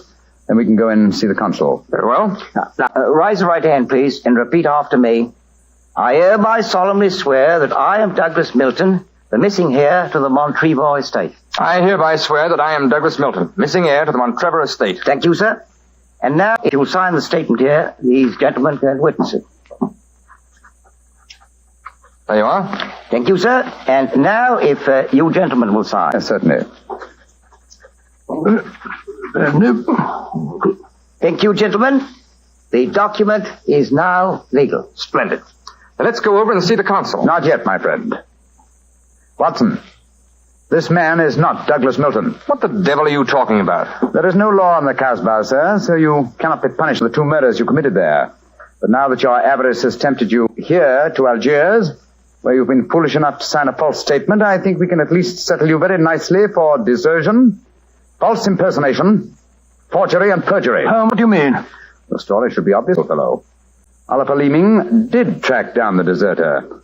Recognition was uncertain after so many years, but at least it gave this gentleman the idea of impersonating the real Douglas Milton, a friend of his. You have a lively imagination, Mr. Holmes. The real Douglas Milton died of dysentery 2 years ago in Sidi El Raj.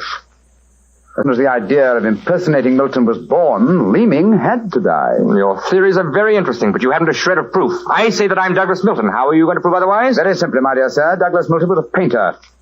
A painter who excelled in the use of vivid colors.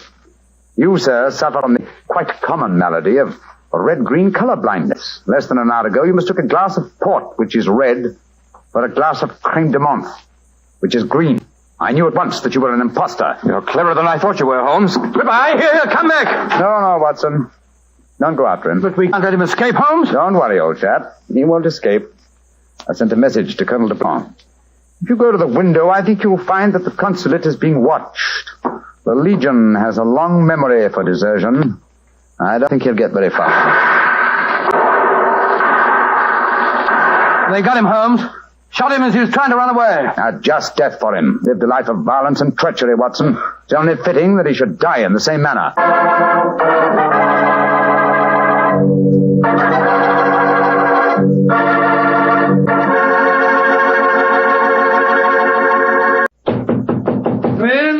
Come in. Ah, there you are, Mr. Bartell. Good evening, Doctor. Oh, no, don't get up. You look much too comfortable. Take off your overcoat and come and join me.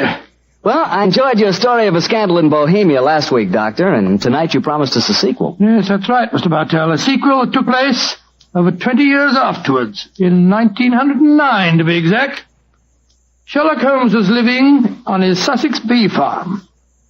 It was only in June, I remember, that I received a telegram from the great man asking me to come and spend a long weekend with him. And I'm sure you needed no urging to accept the invitation. None, Mr. Bartell, none at all. I hadn't seen Holmes for some time, and this fact, combined with my rather indifferent health, found me on the Eastbourne train a few hours after receiving the telegram.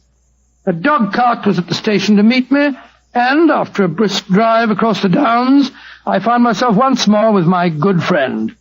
He looked somewhat older than when I'd last seen him, but as he spoke to me, I realized from the keenness of his voice and the sparkle in his eye that Sherlock Holmes would never really be old. After a while, our conversation lapsed into the comfortable silence that can exist only between friends. And then, as the sun was setting, Holmes picked up his beloved violin and began to play some haunting melody. As he lay back, eyes half closed, his long, thin fingers caressing the instrument, a wave of nostalgia swept over me. I thought of the many years that we'd spent together, and of the exciting adventures that we had shared during the old days in Baker Street.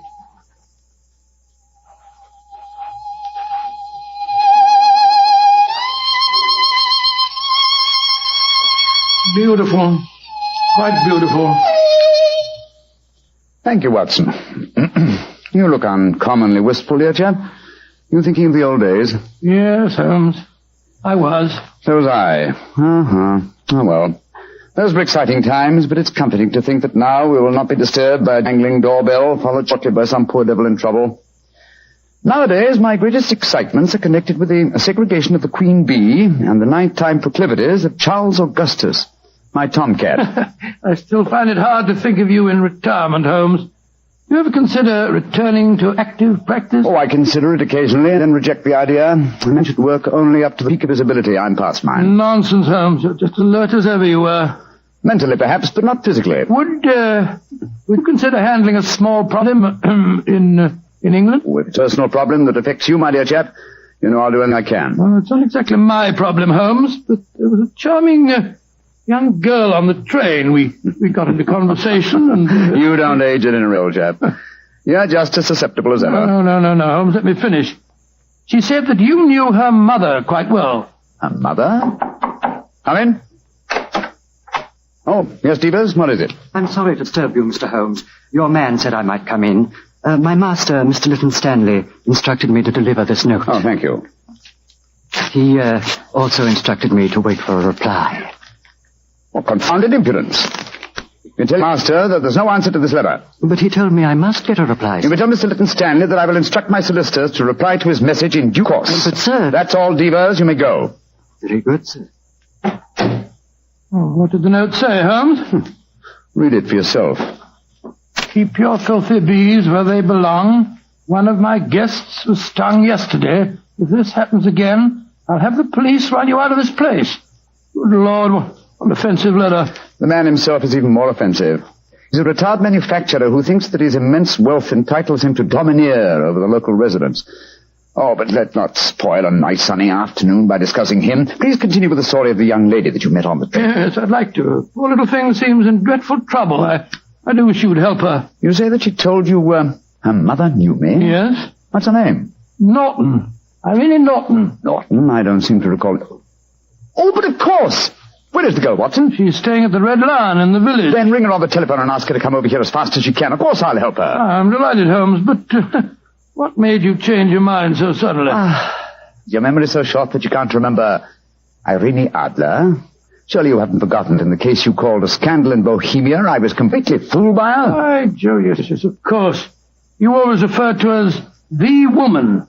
But how does Irene Norton fit into the picture? Irene Adler married a barrister named Geoffrey Norton. Tell Miss Norton to come at once, Watson. She is the daughter of the woman.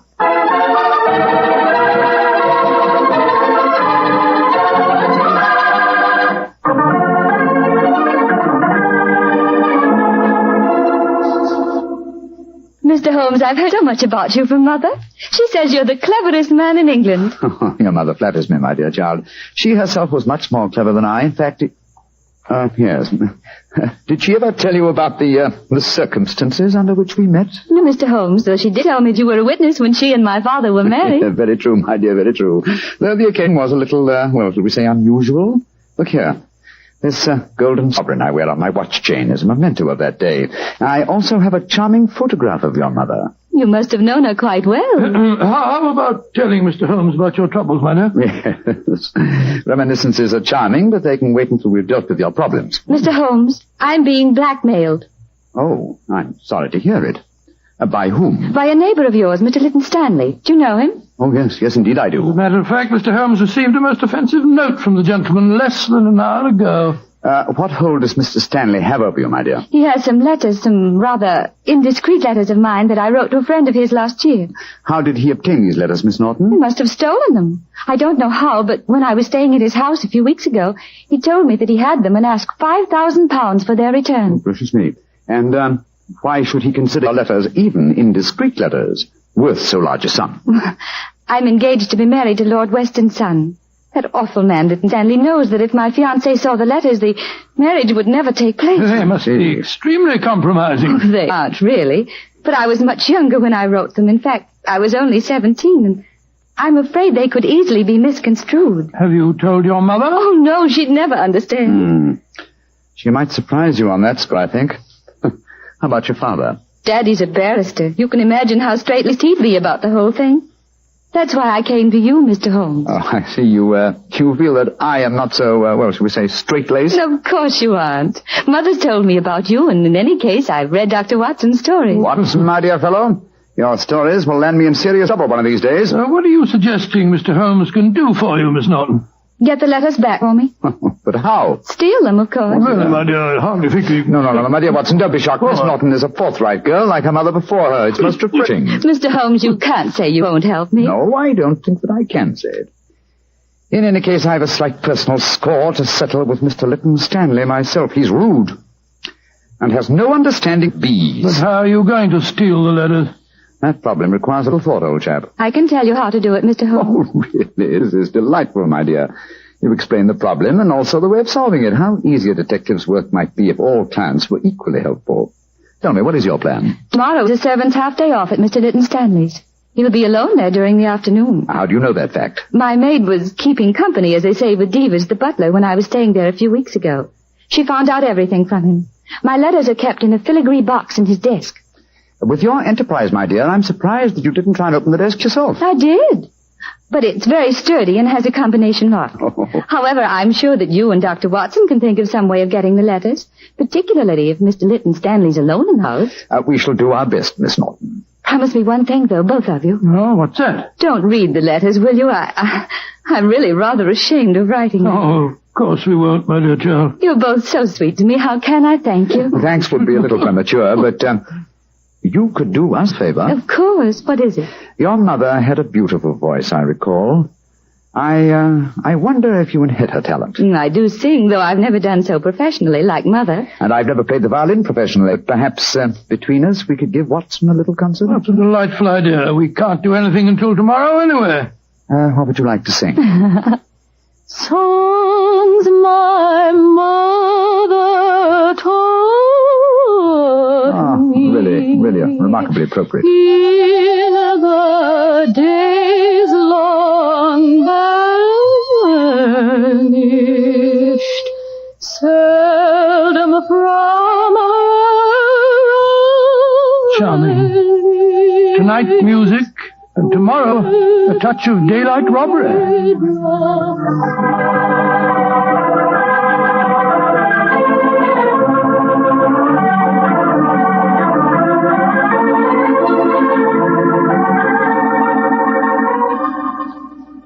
Dear old Watson, your disguise is really excellent. Oh, I must confess I'm a little apprehensive. Hi, old chap. There's no need to be, I assure you. You, as Dr. Hamish, and I, as the Reverend Albee, are calling on Mr. Stanley ostensibly in search of a contribution for my charity hospital that you are in charge of. What could be simpler? Well, what made you decide on the role of a clergyman? It should simplify our entrance to the house. Though I must confess that a rare touch of sentiment prompted the choice of my disguise. How does sentiment enter into it? Oh, surely you remember that it was in the role of a simple-minded nonconformist clergyman that I once attempted to deceive Miss Norton's mother. That's right. You've not forgotten. That woman really fascinates you, doesn't she? She does, old chap. Irene Adler was one woman I've always regarded with unbounded admiration, even though she was a criminal. But enough of this. Come on, old fellow. Are you ready? Yes. You have the equipment I mentioned to you? In my pocket. Let's be off, old chap. Let's be off.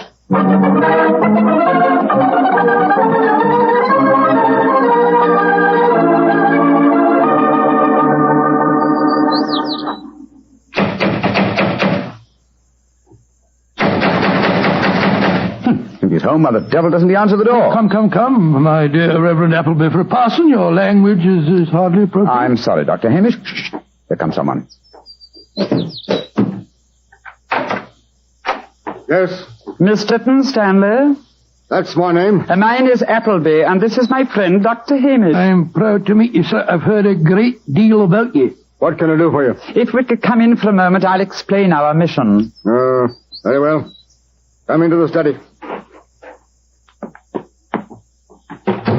We are raising a subscription list for a charity hospital at Paddlewaite, just across the Downs. You're a prominent resident here, and we thought that you'd like to donate a few guineas. I'm really not very interested. I've given as much to charity this year as I can afford. Well, it's a fine cause, sir. I'm giving my medical services 3 days a week, and the Reverend Appleby is donating his services too. Who else has contributed to this fund? All your neighbours, sir. We just came from the bee farm over the Downs. The owner, Mr. Holmes, gave us a cheque for 5 guineas. Holmes gave you 5 guineas, did he? Aye, a very nice gentleman, Mr. Holmes. We're proposing to name a ward in the hospital after him. Is this list of subscribers going to be published in the paper? Oh, yes, Mr. Lytton Stanley. I'll give you 10 guineas. 10 guineas? Thank you, sir. Very kind of you, sir, I'm sure. I'll get my checkbook. It's in this desk. Quick, Watson. The chloroform. Right. Now, who do I make this check payable to? Order. Still, Holmes. Hold him still.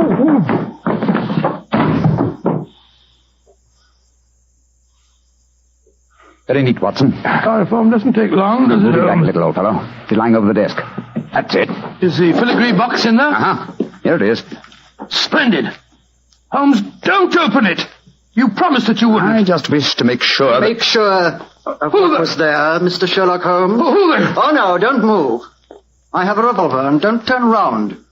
Place the box on the table, Mr. Holmes. And put your hands up, gentlemen, both of you. That's right. I know that voice. It's Devers, the butler. Quite correct, sir. Well, Devers, you needn't point a revolver at us. Your master and injured. I'm not in the least interested in my master's health, Dr. Watson. In fact, if he were dead, I should be delighted. Now, what are you up to, Devers? I'm taking advantage of a situation, sir. I've been trying to open that desk for weeks. After such kindness on your part, sir, I hate to seem ungracious, but I'm dreadfully afraid I shall have to kill you. To kill both of you.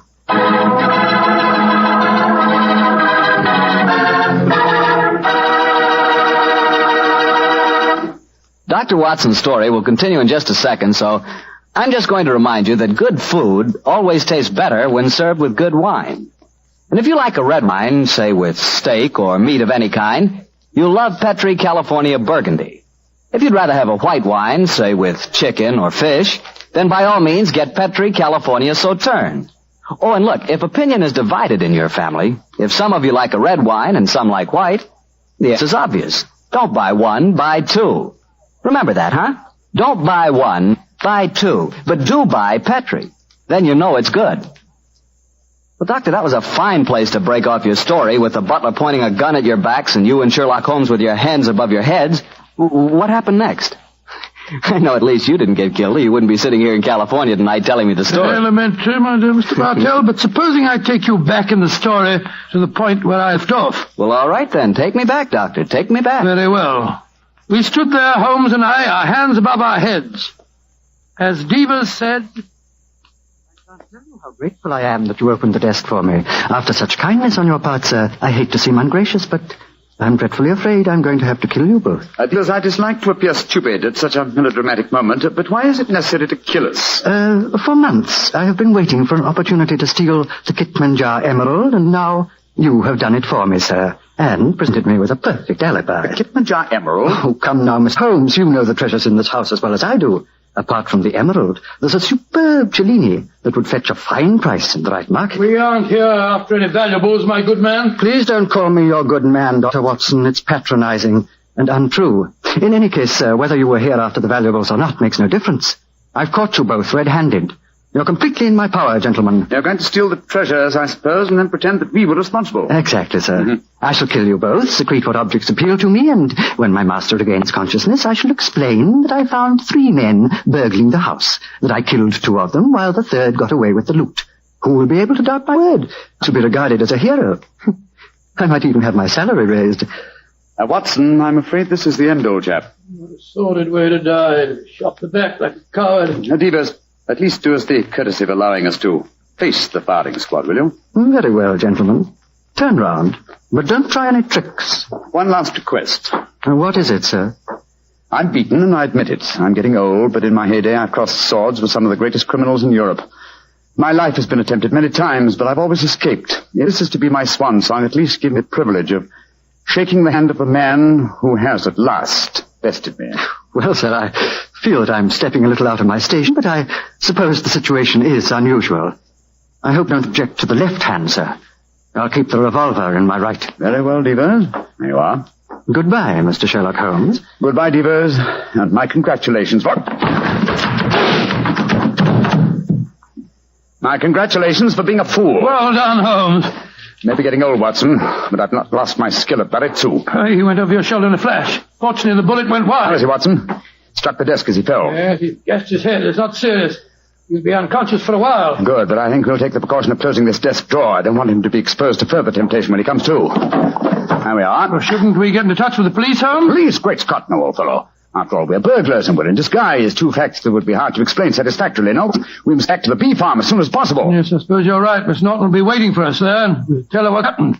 Poor girl, I'm afraid she's in for something of a shock.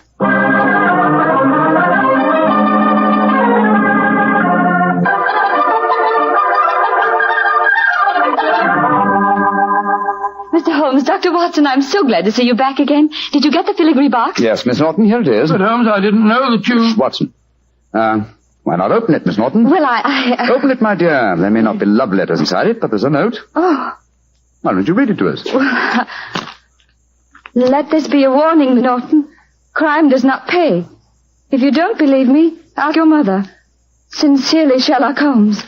Mr. Holmes, you knew my secret all the time. Not all the time, but I realized it as soon as I'd opened the filigree box. What on earth are you talking about? Miss Norton was under the impression that she could use me as a cat's paw, as a dupe to commit a burglary for her. I still don't understand, Holmes. You will remember she asked us to promise not to open the box. Yes, but you did, sir, just before the fellow held us up with a revolver. What was inside the box? An impressive green stone which I knew to be the Kitmanjar emerald. But where's the emerald now? I slipped it back into Mr. Lytton Stanley's desk and locked it. Brought the box here because I wanted to see your expression, Miss Norton, as you opened it. Great Scott, and I thought you were poor little thing in trouble. Shocking. You have to save yourself, young lady. But I'm terribly sorry, Mr. Holmes, terribly sorry. It seemed like a wildly exciting idea, but I didn't really mean to steal it. No, of course not. No, of course you didn't. I didn't need to steal it for you. Miss Norton, I'm convinced you knew that your mother once outwitted me, and you presumed to think that you could do the same. I should turn you over to the police. Please don't, Mr. Holmes. You can't do that. I certainly could. But I'm not going to for two reasons. First, you're young and impressionable, and this will teach you a lesson. And in the second place, I have a strange admiration for your mother. But I warn you, Miss Norton, that you have had a narrow escape. A very narrow escape. Mr. Holmes, before I go, there's one favor I want to ask you. Really? What is it? Could I keep this filigree box with your note inside it? It would be a reminder all my life of how we met. What do you say, Watson? Oh, it isn't your box to give, Holmes. That's true, old fellow, that's quite true. But I fail to see how we can return it now without disclosing our own share in the attempted robbery. In any case, I don't like Mr. Lytton Stanley. I think we might indulge in a little petty larceny without feeling too guilty. Very well, Miss Norton. You may keep the box. I shall always treasure it. Thank you. Goodbye, Dr. Watson. Don't think too badly of me. Goodbye. Good night, Mr. Sherlock Holmes.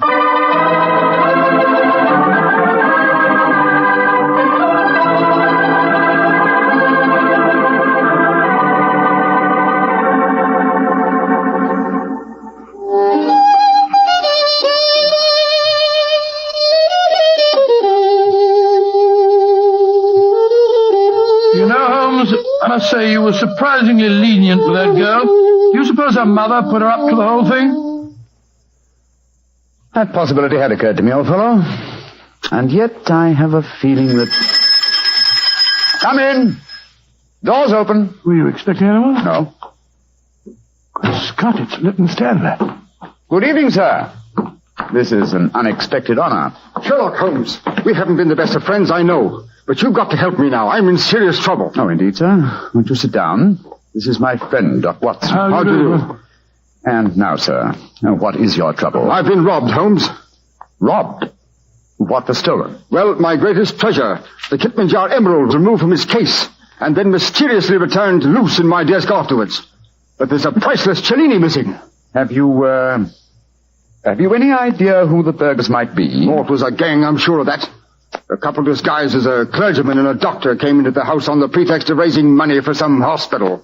And they overpowered me with chloroform. Oh, dear me, how very unpleasant for you. Yes, so when I came to, I found my butler was lying beside me in a pool of blood. The brave fellow had wrestled with the thieves, but they got away. And he's in the hospital now. Holmes, you've got to help me.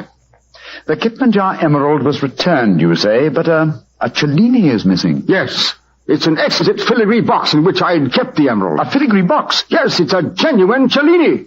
It's worth several £1,000s. Holmes, you must help me solve this business. I'm sorry, Mr. Lytton Stanley, but I'm afraid I can't help you. I've retired. Yes, and I intend to remain in retirement. Good night, sir. Oh, but I'll pay you any fee within reason. My decision is final, sir. Good night. Oh, I might have known I wouldn't get any help from you. Holmes, she fooled you again. Yes, the little devil. She knew that box was a Cellini all the time. You don't seem very angry with her, old fellow. I should be, but I'm not. What splendid audacity. What a superb nerve the child has. But you must get the box back from her. I shall, Watson. I shall. Or rather, I shall persuade Devers to do it for me. As the price of our silence. But how can he get it back? Remember that he walks out with Miss Norton's maid. I'm certain that when he explains his predicament, he can prevail upon her to steal the box from her mistress so that it may be returned to its rightful owner. That's a good idea. By George, Holmes. Miss Norton's a chip off old block, all right. Yes, Watson, she is, and it makes me wonder. What about? I wonder, my dear chap, how long I can remain in retirement. Such a worthy antagonist at large, it's a challenge. It's an irresistible challenge.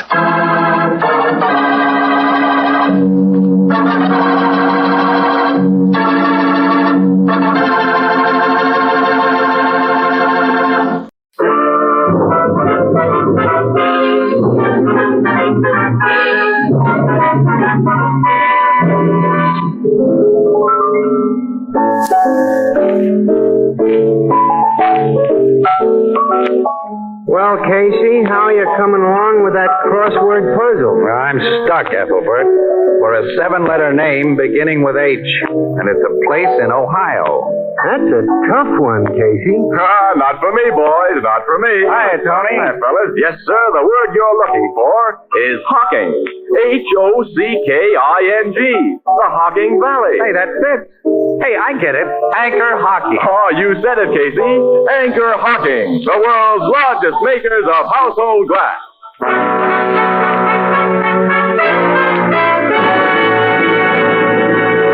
Crime Photographer, brought to you by Fire King Oven Glass. Anchor glass containers, anchor caps and closures. All products of Anchor Hocking, a great name in glass.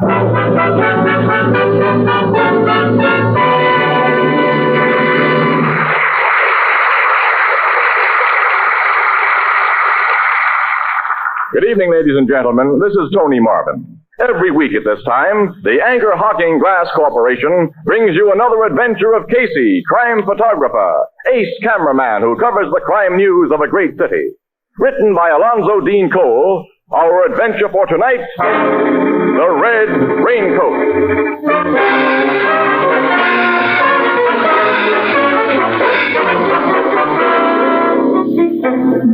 Night, about 9:30. Rain. Hard, pelting rain that has driven people indoors and left the streets deserted. At the corner, a bus stop. A woman alights from it. She wears a red hooded raincoat that covers her head and most of her face. She turns into a side street lined with cheap walk-up apartment houses. Midway of the block, she's about to pass the entrance to an alley when, from its darkness, there's a gunshot. Then another, and another. The woman falls. On the street, brakes are hastily applied to a closing taxi. As it comes to a skidding halt, the driver... Police! Police! Police! Take cover! I heard those shots. Where? From that alley, I think. I didn't see no one. Oh, this dame got it in the back. 3 bullet holes. Stay here, fellas. Don't let anybody touch her. I'm going to look in that alley.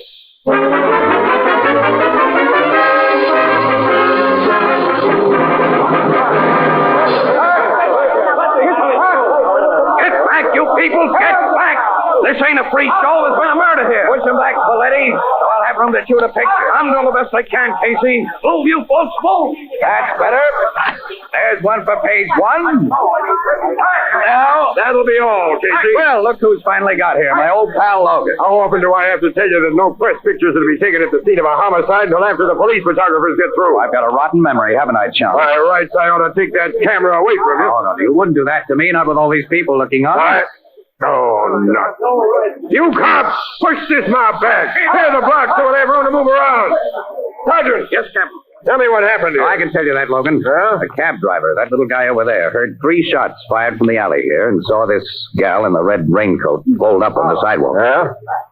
A uniformed cop, this guy right here, heard the shots too, searched the alley and found nothing.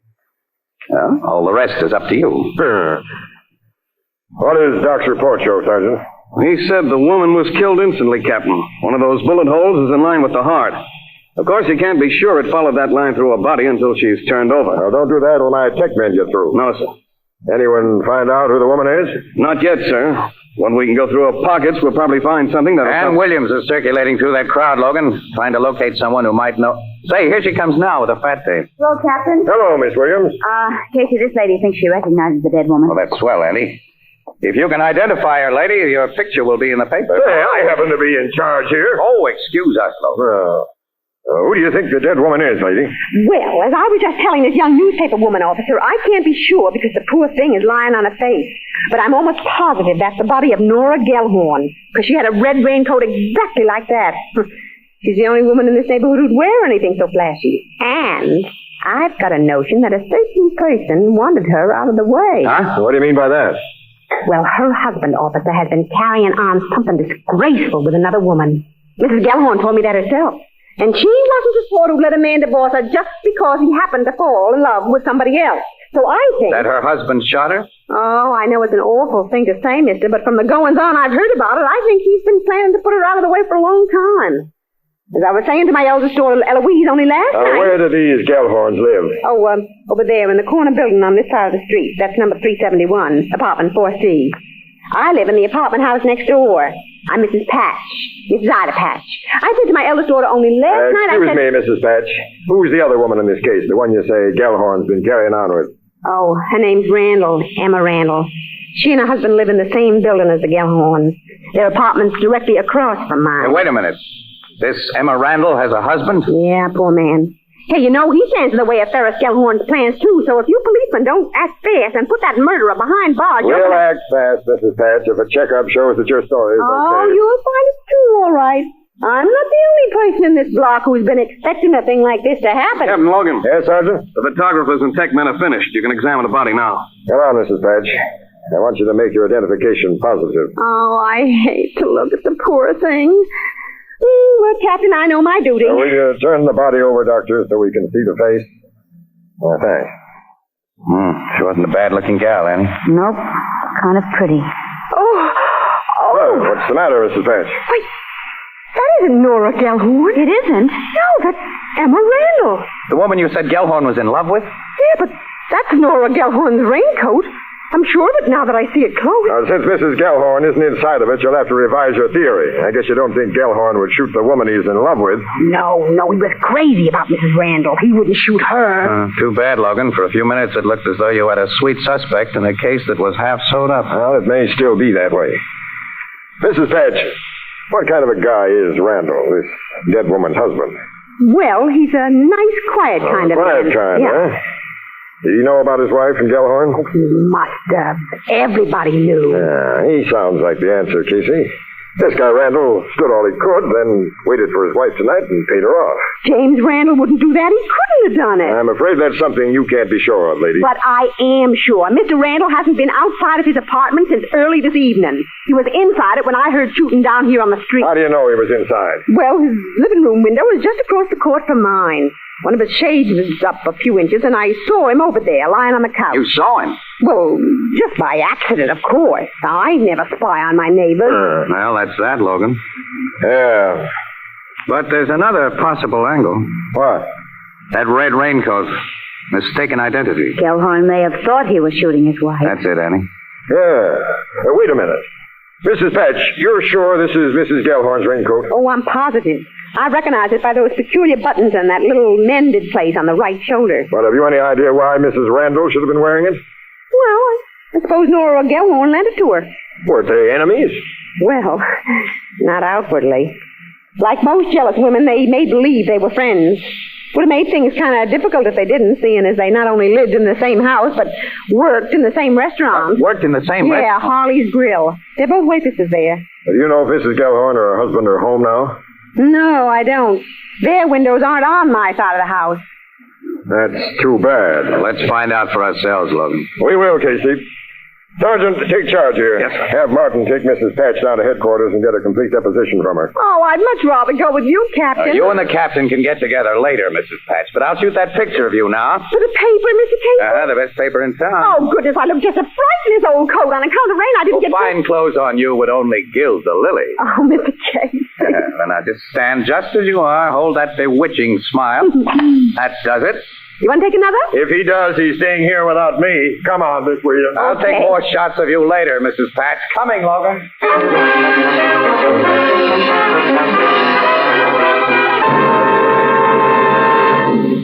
With prices mounting everywhere, here's a fact that's worth noting. Right now, on the shelves and counters of your favorite chain, Variety Hardware and Department Stores, you will find a wide variety of pale blue Fire King oven glass dishes at prices far lower than you would have paid for any baking dish a few years ago. And each piece of Fire King oven glass, regardless of price, is guaranteed for 2 years against oven breakage. Now is a good time to replace your worn-out kitchen utensils with new and beautiful, easy-to-clean and easy-to-keep clean Fire King oven glass. Remember that Fire King oven glass is not only a sturdy, dependable friend in the kitchen, it is also an adornment to your table. Fire King oven glass is a product of Anchor Hawking. A great name in glass.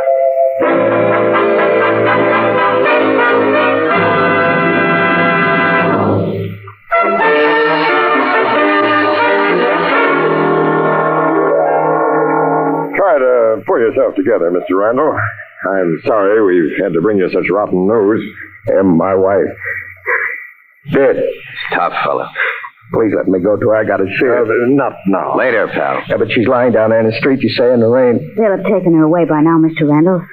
You can go to her when you get a little more used to the idea of what you'll have to see. Maybe that'll be better. Who killed her, Captain? Who shot my wife? Well, we hope you may be able to help us find that out. I don't know. I can't help you. Before we came to you, we stopped at the Gellhorn's apartment. Nobody was home. Why'd you stop there? Well, we want to meet Mr. Gellhorn, especially. Is he a friend of yours? He's a neighbor. I see. You've been talking to people, Captain. Someone's been telling you things. Oh, frankly, yes. Randall, do you think... No. Ferris Gellhorn would be the last man in the world who'd kill my wife. That wasn't the question I meant to ask you. You think he's the sort who'd kill his own wife? I don't know. Now, when you let us in here, Mr. Randall, you said you'd been asleep. Yeah, I was tired and I came home from work and I lay down on the couch there. Well, what time was that? It was around 6:30, Mr. Casey. I slept until your knock at the door woke me up. There was plenty of daylight when you fell asleep. Around 6:30, Mr. Randall. Why did you turn the electric lights on then? The light? Yeah. We saw a crack of light under the door before we knocked and woke you up. Well, you see, when my wife was working late, Mr. Casey, I always turned the light on for her if I was going out or going to sleep. You see, she hated to come home to a dark apartment. Will you keep your big mouth shut, Casey, and let me handle this? It was a question we wanted answered, wasn't it? Well, I'd have asked the question, and I'll check on the answer. Now, you attend to your job and let me attend to mine. Okay, I'll take some pictures. Now? Well, Morning Express readers will want to know what the dead woman's apartment looks like. That'll be a good shot of this living room. Now I'll get one of the bedrooms. Yeah. Mr. Randall, you must try to pull yourself together. You just must. Yeah, all right. I'll do my best, Miss Williams. How long had you been married, Randall? 8 years. When did you and your wife meet the Gellhorns? Well, about 2 years ago, Captain. What sort of a fellow is Gellhorn? I hate the guys inside. He's a lousy wolf and a double-crosser. But if you suspect him of her murder, I know you're wrong. He wanted her to live. He didn't want her dead. This man sounds like a square shooter, Captain. Yeah, he does, Miss Williams. Check me down on that, too. So you're back again, Casey. Mm-hmm. I didn't want to miss anything. Who's there? Poetic, Captain. Come in. We found Mrs. Gellhorn. Oh, is this? I'm Nora Gellhorn, Captain. This officer came to the restaurant for me. He told me why. Sit down, Mrs. Gellhorn. I've got to ask you some questions. Just a minute, please. Jim. Yeah, Nora. You know I didn't like your wife. I had plenty of reason not to, but... Now, I'm very sorry for you. Thank you. Now, Captain, what did you want to know? Well, first, Mrs. Gellhorn, did you lend Mrs. Randall the raincoat she wore tonight? Yes, I did. It was pouring when she got through work, and she didn't even have an umbrella with her. I was working late tonight in another girl's place, and I figured the rain had stopped by the time I finished, so I said take my coat. And you remained at the restaurant after Mrs. Randall left there, Mrs. Gellhorn? Yes, I did. I checked, and Mrs. Gellhorn was in the restaurant when Mrs. Randall was shot, Captain. Oh, okay, Poetic. Mrs. Gellhorn. Yes? You said you worked late tonight in another girl's place? That's right. And do you usually come home at the same time as Mrs. Randall? Usually. Did your husband expect you at the usual time tonight? I guess so. I didn't bother to tell him. He doesn't care when I come home or if I come home. That looks like the payoff, Casey. Yeah. You know where your husband is tonight, Mrs. Gellhorn? Well, he told me he was going to the movies. What theater? I don't know. You might find him at any of the neighborhood theaters, except the 4th Avenue. He went there last night to see Lost Holiday. We'll pick him up. Sergeant Flanagan's posted guys at all the theaters around here, Captain. And that Mrs. Patch gave us a first-class description of Gellhorn. So Mrs. Patch is the one who's been telling you cops things. She told us nothing that you and Mr. Randall haven't verified, Mrs. Gellhorn. Oh, all right then. My husband has been two-timing both me and Jim Randall here. But if you've got an idea that he killed Emma, you're wrong. I've told him that, Nora. Well, Mrs. Gellhorn, do you think he'd have liked you out of the way and Randall here, so he and Mrs. Randall would be free to get married? Well, sure he'd have liked that, but I know that he wouldn't. Come in. We've got Gellhorn, sir. I'm all ready for him, Sergeant. He's downstairs. You want him brought up here? Yeah, wait a minute. He hasn't been told anything. Oh, not a word, sir. Where'd you get him? Coming out of the 4th Avenue Theater. 4th Avenue? You said he'd seen the show there, Mrs. Gellhorn. Well, I thought he had last night. I can't understand. I can. Go into that bedroom, Mrs. Gellhorn. Into the bedroom? For just a few minutes. Close the door and don't come out till I call you. Then come out quick. All right, I'll do it, but I don't... Okay, Sergeant. Have Gellhorn brought up. Yes, sir. The captain will see him up here, Pete. Come on. The old surprise treatment for Gellhorn, Logan. Yeah. His reaction when he sees his wife alive is all I need now. Certainly looks as though... Everything fits. Even the theater where they picked him up. He'd seen the picture there, so he could describe every part of it that was shown while he was waiting in that alley. He went there after the shooting to establish an alibi. Sure, Miss Sure he is, Captain. Bring him in. Get on, Hopkins. I'm Captain Logan Gellhorn. So you're the boss of these monkeys who've been putting the muscle on me. What's the big idea? We're simply doing a little investigating, Mr. Gellhorn. Investigating what? And why here? Randall, what's your part in this? Why have I been brought to his apartment? I'll explain, Gellhorn, if you need an explanation after... Lady, come out of that bedroom. You in that bedroom, come out. Nora. Think you're looking at a ghost, Gellhorn? What's my wife doing here? She's the last person you expected to see, isn't she? You thought she was dead. Well, So wipe that phony look of innocence off your face. The woman who wore your wife's red raincoat tonight was Emma Randall. She's dead. Emma's dead? Yes, Gellhorn, with 3 bullets in her back that you put there. I get it now, Captain. He mistook her for me in my raincoat. He killed my wife. Let me at him. I'll tell him. Take it easy, boys. I've got him, Captain. Not before I get a picture. What's this all about? You know, Gellhorn. I'm arresting you on a charge of murder. Me? Murder? Got a shot of that, too. All right, boys, let's get him back to headquarters. Well, you can't do this. You don't know what you're doing. Well, come on, Casey. This case is all sewed up. Let's get our stuff to the paper. Okay, Annie. But I wonder What? if this case is sewed up right.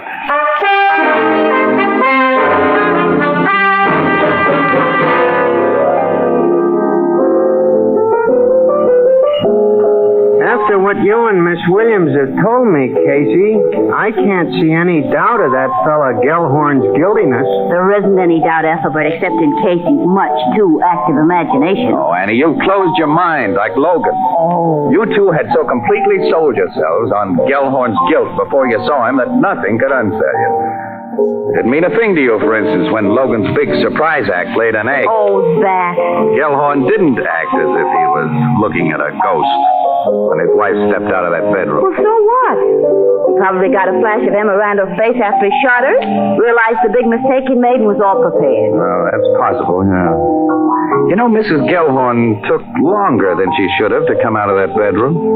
And then she looked more nervous than her husband. I'd like to know why. Oh, Casey, you're trying to make something out of such a little thing. The parts of the case fit too smoothly, Annie, as though they'd been oiled by somebody. But I can't figure it out. Oh, nuts. You know, this Gellhorn business is a lot like another murder I read about. It happened over in England. Yeah, that's the Haslington murder, yeah. Haslington was the name of the gal who got shot. You know about it, huh? Yeah, Ethelbert. Oh, that's a famous old-timer, Ethelbert. Happened before any one of us were born. It was all news to me when I read it a couple of months ago in a detective magazine. They called it The Case of the Sable Cloak. Case of the Sable... Yeah, detective magazine would. Say, I promised to show you those pictures I took last night that the paper didn't have space for. Yeah, I'd like to see them. Here's a print of the Randall living room. This is the bedroom, and here's Mrs. Patch. And will she be sore because the picture didn't make the paper? She's the woman who gave us the lead on Gellhorn. Ain't she a funny-looking old dame? Look at the... Yes. She's a dangerous old dame. Say, wait a minute. Give me that picture I took of the bedroom. Huh? I noticed it before, but it didn't register. Look at the pillows on the bed. Well, they're just pillows. Yeah, but they're on top of the bedspread, uncovered. I don't Randall's alibi, Annie. What? Ann, now wait a minute. Look at this picture of the living room. The window shades are pulled to within a few inches at the bottom. Now, that narrow space is all Mrs. Patch had to look through when she saw Randall lying on the couch. What has pillows in the bedroom got to do That's with... what I'd like to know. Ethelbert, you say you read about the Haslington murder in a recent magazine. Was the magazine True Murder Chronicles? Yeah, but it was That called does The it. Case of the Sable Cloak. What does it? You've been a great help to me tonight, pal, and to Ferris Gellhorn. Come on, Annie. We're going to pay another call on Emma Randall's husband. Well, okay, Casey, but I'd still like to know... So would I. But what was the... Oh, they always do that to me.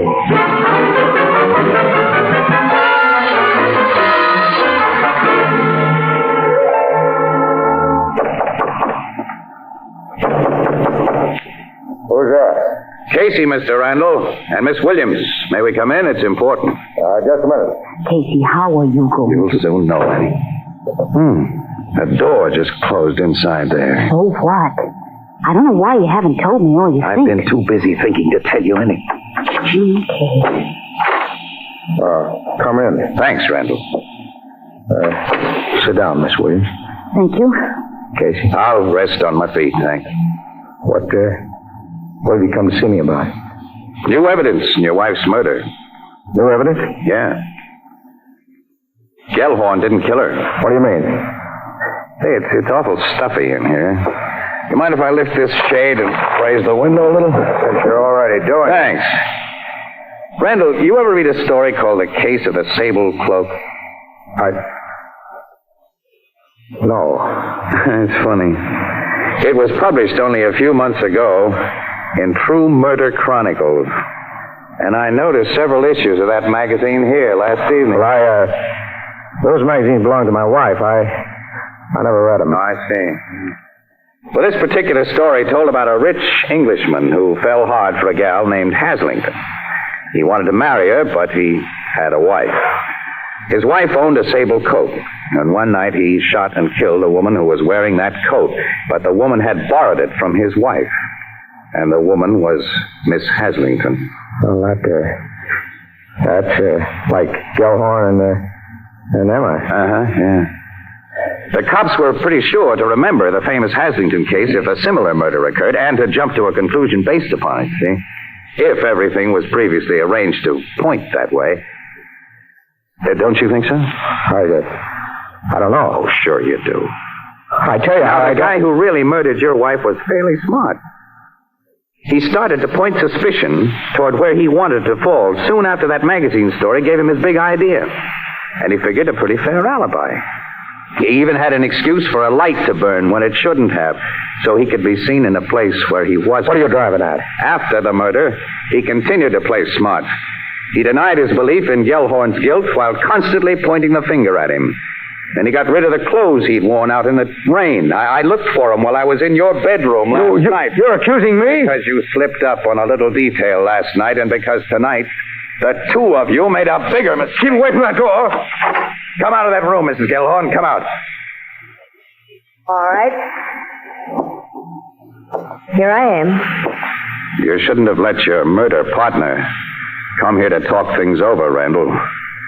And you shouldn't have hidden her so clumsily before you let us in. He knows, Nora. He knows everything. Shut up, Jim.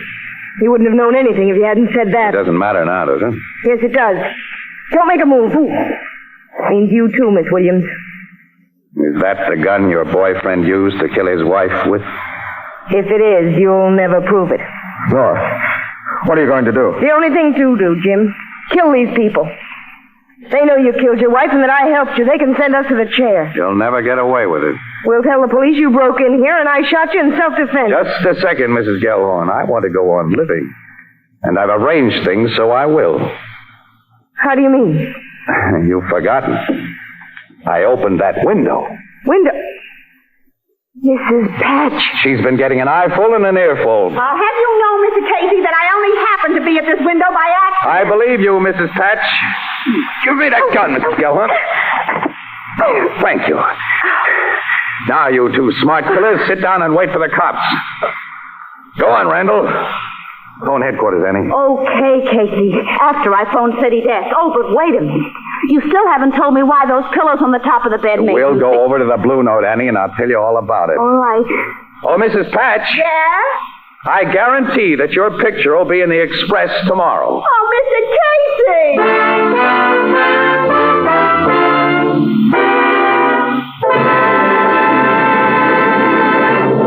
Food supplies still present a picture of confusion. Many of the old established brand names are scarce. Many new names appear on your grocer's shelves. Under the circumstances, how can you be sure of getting the quality you want? May I make this suggestion? First, look for a name you know. And second, and especially when in doubt, buy glass-packed foods. For the glass container in itself is a guarantee of quality. Being transparent, only the best can be packed in glass. Only the best is packed in glass. Anchor glass containers and tamper-proof anchor caps, so widely used for the packaging of better foods, are products of Anchor Hocking. A great name in glass.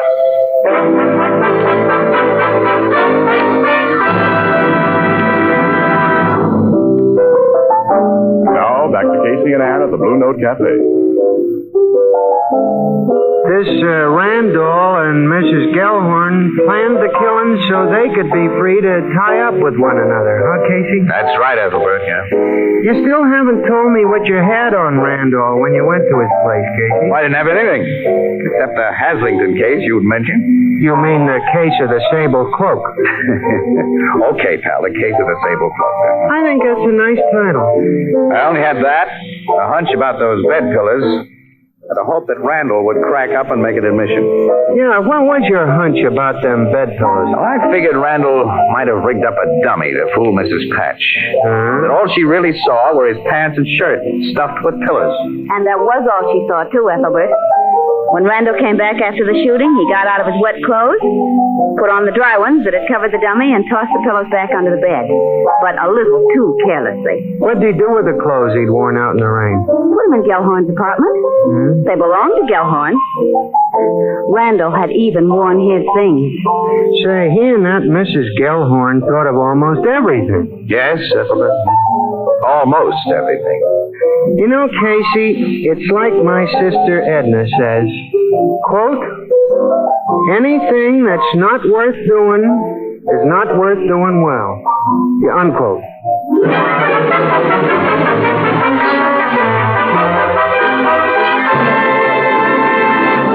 Crime Photographer is directed by John Dietz and stars Stotts Cotsworth as Casey. It is written by Alonzo Dean Cole and is based on the fictional character of Casey, created by George Harmon Cox. It's lighter, more compact. It requires no deposit, no return to the store. We're talking about that famous Anchor Glass beer and ale bottle pioneered by Anchor Hocking. It will shortly be released for civilian use. Watch for it. The new Anchor Glass one-way, no deposit bottle. A product of Anchor Hocking. A great name in glass.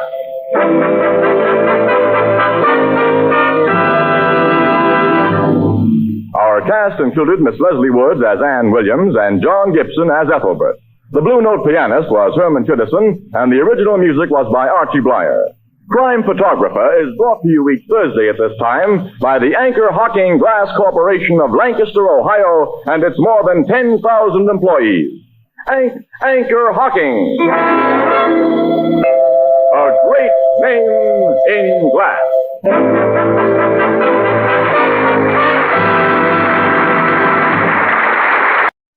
Crime Photographer.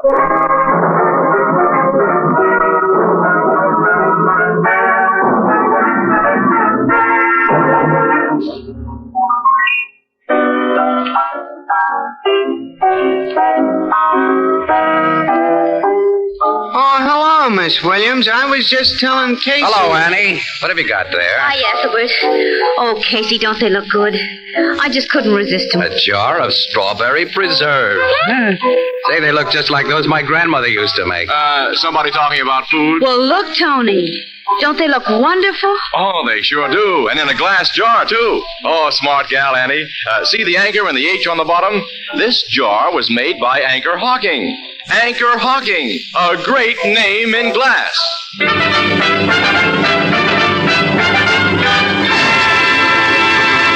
Crime Photographer, brought to you by Fire King Oven Glass. Anchor glass containers, Anchor caps and closures. All products of Anchor Hawking, a great name in glass.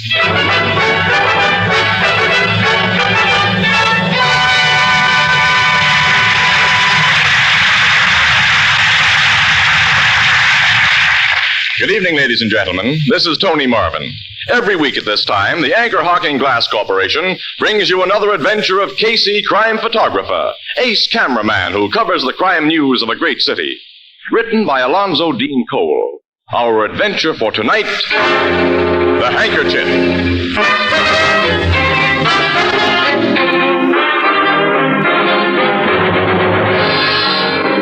Joe Paletti's Tavern in the factory district at 11:30 o'clock on a Friday night is almost deserted.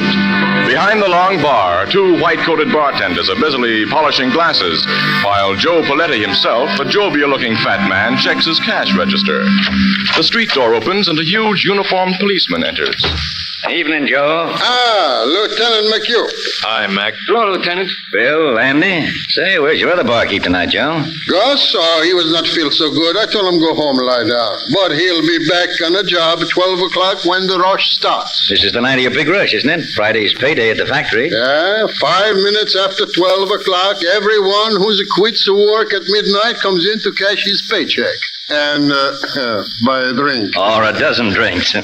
You got a sweet racket, Joe. Yeah, to cash these checks is good business. What do you have, Lieutenant? I'm out of cigars again. Well, here's your special brand. Thanks. Say, how much worth of checks you figure on cashing for that factory crowd tonight? Well, last week was over 16,000. Tonight in my safe upstairs, I got 20,000 bucks. Well, that's a lot of dough. Too many people know you keep heavy cash on hand these Friday nights. That's dangerous. Oh, what's dangerous? And I got a first-class safe in my apartments upstairs. And I also got a burglar alarm. Ain't you cops that got a precinct station just 1 block away? If anybody tried to stick me up, ain't you going to come and stop them? You're a hard guy to argue with, Joe. Because he's got a thick skull, McHugh. What are you doing here, Snyder? I just dropped in for a beer. Snyder, when I pay you off 2 weeks ago, I told you to get out of my place and keep out. So what? Public place, isn't it? Come on, draw me a beer, Joe. All right. Bill. Yeah, boss. Give this louse a beer. See he pays for it. Okay. Your boss don't like me, Bill. Neither do I, or anybody else here. Here's your beer. Thanks. Here's your dough. Where you working now, Snyder? I ain't working. Joe Paletti's seen to that. I ain't recommending no bartender I catch you stealing from my cash register. I didn't steal. If you could prove I did, you'd have turned me over to the cops. Joe could have proved it. He just gave you a break, Snyder. And you're not decent enough to appreciate it. Now finish your beer and get out of here. Okay, copper, I'll drink up and get out. Mind if I wipe my mouth off first? How do you guys like this handkerchief I'm using? Pretty classy, huh? Yeah, it's just like you, Snyder. It's loud, it's cheap, and it's got a lot of yellow in it. Maybe someday, Joe, you'll be kind of sorry for the raw stuff you pulled on me. For so long. When I see you next, I hope it's in the obituary columns. He's got a few drinks under his belt, Joe. If he comes back tonight, you better keep an eye on him. You too, Bill. He won't bother the boss, Mac. Well, I've got to get back to the station house. Here's for the cigars, Joe. Thanks. So long. So long. Oh, Lieutenant. Yes, Joe? How's your wife? Oh, about the same. She doesn't get any better. She's been sick a long time, huh? Yeah, over a year. Cost you plenty of money, huh? Every cent I had. Look, if I can help Now, thanks, Joe, but the guy in my job can't borrow dough from... Well, Nothing to keep his nose clean. I'll see you later. So long, Mac. Good night, Lieutenant. Andy. Yeah? You bring up plenty lemons? More than we need, Joe. Okay. 10 minutes to 12. I go upstairs now and get the money from my safe to catch them paychecks.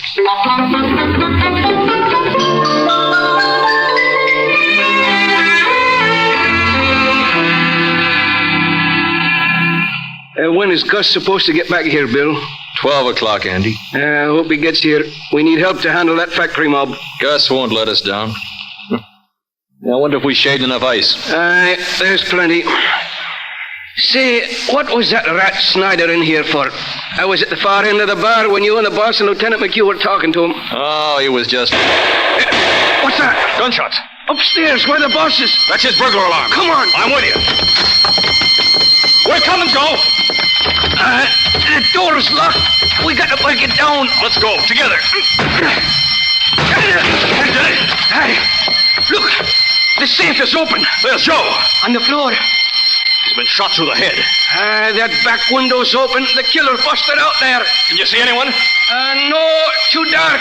But the cops have heard that alarm. They'll get whoever did this. Andy, I know who did it. What? Come here. Look at that handkerchief on the floor. Handkerchief? That's the loud one Ed Snyder had tonight.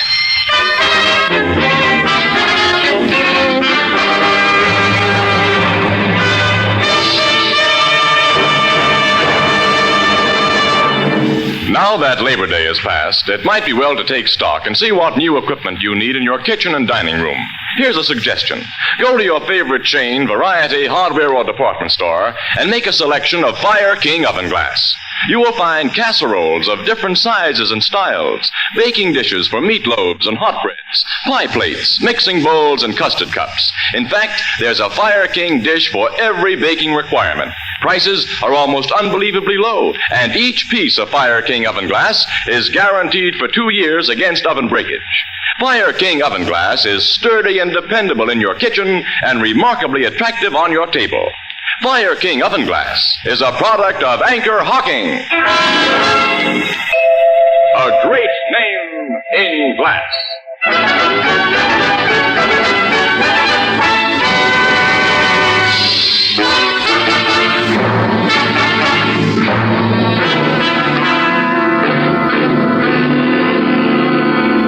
All right, now, Bill, if you and Andy will take another pose in front of that door you busted open after you heard the shooting. Like this, Mr. Casey? Yeah, that's fine, yeah. Hey, you get in this shot too, Gus. Well, I didn't get here till after poor old Joe was killed, Mr. Casey. Well, that doesn't matter. You're one of the bartenders. Stand next to Andy, huh? Okay, all right. All right, all face the camera now. Hold it.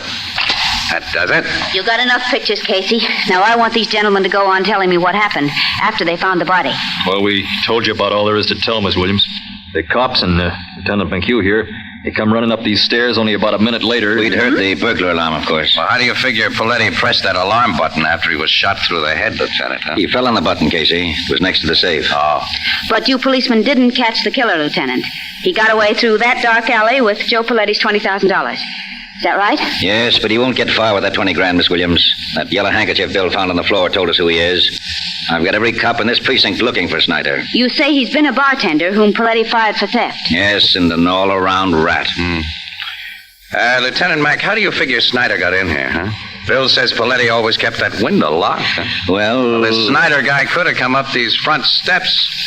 There's 2 doors at the bottom. One leading into the bar and the other onto the street. But Poletti wouldn't have let him in the door up here, not Snyder. Doesn't matter how he got in. Before he got out, he left evidence enough to burn him. I'd recognize that loud yellow handkerchief among 1,000 others. So would I, Lieutenant. Thanks, Sergeant. We'll go up now and look things over. Come on, you fellas. Captain Logan, Casey. Hello, Logan. Fine. Casey. So the big boss of the homicide squad has finally gotten here. Hiya, Captain. I might have known you two'd get around to get in my hair. Hello, McHugh. Glad to see you, Captain. Hello, Doc. Pete. Get to work, you tech men. There's your corpus delicti, Doc. Lieutenant McHugh, your sergeant downstairs has given me the general layout. It's open and shut on this guy Snyder, huh? As far as I'm concerned, there's his handkerchief. Bill, the head bartender here, identifies it, too. 100%. Yeah. Not many guys that carry a loud colored handkerchief like that. It's a cheap handkerchief, Logan, which means a lot of guys probably carry them. Casey, you must have all the pictures you need by this time. Go back to your paper with them and don't bother me. Ann and I have got to stick around for the payoff, pal. Well, sure. We're waiting for Snyder to be brought in. All right. Can you tell what caliber bullet killed the guy, Doc? I can, Captain. There's a 38 caliber slug lying under this chair. I wouldn't touch it, of course, till you homicide guys got here. I see, Lieutenant. It's a 38, all right. Caliber you cops use. Yeah. Police positive size. Lieutenant Mack. Yes, Casey? Where did this guy Snyder carry this handkerchief you saw him use tonight? You remember, Bill? Yeah, sure, in his coat, the breast pocket. I remember him tucking it back there. Huh? Why do you suppose he took it out of his breast pocket and dropped it here? As a definite lead? Well, I don't know. Maybe Paletti's last act was to yank that wiper out of Snyder's pocket. That's possible. Lieutenant, you were in the precinct house when the burglar alarm went off, huh? No, I was out getting some air around the corner. Alone? Yes. Why? Just wondering. Nobody ties Snyder up with his handkerchief except you and Bill, Lieutenant. Say, look here, Captain. You're not getting the wild idea that maybe... Until I have more than this handkerchief as evidence against Snyder, I'm going to investigate this job from every angle. But you can't possibly think that Captain Logan. Yes, Feldman? We've got Snyder. Bring him up here. This I get pictures of. Okay, Snyder, get moving. Come on, you. Okay. You don't have to yank my arm off. So you're Snyder. I ain't trying to say any different. Hello, McHugh. You tried to get away with a little murder tonight, didn't you, Snyder? The smug who pinched me gave me the idea that's what you'll try to pin on me. Prove it if you can. Shut up until you're asked to talk. Okay, copper. You made the pinch, Feldman? Yes, Captain. He was sneaking out of an alley on Chester Street. He started to run, and I had to throw a shot over his head. Sneaking out of an alley, eh? Started to run. That don't prove I murdered anyone, McHugh. Shut up. Of course, you searched him, Feldman. First thing, sir. No gun on him and no sign of Joe Paletti's 20 grand. But I found these in his pocket. 30 caliber cartridges, huh? That's all we need, Captain. Naturally, he threw away the 38 revolver he used to kill Paletti. I never had any 38 revolver. I picked them cartridges up on the street. Sure, and I suppose you lost the nice colored handkerchief you had in the bar tonight. I don't know what you mean, McHugh. He didn't have any colored handkerchief when I pinched him, Lieutenant. Is this your handkerchief, Snyder? Well, No, I never saw that thing before. We know it's yours. What have you done with the money you took from Paletti? I didn't take no money. I didn't kill Paletti. The truth now will save you a lot of trouble, Snyder. Well, Okay, I'll tell you what you want to know. You killed Paletti. Yeah. That does it, Casey. Yeah, that does it. Now, Snyder, what did you do with the 20 grand you took? That's the big payoff question, ain't it, cop?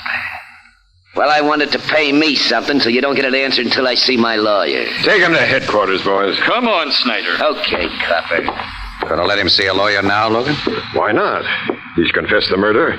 And, Casey, did you almost get me on a phony track about Lieutenant McHugh? Oh, yeah. Yeah, I was all wrong, Logan. 100%. Well, see you later, pal. Mm-hmm. Yeah, so long. Come on, Casey, let's get our stuff to the office. Okay, Annie. Annie, you know, it's funny. What? I've got the doggonedest hunch that I wasn't all wrong.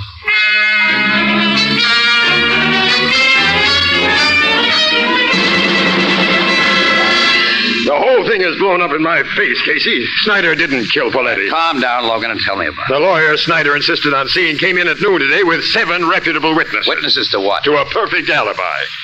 At the time Paletti was shot, between 11:55 and midnight, Snyder was in a restaurant nearly a mile away. 7 reputable witnesses say that. They are ready to swear to it. Well, how does he explain his phony confession? Claims he had to stall us until he could prove his alibi. That's pretty thin. Sure. The truth is that he's a small-time cop-hater who was getting a kick out of making us look like saps. And he says he found those 38 shells and lost his handkerchief. Yeah. Casey, I figure he did lose that handkerchief. Just outside Paletti's tavern, maybe. Somebody found it, got an idea, and planted it beside Paletti's body. Any suspects? I don't like to say this, but... Well, cops sometimes go wrong, Casey. Lieutenant McHugh has been under heavy expense on account of his sick wife, and 20 grand is a lot of dough. Yeah. Snyder may have given his handkerchief to somebody, Logan. What do you mean? Well, if suspicions hadn't immediately centered on Snyder last night, everybody in the vicinity of Poletti's Tavern would have been a suspect, huh? Yeah? Anybody who couldn't furnish an on-the-spot alibi might have been searched for the murder gun and that dough. Yeah. When Snyder was pinched and made his phony confession, he gave the killer plenty of time to get the stolen money under cover. Snyder and the killer were working together. That's my guess. I think it's the right one. I'll have another talk with that rat Snyder. No, pal, don't. Let him go. Let him go? Yeah. With the idea that he's gotten away with it. But tail him, Logan, day and night. Until he leads you to his partner, the guy who has that 20 grand. Okay, Casey, we'll try it your way. But your way had better pay off.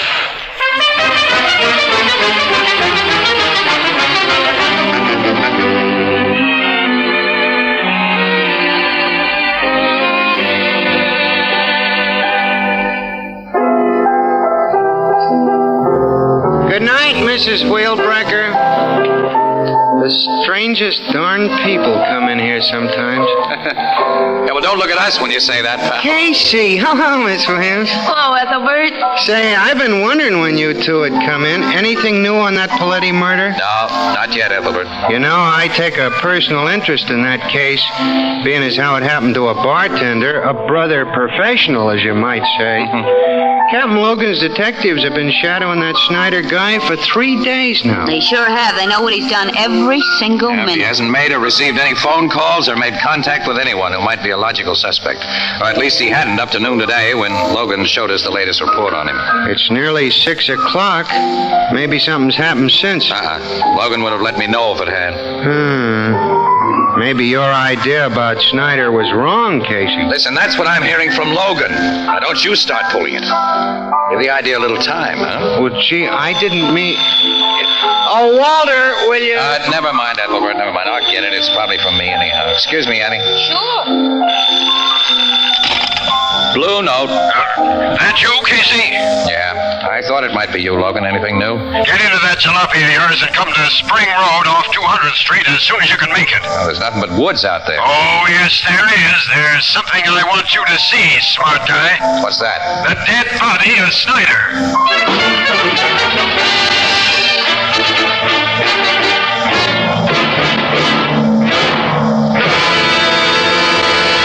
There's all that's left of him, Casey, in that ditch. Yeah, shot through the head. Yeah, twice, with a .38 revolver, as Poletti was shot. Snyder had been dead over an hour when he was found here. Well, then that means that the detectives who were watching... He gave him the slip, Miss Williams. I wanted to keep this rat at headquarters and sweat the truth out of him, Casey. Instead, I listened to you. You see the result? Yeah. You mind giving us some of the details, Logan? I'd be happy to tell you all I know. You may have another bright idea. Don't rub it in, huh?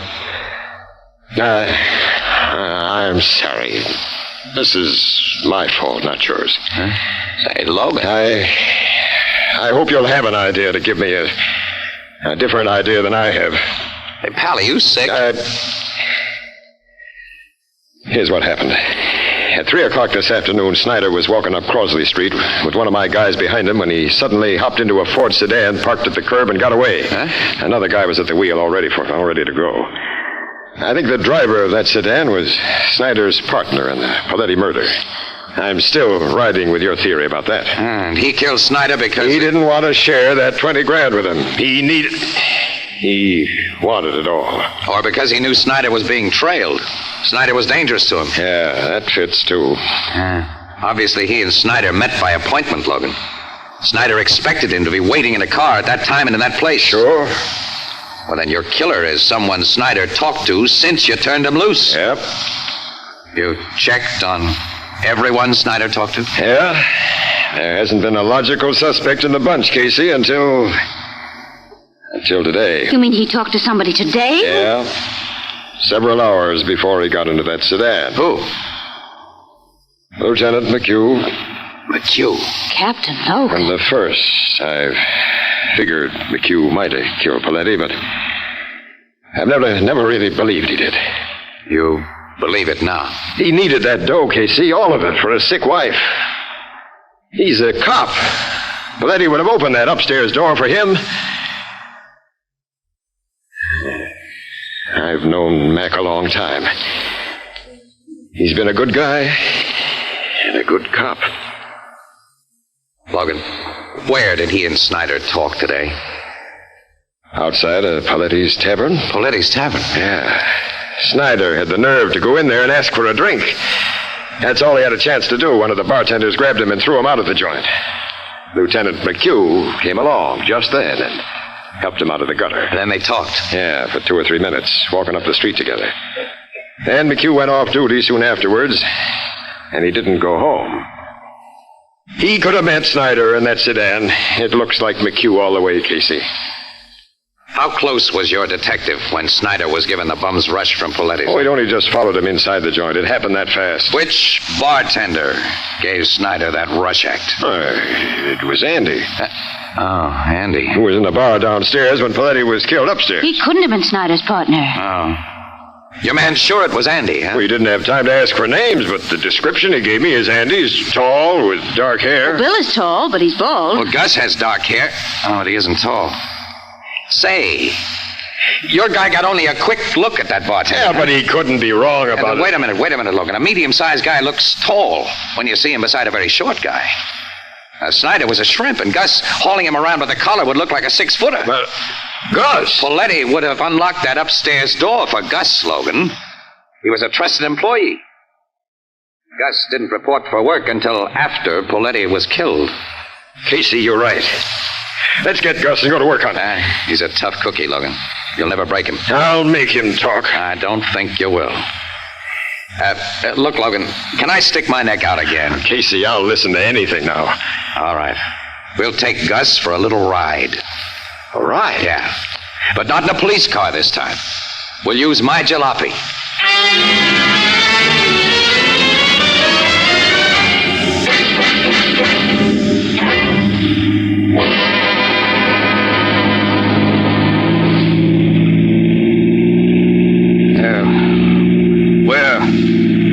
Where are you guys driving me to? You said you were taking me to headquarters. Hey, we're way out in the country. We changed our minds about headquarters, Gus. What do you mean? Too many people hang around down there. Where are you taking me? Just take it easy, sucker. Look, you're a cop, Captain Logan. You can't kid me into thinking that We know you got that 20 grand, Gus. I tell you, I don't know anything about it. Yeah, that's what you told us. It's what I'll go on telling you. This is a nice deserted spot, Logan. Yeah, a perfect spot, Casey. Shall I stop here? Yeah. Right. Hey, what are you going to do here? Just talk. For a while. Step out of the car, Gus. No, step out. Hey, why are you pulling that gun? You can't bluff me. I ain't afraid. What have you done with the money you stole from Poletti? I told you. What have you done with that dough? I ain't got it. We want that 20 grand, Gus. And we're going to have it. Hey. I'm getting a picture now. You two came to my hotel room alone. You bring me out here alone. I get it now. You two are working together. Logan and I do a lot of work together, Gus. So that's it. You want that dough for yourselves. Where is it? I ain't talking. We'll see about that. Here, Casey, hold my gun on this mug Sure, while pal, I will. Oh, you don't. You dropped the gun. Get it. No, I got it. Easy. Stick up your hands, you lousy. Stick them up. Okay. Thanks for this scat. You two saps should have stayed honest. You ain't got the brains for fast stuff. So you thought you'd hijack my 20 grand. Listen, Gus, you're in the racket. You know how guys have to figure. If you'd been nice and told us where to find that dough. Sure, Gus, we'd have been nice. So now I'll be nice to you. And tell you where to find it. It's buried under a flower bed on my old man's grave in Oakwood Cemetery. I buried the gat I used to kill Poletti and Snyder there, too. That was smart. Yeah, I think of little things like that. Just like you mugs thought of bringing me to this deserted spot. In a car that I'll drive away. Alone. Gus, you're not going to... No, Gus. You get it between the eyes like Snyder and Poletti. Now! What the... Something the matter, Gus? This gun is empty. Uh-huh. That's another little thing we thought of. Oh, you double-crossed me. Thanks for the confession, Gus. Come on. Now we're really going to headquarters. Right. And then, Casey, you and I have got something to do with the Blue Note. What's that, Logan? I'll tell you on the way about it.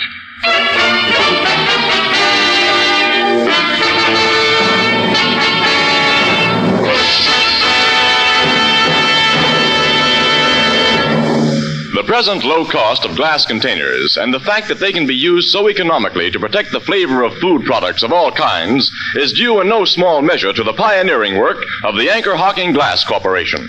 The advantages of glass are many and obvious. Glass lets you see what you buy before you buy it.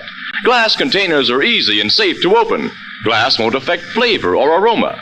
Anchor glass containers and tamper-proof anchor caps, so widely used by the food packing industry, are products of Anchor Hocking. A great name in glass.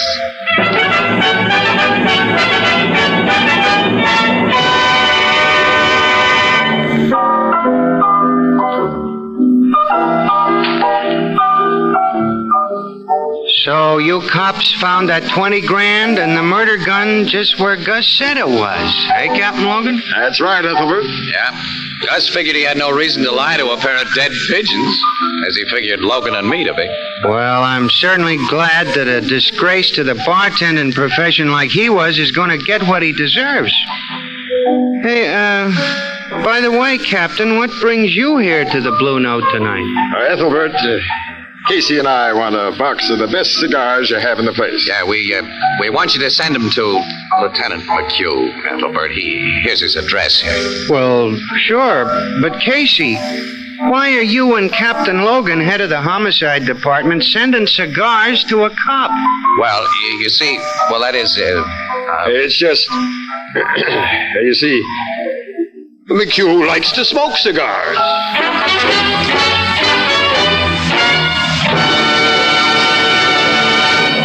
Crime Photographer is directed by John Dietz and stars Stotts Cotsworth as Casey.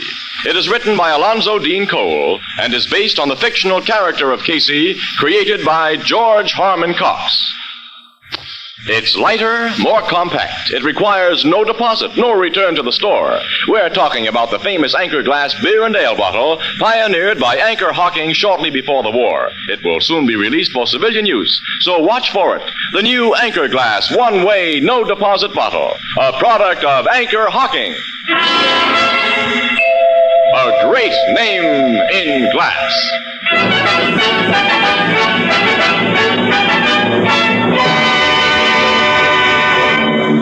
Our cast features Miss Leslie Woods as Anne, John Gibson as Ethelbert, Bernard Lenrow as Logan, and the Blue Note pianist is Herman Chittison.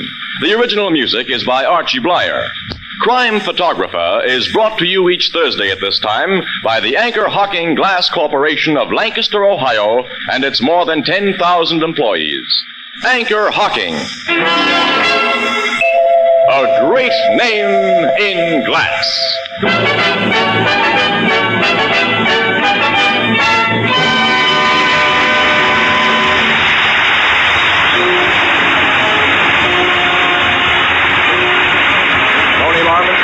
CBS, the Columbia Broadcasting System.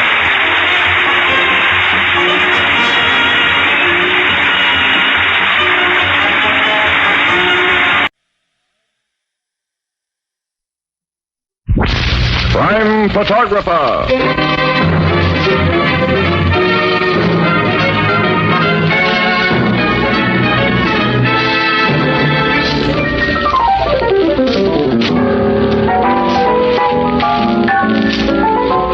Hello, Pete. But say, you know, I was asking a guy in here the other night to name me one of the oldest industries in America beginning with the letter G. I can see what you were leading up to. Yeah, but you know, he's been listening to our program, and he says right away, glass making. Right, Ethelbert, it is glass making. And one of the oldest institutions in the industry is Anchor Hocking, the world's largest makers of household glass.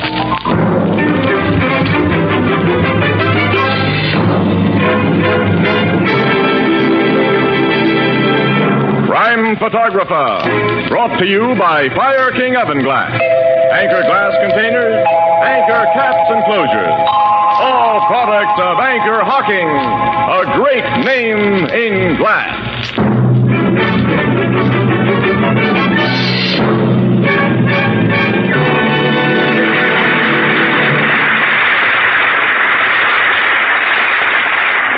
Good evening, ladies and gentlemen. This is Tony Marvin. Every week at this time, the Anchor Hocking Glass Corporation brings you another adventure of Casey, crime photographer, ace cameraman who covers the crime news of a great city. Written by Alonzo Dean Cole, our adventure for tonight, The Duke of Skid Row.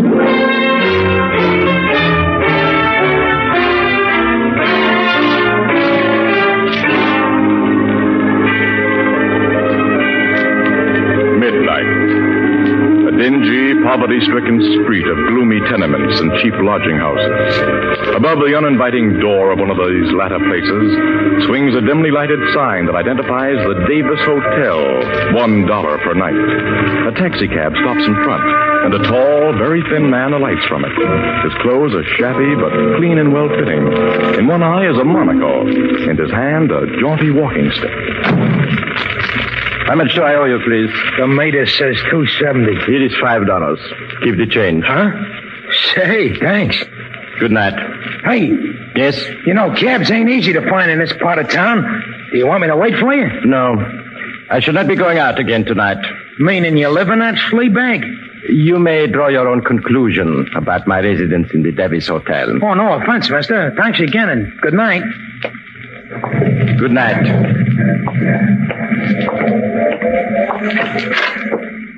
Hello, Duke. Good evening, Davis. I'll stand at the window when you get out of that cab. What's your big idea? I do not understand. Cab rides cost dough. You owe me over a week's rent. Oh, that little matter. The sum of my indebtedness to you is, how much? $5 for last week, and you're 2 days into this one. Here is $20. Hey. Where'd you get that kind of dough? You may keep the change. Huh? I'm leaving this place tomorrow morning. Leaving? For good. Give me the key to my room, please. Ah, sure, Duke. Where are you going from here? My name is not Duke. It is Smythe. Mr. Smythe. I am going to live like a gentleman again. Good night. Night, Mr. Smythe. Mr. Davis. Yeah? I do not wish to be disturbed tonight. Again, good night. $20 he gives me. More than he asked me for the lend of a nickel. I can't figure that guy out. Hello, gents. What can I do for you? A man came into this place just now. A man who wore a monocle and carried a walking stick. What about it? We saw him go upstairs. So he must be a guest of this, hotel. Who are you guys? We will ask the questions and give the answers. Hey, what's the idea? We will not harm you if you do as you are told. You will take us to the room of that man with the monocle. Okay. And be very quiet. Yeah. His room's on the next floor, up them stairs. You first. Just ahead of us. Sure. What you two gents want with the Duke? The Duke? Is that what he calls himself? That's what we call him around here. It's just a gag. I don't know nothing about him, gents. He ain't no pal of mine. I don't know nothing about the dough he had tonight, neither. Oh, what do you mean by that? Well, that's what you hear about, ain't it? The rest of the money he got someplace. This man you call the Duke had money tonight? I only saw $20 of it, but he gave me the idea. Yes, never mind. Take us to his room and get him to open the door. He must think you are alone. If you wish to live, my friend, do not let him know that anyone is with you. I hear. There's his door. Knock. Who is there? It's, Davis, Duke. What do you want? I gotta talk to you, man. I told you I do not want to be disturbed. It's about a personal matter, Duke. Open the door. Oh, very well. Wie geht's, Anton? Oh, no, Inspector. You. O'Hare.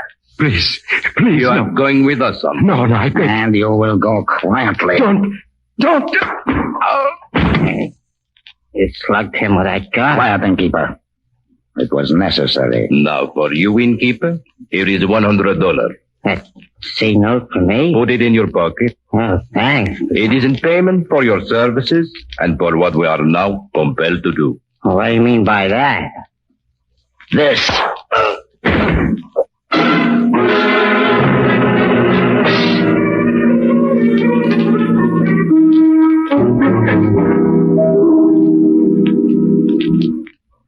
Well, Captain Logan, that conk on the head was the last thing I knew till I come to. And I got myself downstairs and phoned you cops. You came to in here, Davis? Yeah, here in Duke's room. They slugged him and me. Duke and them two guys were gone. Also, the Duke's suitcase and everything he had in this room. Just like I told precincts, cops would get here ahead of you, Captain. Davis, what name was the Duke registered under here? Smith, John Smith. Now tell me all you know about this Duke, Davis. He checked in about 2 months ago. I figured him for one of them European refugees who run out of dough.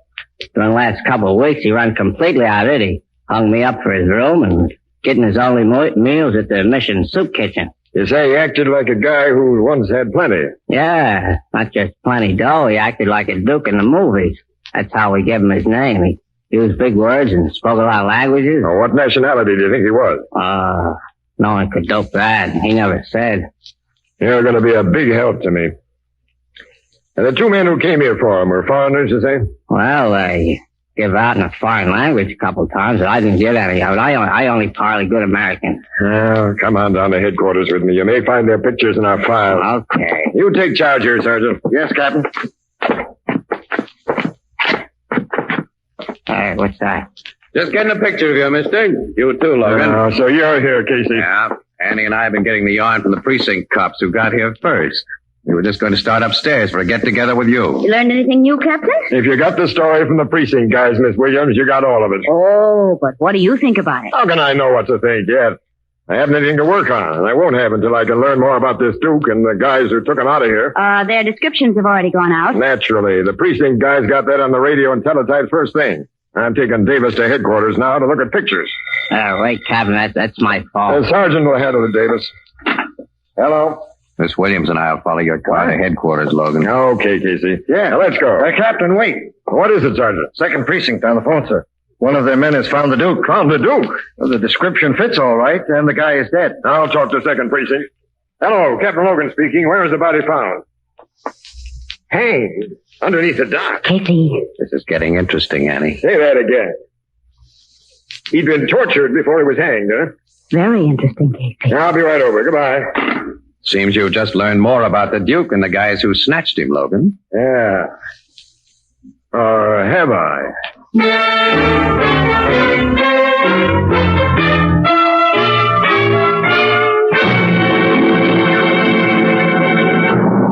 Fire King Oven Glass makes housework so much easier. Cuts dishwashing time, for example, by a full 2/3, and makes successful cooking practically a certainty. In fact, Fire King has so many points to recommend it that sometimes we overlook one of the most important facts about it, and that is cost. Fire King casseroles and baking dishes, Fire King Oven Glass pie plates and mixing bowls, and all the other Fire King Oven Glass dishes you will find at your favorite chain, variety, hardware, and department store are almost unbelievably low in cost. And each piece is guaranteed for a full 2 years against oven breakage. Ask for Fire King Oven Glass by name. It's a product of Anchor Hawking. A great name in glass.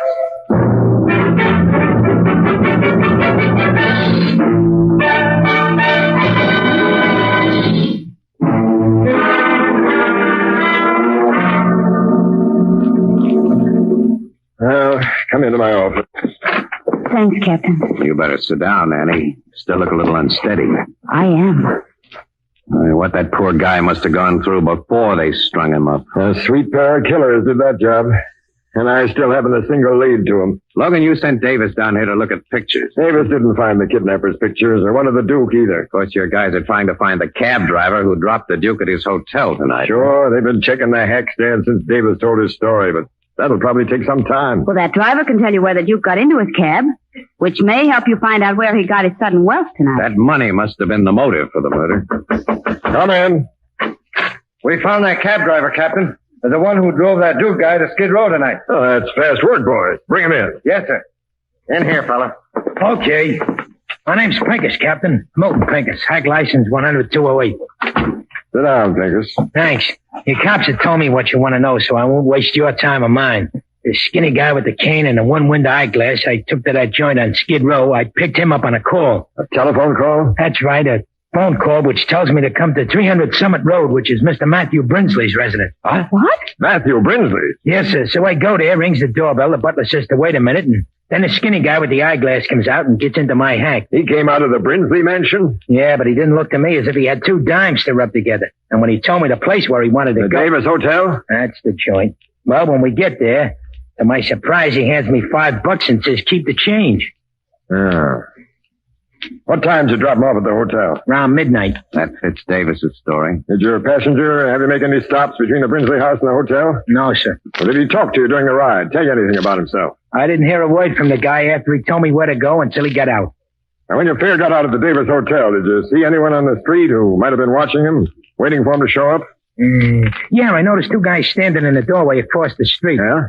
Yeah, but I didn't pay them no attention. The only thing on my mind was to get out of that lousy neighborhood where there was no business for cabs. You drove away immediately, huh? Yep.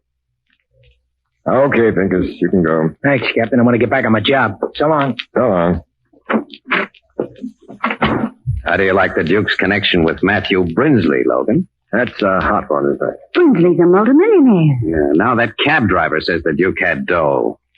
Enough to give big tips. You know, Brinsley's been in several jams, and his money's got him out of Casey. Yeah, I know. For receiving stolen property. Oh, Casey, a man with his wealth? Oh, he's no fence, Annie.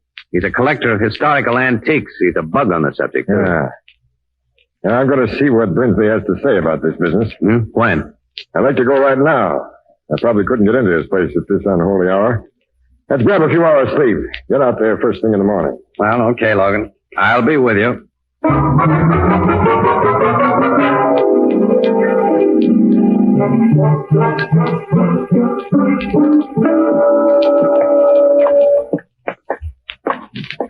Quite a joint, this Brinsley mansion, Casey. Yeah, I'll say.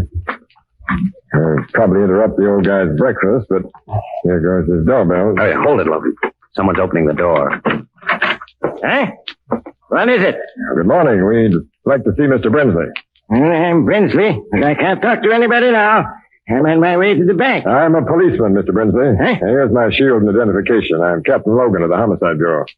Homicide? Very well. Come inside. Thanks. Hearth? Yes, sir. Tell the chauffeur to wait. I'll be slightly delayed. Yes, Mr. Brinsley. Sit down, Captain, and... My name is Casey. What are you gentlemen here for? I haven't committed any homicide. Mr. Brinsley, you had a visitor last night, a tall, thin, shabbily dressed man who wore a monocle. What about him? I want you to tell me all you know about him. Why? He was murdered after he left your house.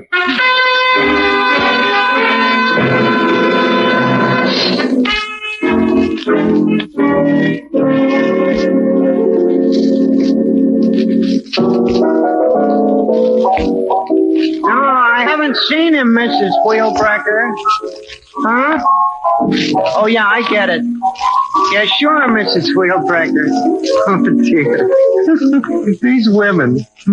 Here's your drinks, Casey, Miss Williams. Thanks, Ethelbert. I was hoping you'd show up pretty soon. So it was just a heart attack that killed the old guy, Casey. He wasn't murdered. No, Brinsley's death was a perfectly natural one, Ethelbert. Oh, not altogether, Casey. From what you told me, the shock of hearing about the Duke brought on the attack. Yeah. At first, I figured the Duke sold something to Brinsley. Some antique he'd stolen, maybe. Yes, but Logan hasn't been able to find anything that Brinsley might have bought from the Duke. And as Brinsley wasn't out of his house after the Duke left it last night... There wasn't nothing in that leather bag Brinsley took into his study? No, nothing but some very legitimate bonds. That's what he was taking to the bank. Yeah, apparently. Mm-hmm. The way that old guy hung onto his bag, even after his heart began to kick up. And he insisted on going into his study alone, then he closed the door. He was in there long enough to have taken something out of the bag and hidden it away. Logan searched, you say? Oh, sure. Desk drawers and places like that. He looked for a safe in the room and there wasn't any. Oh, Casey, if he should find something Brinsley bought from the Duke, it still wouldn't solve the Duke's murder. Danny, I've got a hunch it would. Well, now, I don't see how. I think those two well-dressed foreigners who went to the hotel for the Duke were looking for the thing he sold to Brinsley.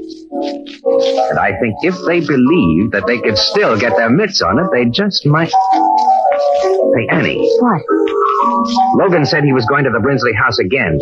He ought to be there about now. Let's you and me go there and join him.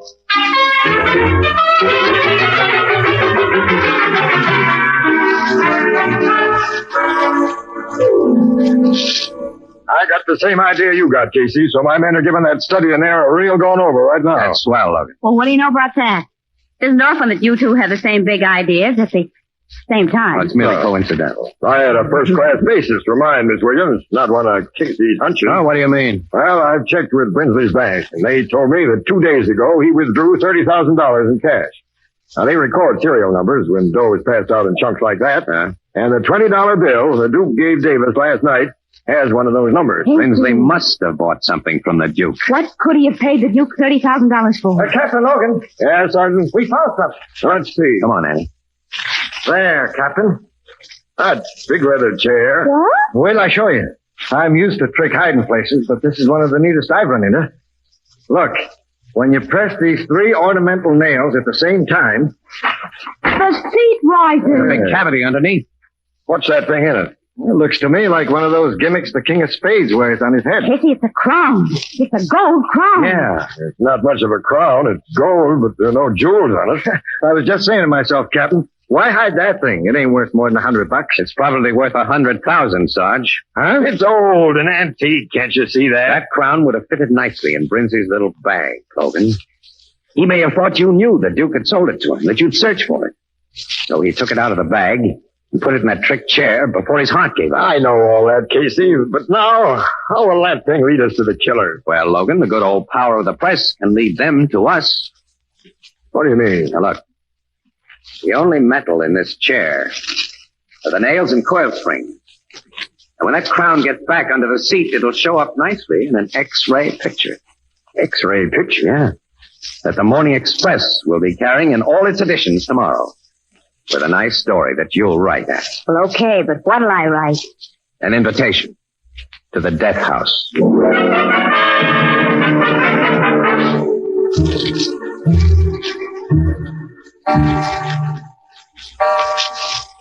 Oh, 2 o'clock in the morning. And we've been sitting here in the dark for almost 6 hours. Well, they couldn't have a more comfortable place to sit in the dark.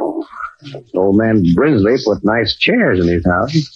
You know, Casey, I don't think those men will come here. I don't either, Miss Williams. Only chumps would fall for that stuff in the Express this morning. Well, aren't murderers chumps? Your come on was too broad, Casey. That X-ray picture showing the crown and that leather chair and Miss Williams' story. That was a darn good story, Logan. Thank you very much.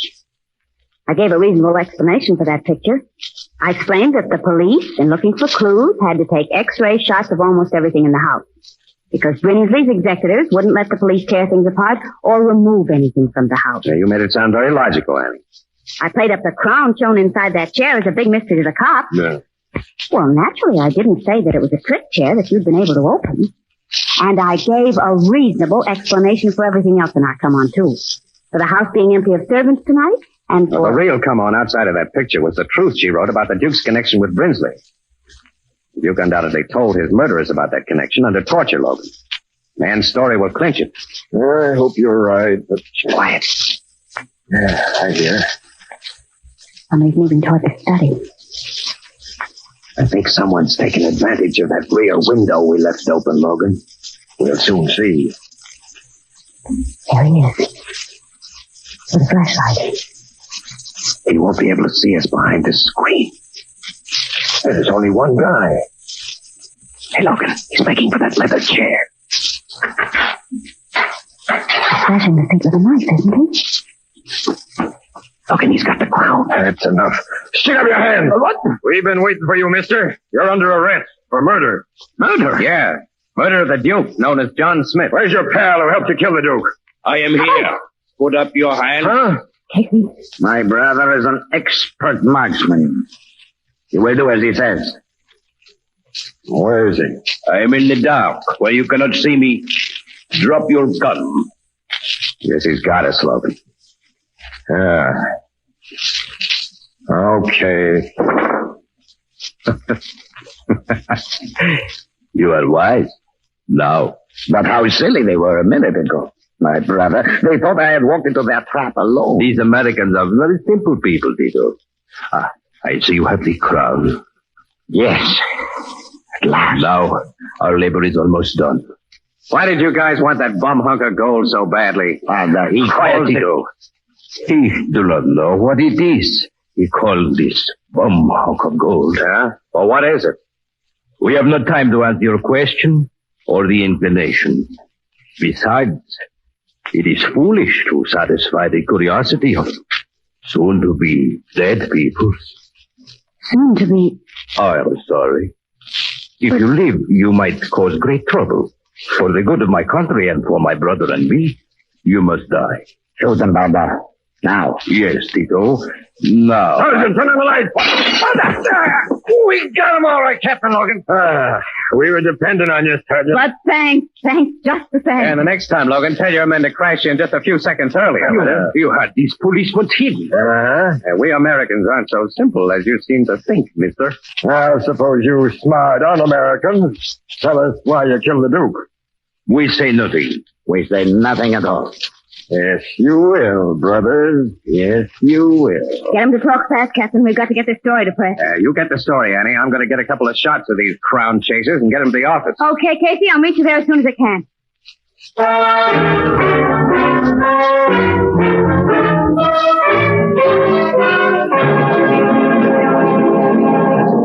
The traditional harvest moon is more than a month away, but already throughout America, most of the golden harvest of fruits and vegetables has been garnered, packed away for your use in the months to come.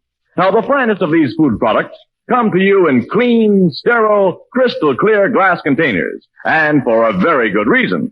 The glass container lets you see exactly what you buy before you buy it, and the glass container protects the natural flesh flavor of its content. A very large number of these finer products of field and orchard, of range and sea, come to you in crystal clear anchor glass containers sealed with tamper-proof anchor cap. Products of Anchor Hawking. A great name in glass.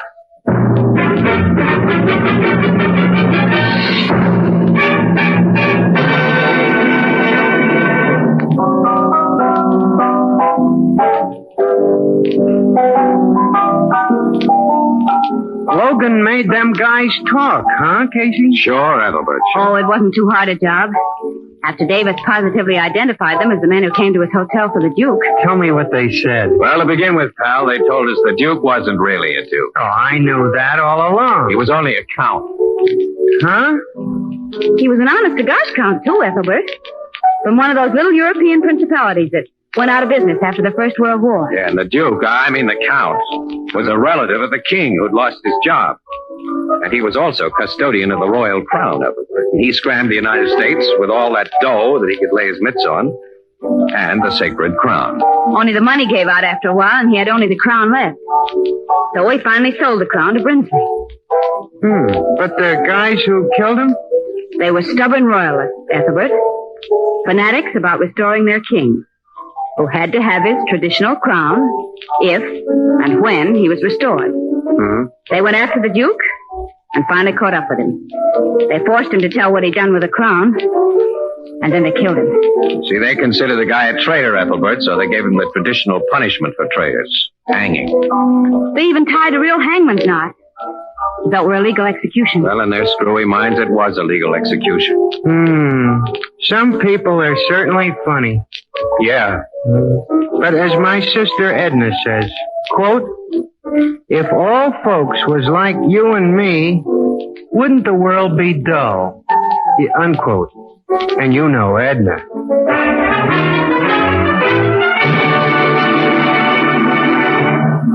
Crime Photographer is directed by John Dietz and stars Stotts Cotsworth as Casey.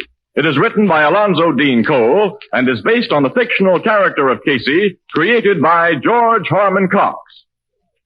If you're inconvenienced by returning beer and ale bottles, here's good news. Anchor Hocking has pioneered a new kind of bottle, so inexpensive that it requires no deposit. It will shortly be released for civilian use.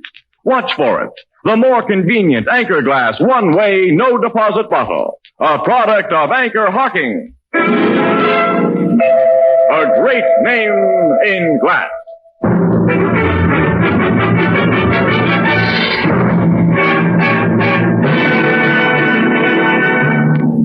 Our cast features Miss Leslie Woods as Anne and John Gibson as Ethelbert, with Herman Chittison at the Blue Note piano. The original music is by Archie Blyer. Crime Photographer is brought to you each Thursday at this time by the Anchor Hocking Glass Corporation of Lancaster, Ohio, and its more than 10,000 employees. Anchor Hocking. A great name in glass.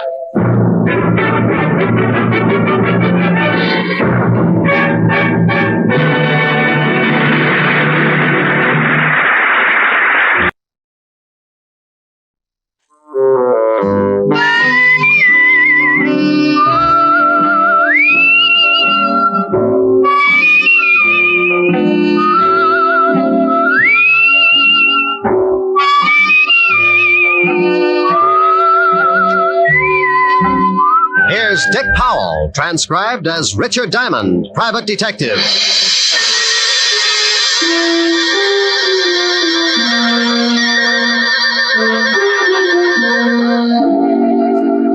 My name's Diamond, and like a lot of working people, at 5 o'clock in the afternoon, I get pretty anxious for 6 o'clock to roll around, especially if I haven't had a client for the last 3 days. But even if I don't expect anyone to drop in before 6, I can't take a chance, so I stare out of my office window on 53rd Street just to kill time. I see the night starting to muscle in on the Broadway bright lights, and I wonder just how many prospective clients are out in the city. Who's getting in trouble? What kind of trouble? And will they come to Richard Diamond for guidance? Now, take the two hard-looking thugs in a downtown hotel room as they watch a pretty blonde hurriedly get into a flashy mink coat. They're going to need plenty of guidance. Where you going, Dottie? I got an appointment. Don't you think you ought to stick around just in case the contact comes in? If it ain't here by now, it won't be until tomorrow. And stop looking like a couple of anxious bloodhounds. Relax. Sure, Dottie, sure. But you really cannot blame us for being a little disquieted. Don't she look classy, Al? Hey, who you gonna roll tonight, dollface? Your grandmother. Or ain't she out of Alcatraz yet? Hey, I don't like no cracks about my family. Well, what are you gonna do, Stan? People stop by the zoo every day. Now, please, no logomachy. Yeah. You keep running off at the mouth like that, baby, and you'll be spitting out all your teeth. Yeah, well, when you kick off, Stan, don't try to sell your body to science. I'll never get both heads in that bottle. Why, you little... Please. I'm gonna hit... Please. Please. Leave us, Dottie. And Stanley, you shut your big mouth before I shove my foot in it. Go on, Dottie. I think you had better make a hurried percolation. What? Beat it. Oh, Al, why didn't you let me mess her up a little? She's always acting like she's got a family background. I do not know whether her family had anything to do with it, but it is a very nice background to gaze at. Now shut your ugly face and let us start tailing her. Tailing her? What for? I think she is up to something. Yeah, well, sure she is, but I don't want to get booked as a peeping Tom. Stan, you are a melonhead. I think she is going to try a cross. Florida has never been late with the numbers before. You think she's going to pick up the bundle and skip? No. I just want to see what she does with her evenings. Oh, well, I can tell you that. Stanley, please. You arouse my irascibility. Oh, I'm sorry, Aloysius.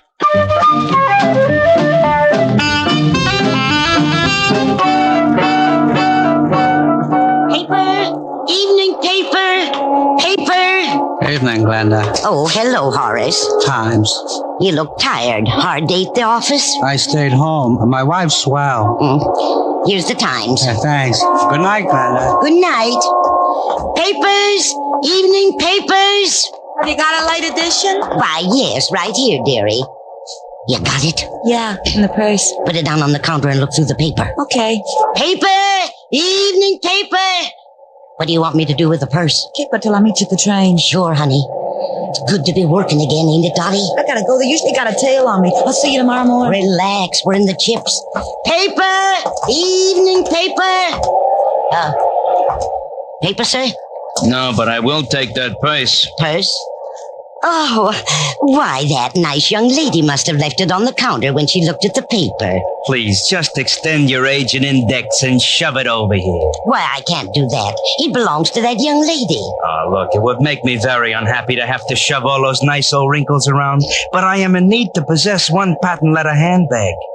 Now, if you will kindly move it in my approximate latitude, you old bat, we can dispense with all... Why, you poor excuse for a lowbrow gunnif. Madam. For 2 cents, I'd wrap a lead sap across your flat head. Well, hello, Glenda. Hello. How's business? Oh, Officer Quine. Aren't you on a little late? Yes, I've been changed to the 6 o'clock beat. Well, good evening, sir. Yeah, lovely. Good evening, officer. Say, haven't I seen you somewhere before? Hardly. I reside in Flatbush. Well, thank you, Mother. I do not see anything I want. There, goodbye. He doesn't see anything he wants. What does he think you're running? You had a drugstore there? Hey, Al, I saw a cop.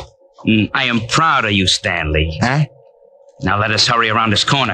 What, you think Dot and the old dame are cooking up something together? Stop here so we can watch the old dame. Stanley, to put it in your words, yeah, I think they are cooking up something. Oh, you figure she slipped the old girl the numbers? Your perception astounds even my Hey, observe. Oh, yeah. Your grandma is taking off and leaving the cop behind to watch the papers. She's going in that building. She has got the purse. Stanley, stay here and await my return.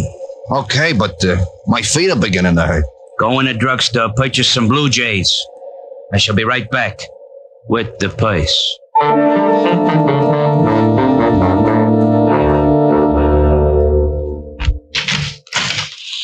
Mr. Diamond. Well, hello, Glenda. Come in, pull up a rocking chair. Well, that's the way it begins. Sometimes when you wait around until the last minute, you get a customer. I wasn't too happy about this one because I knew she didn't have enough money to hire a tramp to spot cigarette butts. I haven't got much time. I've got Officer Quine watching my paper stand. Officer Quine? You should be happy you aren't selling fruit. He's already got his thumbprint in every apple in Yonkers. Mr. Diamond, I found this purse. Found it, Glenda? Oh, you know me, Mr. Diamond. I'm going straight now. I remember a snake that said that once. He broke his back. Honest, I haven't been doing that kind of business since I got out. Well, what can I do for you, Glenda? I'm broke. Oh, it's not a touch. I want you to find the owner of this purse and return it. Why don't you give it to Officer Quine? Well, there's no money in it. And with my record, he'd sure run me in for purse snatching. No money, huh? Oh, no. No, I didn't touch a thing. Just, took a peek, maybe. Oh, yeah. A young girl left it on my counter. If you find her, you can ask her. I didn't touch a thing. Okay, I'll see what I can do. Oh, thank you, Mr. Diamond. Goodbye. Keep your nose clean. Oh, I will. She'd keep her nose clean, all right. And a glass of gin. I'd known old Glenda ever since she started working bunco rackets and got put away for 2 to 5. I was sure she'd lifted the dough from the purse, but I opened it and went through it anyway. I was just kicking myself for telling her I'd try to dig up its owner when the door opened and an ugly-looking mug wearing alligator spats walked up to my desk. You should be ashamed, looking in someone else's purse. It's a bad habit, like not knocking on doors. Oh, it said on the door to come in. How long did you have to wait before someone came by to read it to you? May I please have the purse? Oh, is it yours? Yes. Well, I didn't notice the wedges. Give up high heels? You are a very poor comic. Now, may I have the purse, or must I make you bleed? Oh, it's like that. Well, sure, here it is. Thank you. And something to go with it. I caught him with one that made my arm feel good clear up to my shoulder. His eyes rolled back, and he went down faster than the celluloid collar on the flagpole. I looked at the black purse and started getting that lousy feeling again. I'd gotten into something, and it was beginning to smell already. So I called the 5th Precinct Police Station and an old friend, Lieutenant Levinson. Homicide, Sergeant Otis. Hello, Otis. Let me talk to the lieutenant. Is this Diamond? No, it's platoon number 3 of the Brownies, 300 strong. Now let me talk to the lieutenant. Hey, what are you going to do with all those tired jokes when you run out? Give them away to idiots. You want to start a collection? Nuts. Lieutenant Levinson. Hello, Walt. Diamond. Oh, wait a minute. Otis! Yeah, Lieutenant. Where'd you put the bicarbonate? Top drawer, Lieutenant. Oh, hold it a minute, Rick. Get me some water, Otis. Yeah, Lieutenant. Go ahead, Rick. I can stand it for a second. If you didn't get so excited, you wouldn't have to take that stuff. Here you are, Lieutenant. Never need this stuff until you call. Now, who's dead? Nobody, but there's a guy in my office lying on the floor. He's dead. He's got to be. No, he isn't, Walt. I just belted him in the mouth when he tried to get rough. Wait a minute. He's trying to wake up. Groan for the nice policeman. You hear him, Walt? Okay, so some guy got tired and went to sleep on your floor. What do you want me for? Hold it a second, Walt. He's getting a little too active. What did you do? I kissed him goodnight. What did you do that for? Well, I've seen him somewhere. I think he's wanted. Oh, well, hang on to him. I'll send the wagon down. The door will be open. I'll fix it so he doesn't get away. Wait a minute, Rick. Where are you going? Well, about 5 minutes ago, an old dame hands me a black patent leather purse and asks me to find the owner. Right afterwards, this cultured gorilla wanders in and says the purse belongs to him. Oh, what's in it? Nothing much. A compact, book of matches, and a handkerchief. Smells nice. No money? No? Oh, I got to stop by Helen Ash's for a minute, and then I'm going to find out what makes this purse so valuable. Say hello to Helen for me. Sure thing. Bye, Walt. Be a good boy. Goodbye.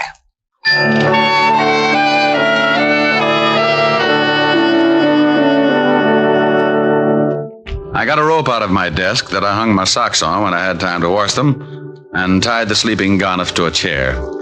I didn't know much about pocketbooks, but I knew someone who did, so I headed for 975 Park Avenue and a beautiful redhead named Helen Asher. Oh, good evening, Mr. Diamond. Good evening, Francis. Is Miss Asher in? Yes, sir. She's in the study. Shall I announce you? No, just dig up something that'll get me back on my feet. I'll let myself in. Yes, sir. Mr. Diamond. Yes, Francis?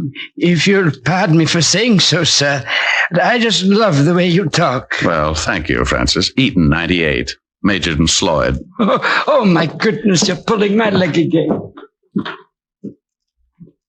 Anyone home? Rick, you got here. Hi. Hi. Well, since when did you start carrying a purse? Like it?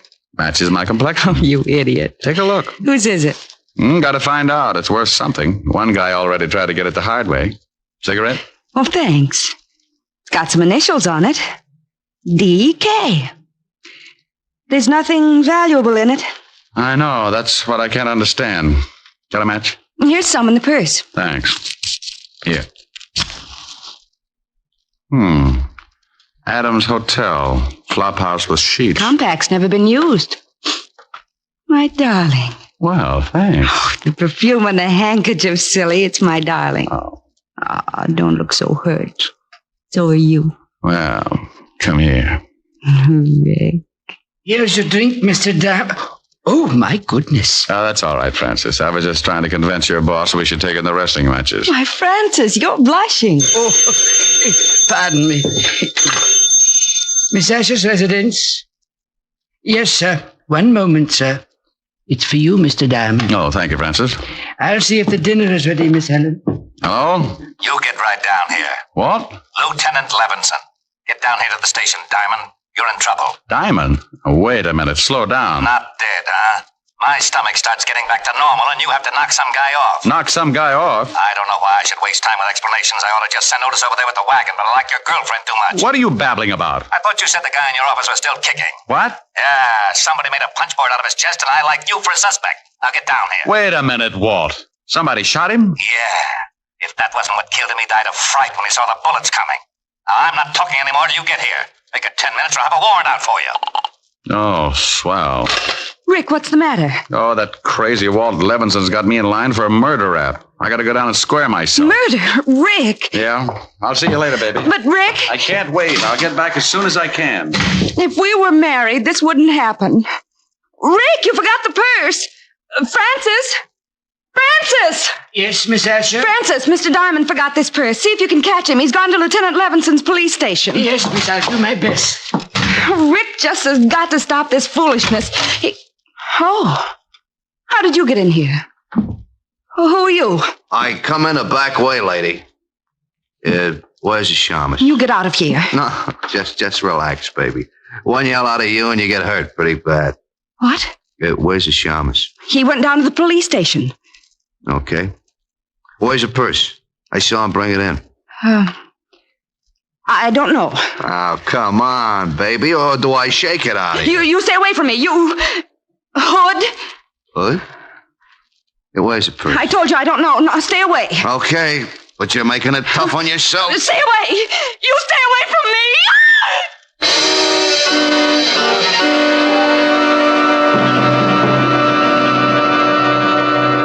With her head tucked underneath her arm, she walks the bloody tower.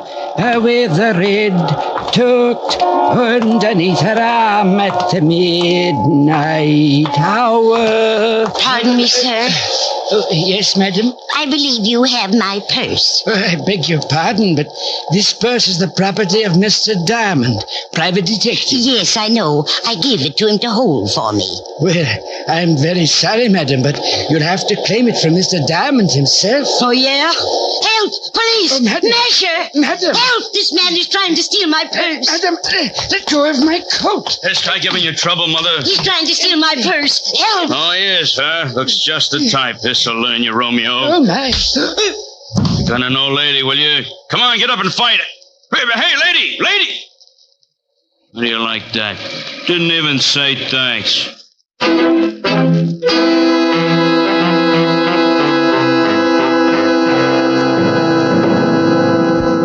Now, look, Rick, I don't care what you say. You told me you had a guy in your office. When my men got there, they found him tied in the chair with 3 bullet holes in his chest. He was making noises when I left. Some guys do that when they get shot. Oh, stop being an idiot. You know I didn't kill him. Yeah, I know it, but what do I tell the commissioner? That I let you go because you're a friend of mine, used to be on the force? No, but you don't have to act like I rubbed out the whole West Side. Well, I'm mad. I want to retire in 5 years, and I want to do it with a healthy stomach. Yeah? Lieutenant, Murphy's got some guy out here he picked up for purse snatching. Says he's a friend of Diamond's and wants to see him. Send him in. This can't get any screwier than it is already. I got a purse snatcher who says he knows you. Purse snatcher? Francis. Yes, Mr. Diamond. I don't feel so well. That's all, Otis. Isn't he your girlfriend's butler? Yeah. What happened, Francis? Well, sir, I was bringing that purse down to you. That's right. I left it at Helen's. Yes, sir. Well, a little old lady approached me on the street and claimed it belonged to her. What did she look like? She had white hair, and she was wearing an old shawl. I think she'd been drinking gin, sir. Cheap gin. Glenda Bergen? Is she the one who gave you the purse? Yeah. And then what happened, Francis? When I wouldn't give her the purse, she started yelling and called me a masher. And some enormous gentleman arrived and clouted me in the jaw. Oh, it was disgusting, sir. And the old lady got the purse? Yes, sir. She ran off, and the enormous gentleman sat on my chest until an officer came and carted me off to this place. Was Miss Helen all right when you left her? Why, yes, sir. You don't think... I don't know. But if they knew I had the purse and spotted me going into Helen's... Here, Rick, use his phone. Thanks. Don't you see, Walt, this whole thing has something to do with that purse. Merce, I've still got a stiff on my hands. Oh, my goodness. Yes? Hello, honey. You all right? Oh. What's the matter? Hi. Please come home. What happened? A man broke into the house looking for that old purse. I told him I didn't know where it was, and he started slapping me. He did, huh? Yes, and I need comforting. Well, honey, I've still got something to do. Lock all the doors until Francis gets back, and I'll be over as soon as I can. All right. Did you get the purse? Francis will tell you all about it. Bye, baby. Bye. Rick, some louse shoved Helen around. Francis, get over there and take care of her. It's all right if he goes, isn't it, Walt? I guess so. Otis, I'm releasing the guy that was picked up for purse snatching. And don't say, yeah, Lieutenant. Okay, Rick. Oh, thank you, sir. Step on it, Francis. Miss Asher needs someone to take care of her. Yes, sir. Walt, give me 2 hours to find out what this is all about. Are you going after Glenda? Yeah. If she's tied up with this killing, I'd better send some of the boys along. Give me 2 hours alone. I want to find the guy who shoved Helen around. Okay, Rick. 2 hours, and I put in a general alarm for you and the old dame. You know where she lives? I got a shack over near the East River. Thanks, Walt. Otis, let Diamond go and bring me a tablespoon and some water. And Otis, shut up.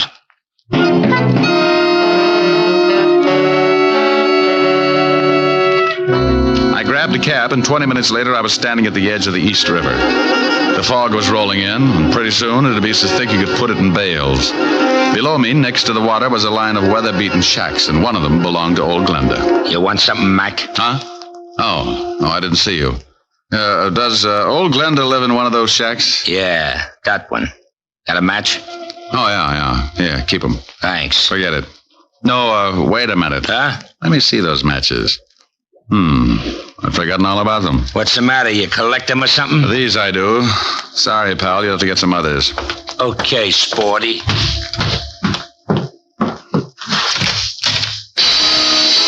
The inside of the shack looked like a hardware store after a good earthquake.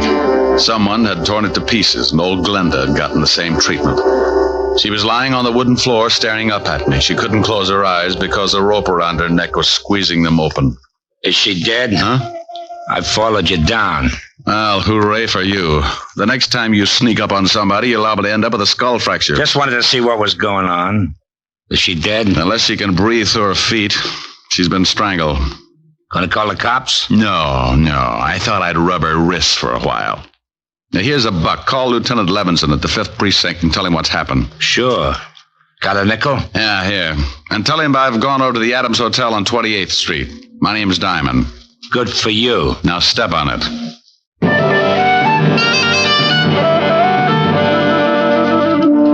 He left in a hurry, and I reached in my pocket and took another look at the book of matches I'd gotten from the black handbag. They were from the Adams Hotel on 28th Street, so I went over there fast. The sleepy night clerk showed me the register, and I found what I was looking for. I remembered the initials on the handbag were D.K. A Dorothy King was registered in room 306. I went upstairs. Yeah? I got a message for you. Slip it under the door. I'm not that skinny. What is it? It's from Glenda. Oh, wait a minute. All right, the door's open. All right, now shut it and come on in. Huh? Oh, what a lovely gun. Glad you like it. Now, what do you want? I just left Glenda. She's dead. What? Yeah, strangled. How'd you find me? Matches in your purse. They were from this hotel. I checked the initials on the bag with the register. D.K., Dorothy King, room 306. Holmes would call it elementary. You must be the shamus Glenda gave the bag to earlier this evening. That's right. How did you know? Well, she called me. She tell you she got it back? I feel a quiet streak coming on.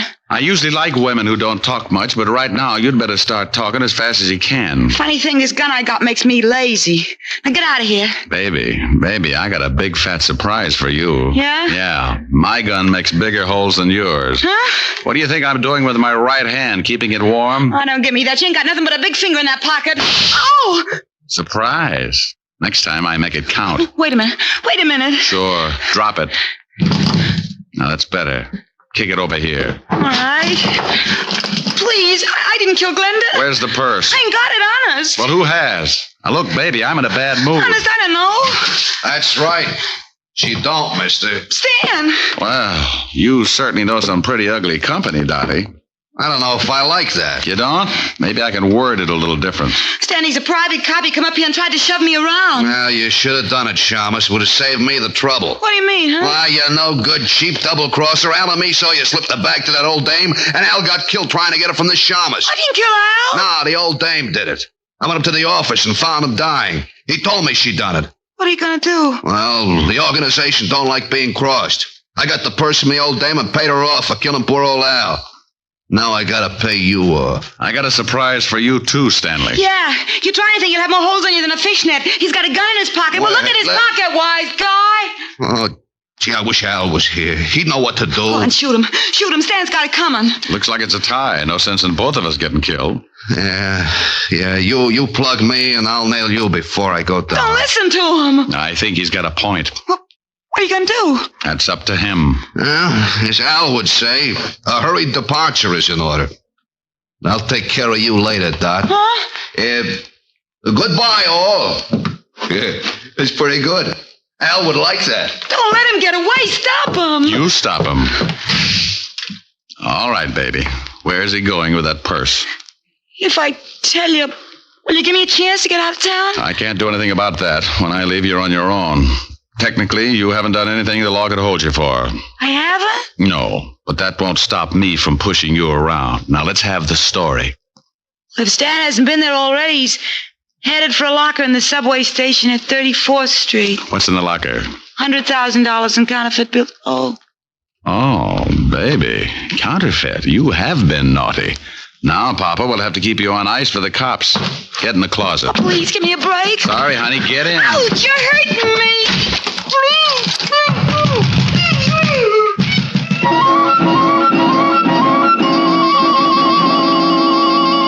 I went down to the night clerk and told him to tell Lieutenant Levinson when he got there about the blonde in the closet of room 306. The subway wasn't far, but Stanley had a head start and he was in a hurry. I ran the rest of the way. I went down the steps. A train was just pulling out when I spotted him. He'd just taken a bundle out of one of the lockers, and as he turned to go, I walked up behind him. Hello, Stanley. What? What you got in the box? The Sharmas. Here, you take it. Oh! He tossed the package in my face and started running for the exit. But a crowd of people blocked his way, and when he saw me come up with my gun, he changed his mind. He turned and vaulted the turnstile, and I ducked behind the row of lockers. He had a gun, too. I tried to get a clear shot at him, but there were too many people. And then the frightened little guy did a stupid thing. He jumped down on the tracks and started running up the tunnel. Oh, look at that fool man. He's jumped down on the tracks. Stanley, come back here. You can't get anywhere that way. You said it, Mac. He's running uptown on the downtown side. Here's a corny line. Stop or I'll shoot. You won't get me. Stan, look out. There's a train coming. Look out.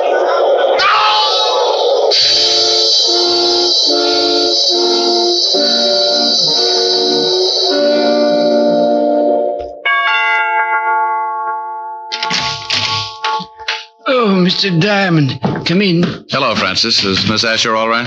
She's better, sir. She's lying down in the study. How's the jaw? Oh, I feel better, sir. This ice bag is helping the swelling. I'll be in the pantry if you need me, sir. I'll try not to. Hi. Hi. Well, poor little baby. Yes. Poor little baby. You're lucky he didn't knock you out. Oh, I'll get it. Francis is nursing his face. Asher residence? Let me talk to Diamond if he's there. He is. Rick? Mm-hmm. Now you listen to me. I've been chasing your conquests all over town. I end up down in the subway station and notice get stuck in the turnstile. Don't you think it'd be nice to let the police department in on something once in a while? Oh, sure. Right now I'm at 975 Park Avenue, nursing a beautiful redhead back to health. Oh, did you find the blonde in the closet? Yeah, I got the whole story from her. You want to hear it? I guessed most of it. She was fencing for a counterfeit ring and she tried to cross them. The key to the locker was in that purse. Yeah, in the compact, under the pancake makeup. She and old Glenda used to do a duet together before they both got sent up. When the blonde got out, she started working for a counterfeit mob. They'd stashed the dough in different subway lockers around town and used her to make the contacts. So she figured she could use the 100,000. Well, nothing like being in business for yourself. Well, she was afraid to pick it up herself, so she slipped the purse to Glenda like she'd just forgotten it. Ricky. Yes, dear? Are you listening to me? I just stopped. Bye, Walt. What? Now wait a... What is it, baby? I want some sympathy. Sure. What would you like, lover? Sing something. Oh, come on, baby. We can do without that. No, I want you to. I'm sick. An invalid should be pampered. Let me rub your head or something. Afterwards. I want you to sing. Oh, but it's late, baby. Then sing softly. Sing me to sleep. Oh, honey. I'll get mad and you'll have to buy me a present. Okay. Lullaby and good night with roses bedight. That's wonderful. With lilies bedight. Hey, you on the board in your console! Shut up! I'm trying to sleep! Well, what is that? Oh, it's that grouchy new neighbor. Oh, it is, huh? Mm-hmm. Hey, you want something, bud? Yeah, shut your big bazoo! Oh, is that right? Powder your face with sunshine. Oh, no! Put on a great big smile. Make up your eyes with laughter. You will. Please, Rick. Yeah, okay. That guy gets shell-shocked if you fried potatoes. Rick. What is it, baby? Come here. Oh. You do need pampering.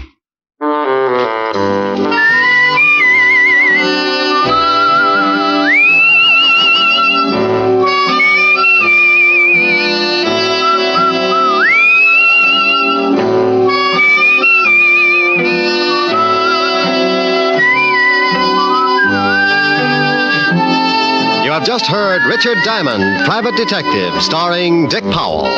Helen was played by Virginia Gregg, Lieutenant Levinson by Ed Begley. Also in our cast were Wilms Herbert, Betty Lou Gerson, Jane Morgan, Jack Crucian, Hy Averback, Herb Butterfield, and Wally Mayer. Music was under the direction of David Baskerville. Richard Diamond is written by Blake Edwards and directed by William P. Rousseau.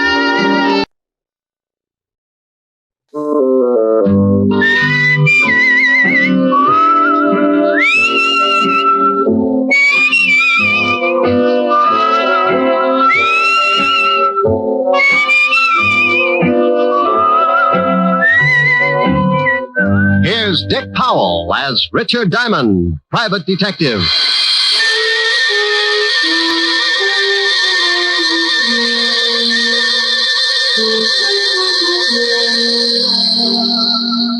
Hello there.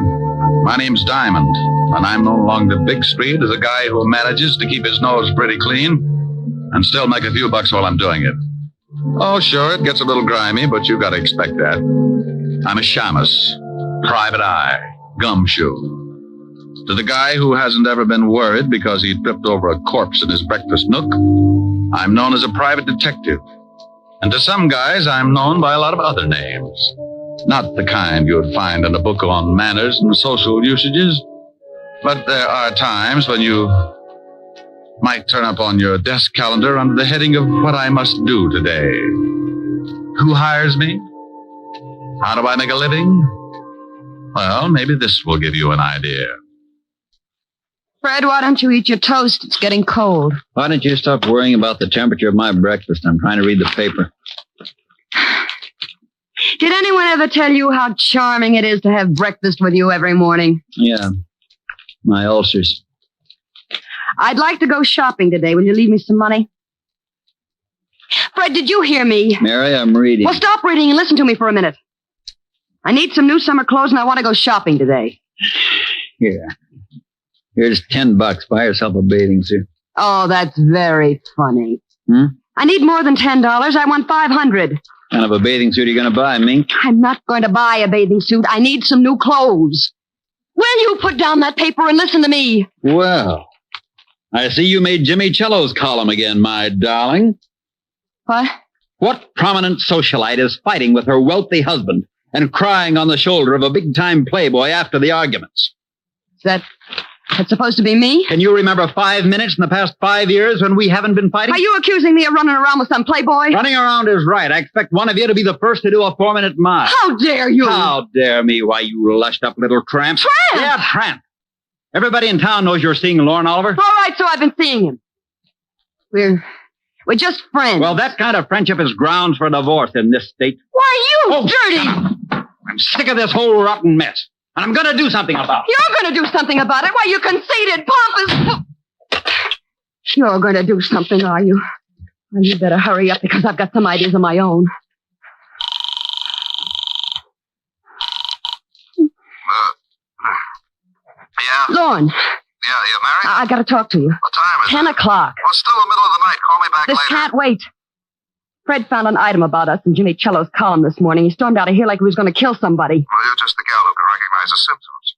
Well, that's a nasty line. What do you want at 10 in the morning, Longfellow? Look, honey, I'll take care of Cello, and if that husband of yours gets out of line, I'll take care of him, too.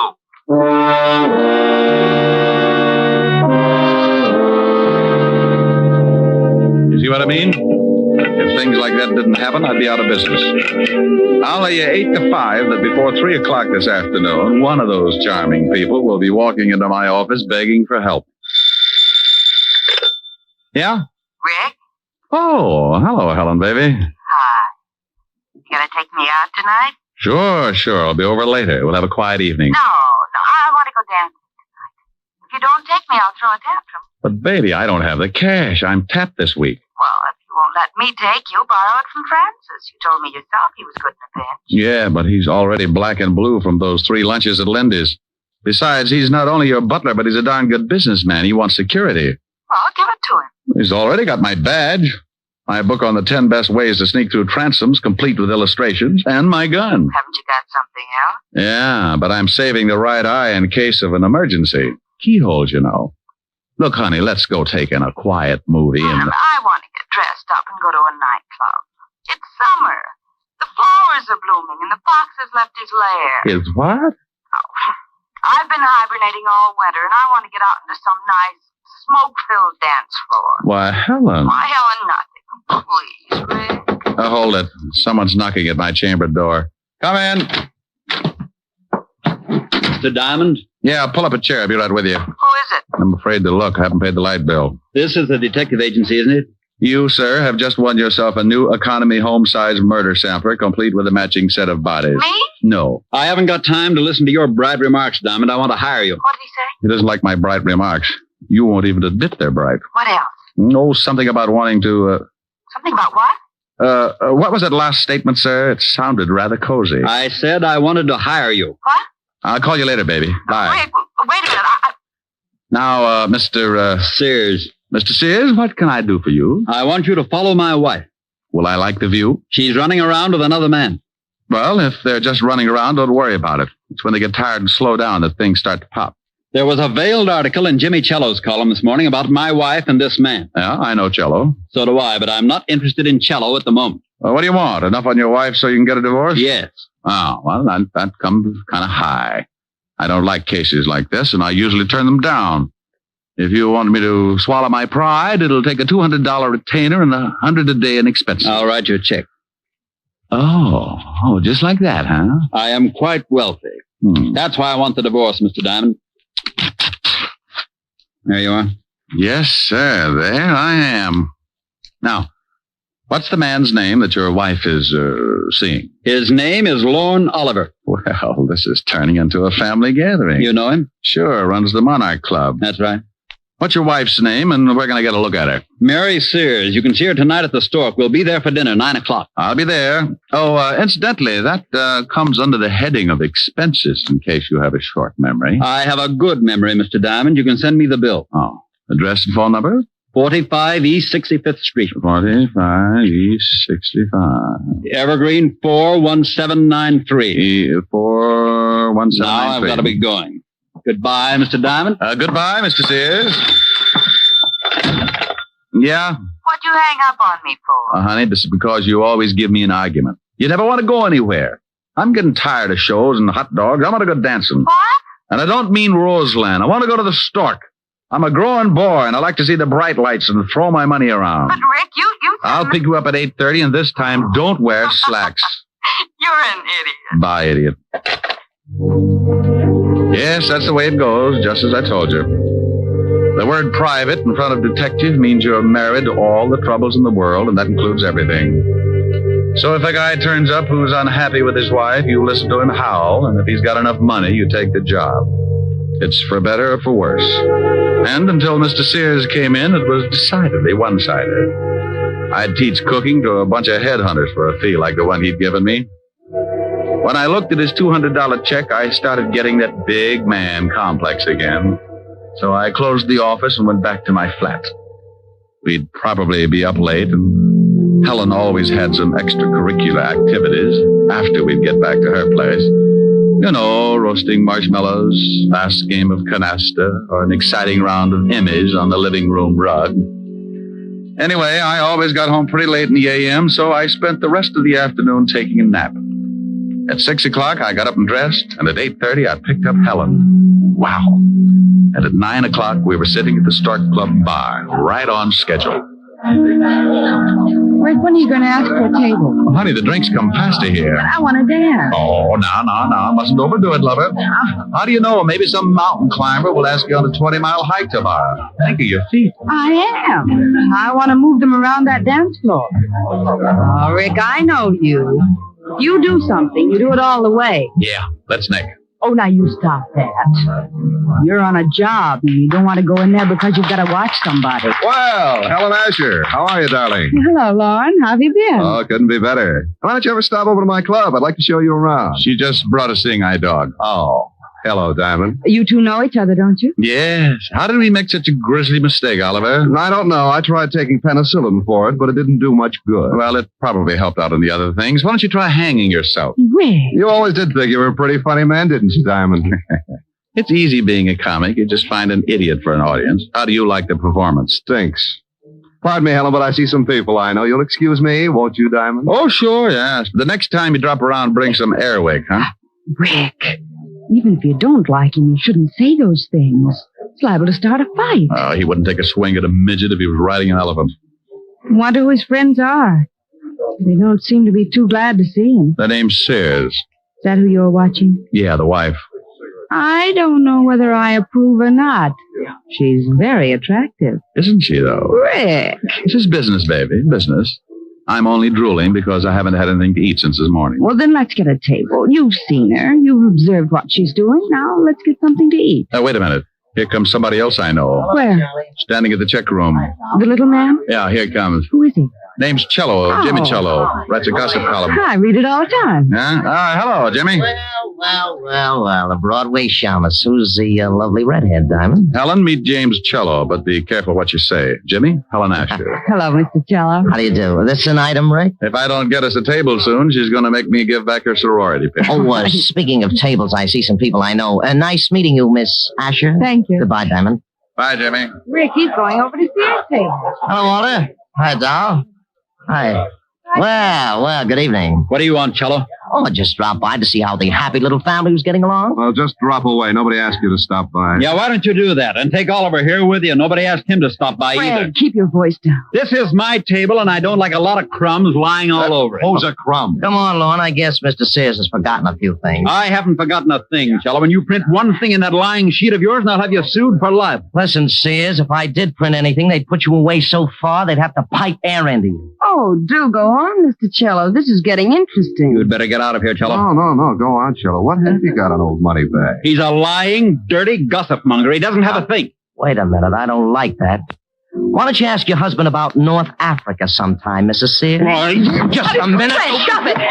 Fred. All right, now pick yourself up and get out of here, Cello. Maybe you're right. I've got a column to get out.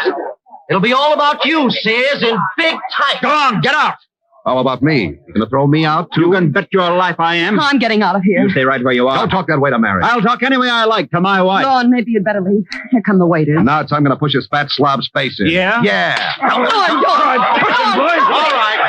Come on, break it up. Come on.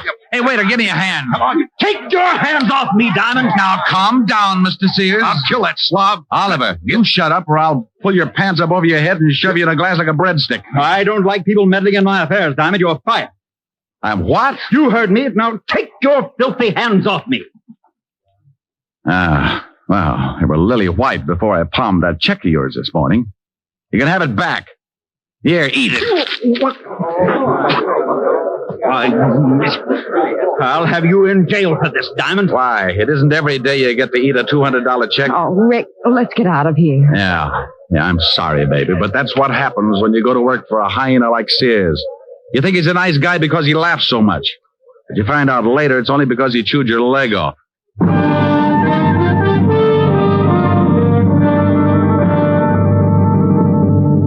We left Sears still spitting out pieces of the check I'd shoved down his throat and headed for Helen's apartment. I was sore. When I get hot under the collar, I don't make for good company. So I dropped her off with a kiss and went back to my flat and climbed in the sack. I smoked a dozen cigarettes before I got to sleep. And when I finally did, it must have been with a big smile on my face. All night I kept dreaming that Lorne Oliver and Fred Sears were beating themselves to death with hot paper sacks.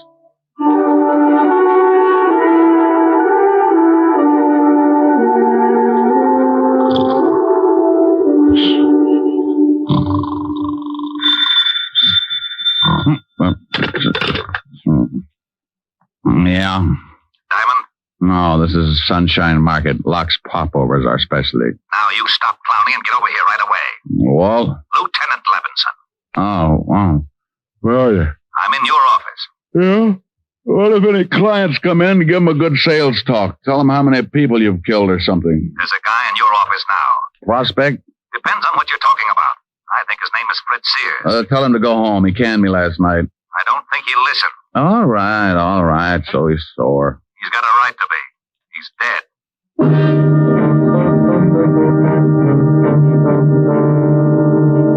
Stop acting like an idiot, Walt. You know I didn't have anything to do with it. I know you didn't, but we find the stiff in your office and we get a report that he fired you last night, but you had a fight with him. I gotta tell the commissioner something, Rick. Tell him Sergeant Otis is teething. Now, you stop that. No, what do you know about the killing? The coroner just left. He said that Sears had been dead about 8 hours. The cleaning woman found him at 9 this morning and called us. That puts the time of the murder around 1 a.m. We found this, clenched in the dead man's hand. What is it? An article torn out of the morning papers. Here, read it. Jimmy Cello's column. Read it. All right, I will. Don't yell at me. Fred Sears, wealthy import-export man, is having troubles. He's finding it hard to explain about his past doings in North Africa, and at the same time, he's finding it just as hard to explain his wife's interest in the local playboy, nightclub owner Lorne Oliver. He got so mad at the Stark Club. Oh, I was there. He got so mad at the Stark Club last night that he took a poke at your columnist and then tried to beat up Lorne Oliver. Will this lead to a rematch between Oliver and Sears? We're having a whole bunch of them picked up. Walt, before you do that, give me a couple of hours, will you? Try to dig up your killer. I can't. You know what we've got to do. It's routine. Well, the commissioner's already having fits every time he hears my name. Now, look, Rick. Walt, I got a business to protect. And if he finds out the stiff was killed in my office, he'll probably haul in my license. 1 hour, Rick. That's all I can give you. I got a job, too. Thanks, Walt. I suppose you've got an alibi for 1 o'clock? Call Helen. We were toasting marshmallows.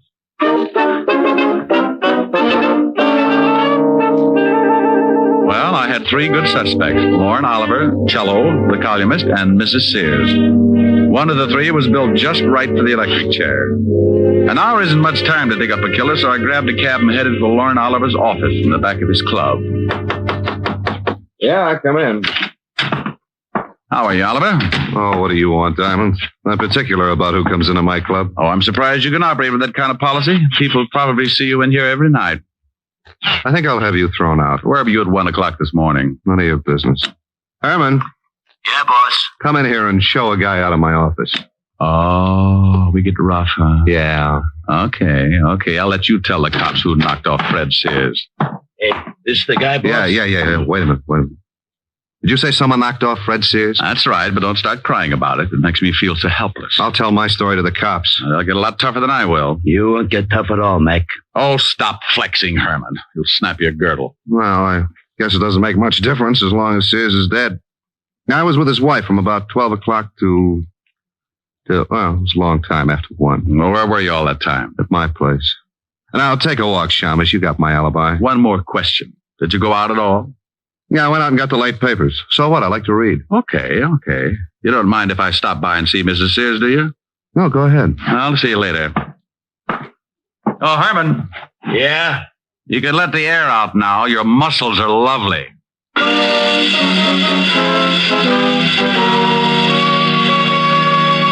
Well, Oliver had a good story if it checked, so that left me with 2 more stops. Cello's newspaper office was the closest, so I grabbed another cab, and 10 minutes later, I was sitting at his desk. Oh, you don't think I had anything to do with it, do you, Diamond? Where were you at 1 this morning? I was covering a party at Richard Gray's. I was with friends from about 11 o'clock till after 3. You can check. Go on, check. Look, Poison Pin. Sears had your column from the late edition clenched in his hand. He did, huh? Well, you don't think if I was going to kill a man, I'd leave anything like that around? I don't know.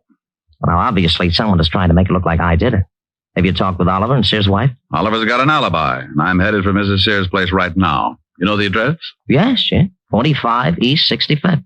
But Mrs. Sears couldn't kill her husband. I know it too well. No? Well, thanks, Cello. I'll check your alibi. If it stands up, then I'll have to really go to work on Mrs. Sears.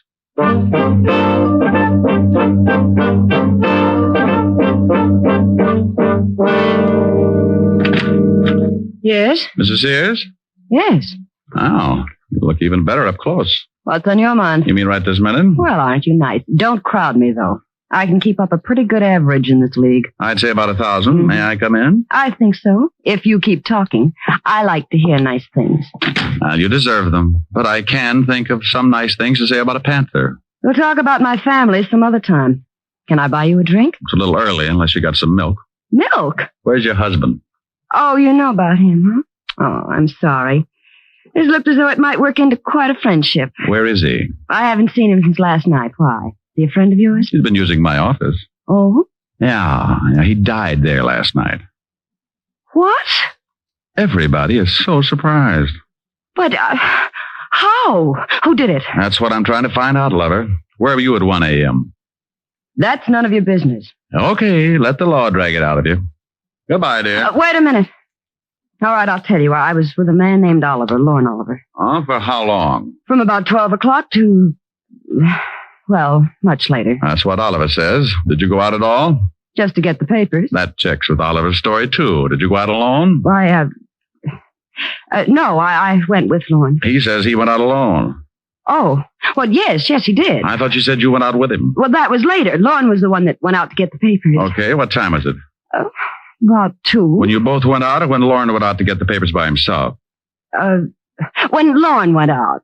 Oh, yes. Now I see. Well, I'll see you later. Come back again. Oh, I'll do that after you get over crying for your late husband. I'll keep my emotions down to a minimum. I'll bet you will.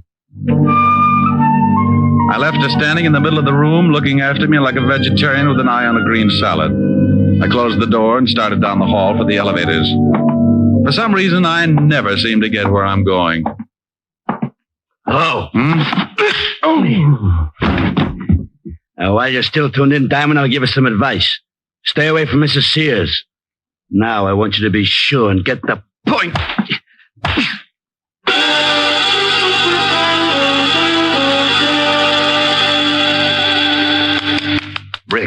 Rick, come on, snap out of it.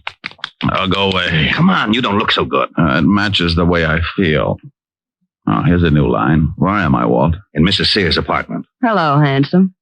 She heard the scuffle in the hall, came out, found you, and called me. Swell. Who did it? I didn't see him, but his voice sounded like a thug that Lorne Oliver keeps around, the patty cake with. Oh, that was probably Herman. Lorne is so jealous. Well, your hour is up, and now I'm going to haul them all in, including this Herman. Oh, do you know Herman, Walt? Sure, Herman Sharp. Got a record a mile long. Walt, if a guy wanted to hire a killer, where would he go? You know all the stoolies as well as I do. Yeah. Mrs. Sears, what was the fight about last night at the Stork? Oh, a columnist named Cello threatened my husband that he was going to print something in his paper. He said something about North Africa, and Fred hit him. North Africa? This is really getting mixed up. Was your husband ever in North Africa? Yes, during the war. He was a captain in the army. Walt, can you get me this Herman Sharp's address? He's the boy I want. Sure, but I'm coming along. Have your boys pick up Cello, Oliver, and take them both down to the station along with Mrs. Sears here. Well, you don't think I had anything to do with it, do you? I've known Jimmy Cello a long time. About 5 years ago, he used to run around with a little dancer named Mary Carroll. Sure he did. I married Carroll, but I broke up with him when I met Fred. Yeah. Well, you'll see him at the station. You can pick up where you left off. Come on, Walt. We went down fast and climbed into the prowl car. Walt put in a call and got Herman's address over the two-way radio. 20 minutes later, we were standing in front of Herman's door. It was an old apartment house on the Lower East Side. I started for the door, but Walt had other ideas. Rick, we can't go in there. Why not? Because I haven't got a search warrant. Well, you got to go in if you want to crack this case. Not without a search warrant. Search warrant for what? To go in. What do you want to go in for? I don't want to go in. You do. Do what? Go in. Well, go ahead. I haven't got a warrant. Oh, what are you looking for? Herman Sharp. He's probably in there. He is? Sure. Well, what are we waiting for? Oh, what did I do that for? For that. What? Herman Sharp. Oh. Is he dead? Yeah, been shot. What are you looking at? Newspaper on the floor. This morning's. Oh. Cello's column's missing. Been torn out. Then Herman's your killer. Swell. Who killed Herman? Don't you know? I'm not going to start that again. Walt, go on back to the station. I'm going to check something and make a phone call. I'll be down in half an hour and point out your killer.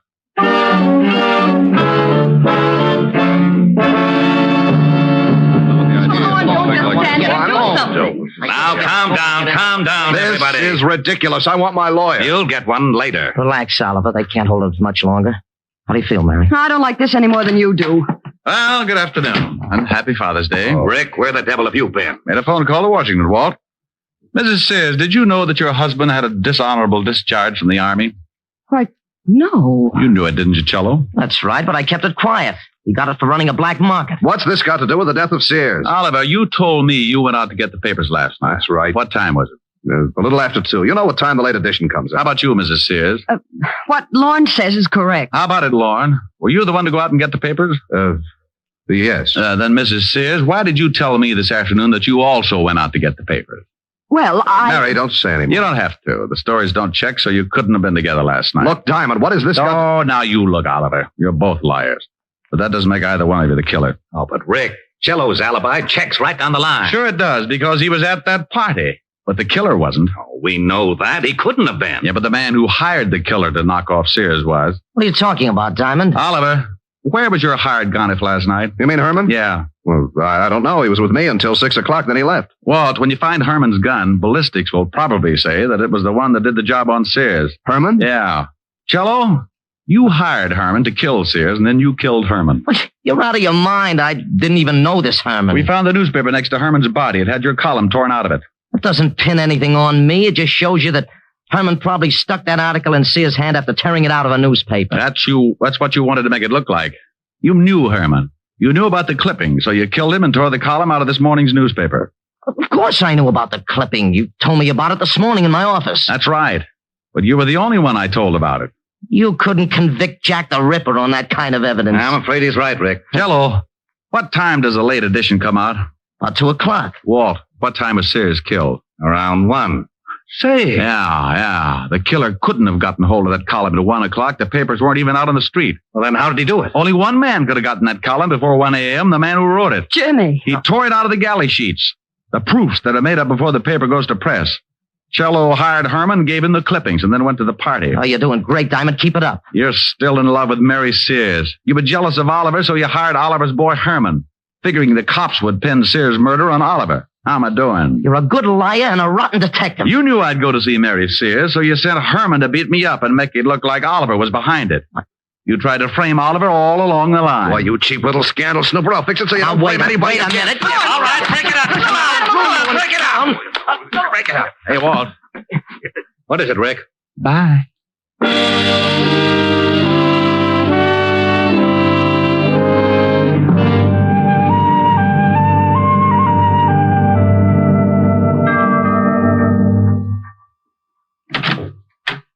Oh, good evening, Mr. Diamond. Evening, Francis. Miss Asherin? Yes, sir. She's in the library. She's a little tired from last night. I think she's taking a nap. Well, I'll walk on my tippy toes. How about a glass of warm milk, Francis? I'm a little tired, too. Yes, sir. Right away, sir.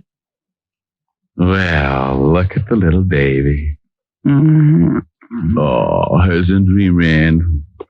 Poor little child, baby. The evening breeze caress the trees tenderly. Oh, Rick. The trembling trees embrace the breeze tenderly. Hello, baby. Don't stop. All right. Close your pretty eyes. Then you and I came wandering by. Oh, wonderful. And lost in our sight were we. Ricky. The shore was kissed by sea and mist tenderly. Ricky. I can't forget how two hearts met breathlessly. Ricky, come here. Your arms opened wide and closed me inside. Ricky, come here. What is it, dear? Just this. Here's your milk, mister. Oh, my goodness. Now, this time I refuse to blush.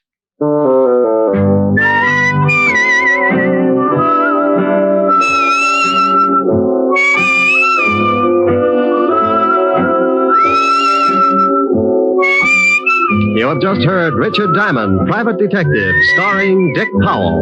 Helen was played by Virginia Gregg, Lieutenant Levinson by Ed Begley. Also in our cast were Wilms Herbert, Nye Aberback, Joan Banks, Parley Bear, and Sidney Miller. Music was under the direction of David Baskerville.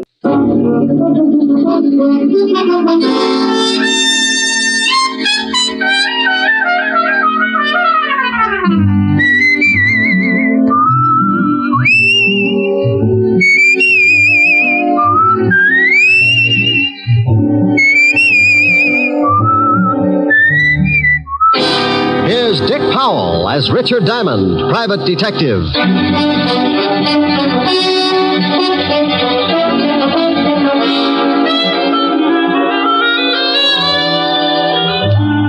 Hello there. This is Diamond. Hey, what about this heat? I can think of a lot of times I've been uncomfortable, but this runs itself right up to the top of my list. But the only thing good I can say about it, get your laundry dry in a hurry. I usually wash a few things out in my office because the soap's free. Come to think of it, I was scrubbing a pile of things the day we had that big wind. 97 degrees in New York, and we get a tornado to cool us off. I had so much dust in my office, I could have supplied mud pies to the whole neighborhood. And after it was all over, the cigarette ad on Broadway was blowing smoke rings through the trap door of one of my scattered longies. The waves in Long Island Sound were so rough, a friend of mine capsized, and when he came up, he found 3 terrified herring hiding in his nose. Oh, it was swell. One minute it was so hot you couldn't move, the next the 58-mile-an-hour wind was doing the moving for you. Then to top it off, I got mixed up in one of the grisliest cases I'd ever worked on. It all started one evening. The car was moving down a lonely road, 2 people in it. In a couple of minutes, one of them would be pretty dead. What are you stopping for? What are you doing? Let me go. Get your hands off me. No, help! Please, please.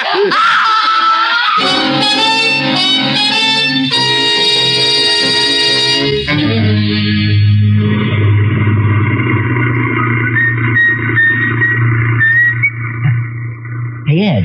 Huh? Stop the car a second. What for? Thought I saw something lying back there on the road. So what? Probably a dead dog. No. Hold it. Too big to be a dog. Oh, for Pete's sake. Back it up about 20 yards.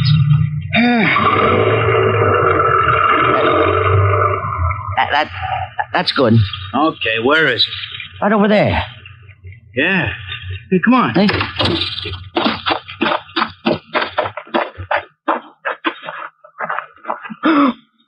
Oh, holy cow. Yeah. She dead? She's wrecked. Oh, I think I'm going to be sick. Me too. Let's get to a phone, call the cops.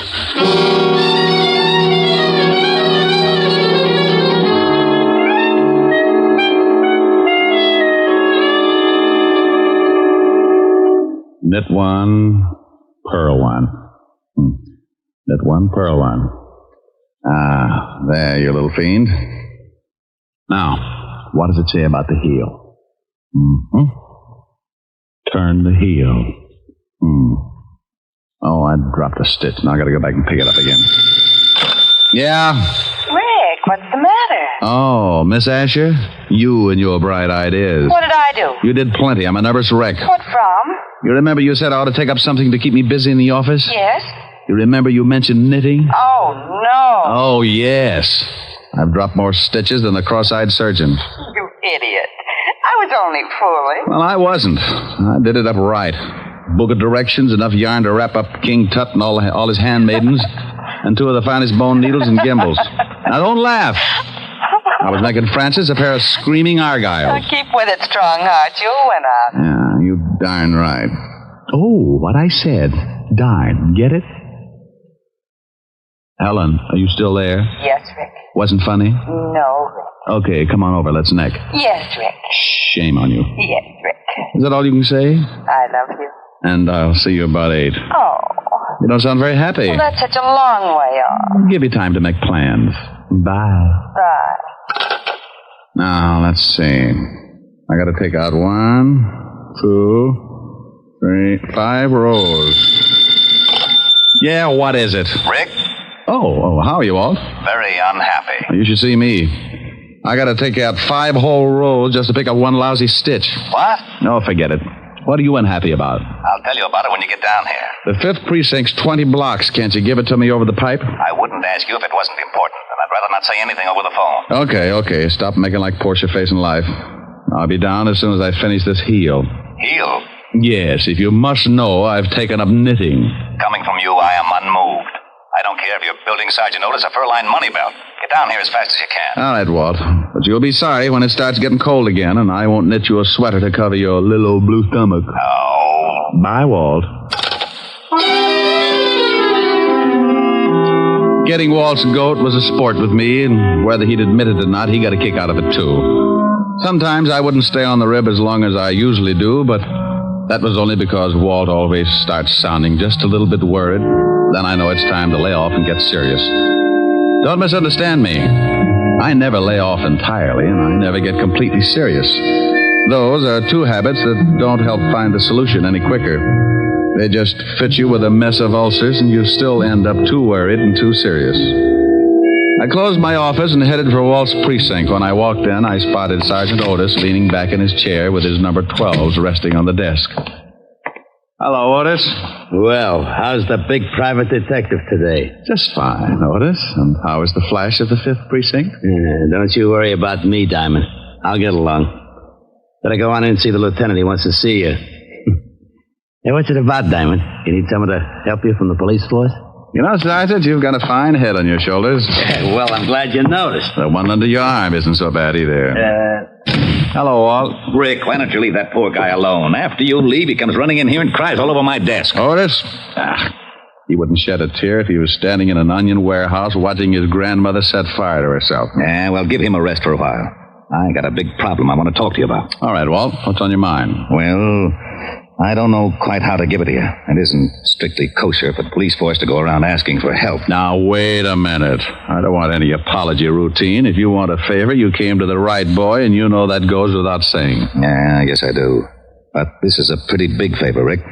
The commissioner's on my back. So is everyone else that's got anything to do with this city's government. Sounds rough. What did they do? Find out you were hiding a chimpanzee in a cop's uniform and calling him Sergeant Otis? Oh, now be serious for a second, Rick. Sure, if you'll get to the point. All right. I guess you've been reading about these homicides I've been having for the past 3 weeks. Yeah, pretty messy. Well, the powers that be say salve them or turn in my badge. Oh, well, now wait a minute. Don't they know that this is the toughest kind of a killing? The killer's obviously got a lot of screws loose, and a maniac doesn't need a motive to kill. Don't those swivel chair bigwigs know that a crime without motive is the toughest job in the world to crack? Sure, they know all that, but the public and the press is yelling its head up, so the pressure is on. Well, what do you want me for? You've got one of the best departments in the state. When you were on the force, it was the best department in the state. Now you stop that. Then stop twisting my arm. What do you want? I want help. I've got to crack this case by next week or I'm out of my ear. You're the best detective we had on the force, and you're the best private gumshoe in the city. Oh, that's better. Now, what about these killings? Now, each time they find some dame looking like the last of a hamburger sale. Excuse me a minute, Rick. Yeah? Lieutenant? No, Jack the Ripper. What do you want, mallet head? We just got a report from a guy out in the River Road. Another one of them butcher killings. What? Yeah, some dame all hacked up and lying beside the road. Okay, get the car out. I'll meet you downstairs. Oh, did you hear that, Rick? Mm-hmm. Well, come on. You want me along? Of course. I can brief you about the whole setup on the way over. Oh, I don't know whether it's such a good idea to get mixed up in this. Why not? Well, it looks like whoever gets close to this killer doesn't have much of a future. Well, you can't live forever. Oh, aren't you the sweet one? No, that's not what's worrying me. What is then? When I go out, I want a nice, comfortable place to lie down in. The way this nut goes to work with a knife, I might end up in a freezer.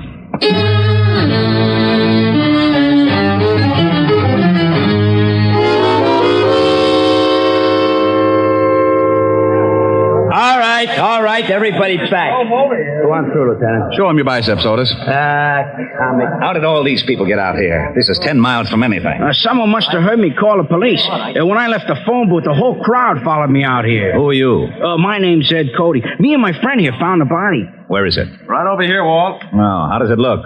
The way you thought it would. Oh, Otis. Yeah, Lieutenant.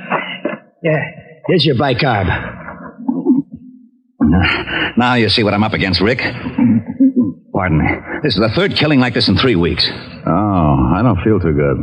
Let's walk over this way. Yeah. Cody, you and your friend come along. We want to ask some questions. Yeah, okay. Well, whoever the guy is that's pulling these murders is a complete lunatic. Now, they all like that, Walt? You should have seen the last one. How'd you guys happen to spot the body? Oh, well, I saw it first, and I told Ed here. Yeah, we were just driving along when Max spotted something lying beside the road. I backed her up, and we got out. I saw what it was. I left Mac here, went back to town to call you. What's your full name, Mac? McCarthy, John McCarthy. Okay. Now, what are you doing, Rick? Looking at the road. Hey, that's your car up there, Cody? It's Max. I was just driving. You went ahead how far? Oh, I'd say about 20 yards. Then we backed up and left the car where you see it now. You won't find much even if the road is soft. Their car and any other car would have blocked out the killer's tracks. Maybe he didn't use a car. Maybe he walked her out this way and then killed her. No, this place is 10 miles from anything. He drove, all right. This crowd has ruined any footprints for sure. Oh, here come the boys. Come on, Rick. As soon as they start examining things, we can get back to the station. Yeah, I want to go through the whole file on the last 2 killings. You won't find much. Well, a change of reading never hurts anyone.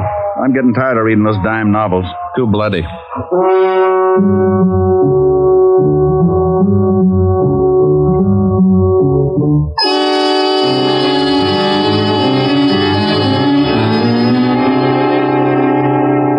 That's the whole mess. No leads at all, huh? Not a one. I'm getting nearsighted from looking at all the lineup. We've picked up everything from drunks to safecrackers. Not a lead. Same type of crime in every case. This killer's got a crazy streak as wide as Broadway. Oh, wait until the commissioner hears about this one. Walt. Yeah? Give me a pencil. Now, tic-tac-toe is out. I got a headache. Stop waving your gills and give me a pencil. Here. What are you doing with that map? Drawing circles. Now, you stop that. That's a scale of this city, and I don't want it loused up by your doodling. Look at that. So you make a dandy circle. Thanks. What's it for? How should I know? You drew it. Drew what? The circle. Wasn't that a little foolish? Of course it was. That's what I'm yelling about. What? Bad for you. What is? Yelling. I know it. I thought you said you didn't know. Know what? About the circle I just drew. What circle? The one on the map. That's what I was yelling about. Why? You didn't draw it. I know I didn't. You did. What for? How should I know? You're a policeman. What in blazes has that got to do with it? You were a rookie, weren't you? Of course I was. You worked your way up to sergeant and then to head of the homicide, didn't you? You know very good and well I did. Wasn't it a little tough? You bet it was. I pounded the beat for 4 long years. Did it by the sweat of my brow. Now, wait a minute. How did we get into this? You asked me about this circle I drew. I did? Yes, Walt. But you didn't know what it was for. Oh, yeah. What is it for? It's for you. I get... Yeah, it's not bad. Oh, I knew it. You lowlife, you conniving, dirty, underhanded louse. You always do this to me. I think you sit around nights and pull the wings off of flies. Moths. All right, moths. Sit around and dream up little monstrosities to pull on the police force and use me as a guinea pig. Right, guinea pig. You call me, Lieutenant? No, get out of here, you idiot. Yeah, Lieutenant. Diamond, for once I'm going to find out what's at the end of this merry-go-round. I want to know about that circle. And I'm going to get it out of you if I have to shove that map down your throat. Huh? This happens to be the commissioner, Wilson. Oh, not you, Commissioner. You understand that, man? Oh, yes, Commissioner. I'm the commissioner of this business, you understand me? Yes, Commissioner. How did this man, what did you find out?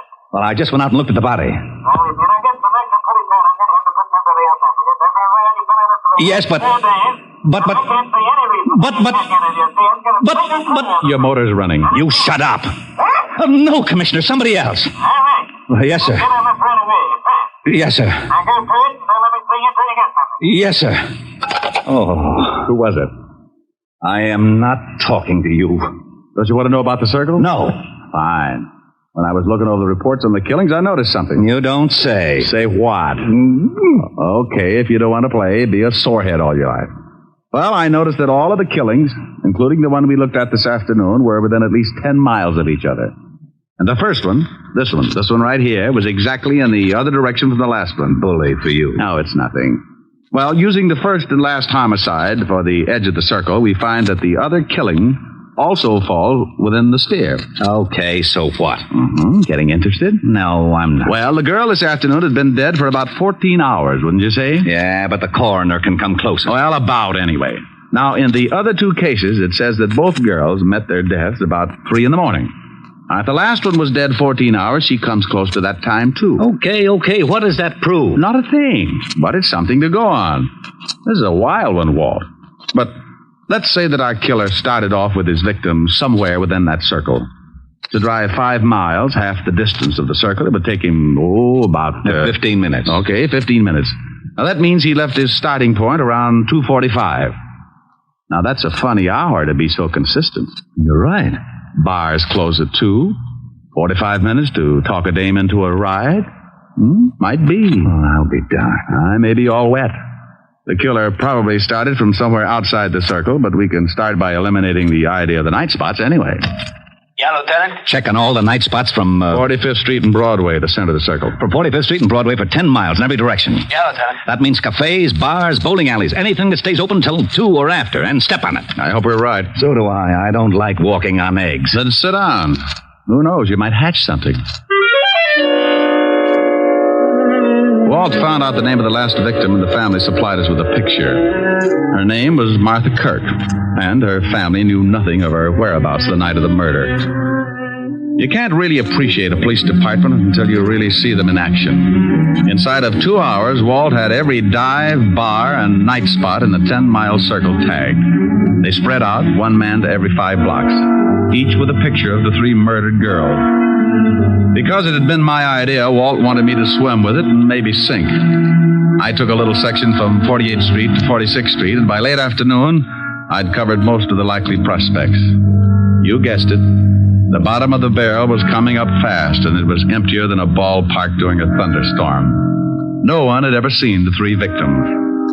The last spot on the list was a bowling alley. I walked in and spotted a cocktail lounge. When I climbed up on one of the stools, a bartender with a head that should have been out on the alleys walked up to me. Yeah, what'll it be? How about a glass of milk? Glass of milk? Think you can stand it? Well, if you're worried, water it a little. I don't want to pass out on you. Yeah, get him. He made it funny. So did your family. You're looking for trouble? Only if I get pushed. I'm looking for information. First door on the left. Yeah. Ever seen any of these girls before? What are you, cop? Well, let's say I'm nosy, and that I've got a badge to keep me in the spirit of the thing. Oh, why'd you say so? Let me see him. All right, here's the first one. No. I ain't never seen her. How about this one? And this one? No. Hey, wait a minute. Sure, I know this one. Comes in here about twice a week. Was in last night. Gets lushed up, cries about how tough a family is on her. Name's, Kirk? Yeah. Martha Kirk. Nice looker. She was.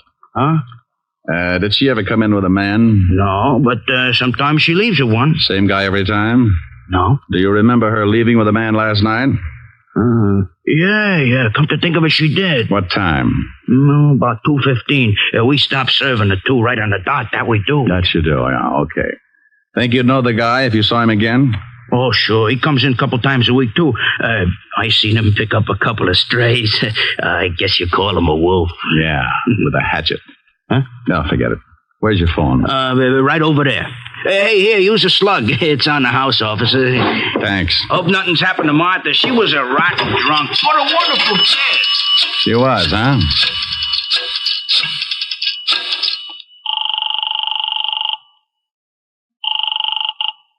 Here's Precinct Sergeant Otis. Otis, let me speak to the lieutenant, and if you crack just once, I'll come over there and shove your head so far down you'd have to untie your shoelaces to cough. Okay, Diamond. You don't have to get nasty.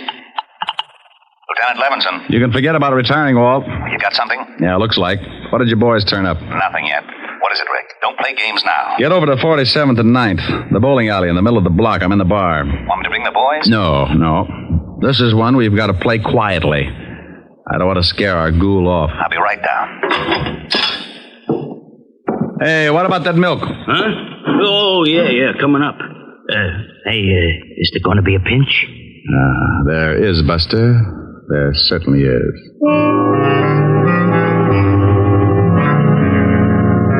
Walt romped in about a half hour later, and he talked to the bartender. He finally looked satisfied. He had to, because it was the only lead that had turned up. We told the bartender to tip us if the guy showed again, and we sat down to wait. Maybe my rabbit's foot started thinking it was back with the quartet because around 1 a.m. it started kicking. The bartender gave us a nod just as a big guy wandered in and sat down at the bar. He weighed in at about 220 and his clothes were sloppy. He ordered a drink and started eyeing a cute little number sitting at the other end of the bar. Let's take him. Hold it, Walt. He's making a pitch. What? The dame at the end of the bar. So he's making a pitch. What do you want to do? Wait around till he takes her out of here? Maybe you'd like to help him sharpen his axe. Look, you haul him in now, you'll have to beat it out of him. You want him to pick the dame up? Was that against the law? Arrest me. Now, you stop clowning. You'd rather catch him with the goods, wouldn't you? Yeah, but... Now, don't start that again. You butted the commissioner to death. Just relax, and maybe you can pick up a few pointers. Our big boy moved all right up to the seat next to the cute little girl.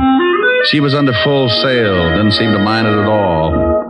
He landed at 1:15. At 1:30, he'd established a firm beachhead, and by 2 o'clock, there was a flag raising. Okay, he scored. Now, the joint's closing. They're leaving. I'm going to tail him. How? He's probably got a car. And if he gets away with that girl, he may kill her. Look, Walt, I promise you he won't get into that car unless I go too. Now, come on. We'll both stick close to him until I can think of something. We followed the man and the girl outside and walked a few yards behind, making like we had a little load on. They headed for a big parking lot, and that's when I got the idea. The parking attendant was just walking up to him when I stumbled forward. Hey, boy. Rick, what are you doing? Stay with me, Walt. Yeah? Son, I want my car. Just a minute. I was here first. Sure, honey. Don't let him get away with it. Look, old man, my friend here is late getting home. He's got a wife that's 10 feet tall. You mind if I get my car first? Go ahead. Some nerve. Relax, honey. They're gonna take a little drive, huh? Yeah. Okay, let's see your ticket. Well, we'll go here someplace. Come on, we'll walk up. I know where the car is. Okay, but you gotta have a ticket. Rick, what's going on? Keep walking. Hey, I thought you was loaded. Keep going. We're the police. Huh? That's right. Oh. What's wrong? Which one is that guy's car? You mean the guy back there with the dame? Yeah. He gave me his ticket. Right over there, the coupe. Rick, come on. I'm going to climb in that trunk, and you're going to put in a general alarm, Walt. Then you're going to get in your car and tail us. But stay far enough behind so that he doesn't spot something. Okay, but I think you're crazy. Is the trunk open? Yeah. Now get going. Well, they'll see me coming back. Tell him you forgot something in the bowling alley and that I passed out in my car. All right. And son. Yeah? Don't let on that anything had happened. We think that man is a killer. Oh. I squeezed into the trunk and waited. About 2 minutes later, the Lovebird showed up and got in the front seat. We rode like that for about 15 minutes, and it wasn't bad until we hit the dirt road. Then my inside started bouncing around like a pound of rice in a wind tunnel. We drove for about 10 minutes more and came to a stop. I raised the trunk just enough to get some fresh air and listen. I didn't want to climb out because they'd feel the movement up in front. I was sure they could hear my breathing. What are we stopping for? Well, I just wanted to look at the pretty scenery. How can you? Too dark. I can see you, baby. You're nice. Thank you. So, how you? They went on like that for another half hour, and I started thinking I'd picked the wrong guy. Then the conversation changed. What's the matter? What's so funny? Don't you know? No, and I don't like the way you're acting. Women. That's what's funny. They're all the same. Huh? Just like my wife. She was like all the other women. Hey, let's get out of here. You're talking funny. Funny? Yeah. See a man and you like him. Any man. You're all alike. Now you stop that. I just came along. Come here. No, you let me go. You ain't no different. Come here. No, stop that. Let me get out of the car. Sure. Go ahead. I don't want no blood stains on the seat anyhow. Go on, run. I'll catch you. That Detroit right down the middle. I rolled out and didn't forget to take my 38 along. I spotted him in the moonlight, moving after her like a big animal. He was laughing. I could see something in his hand. It was a knife. She tripped and fell, and he moved in. He gave me goosebumps bigger than grapefruit. When he was nearly on top of her, I closed in. Okay, hold it! You shut up! Drop the knife! I'll kill him! I'll kill her like the red one! I'll kill her, too!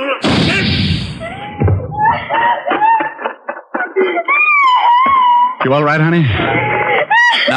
No. Just take it easy. Take it easy. It's all over. I'm so glad you got here. Come on now. Let's get back to the car. Easy. You sure you're all right, dear? You know something? No, what? I think that man was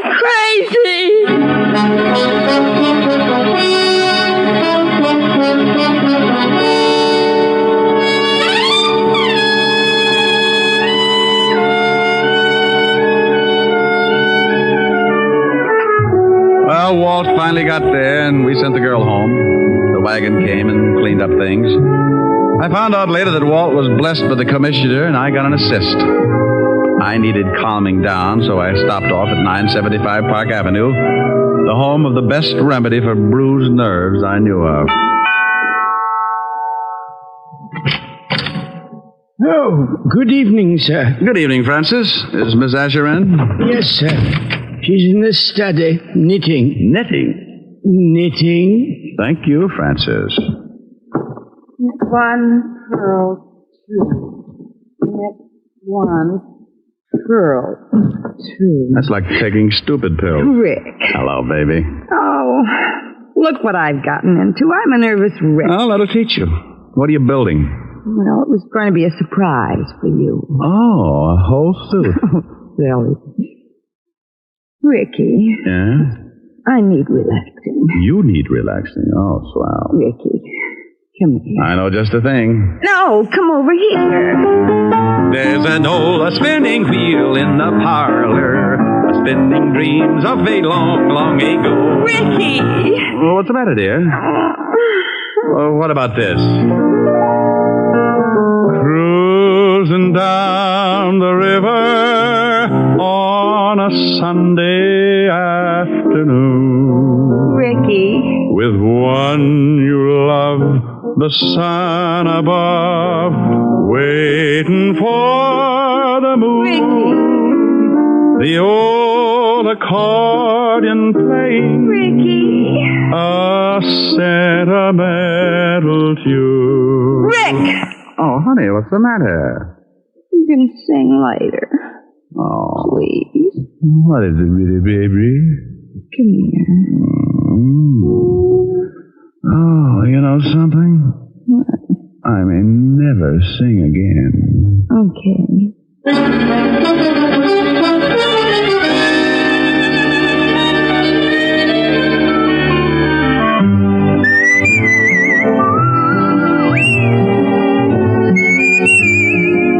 You have just heard Richard Diamond, Private Detective, starring Dick Powell. Helen was played by Virginia Gregg, Lieutenant Levinson by Ed Begley.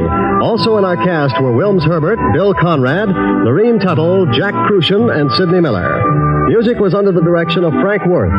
Richard Diamond is written by Blake Edwards and directed by William P. Rousseau. Dick Powell will next be seen in the motion picture Mrs. Mike, based on the best-selling novel Mrs. Mike. From Hollywood, it's time now for John Lund as Johnny Dollar. Dan Mates, you left word for me to call? Oh, Lieutenant, I've been trying to see you on this La Tourette thing. What's your connection, Dollar? I'm investigating for the National Underwriters. Oh. Did you know Thompson? Yeah. Too bad. I'll be tied up till after lunch. Want to get together then? Anything I can do in the meantime? No, thanks. But enjoy the weather, Dollar. I don't think you'll enjoy the case. I'll see you in my office about 2. Right, Lieutenant.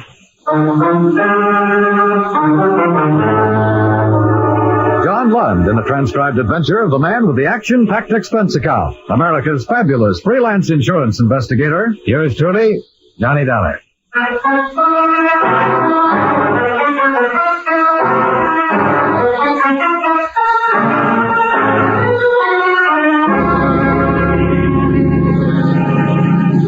account submitted by Special Investigator Johnny Dollar to Home Office, National Underwriters, Hartford, Connecticut.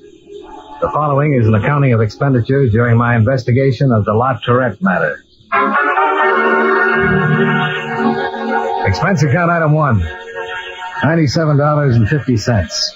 Airfare and incidentals between Hartford and Denver.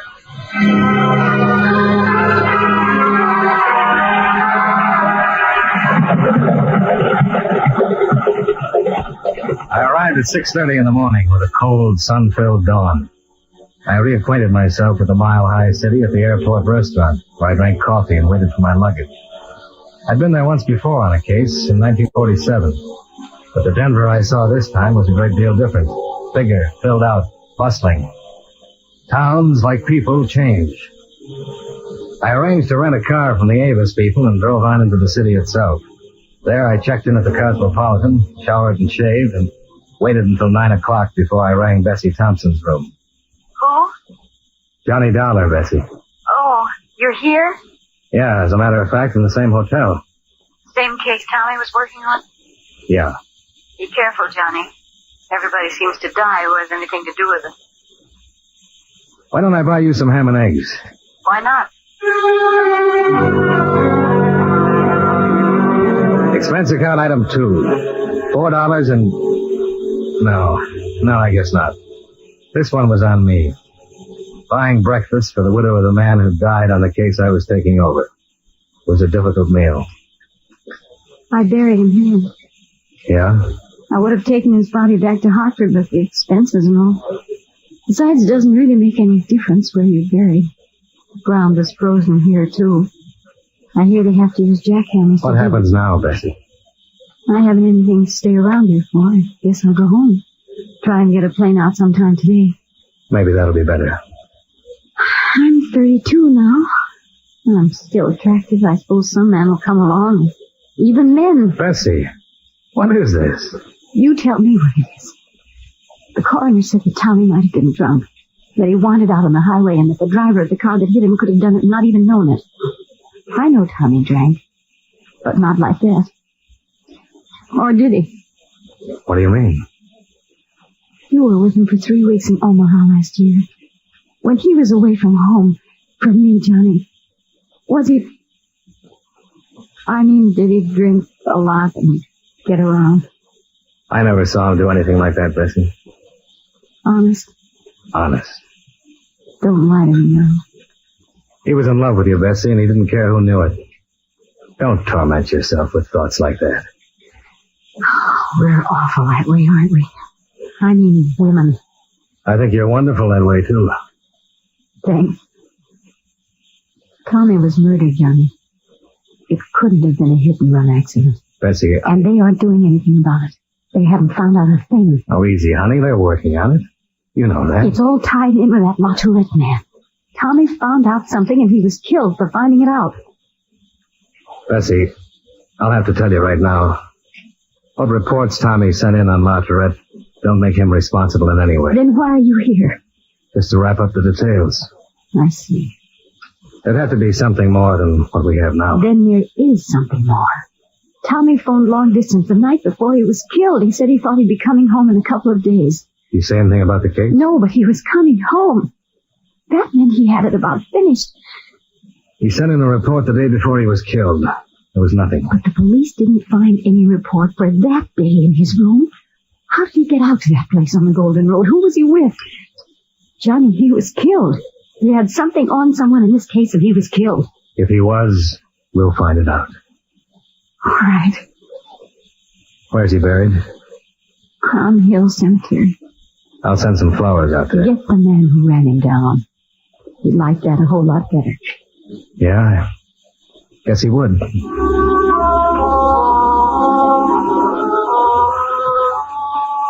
I suppose I was trying to tell her in the gentlest way I knew that men do go out to taverns and drink, but occasionally they do drink too much, and that it was entirely possible that Tommy Thompson had been killed as reported, and not for any information or investigating connected with Frank La Tourette.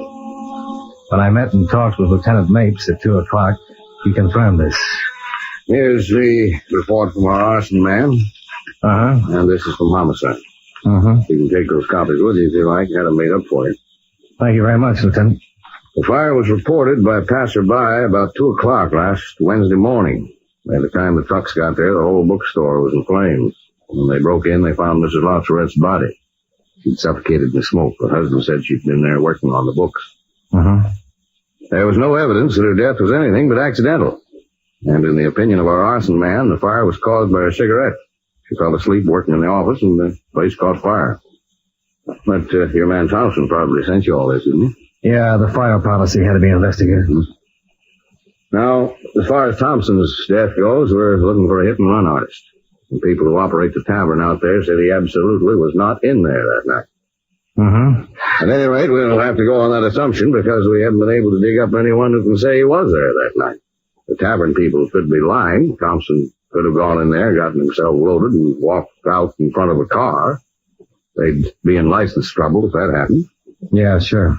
On the other hand, we'll just have to assume Thompson wasn't in that tavern at all. And what was he doing out on the Golden Road? I don't know. You know how he got there? I haven't found that out either. Still checking the cab company. He might have been with someone? Well, he might have. I don't know that either, Dollar.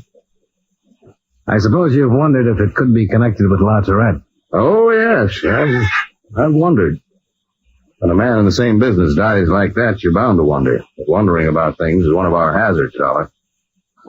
Well, you have it all right there. Since Lautret stands to collect about $80,000 fire damages and $17,000 on his wife's death, he's been gone into twice now. Your man Thompson did a lot of it, and we did a lot of it. Yeah. Now, the night of the fire, Lautret was bowling over at a place on Glen Arm. 17 witnesses saw him there. He's in good financial shape, doesn't owe anybody a dime. The neighbors tell us he's always had a nice home life.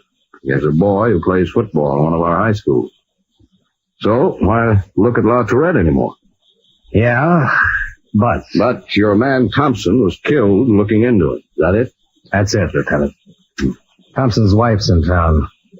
She buried him yesterday, and she's pretty broken up. Sure she is.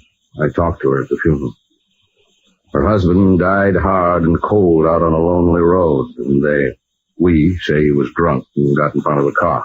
But in spite of the questions we were just tossing around about how he got out there on the Golden Road and what he was doing there, it still looks like a hit and run on a drunk. And that had seemed to have about ended? No, I should say not. We want to find the bird who ran Thompson down.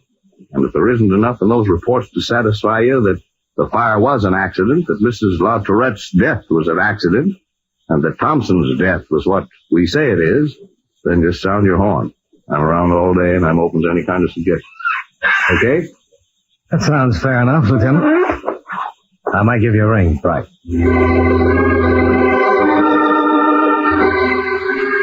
I spent the rest of the day in my hotel room going over the bulky envelope of police reports. I compared them with information Thompson had forwarded to the office before he'd been killed. No matter how you looked at it, the whole business was a story of tragedy, of violence and death. Mapes was right. I wasn't enjoying the case, and I was anxious to close it. It was dark by the time I got out to Park Hill and found the Lautret home. Through the drawn shades of the living room, I saw the figure of a man. He didn't move when I used the doorbell. Hey! Hello in there! Hello? Who is it? My name's Dollar, Mr. Lautret. He won't be back until tomorrow. I wonder if I could leave some papers for him to sign.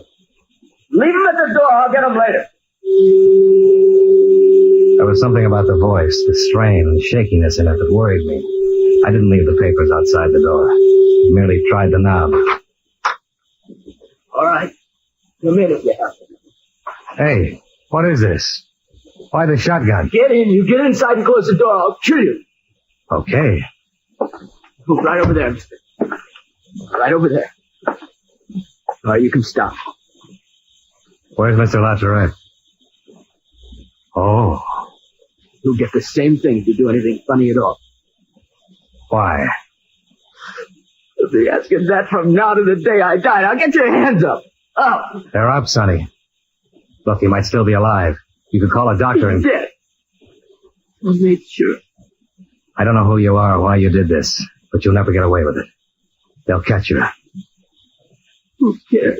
You better give me that shotgun. Don't try to get close to me now. Who are you? I'm an insurance investigator. My name is Dollar. Mr. Dollar, I don't quite know what to do about you. Give me the gun. Oh, no. Oh, no.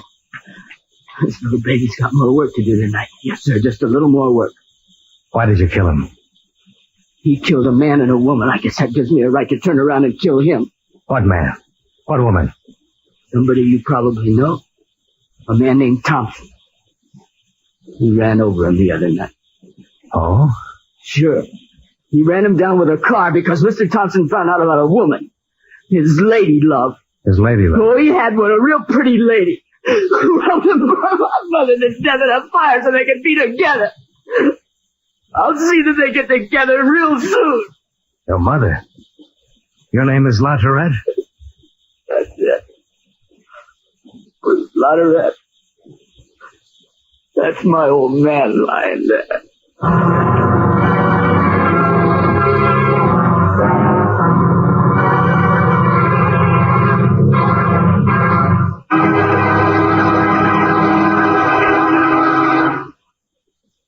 We'll return to yours truly, Johnny Dollar, in just a moment.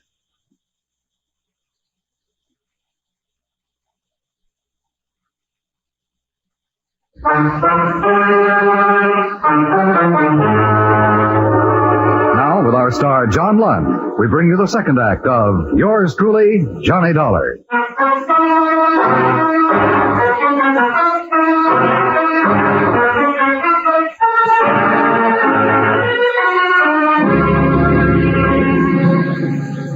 Bruce Laterette was young, and he was obviously out of his head with fear. But in spite of it, he held on to the shotgun. Turn around. Look, Bruce, this won't do you any good. You can't get away with a thing like this. Turn around now, turn around, go on. If you're going to shoot me the way you did him, you're going to have to work on it a little harder. I won't turn around and die that way. I don't want to shoot you. You haven't done anything to me. Now I told you to turn around and do it. He didn't do anything to you either, but you shot him. He killed my mother. He couldn't have killed her. The police checked him. The police don't know about Evelyn. Nobody knows about Evelyn but me. She burned the store down, and he might as well have done it. Evelyn? Evelyn who? I'm going to kill her, too. And I'll shoot you if you don't stop right where you are. I don't want to, but I will. That's better. Now stay there. Bruce. Bruce!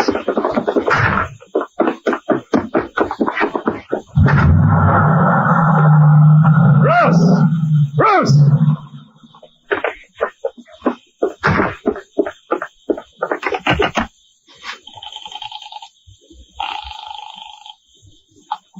Operator. Give me the police. Hurry.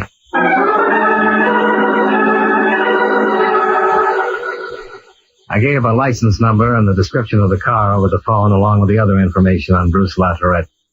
Several prowl cars arrived, but there was nothing that could be done for Frank Laterette. I waited for Lieutenant Mapes. We sure pitched this one wrong. Oh. Yeah, everybody did. 8:15. I thought they'd pick up that kid by now. APB's been out since you phoned. Shouldn't be too hard to spot. He wants to kill somebody named Evelyn, and he looked pretty determined. I never saw such a thing in my life. You suppose he's dreamed all this? I don't know well enough. Laterette might have had a woman who helped him burn down the store and kill his wife. He might have had to kill Thompson when Thompson found out about it. That's the part that makes it no dream. Dollar, if we don't have that kid in our hands pretty soon, we'll be standing in another room someplace, looking at another corpse tonight. Yeah, I know. How could we miss it? Who's Evelyn? Why didn't any of these people in the neighborhood know anything about it when we questioned around? I don't know. Let's see. Farrell and Hayes, Staub, Weiner. Come on, Willie. Let's talk to these neighbors again. Okay. Boy, what I'd give for one gossipy old lady who knew everybody's business. You mean who knew somebody named Evelyn? Yeah, I guess that's what I mean.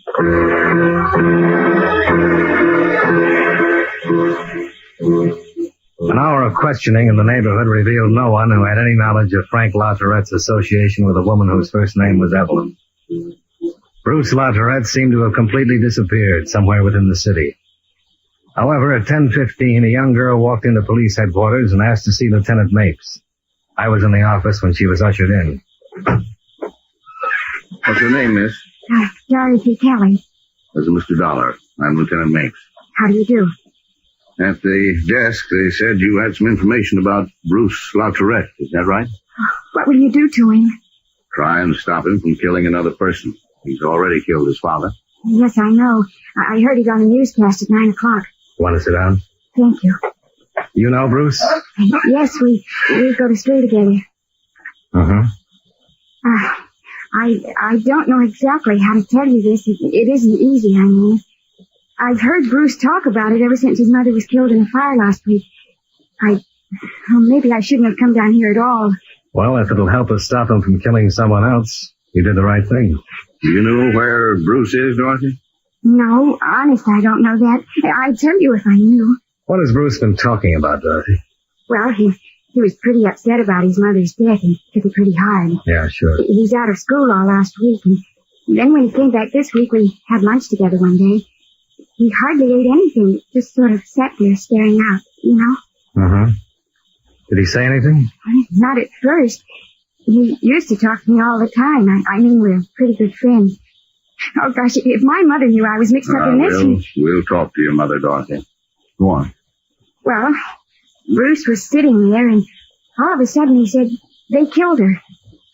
I thought he was crazy. I said, who killed her? And he said that his father and somebody named Evelyn killed her. He said that Evelyn set fire to the store and that his mother couldn't get out.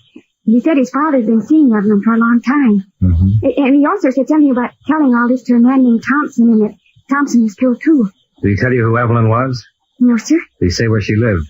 No. Did he mention her last name? Gosh, I don't remember. I think he just called her Evelyn. Nothing else about her? No, sir. Oh, wait. What? She teaches skiing. What? Well, he said he met her once with his father when he was skiing. She's a ski instructor somewhere. Does that help you any? It might.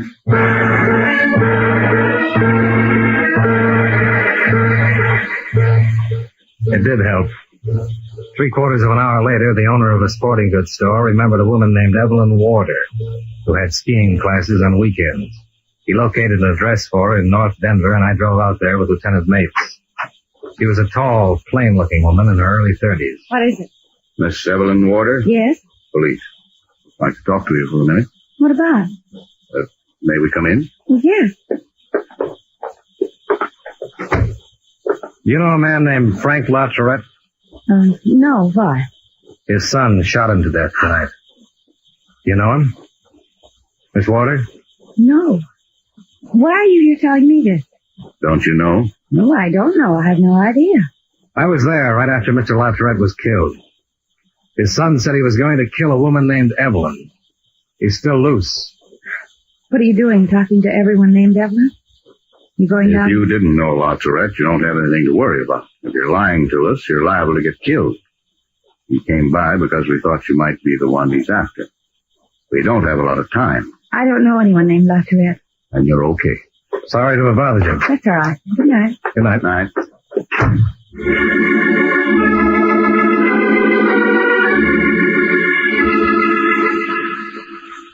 The pouting mouth, the plain face, the tall, ungainly person of Evelyn Warder didn't fit the role of a homebreaker or murderess.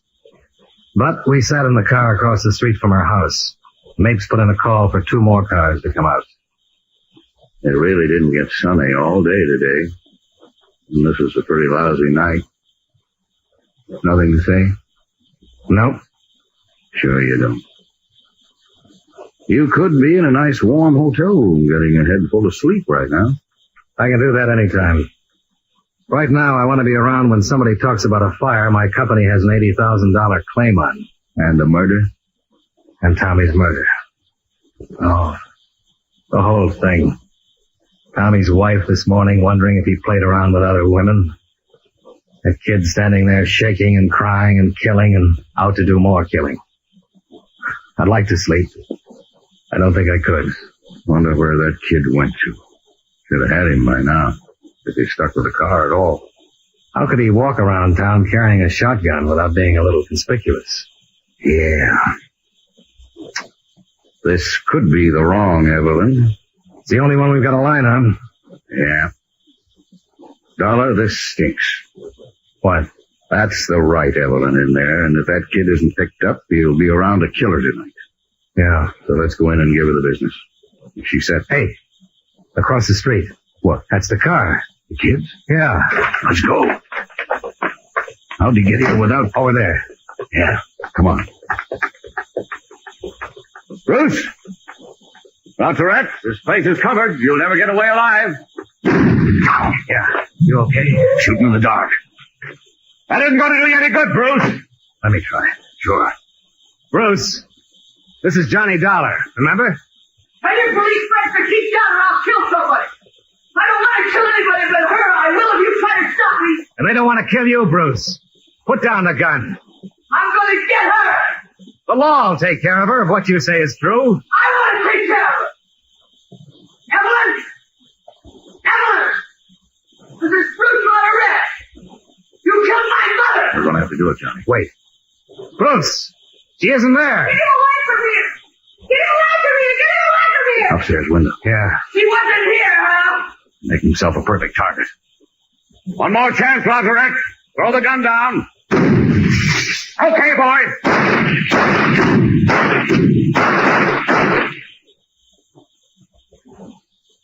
Well, that did it.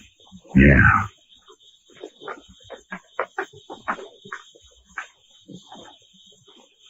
I'll get an amble.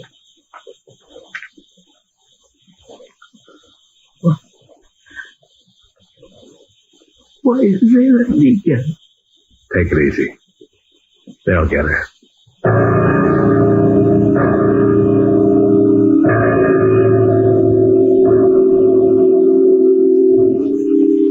They did get her. She was taken down and charged with suspicion of murder and arson. Bruce Lauteret was removed to the emergency hospital and died there 3 hours later. I was in his office when Lieutenant Mapes had a stenographer take a confession from Evelyn Warder. All right, Miss Warder. I met Frank 3 years ago skiing. He asked me to have dinner with him one night in town. Later, he'd see me every now and then. It was his idea. Killing his wife? That? No, that was mine. You figured out how to do it? Yes, why? You mind telling us about it? I knew she worked on the books in the store at night. I had a key to the store. I just went in there and saw she was sleeping and started the fire. How?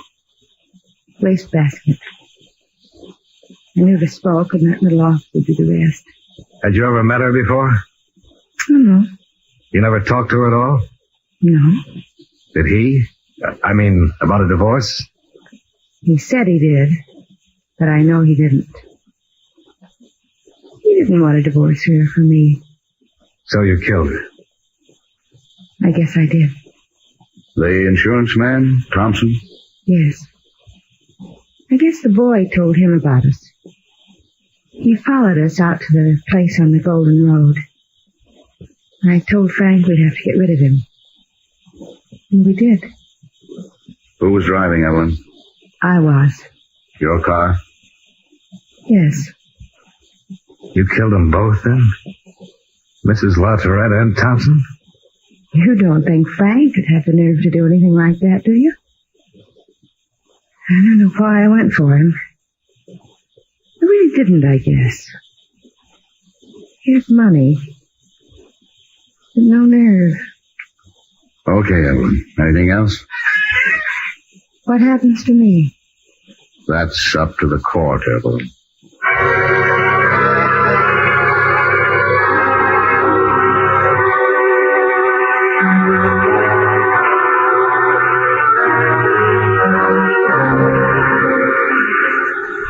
Expense account item 3, $12, hotel and board. Item 4, $12.50, car rental. Item 5, same as item 1, plane fare back home. Expense account total, $219.50. Yours truly, Johnny Dollar.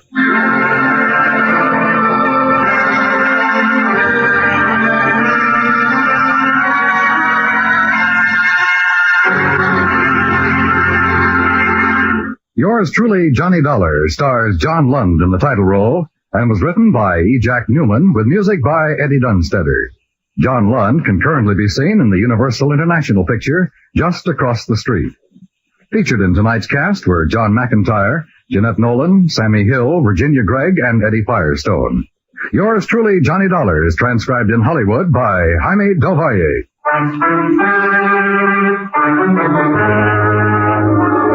This is Dan Cubberly inviting you to join us next week at this time when John Lund returns as yours truly, Johnny Dollar.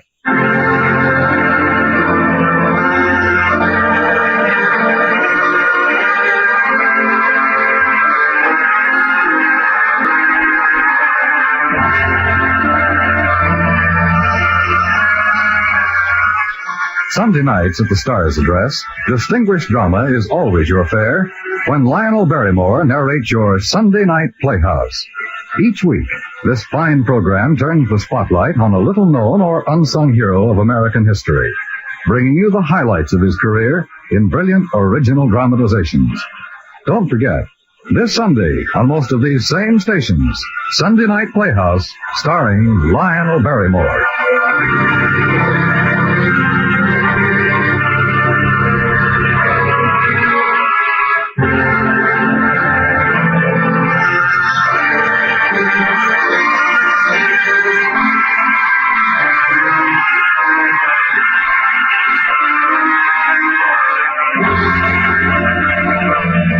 America now listens to 105 million radio sets and listens most to the CBS Radio Network.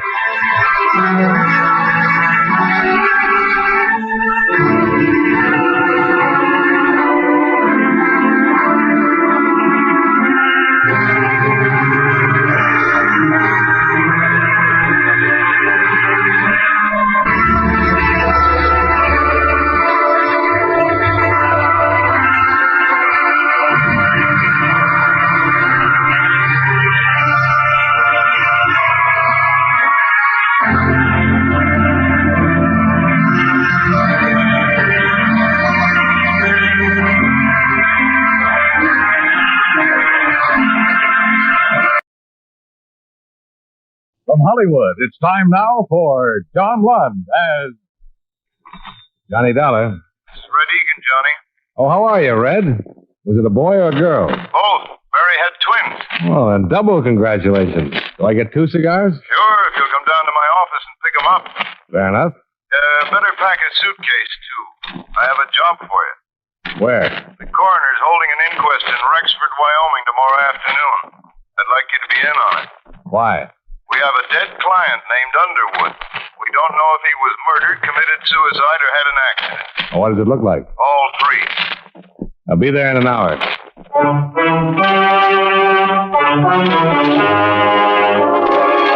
John Lund in a transcribed adventure of the man with the action-packed expense account. America's fabulous freelance insurance investigator. Yours truly, Johnny Dollar.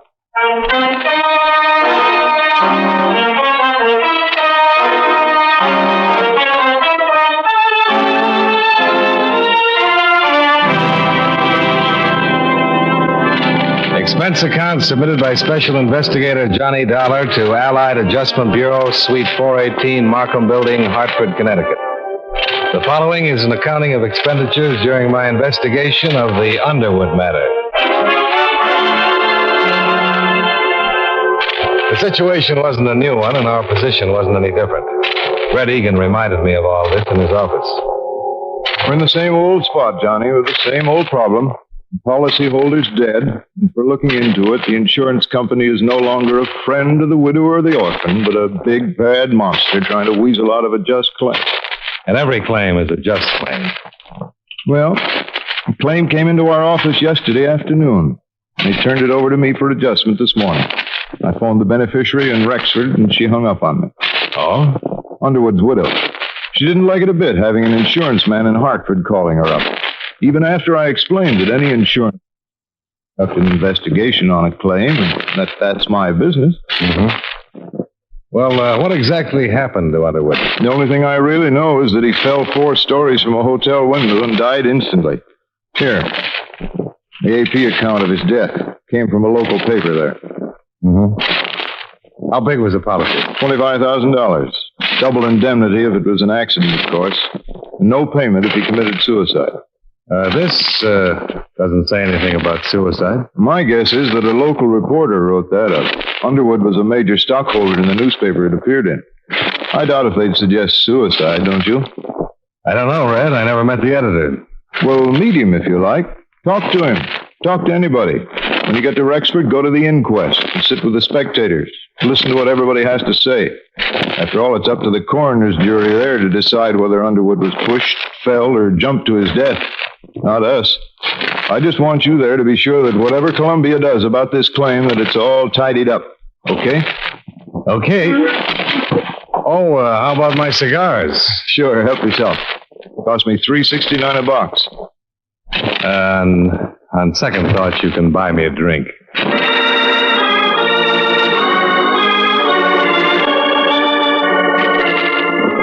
Expense account item 1. $214.65. Plane fare, train fare, bus fare, and incidentals between Hartford and Rexford. I arrived at 11:30 in the morning and checked in at the same hotel where Raymond Underwood had met his death. I had some lunch in the coffee shop, and after that I struggled my way against a belligerent north wind to the city hall and the inquest. There I sat with the reporters and listened to a bellhop, a desk clerk, and a chambermaid give their versions of what had happened the day Underwood met his death. I was most interested in what Mrs. Underwood had to say. When did you last see your husband, Mrs. Underwood? Last Thursday morning, About what time? 12 o'clock. A little before, I guess. Where? At the Pioneer Hotel. In his room there. The same room he occupied prior to his death? Yes. Were you alone? Yes, just with him. And what time did you leave? I was only there 15 or 20 minutes. Must have left before 12:30. I had an appointment. That was the last time you saw Mr. Underwood alive? Yes. They called me about 3 in the afternoon and told me that it had happened. What did you talk to your husband about, Mrs. Underwood? We were talking about being divorced. Was the deceased in good health? Yes. Had he been drinking? Some. Not much. I guess he'd had a couple before I got there. She was a tall, dark-haired woman in her early 30s. Her clothes were New York, the perfume Paris, the rings Tiffany's. She answered the questions of the interrogator without hesitation, without emotion.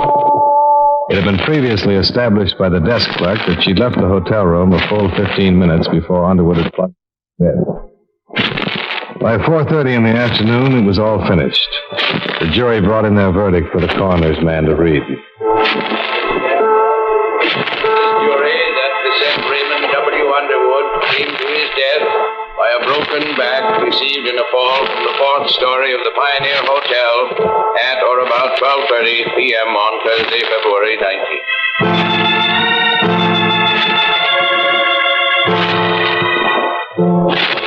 I left the city hall and went down to the Western Union office and wired the news to Red Egan. After that, I looked up Sergeant Hannon at the police station. He gave me a copy of the coroner's verdict and the death certificate. Here you are. Thanks. How much you stuck for? $50,000. That's the way it goes, huh? Yeah, I suppose so. Sergeant. Yeah? Where's Mrs. Underwood from? Here. All her life? All her life. Born and raised right here in Rexford. Of course, she went to school in the East, and she's been in Europe a couple of times, but most of her life right here. Mighty pretty widow. Mighty rich one, too. Underwood had it. I know. This divorce. Everybody in town knew they weren't getting along. Never did get along. How could they? Alice was 28 and Ray was over 50. He could have been her father. As a matter of fact, he almost was. How's that? Well, he raised her from the time she was 14. He paid for all her schooling and growing up. She didn't have any folks after her old man died. Ray was pretty good to her. I see. We went over what you were thinking, Dollar. Sure, anybody would.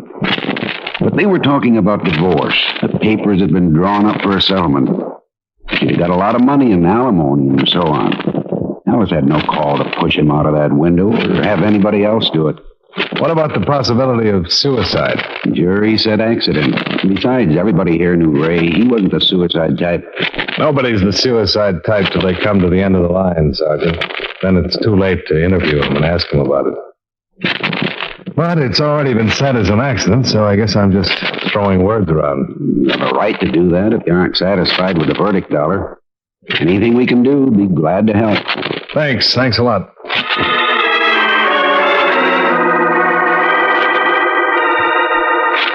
Expense account item 2, $10.80, public stenographer. I assembled copies of all the testimony, re-interviewed the people at the hotel, had all of it typed up and notarized and forwarded to Hartford. Then made arrangements to meet my eastbound plane in Cheyenne. I was about to check out when my phone rang. Johnny Dollar. Trying to get you for 3 hours, Johnny. What's up, Red? The insurance agent in Cheyenne just got back from his vacation and read about Underwood's death. He phoned Columbia long distance with some information. 2 days before it happened, Underwood phoned this agent. He said he wanted to change the beneficiary on his policy. He didn't say who to. Uh-oh. And now, get this. The morning Underwood died, he phoned and said to never mind, that Mrs. Underwood was still his beneficiary. What do you make of it? I don't know. Maybe I'd better find out.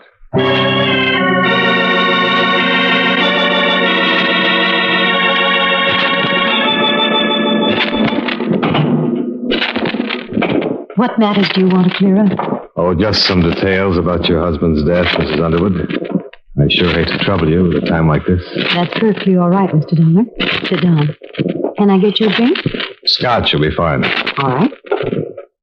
Did you know that Mr. Underwood wanted to change the beneficiary on his insurance policy last week? Yes. Water all right? Oh, fine. We also learned that he changed his mind about that the day he died. Can you explain any of that? I think so, Mr. Dollar. Ray and I were going to be divorced. He moved out of the house better than a month ago. We went to his attorneys and drew up a tentative property settlement. Here you are. Thanks. I didn't see him for 3 weeks or so, then we happened to meet, and, well, we had a rather bitter argument about everything. Where was this? In the dining room of the hotel. I was lunching there with some friends. I see. It was one of those ridiculous things. We quarreled and parted very angrily. The whole thing was childish. My first impulse was to see a lawyer and demand every unreasonable thing I could on a settlement. I guess his impulse was to cancel me out as his beneficiary. Did you go to a lawyer? No. I cooled off. Do you know what day this was? The luncheon was a Tuesday affair, I think. Yes. That fits in all right. Our parting had been amicable. I mean, Ray and I just didn't get along as husband and wife. But we made it up. Just before he died. He called me that morning and apologized for his conduct. I apologized to him. I went to see him later at the hotel. He fell out of the window after I left. Yeah. Well, then, we can assume that this business with the policies had to do with the argument. I can't think of any other reason. You had no other heirs? No. Why? Well, you see, Mrs. Underwood, it's kind of hard for us to believe that a man involved in divorcing his wife would still name her as his beneficiary. Why do you say a thing like that? Well, because of past experience, I suppose. It's unusual. I see. Of course, I was the last one to see Ray alive. Mm-hmm. And I could have told you that we were reconciled, that we were going to drop the whole matter, that he was going to move back into the house. Yes, you could have told me that, Mrs. Underwood. But I didn't. I told you the truth. I hadn't lied to you, Mr. Dollar. When Mr. Egan called from Hartford a few days ago, I was very upset. I'd never been a widow before. You're still looking at me with a question, Mr. Dollar. I hate to be stubborn, but I'd still like to know about the other matter. Why I am still his beneficiary? Yes.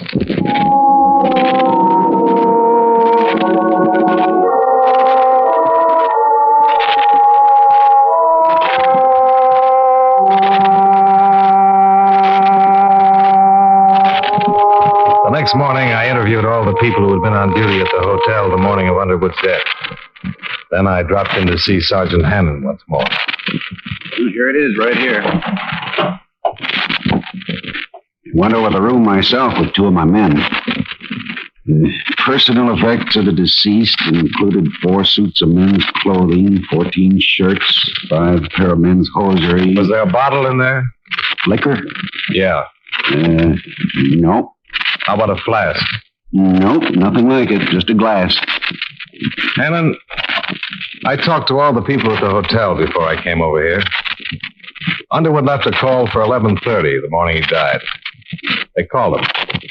5 minutes later, he phoned the insurance agent in Cheyenne. And that's the only business he conducted all day, outside of calling his home. We know he didn't leave the room, and we know Mrs. Underwood visited him there about 12. Yeah. But more important, Underwood didn't call and have a bellboy bring him a bottle. Room service didn't send him any drinks. The chambermaid swears there was no bottle of liquor of any kind in his room all the time he'd lived at the hotel. Roy didn't drink much. Well, that adds to it. What light drinker takes a drink before breakfast? He only had time to get up and shave before his wife showed up. Who said he had a drink? Mrs. Underwood. On the witness stand, under oath, she said that her husband had a couple of drinks. Mind you, she didn't say he was drunk, but she did say he'd been drinking before she got there. You know what I think, Hannon? What? I think she just threw that in because it's a little hard to believe that a cold, sober man would walk out of a hotel window and kill himself accidentally. But you and I and everybody else at that coroner's inquest got the impression that Underwood was slightly tipsy. I want to know where he got the drink. I want to know who gave it to him. That's what I want to know. Where'd he get the drink? If he had one. It's a pretty good question, Dollar.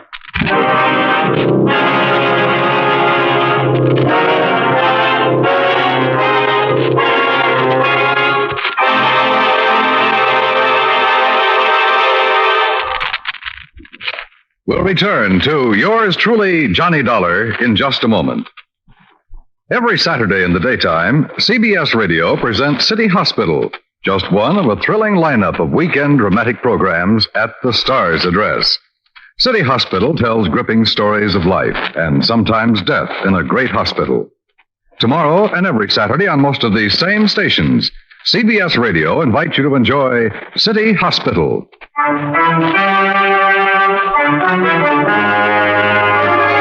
Now, with our star John Lund, we bring you the second act of yours truly, Johnny Dollar.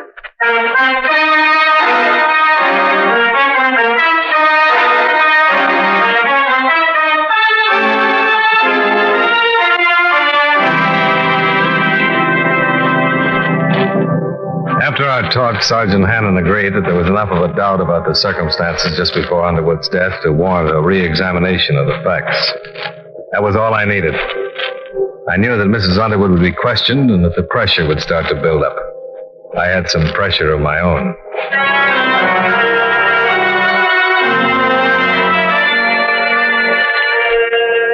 Expense account item 4. $13.25. Another long-distance phone call. This one to Hartford and Red Egan. I explained our position to him. What? The best thing right now is to move fast. Deny liability on the grounds that the accident is not proved. Suppose she sues us. Let her. The burden of proving that it was an accident would be on her. Red, he didn't have a drink that morning. All right, she made a mistake. He had a heart attack, got dizzy, and tumbled out of the window. He might have, sure. But there's no doctor in town able to tell us he had any trouble along those lines. And there's Mrs. Underwood herself. What about her? She was ready for that coroner's jury yesterday, and she was ready for me when I called on her last night. The only one she wasn't ready for was you, when you phoned her a couple of days ago, and she hung up. She halfway apologized for that.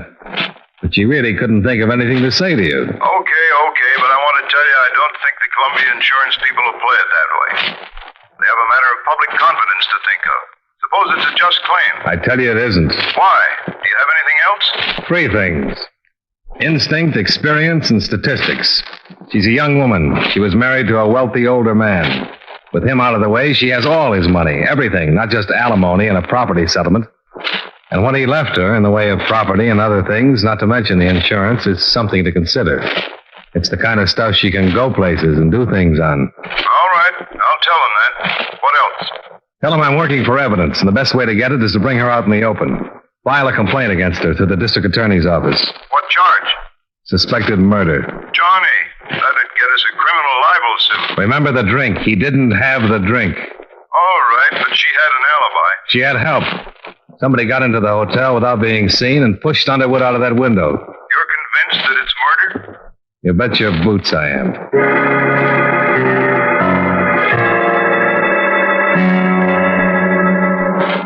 At 6 o'clock that night, I compared notes with Sergeant Hannon.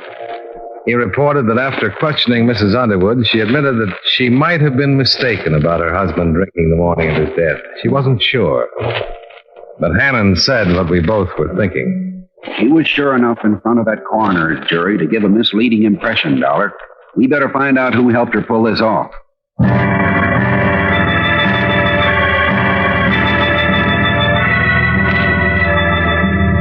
Hannon had 16 men working on the case by then.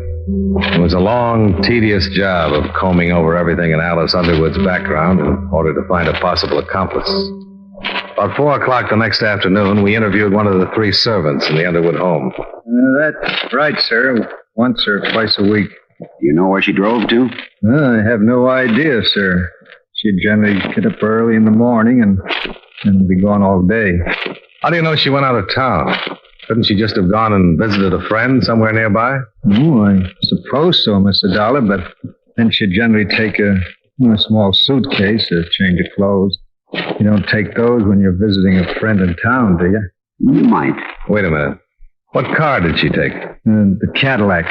And I knew it'd come back covered with mud and ice.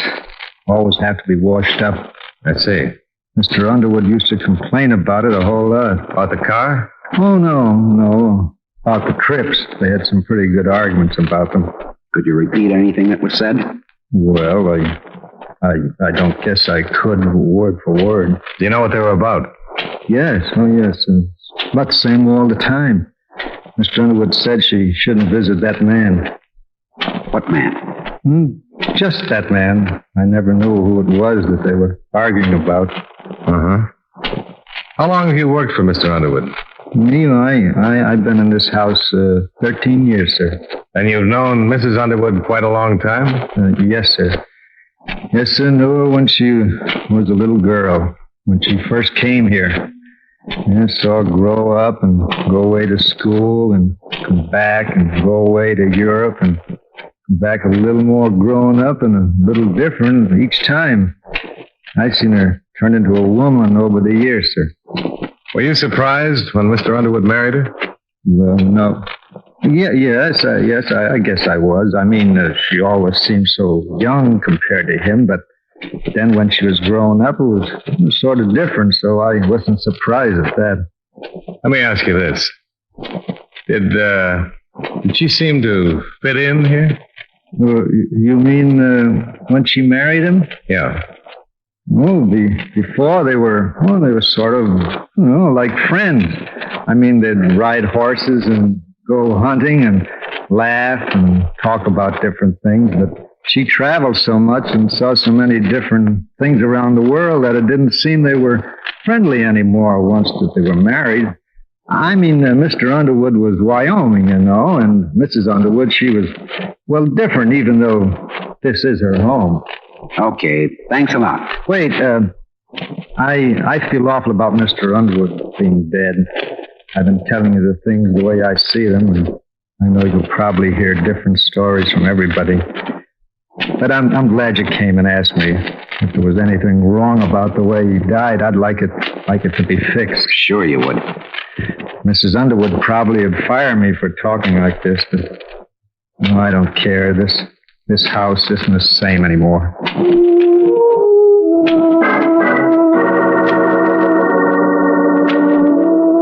Before the day was out, a complaint had been issued against Alice Underwood on suspicion of murder. However, it was not served immediately, because by that time, Sergeant Hannon's men had discovered the names of 3 men Mrs. Underwood had been seen with at various places around Rexford in the past 3 years. One of them had been killed in the Korean War. One of them had moved to Chicago 14 months before. The third one was a man named Tyler. He operated a sizable ranch about 80 miles from the city limits. We found him loading cattle onto a couple of trucks. You're trying to find out if I've been seeing her on the sly while she's been married to Ray. Why don't you come right out and ask? All right, Tyler, I'll ask. Have you? No, I haven't. Nothing between us. Any time we were together while she was married to Ray, he knew about it. He's a good friend of mine. I'm sorry he's dead. And Alice is a good friend of mine, too. I'm sorry you people are thinking what you are.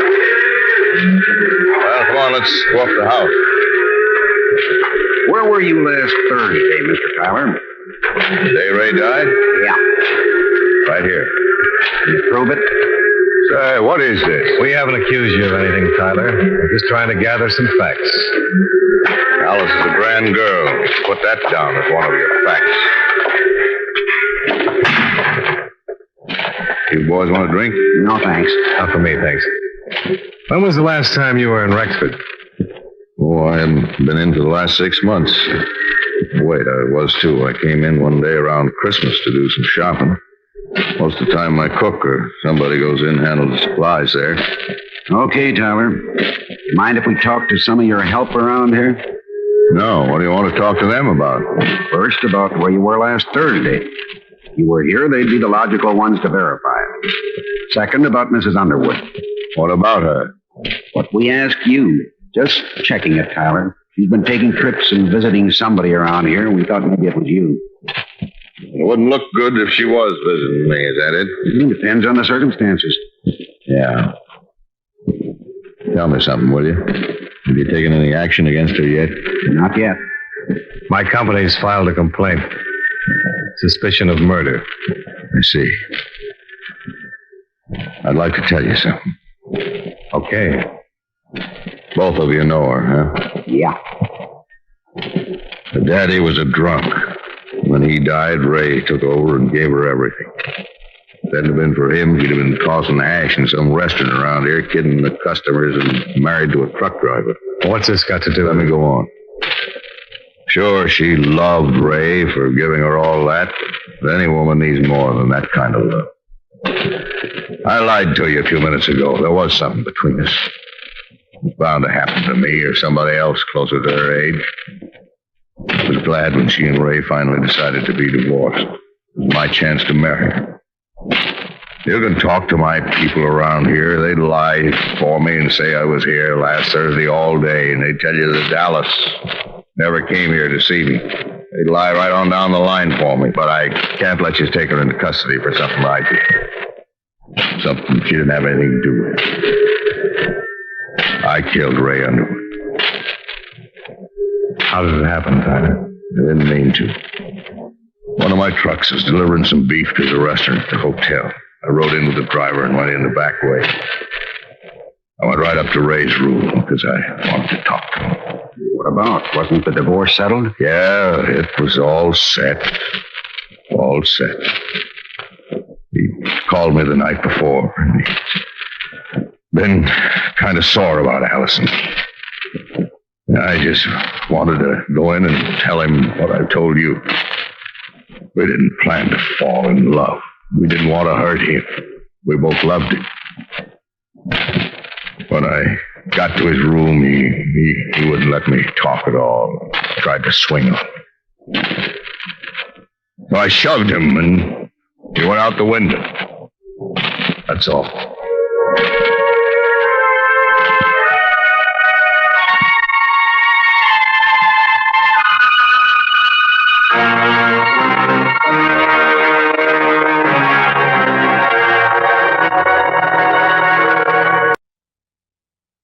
From Hollywood, it's time now for John Lund as Johnny Dollar. We're ready on your call to Boston. Go ahead, please.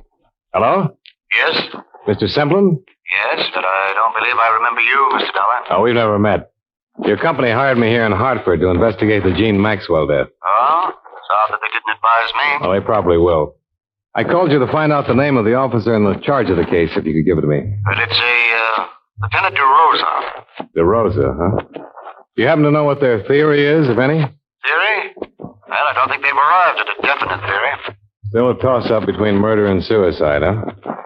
Okay, Mr. Semplin. I'll be in touch.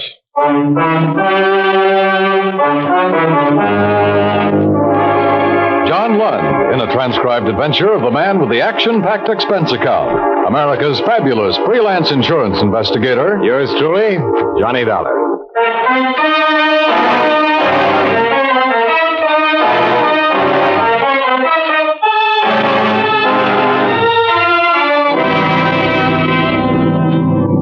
Expense account submitted by Special Investigator Johnny Dollar to Home Office, Corinthian Life Insurance Company, Hartford, Connecticut. The following is an accounting of expenditures during my investigation of the Jean Maxwell matter. Expense account item 1, 175. Phone call to Boston advising your manager there of my assignment. Item 2, $28. Car rental and mileage for my Hartford apartment to Police Headquarters, Boston.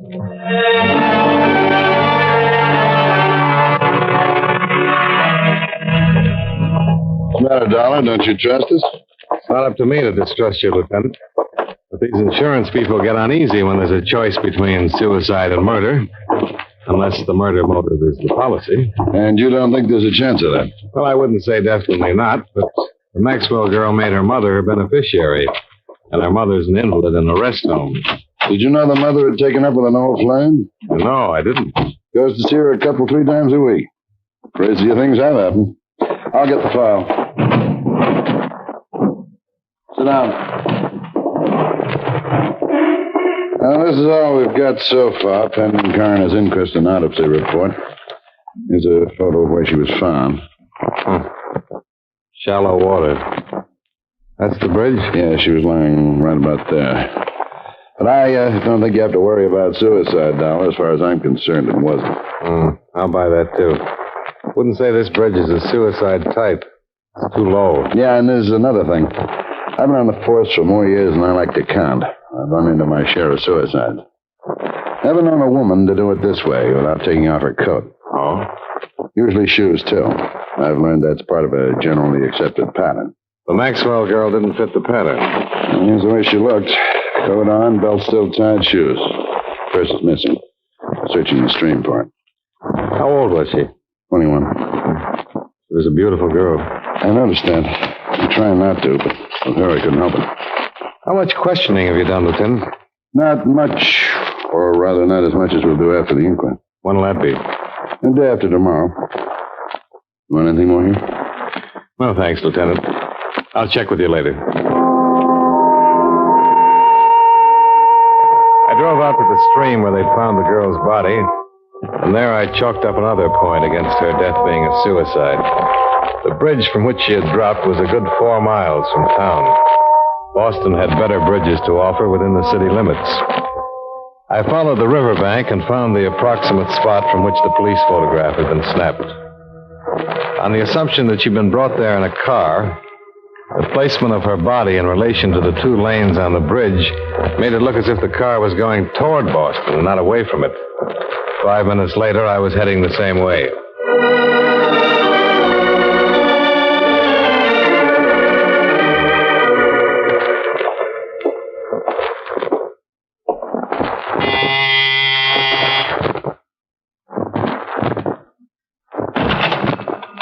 Hello?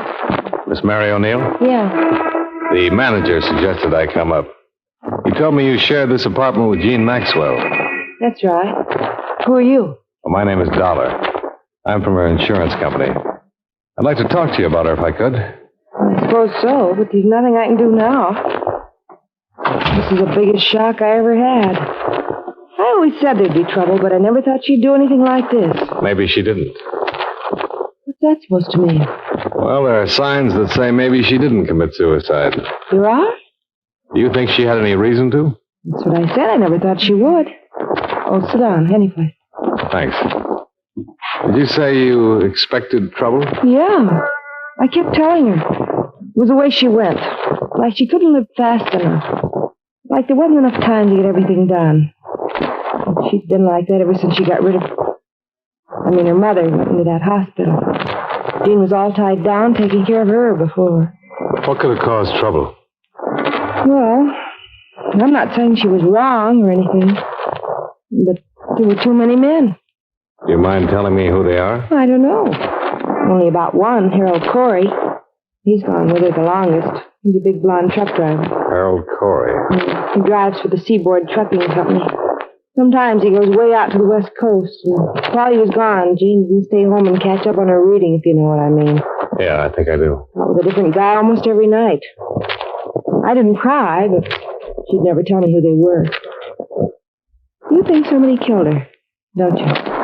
Would you help me try to find out? What could I do? Well, you didn't want to pry, but I get paid to. I'd like to look at her things. I suppose it's my duty, sort of, isn't it? In a way, yeah, but I can't force you to. Oh, I know it's the thing to do. Some of her drawers are locked, but I'll show you what I can. I started on the locked dresser drawers. They gave up and opened after a brief struggle, but contained on the whole things that might normally be locked up because of their value. Imported perfumes, expensive lingerie, and some jewelry. Only thing that looked as if it might have been hidden for the sake of secrecy was under the jewel box. It was a gold house key with a heart-shaped bow. I never saw that before. I never saw the perfume before either, but I smelled it. That's a few $100 worth of scent. And the rest of it there. Was Jean used to such expensive things? Not that I knew about. Harold Corey sure couldn't shell out that kind of money. And that heart-shaped key. That's cozy. I'd like to keep it if I could. Oh, I don't know about that. After all, it isn't mine. I might get into trouble. Oh, you won't, I promise you. I'm working with the police on this thing. I want to find out where it was made, if I can, and who ordered it. Oh, I get it. Sure, I wouldn't stop you from doing that. Even if I could. A phone call to the Seaboard Trucking Company gave me the information that Harold Corey was out on a run to Philadelphia. It was expected about 3 in the morning. Expense account item 3, $7. Drinks and dinner after I checked into the Bristol Hotel. Item 4, 1 dime. Phone call to Jean Maxwell's employer. Edward Hollis was at home and would see me.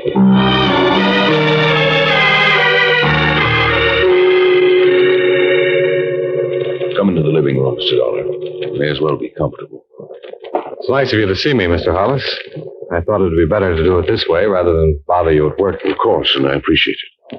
The atmosphere at the office has been gloomy enough. Oh, this is Mrs. Hollis, Mr. Dollar. How do you do?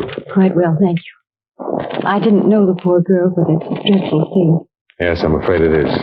I simply don't understand. A young girl like that with everything to live for. May even be worse than that. Worse? How could it be worse? Looks more and more like her death was not a suicide. Mr. Dollar. I didn't mention it on the phone. The police think it was murder. So do I. I thought it'd be better to save the blow until I got here. Murder's pretty messy. I can't believe this. Why do they think that? Well, almost intuition, not quite. They know how people commit suicide. On an average, all suicides do certain things. The Maxwell girl didn't do any of them. Well, this is a shock. I suppose I could be dragged into a courtroom along with everybody else who knew her. Beatrice, you run along upstairs. There's no reason for you going through this. All right, Edward. I think I'd rather. Good night, Mr. Dollar. Good night. I'm sorry, but it couldn't be helped. Of course it couldn't. I understand. Please don't be long, Edward. No, I won't, dear. Could I mix you a drink, Mr. Dollar? No, thanks. I'll make this as fast as possible. I don't know how much you knew about Jean Maxwell's private life. I knew nothing. I have a number of girls in the office, and it's been my philosophy to remember that not too long ago I was young, too. As long as they do their work well, I ask no questions. As a matter of fact, I have no right to. Sure. From what I've gathered, she was mixed up emotionally. She didn't have much freedom because of an invalid mother she took care of. Yes, I did know that. When the mother went into a hospital, Jean began to make up for lost time. She led her friends to believe that she was friendly with a lot of men. But I don't believe that. Oh? I think it was one man. One with enough money to buy her expensive things, perfumes, jewelry, even a gold key. I'll have to admit that she was a beautiful thing. You say she worked with a number of girls at your office? Yes, there were 11 others. Out of those 11, did she have any close friends that you know of? Well, let's see. The Dyer girl, Grace, that is. They seemed to be quite friendly. I couldn't be sure of any others. Well, would you give me all their names then? I'd like to talk to them. You know, find out if something might have come out over lunch or cocktails. Yes, of course. Perhaps it'd be better if you phoned me at the office in the morning. I could give you their addresses as well. All right, we'll do it that way. Well, thanks very much, Mr. Hollis. I'm sorry meeting you couldn't have been more pleasant. The next morning, I had a list of 11 feminine names and the address of Gene Maxwell's truck driving friend. By 10:30, I was following up the ladder.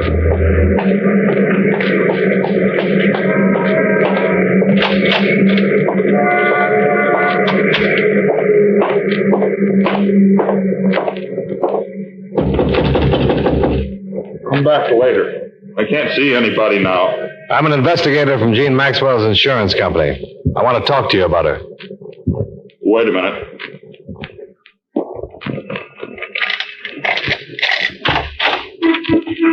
Sorry to bother you. My name is Dollar. Come on in. I've been out of town. I didn't know about what happened until I got the paper this morning. It's really got me rocking. Yeah, I can understand that. How much do you know about it? Why'd she do it? She didn't. What do you mean by that? It's not suicide, it's murder. Murder? You knew her pretty well, didn't you? Oh, yeah, pretty well. Did you buy gifts for her? Oh, once in a while. Birthday, Christmas, times like that. What kind of gifts? What are you driving at? Can't you remember? Oh, yeah. Candy, handkerchiefs, things like that. I don't think I like your approach, mister. Now, calm down, Corey. I'm giving you a chance to rehearse before the police get at you. When did you see her last? Night before I left for Philadelphia. When was that? 2 nights ago, Tuesday. I left at 5 Wednesday morning. She was found Wednesday morning. I know that. You're in a bad spot. Do you know that? You telling me people think I killed her? Me? Why, I loved her. I wanted to marry her. I'm sorry, friend. In this situation, that's a motive, not an alibi. Get out of here, will you? Get out and leave me alone. You're not helping yourself with this act. You're making it worse. Get out. Get out before I do have a murder to answer for. Get out!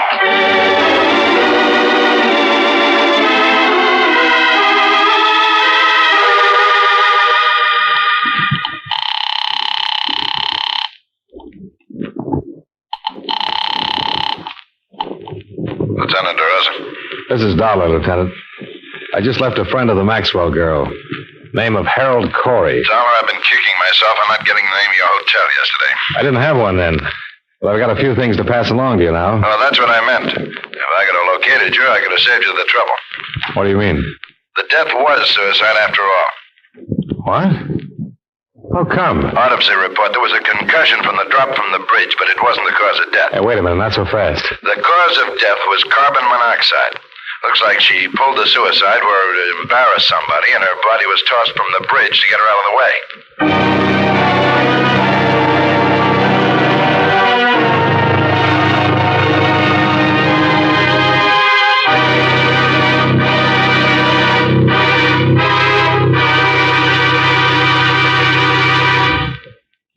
We'll return to yours truly, Johnny Dollar, in just a moment.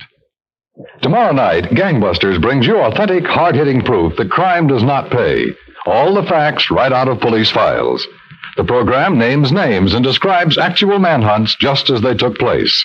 It's a Saturday evening event for adventure fans right here on CBS Radio. Don't miss Gangbusters, tomorrow night over most of these same CBS radio stations. Gangbusters.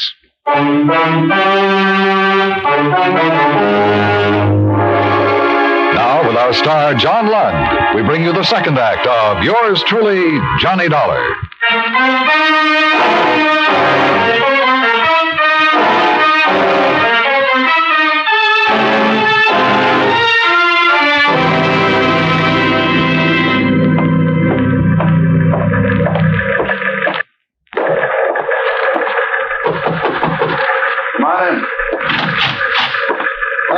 Sit down. Thanks. This, new theory of yours. What's the matter? Don't you like it? Well, I thought I was making progress in the other direction. Give it to me again, will you? Okay. Here's the autopsy report. Death by asphyxia caused by presence of large amounts of carbon monoxide. Agent unknown. That's it. Probably automobile exhaust. That's the most popular these days. You believe this, Lieutenant? I believe what's in the report. And how did you say she got into the river? Oh, I said maybe she committed suicide somewhere so that somebody would get involved. And get rid of her, she was probably dumped in the stream. What's the matter, Dollar? I thought you'd be happy with the suicide evidence. The insurance company hired me to dig up the facts. If it was suicide, all right. But if it wasn't, they want to know that, too. And I still don't think it was. Why not? From what I've learned, she wasn't the type. She liked to be alive. And she played it hard enough to leave some motives lying around. Jealousy, for one. That boyfriend of hers, Corey? He's a possibility. I talked to him, and for my money, he deserves checking. And then there's this. What does this unlock? I wish I could tell you. It was undoubtedly given to her by somebody. I'd like to know who. You think you could put a couple of men on it and find out where it was made? All right, Dollar. I'll stick my neck out that far for you. I'm under orders, you know. I'll have to be assigned before I can investigate. Sure, I understand. Well, I'll take your story upstairs and see what the brass says. Let me know what else you find, huh? Yeah, I will. Oh, you have the address of the old flame you mentioned? The mother's friend? Still like to settle for fraud, wouldn't you? Now, the desk sergeant will give it to you. His name's Paul Anderson.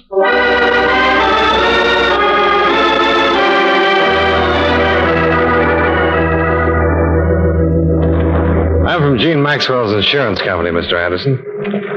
Wonder if you could spare me a few minutes. Yes, I suppose so. Come in.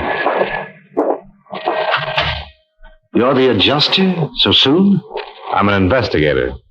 Oh? I didn't know she had a policy. Yeah, she did. $25,000 to go to her mother. I see. But her death has been classed as suicide, which voids the policy. The 2-year self-destruction clause is still in effect. That's a pity. Why do you say that? It's the least you could have done for poor Mildred. That's her mother? Yes. An extremely young mother who has almost ruined her life for that girl. Oh, I didn't know that. Yes, the daughter was born when Mildred was only 17, and she was left to care for the child herself. I helped as much as I could. Oh, I don't want you to misunderstand. There's nothing to be hidden. I suppose it is unusual. I did meet Jean first. But when she took me to her home and I met her mother, I realized that Jean was no more than a cheap little opportunist. The complete opposite from her mother. As I say, I suppose it is unusual. Yeah, but that doesn't make any difference. The point is that you dropped the girl in favor of her mother. Is that it? It wasn't the gross situation you evidently wish it had been. Now, look here, this has gone far enough. You've asked me these questions for one reason, so that you can draw your own conclusions. Haven't you? I didn't know it showed. Well, it does. You think I sent Mildred to the home to get her out of the way, don't you? Well, that's not the case. But you can think what you like. Go ask Mildred if you care to. I won't bother. You know anything about a gold key that Jean had? A gold key? No, I don't know anything about a gold key. I've known very little about Jean at all these past months. Yeah, so many people seem to know so little about her.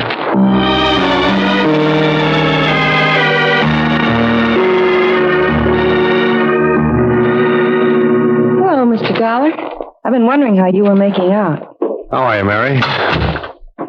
The policeman here yet? No. I'll be scared to death if they do come. I feel guilty the minute one looks at me. That's common enough. Have you remembered anything that might help? No, not a thing, Mr. Dollar. I hardly slept last night. It's creepy. With her room just like it was the last time she left it. I've got to either move or get somebody else in there. Yeah. Mary, did Jean ever mention a Paul Anderson to you? Anderson? No, I don't think so. Not that I can remember, anyway. She was always kind of secret about things. She did talk to you about her mother, though. Oh, a little, yeah, about her being in the hospital. Anything about how she got there? No, except I got the idea Jeannie thought it was wrong, how much fun she was having without her mother to worry about. She never told you who was paying the bills? No, who was? This Anderson guy? Yeah. You sure she never mentioned him? I'm sure I'd remember if she did, because I was curious and she never mentioned any of them. Okay. Thanks, Mary.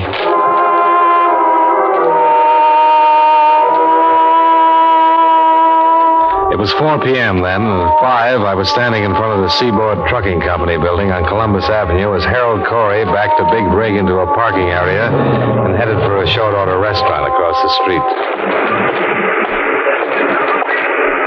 Hello, Corey. What this time? The dispatcher tells me you're going out on another run. Pretty short layover, isn't it? Yeah. You decided to look into the way I do my work? Oh, I just wondered if there was a reason for this quick run. Yeah, there is. I asked for it. I figured driving I could get my mind off this thing. Anything wrong with that? Maybe not. You know how she died? I read about it. Carbon monoxide. Yeah. Police have decided that doesn't sound much like murder. What do you think? She's dead. That's as far as I can think. You knew about Paul Anderson, didn't you? What about Paul? Well, that he might have been more interested in Jean than he was in her mother. I suppose you're just doing a job, aren't you? Well, if what you say is true, I didn't know about it. If I had known about it, I would have killed him, not Jean. Now leave me alone, mister. I can't take any more. Well, I don't enjoy it either. As you say, I'm just doing a job. I checked that night with 6 of the 11 girls who had worked, lunched, and chatted with Jean Maxwell. Their collective description was of a girl who listened to and enjoyed what other people said, but had little to offer herself. None of them knew anything about her private life. But the next morning, the police located a goldsmith who said he remembered making the heart-shaped key. I went out to see him, then got back to Lieutenant DeRosa. How'd you make out with that fussy little man, Dahmer? Well, we found the day the key was ordered, and he remembered a few things, because a councilman's wife came in the same day. What? The customer, J.E. Carter was the name he gave, mentioned a cottage on the bay. That's east. The girl's body was found northwest of here. I think she was dumped from a car coming toward Boston from out there. So, I think the cottage is in that direction. Deduction yet. Well, if I were going to dump a body, I wouldn't carry it through town to take it to that bridge, would you? I'm being paid to think about another case. I couldn't sell the murder pitch upstairs, but I tried, and I'll buck for promotion if you're right and upstairs is wrong. I don't suppose you could earn that promotion by assigning some men to cover that northwestern section, could you? Not a chance. That's county. Division of responsibility. Yeah. And we'd all be surprised to know how many criminals take advantage of that.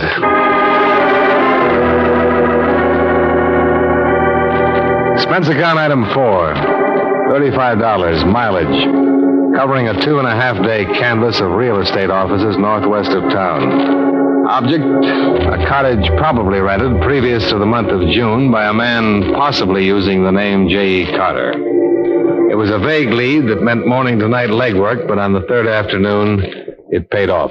Yeah, we don't rent much up here, that's why I remember. She was a dark-haired girl, is that right? That's right. It's the Anson place out on Butch Road. Has anybody been there in the past few days? Not that I know about. It used to be there every 2 or 3 days, too. How was the rent paid? Cash or check? By, cashier's check. Or was it regular? Definite day of the month, I mean? And do you know the bank? Yeah, between the 1st and 5th of each month since May. Check on the commercial bank. Oh, thanks. Now, I'd like to ask one more favor. Would you take me out to the cottage? I certainly will. If it's a police affair, I'm not the one to stand in the way. Well,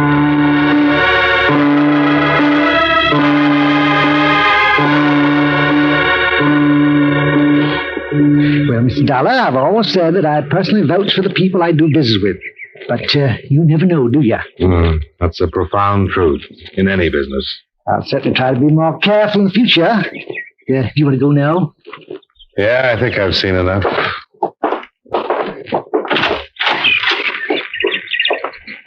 Let me lock it.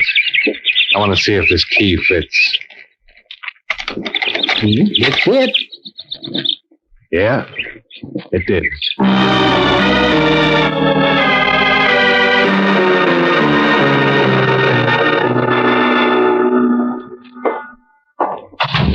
Well, I Didn't expect to see you again. Didn't you, Mr. Hollis? You thought you'd get away with it? What did you say? Well, there's no reason to be clever with each other. I know you killed her. You rented a cottage out beyond Mystic River. You used the name J.E. Carter. Come into the other room.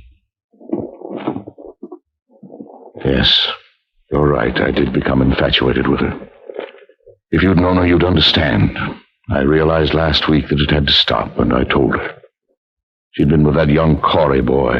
I told her that even if I were single and eligible to marry her, I would advise her to hang on to him. Someone her own age. That was last Tuesday night? Yes. She left the cottage, and I heard her drive off.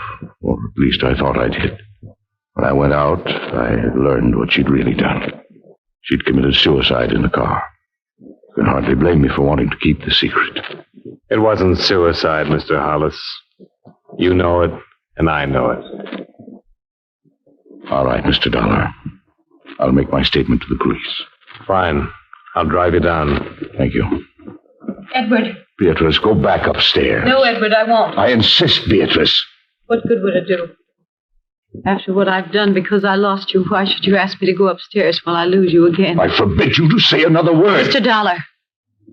She had taken him away from me because she was beautiful, and I no longer am. I was waiting in their cottage. When they came in, I struck her. Is this true, Mrs. Hollis? Yes. I killed her. And since there was nothing left of our lives, we carried her to the guard. Beatrice, what have I done? What have I done?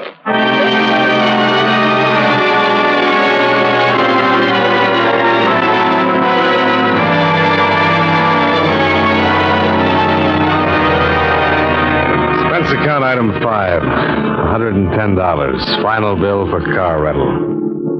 Item 6, $85 miscellaneous. Expense account total, $266.85. Yours truly, Johnny Dollar.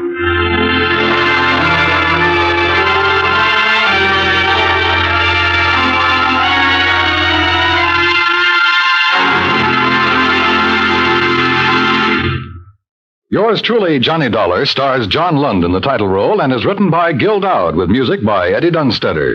John Lund can currently be seen in the Universal International picture Just Across the Street. Featured in tonight's cast were Jeanette Nolan, Howard McNear, Ted DeCorsia, Virginia Gregg, John McIntyre, Barney Phillips, and Dick Ryan. Yours truly, Johnny Dollar, is transcribed in Hollywood by Jaime Del Valle.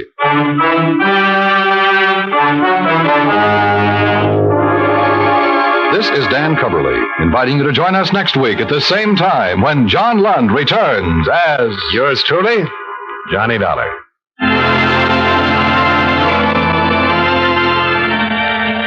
And that's the case closed for tonight on the OTR Visual Radio Show from Hearth Home Entertainment. Thanks for joining me and 5 of the best in the business. Holmes, Marlowe, Casey, Diamond, and Dollar. Each one proving that great stories never fade. They just echo a little deeper with time. Until next time, keep your flashlight close, your fedora sharp, and the dial set right here.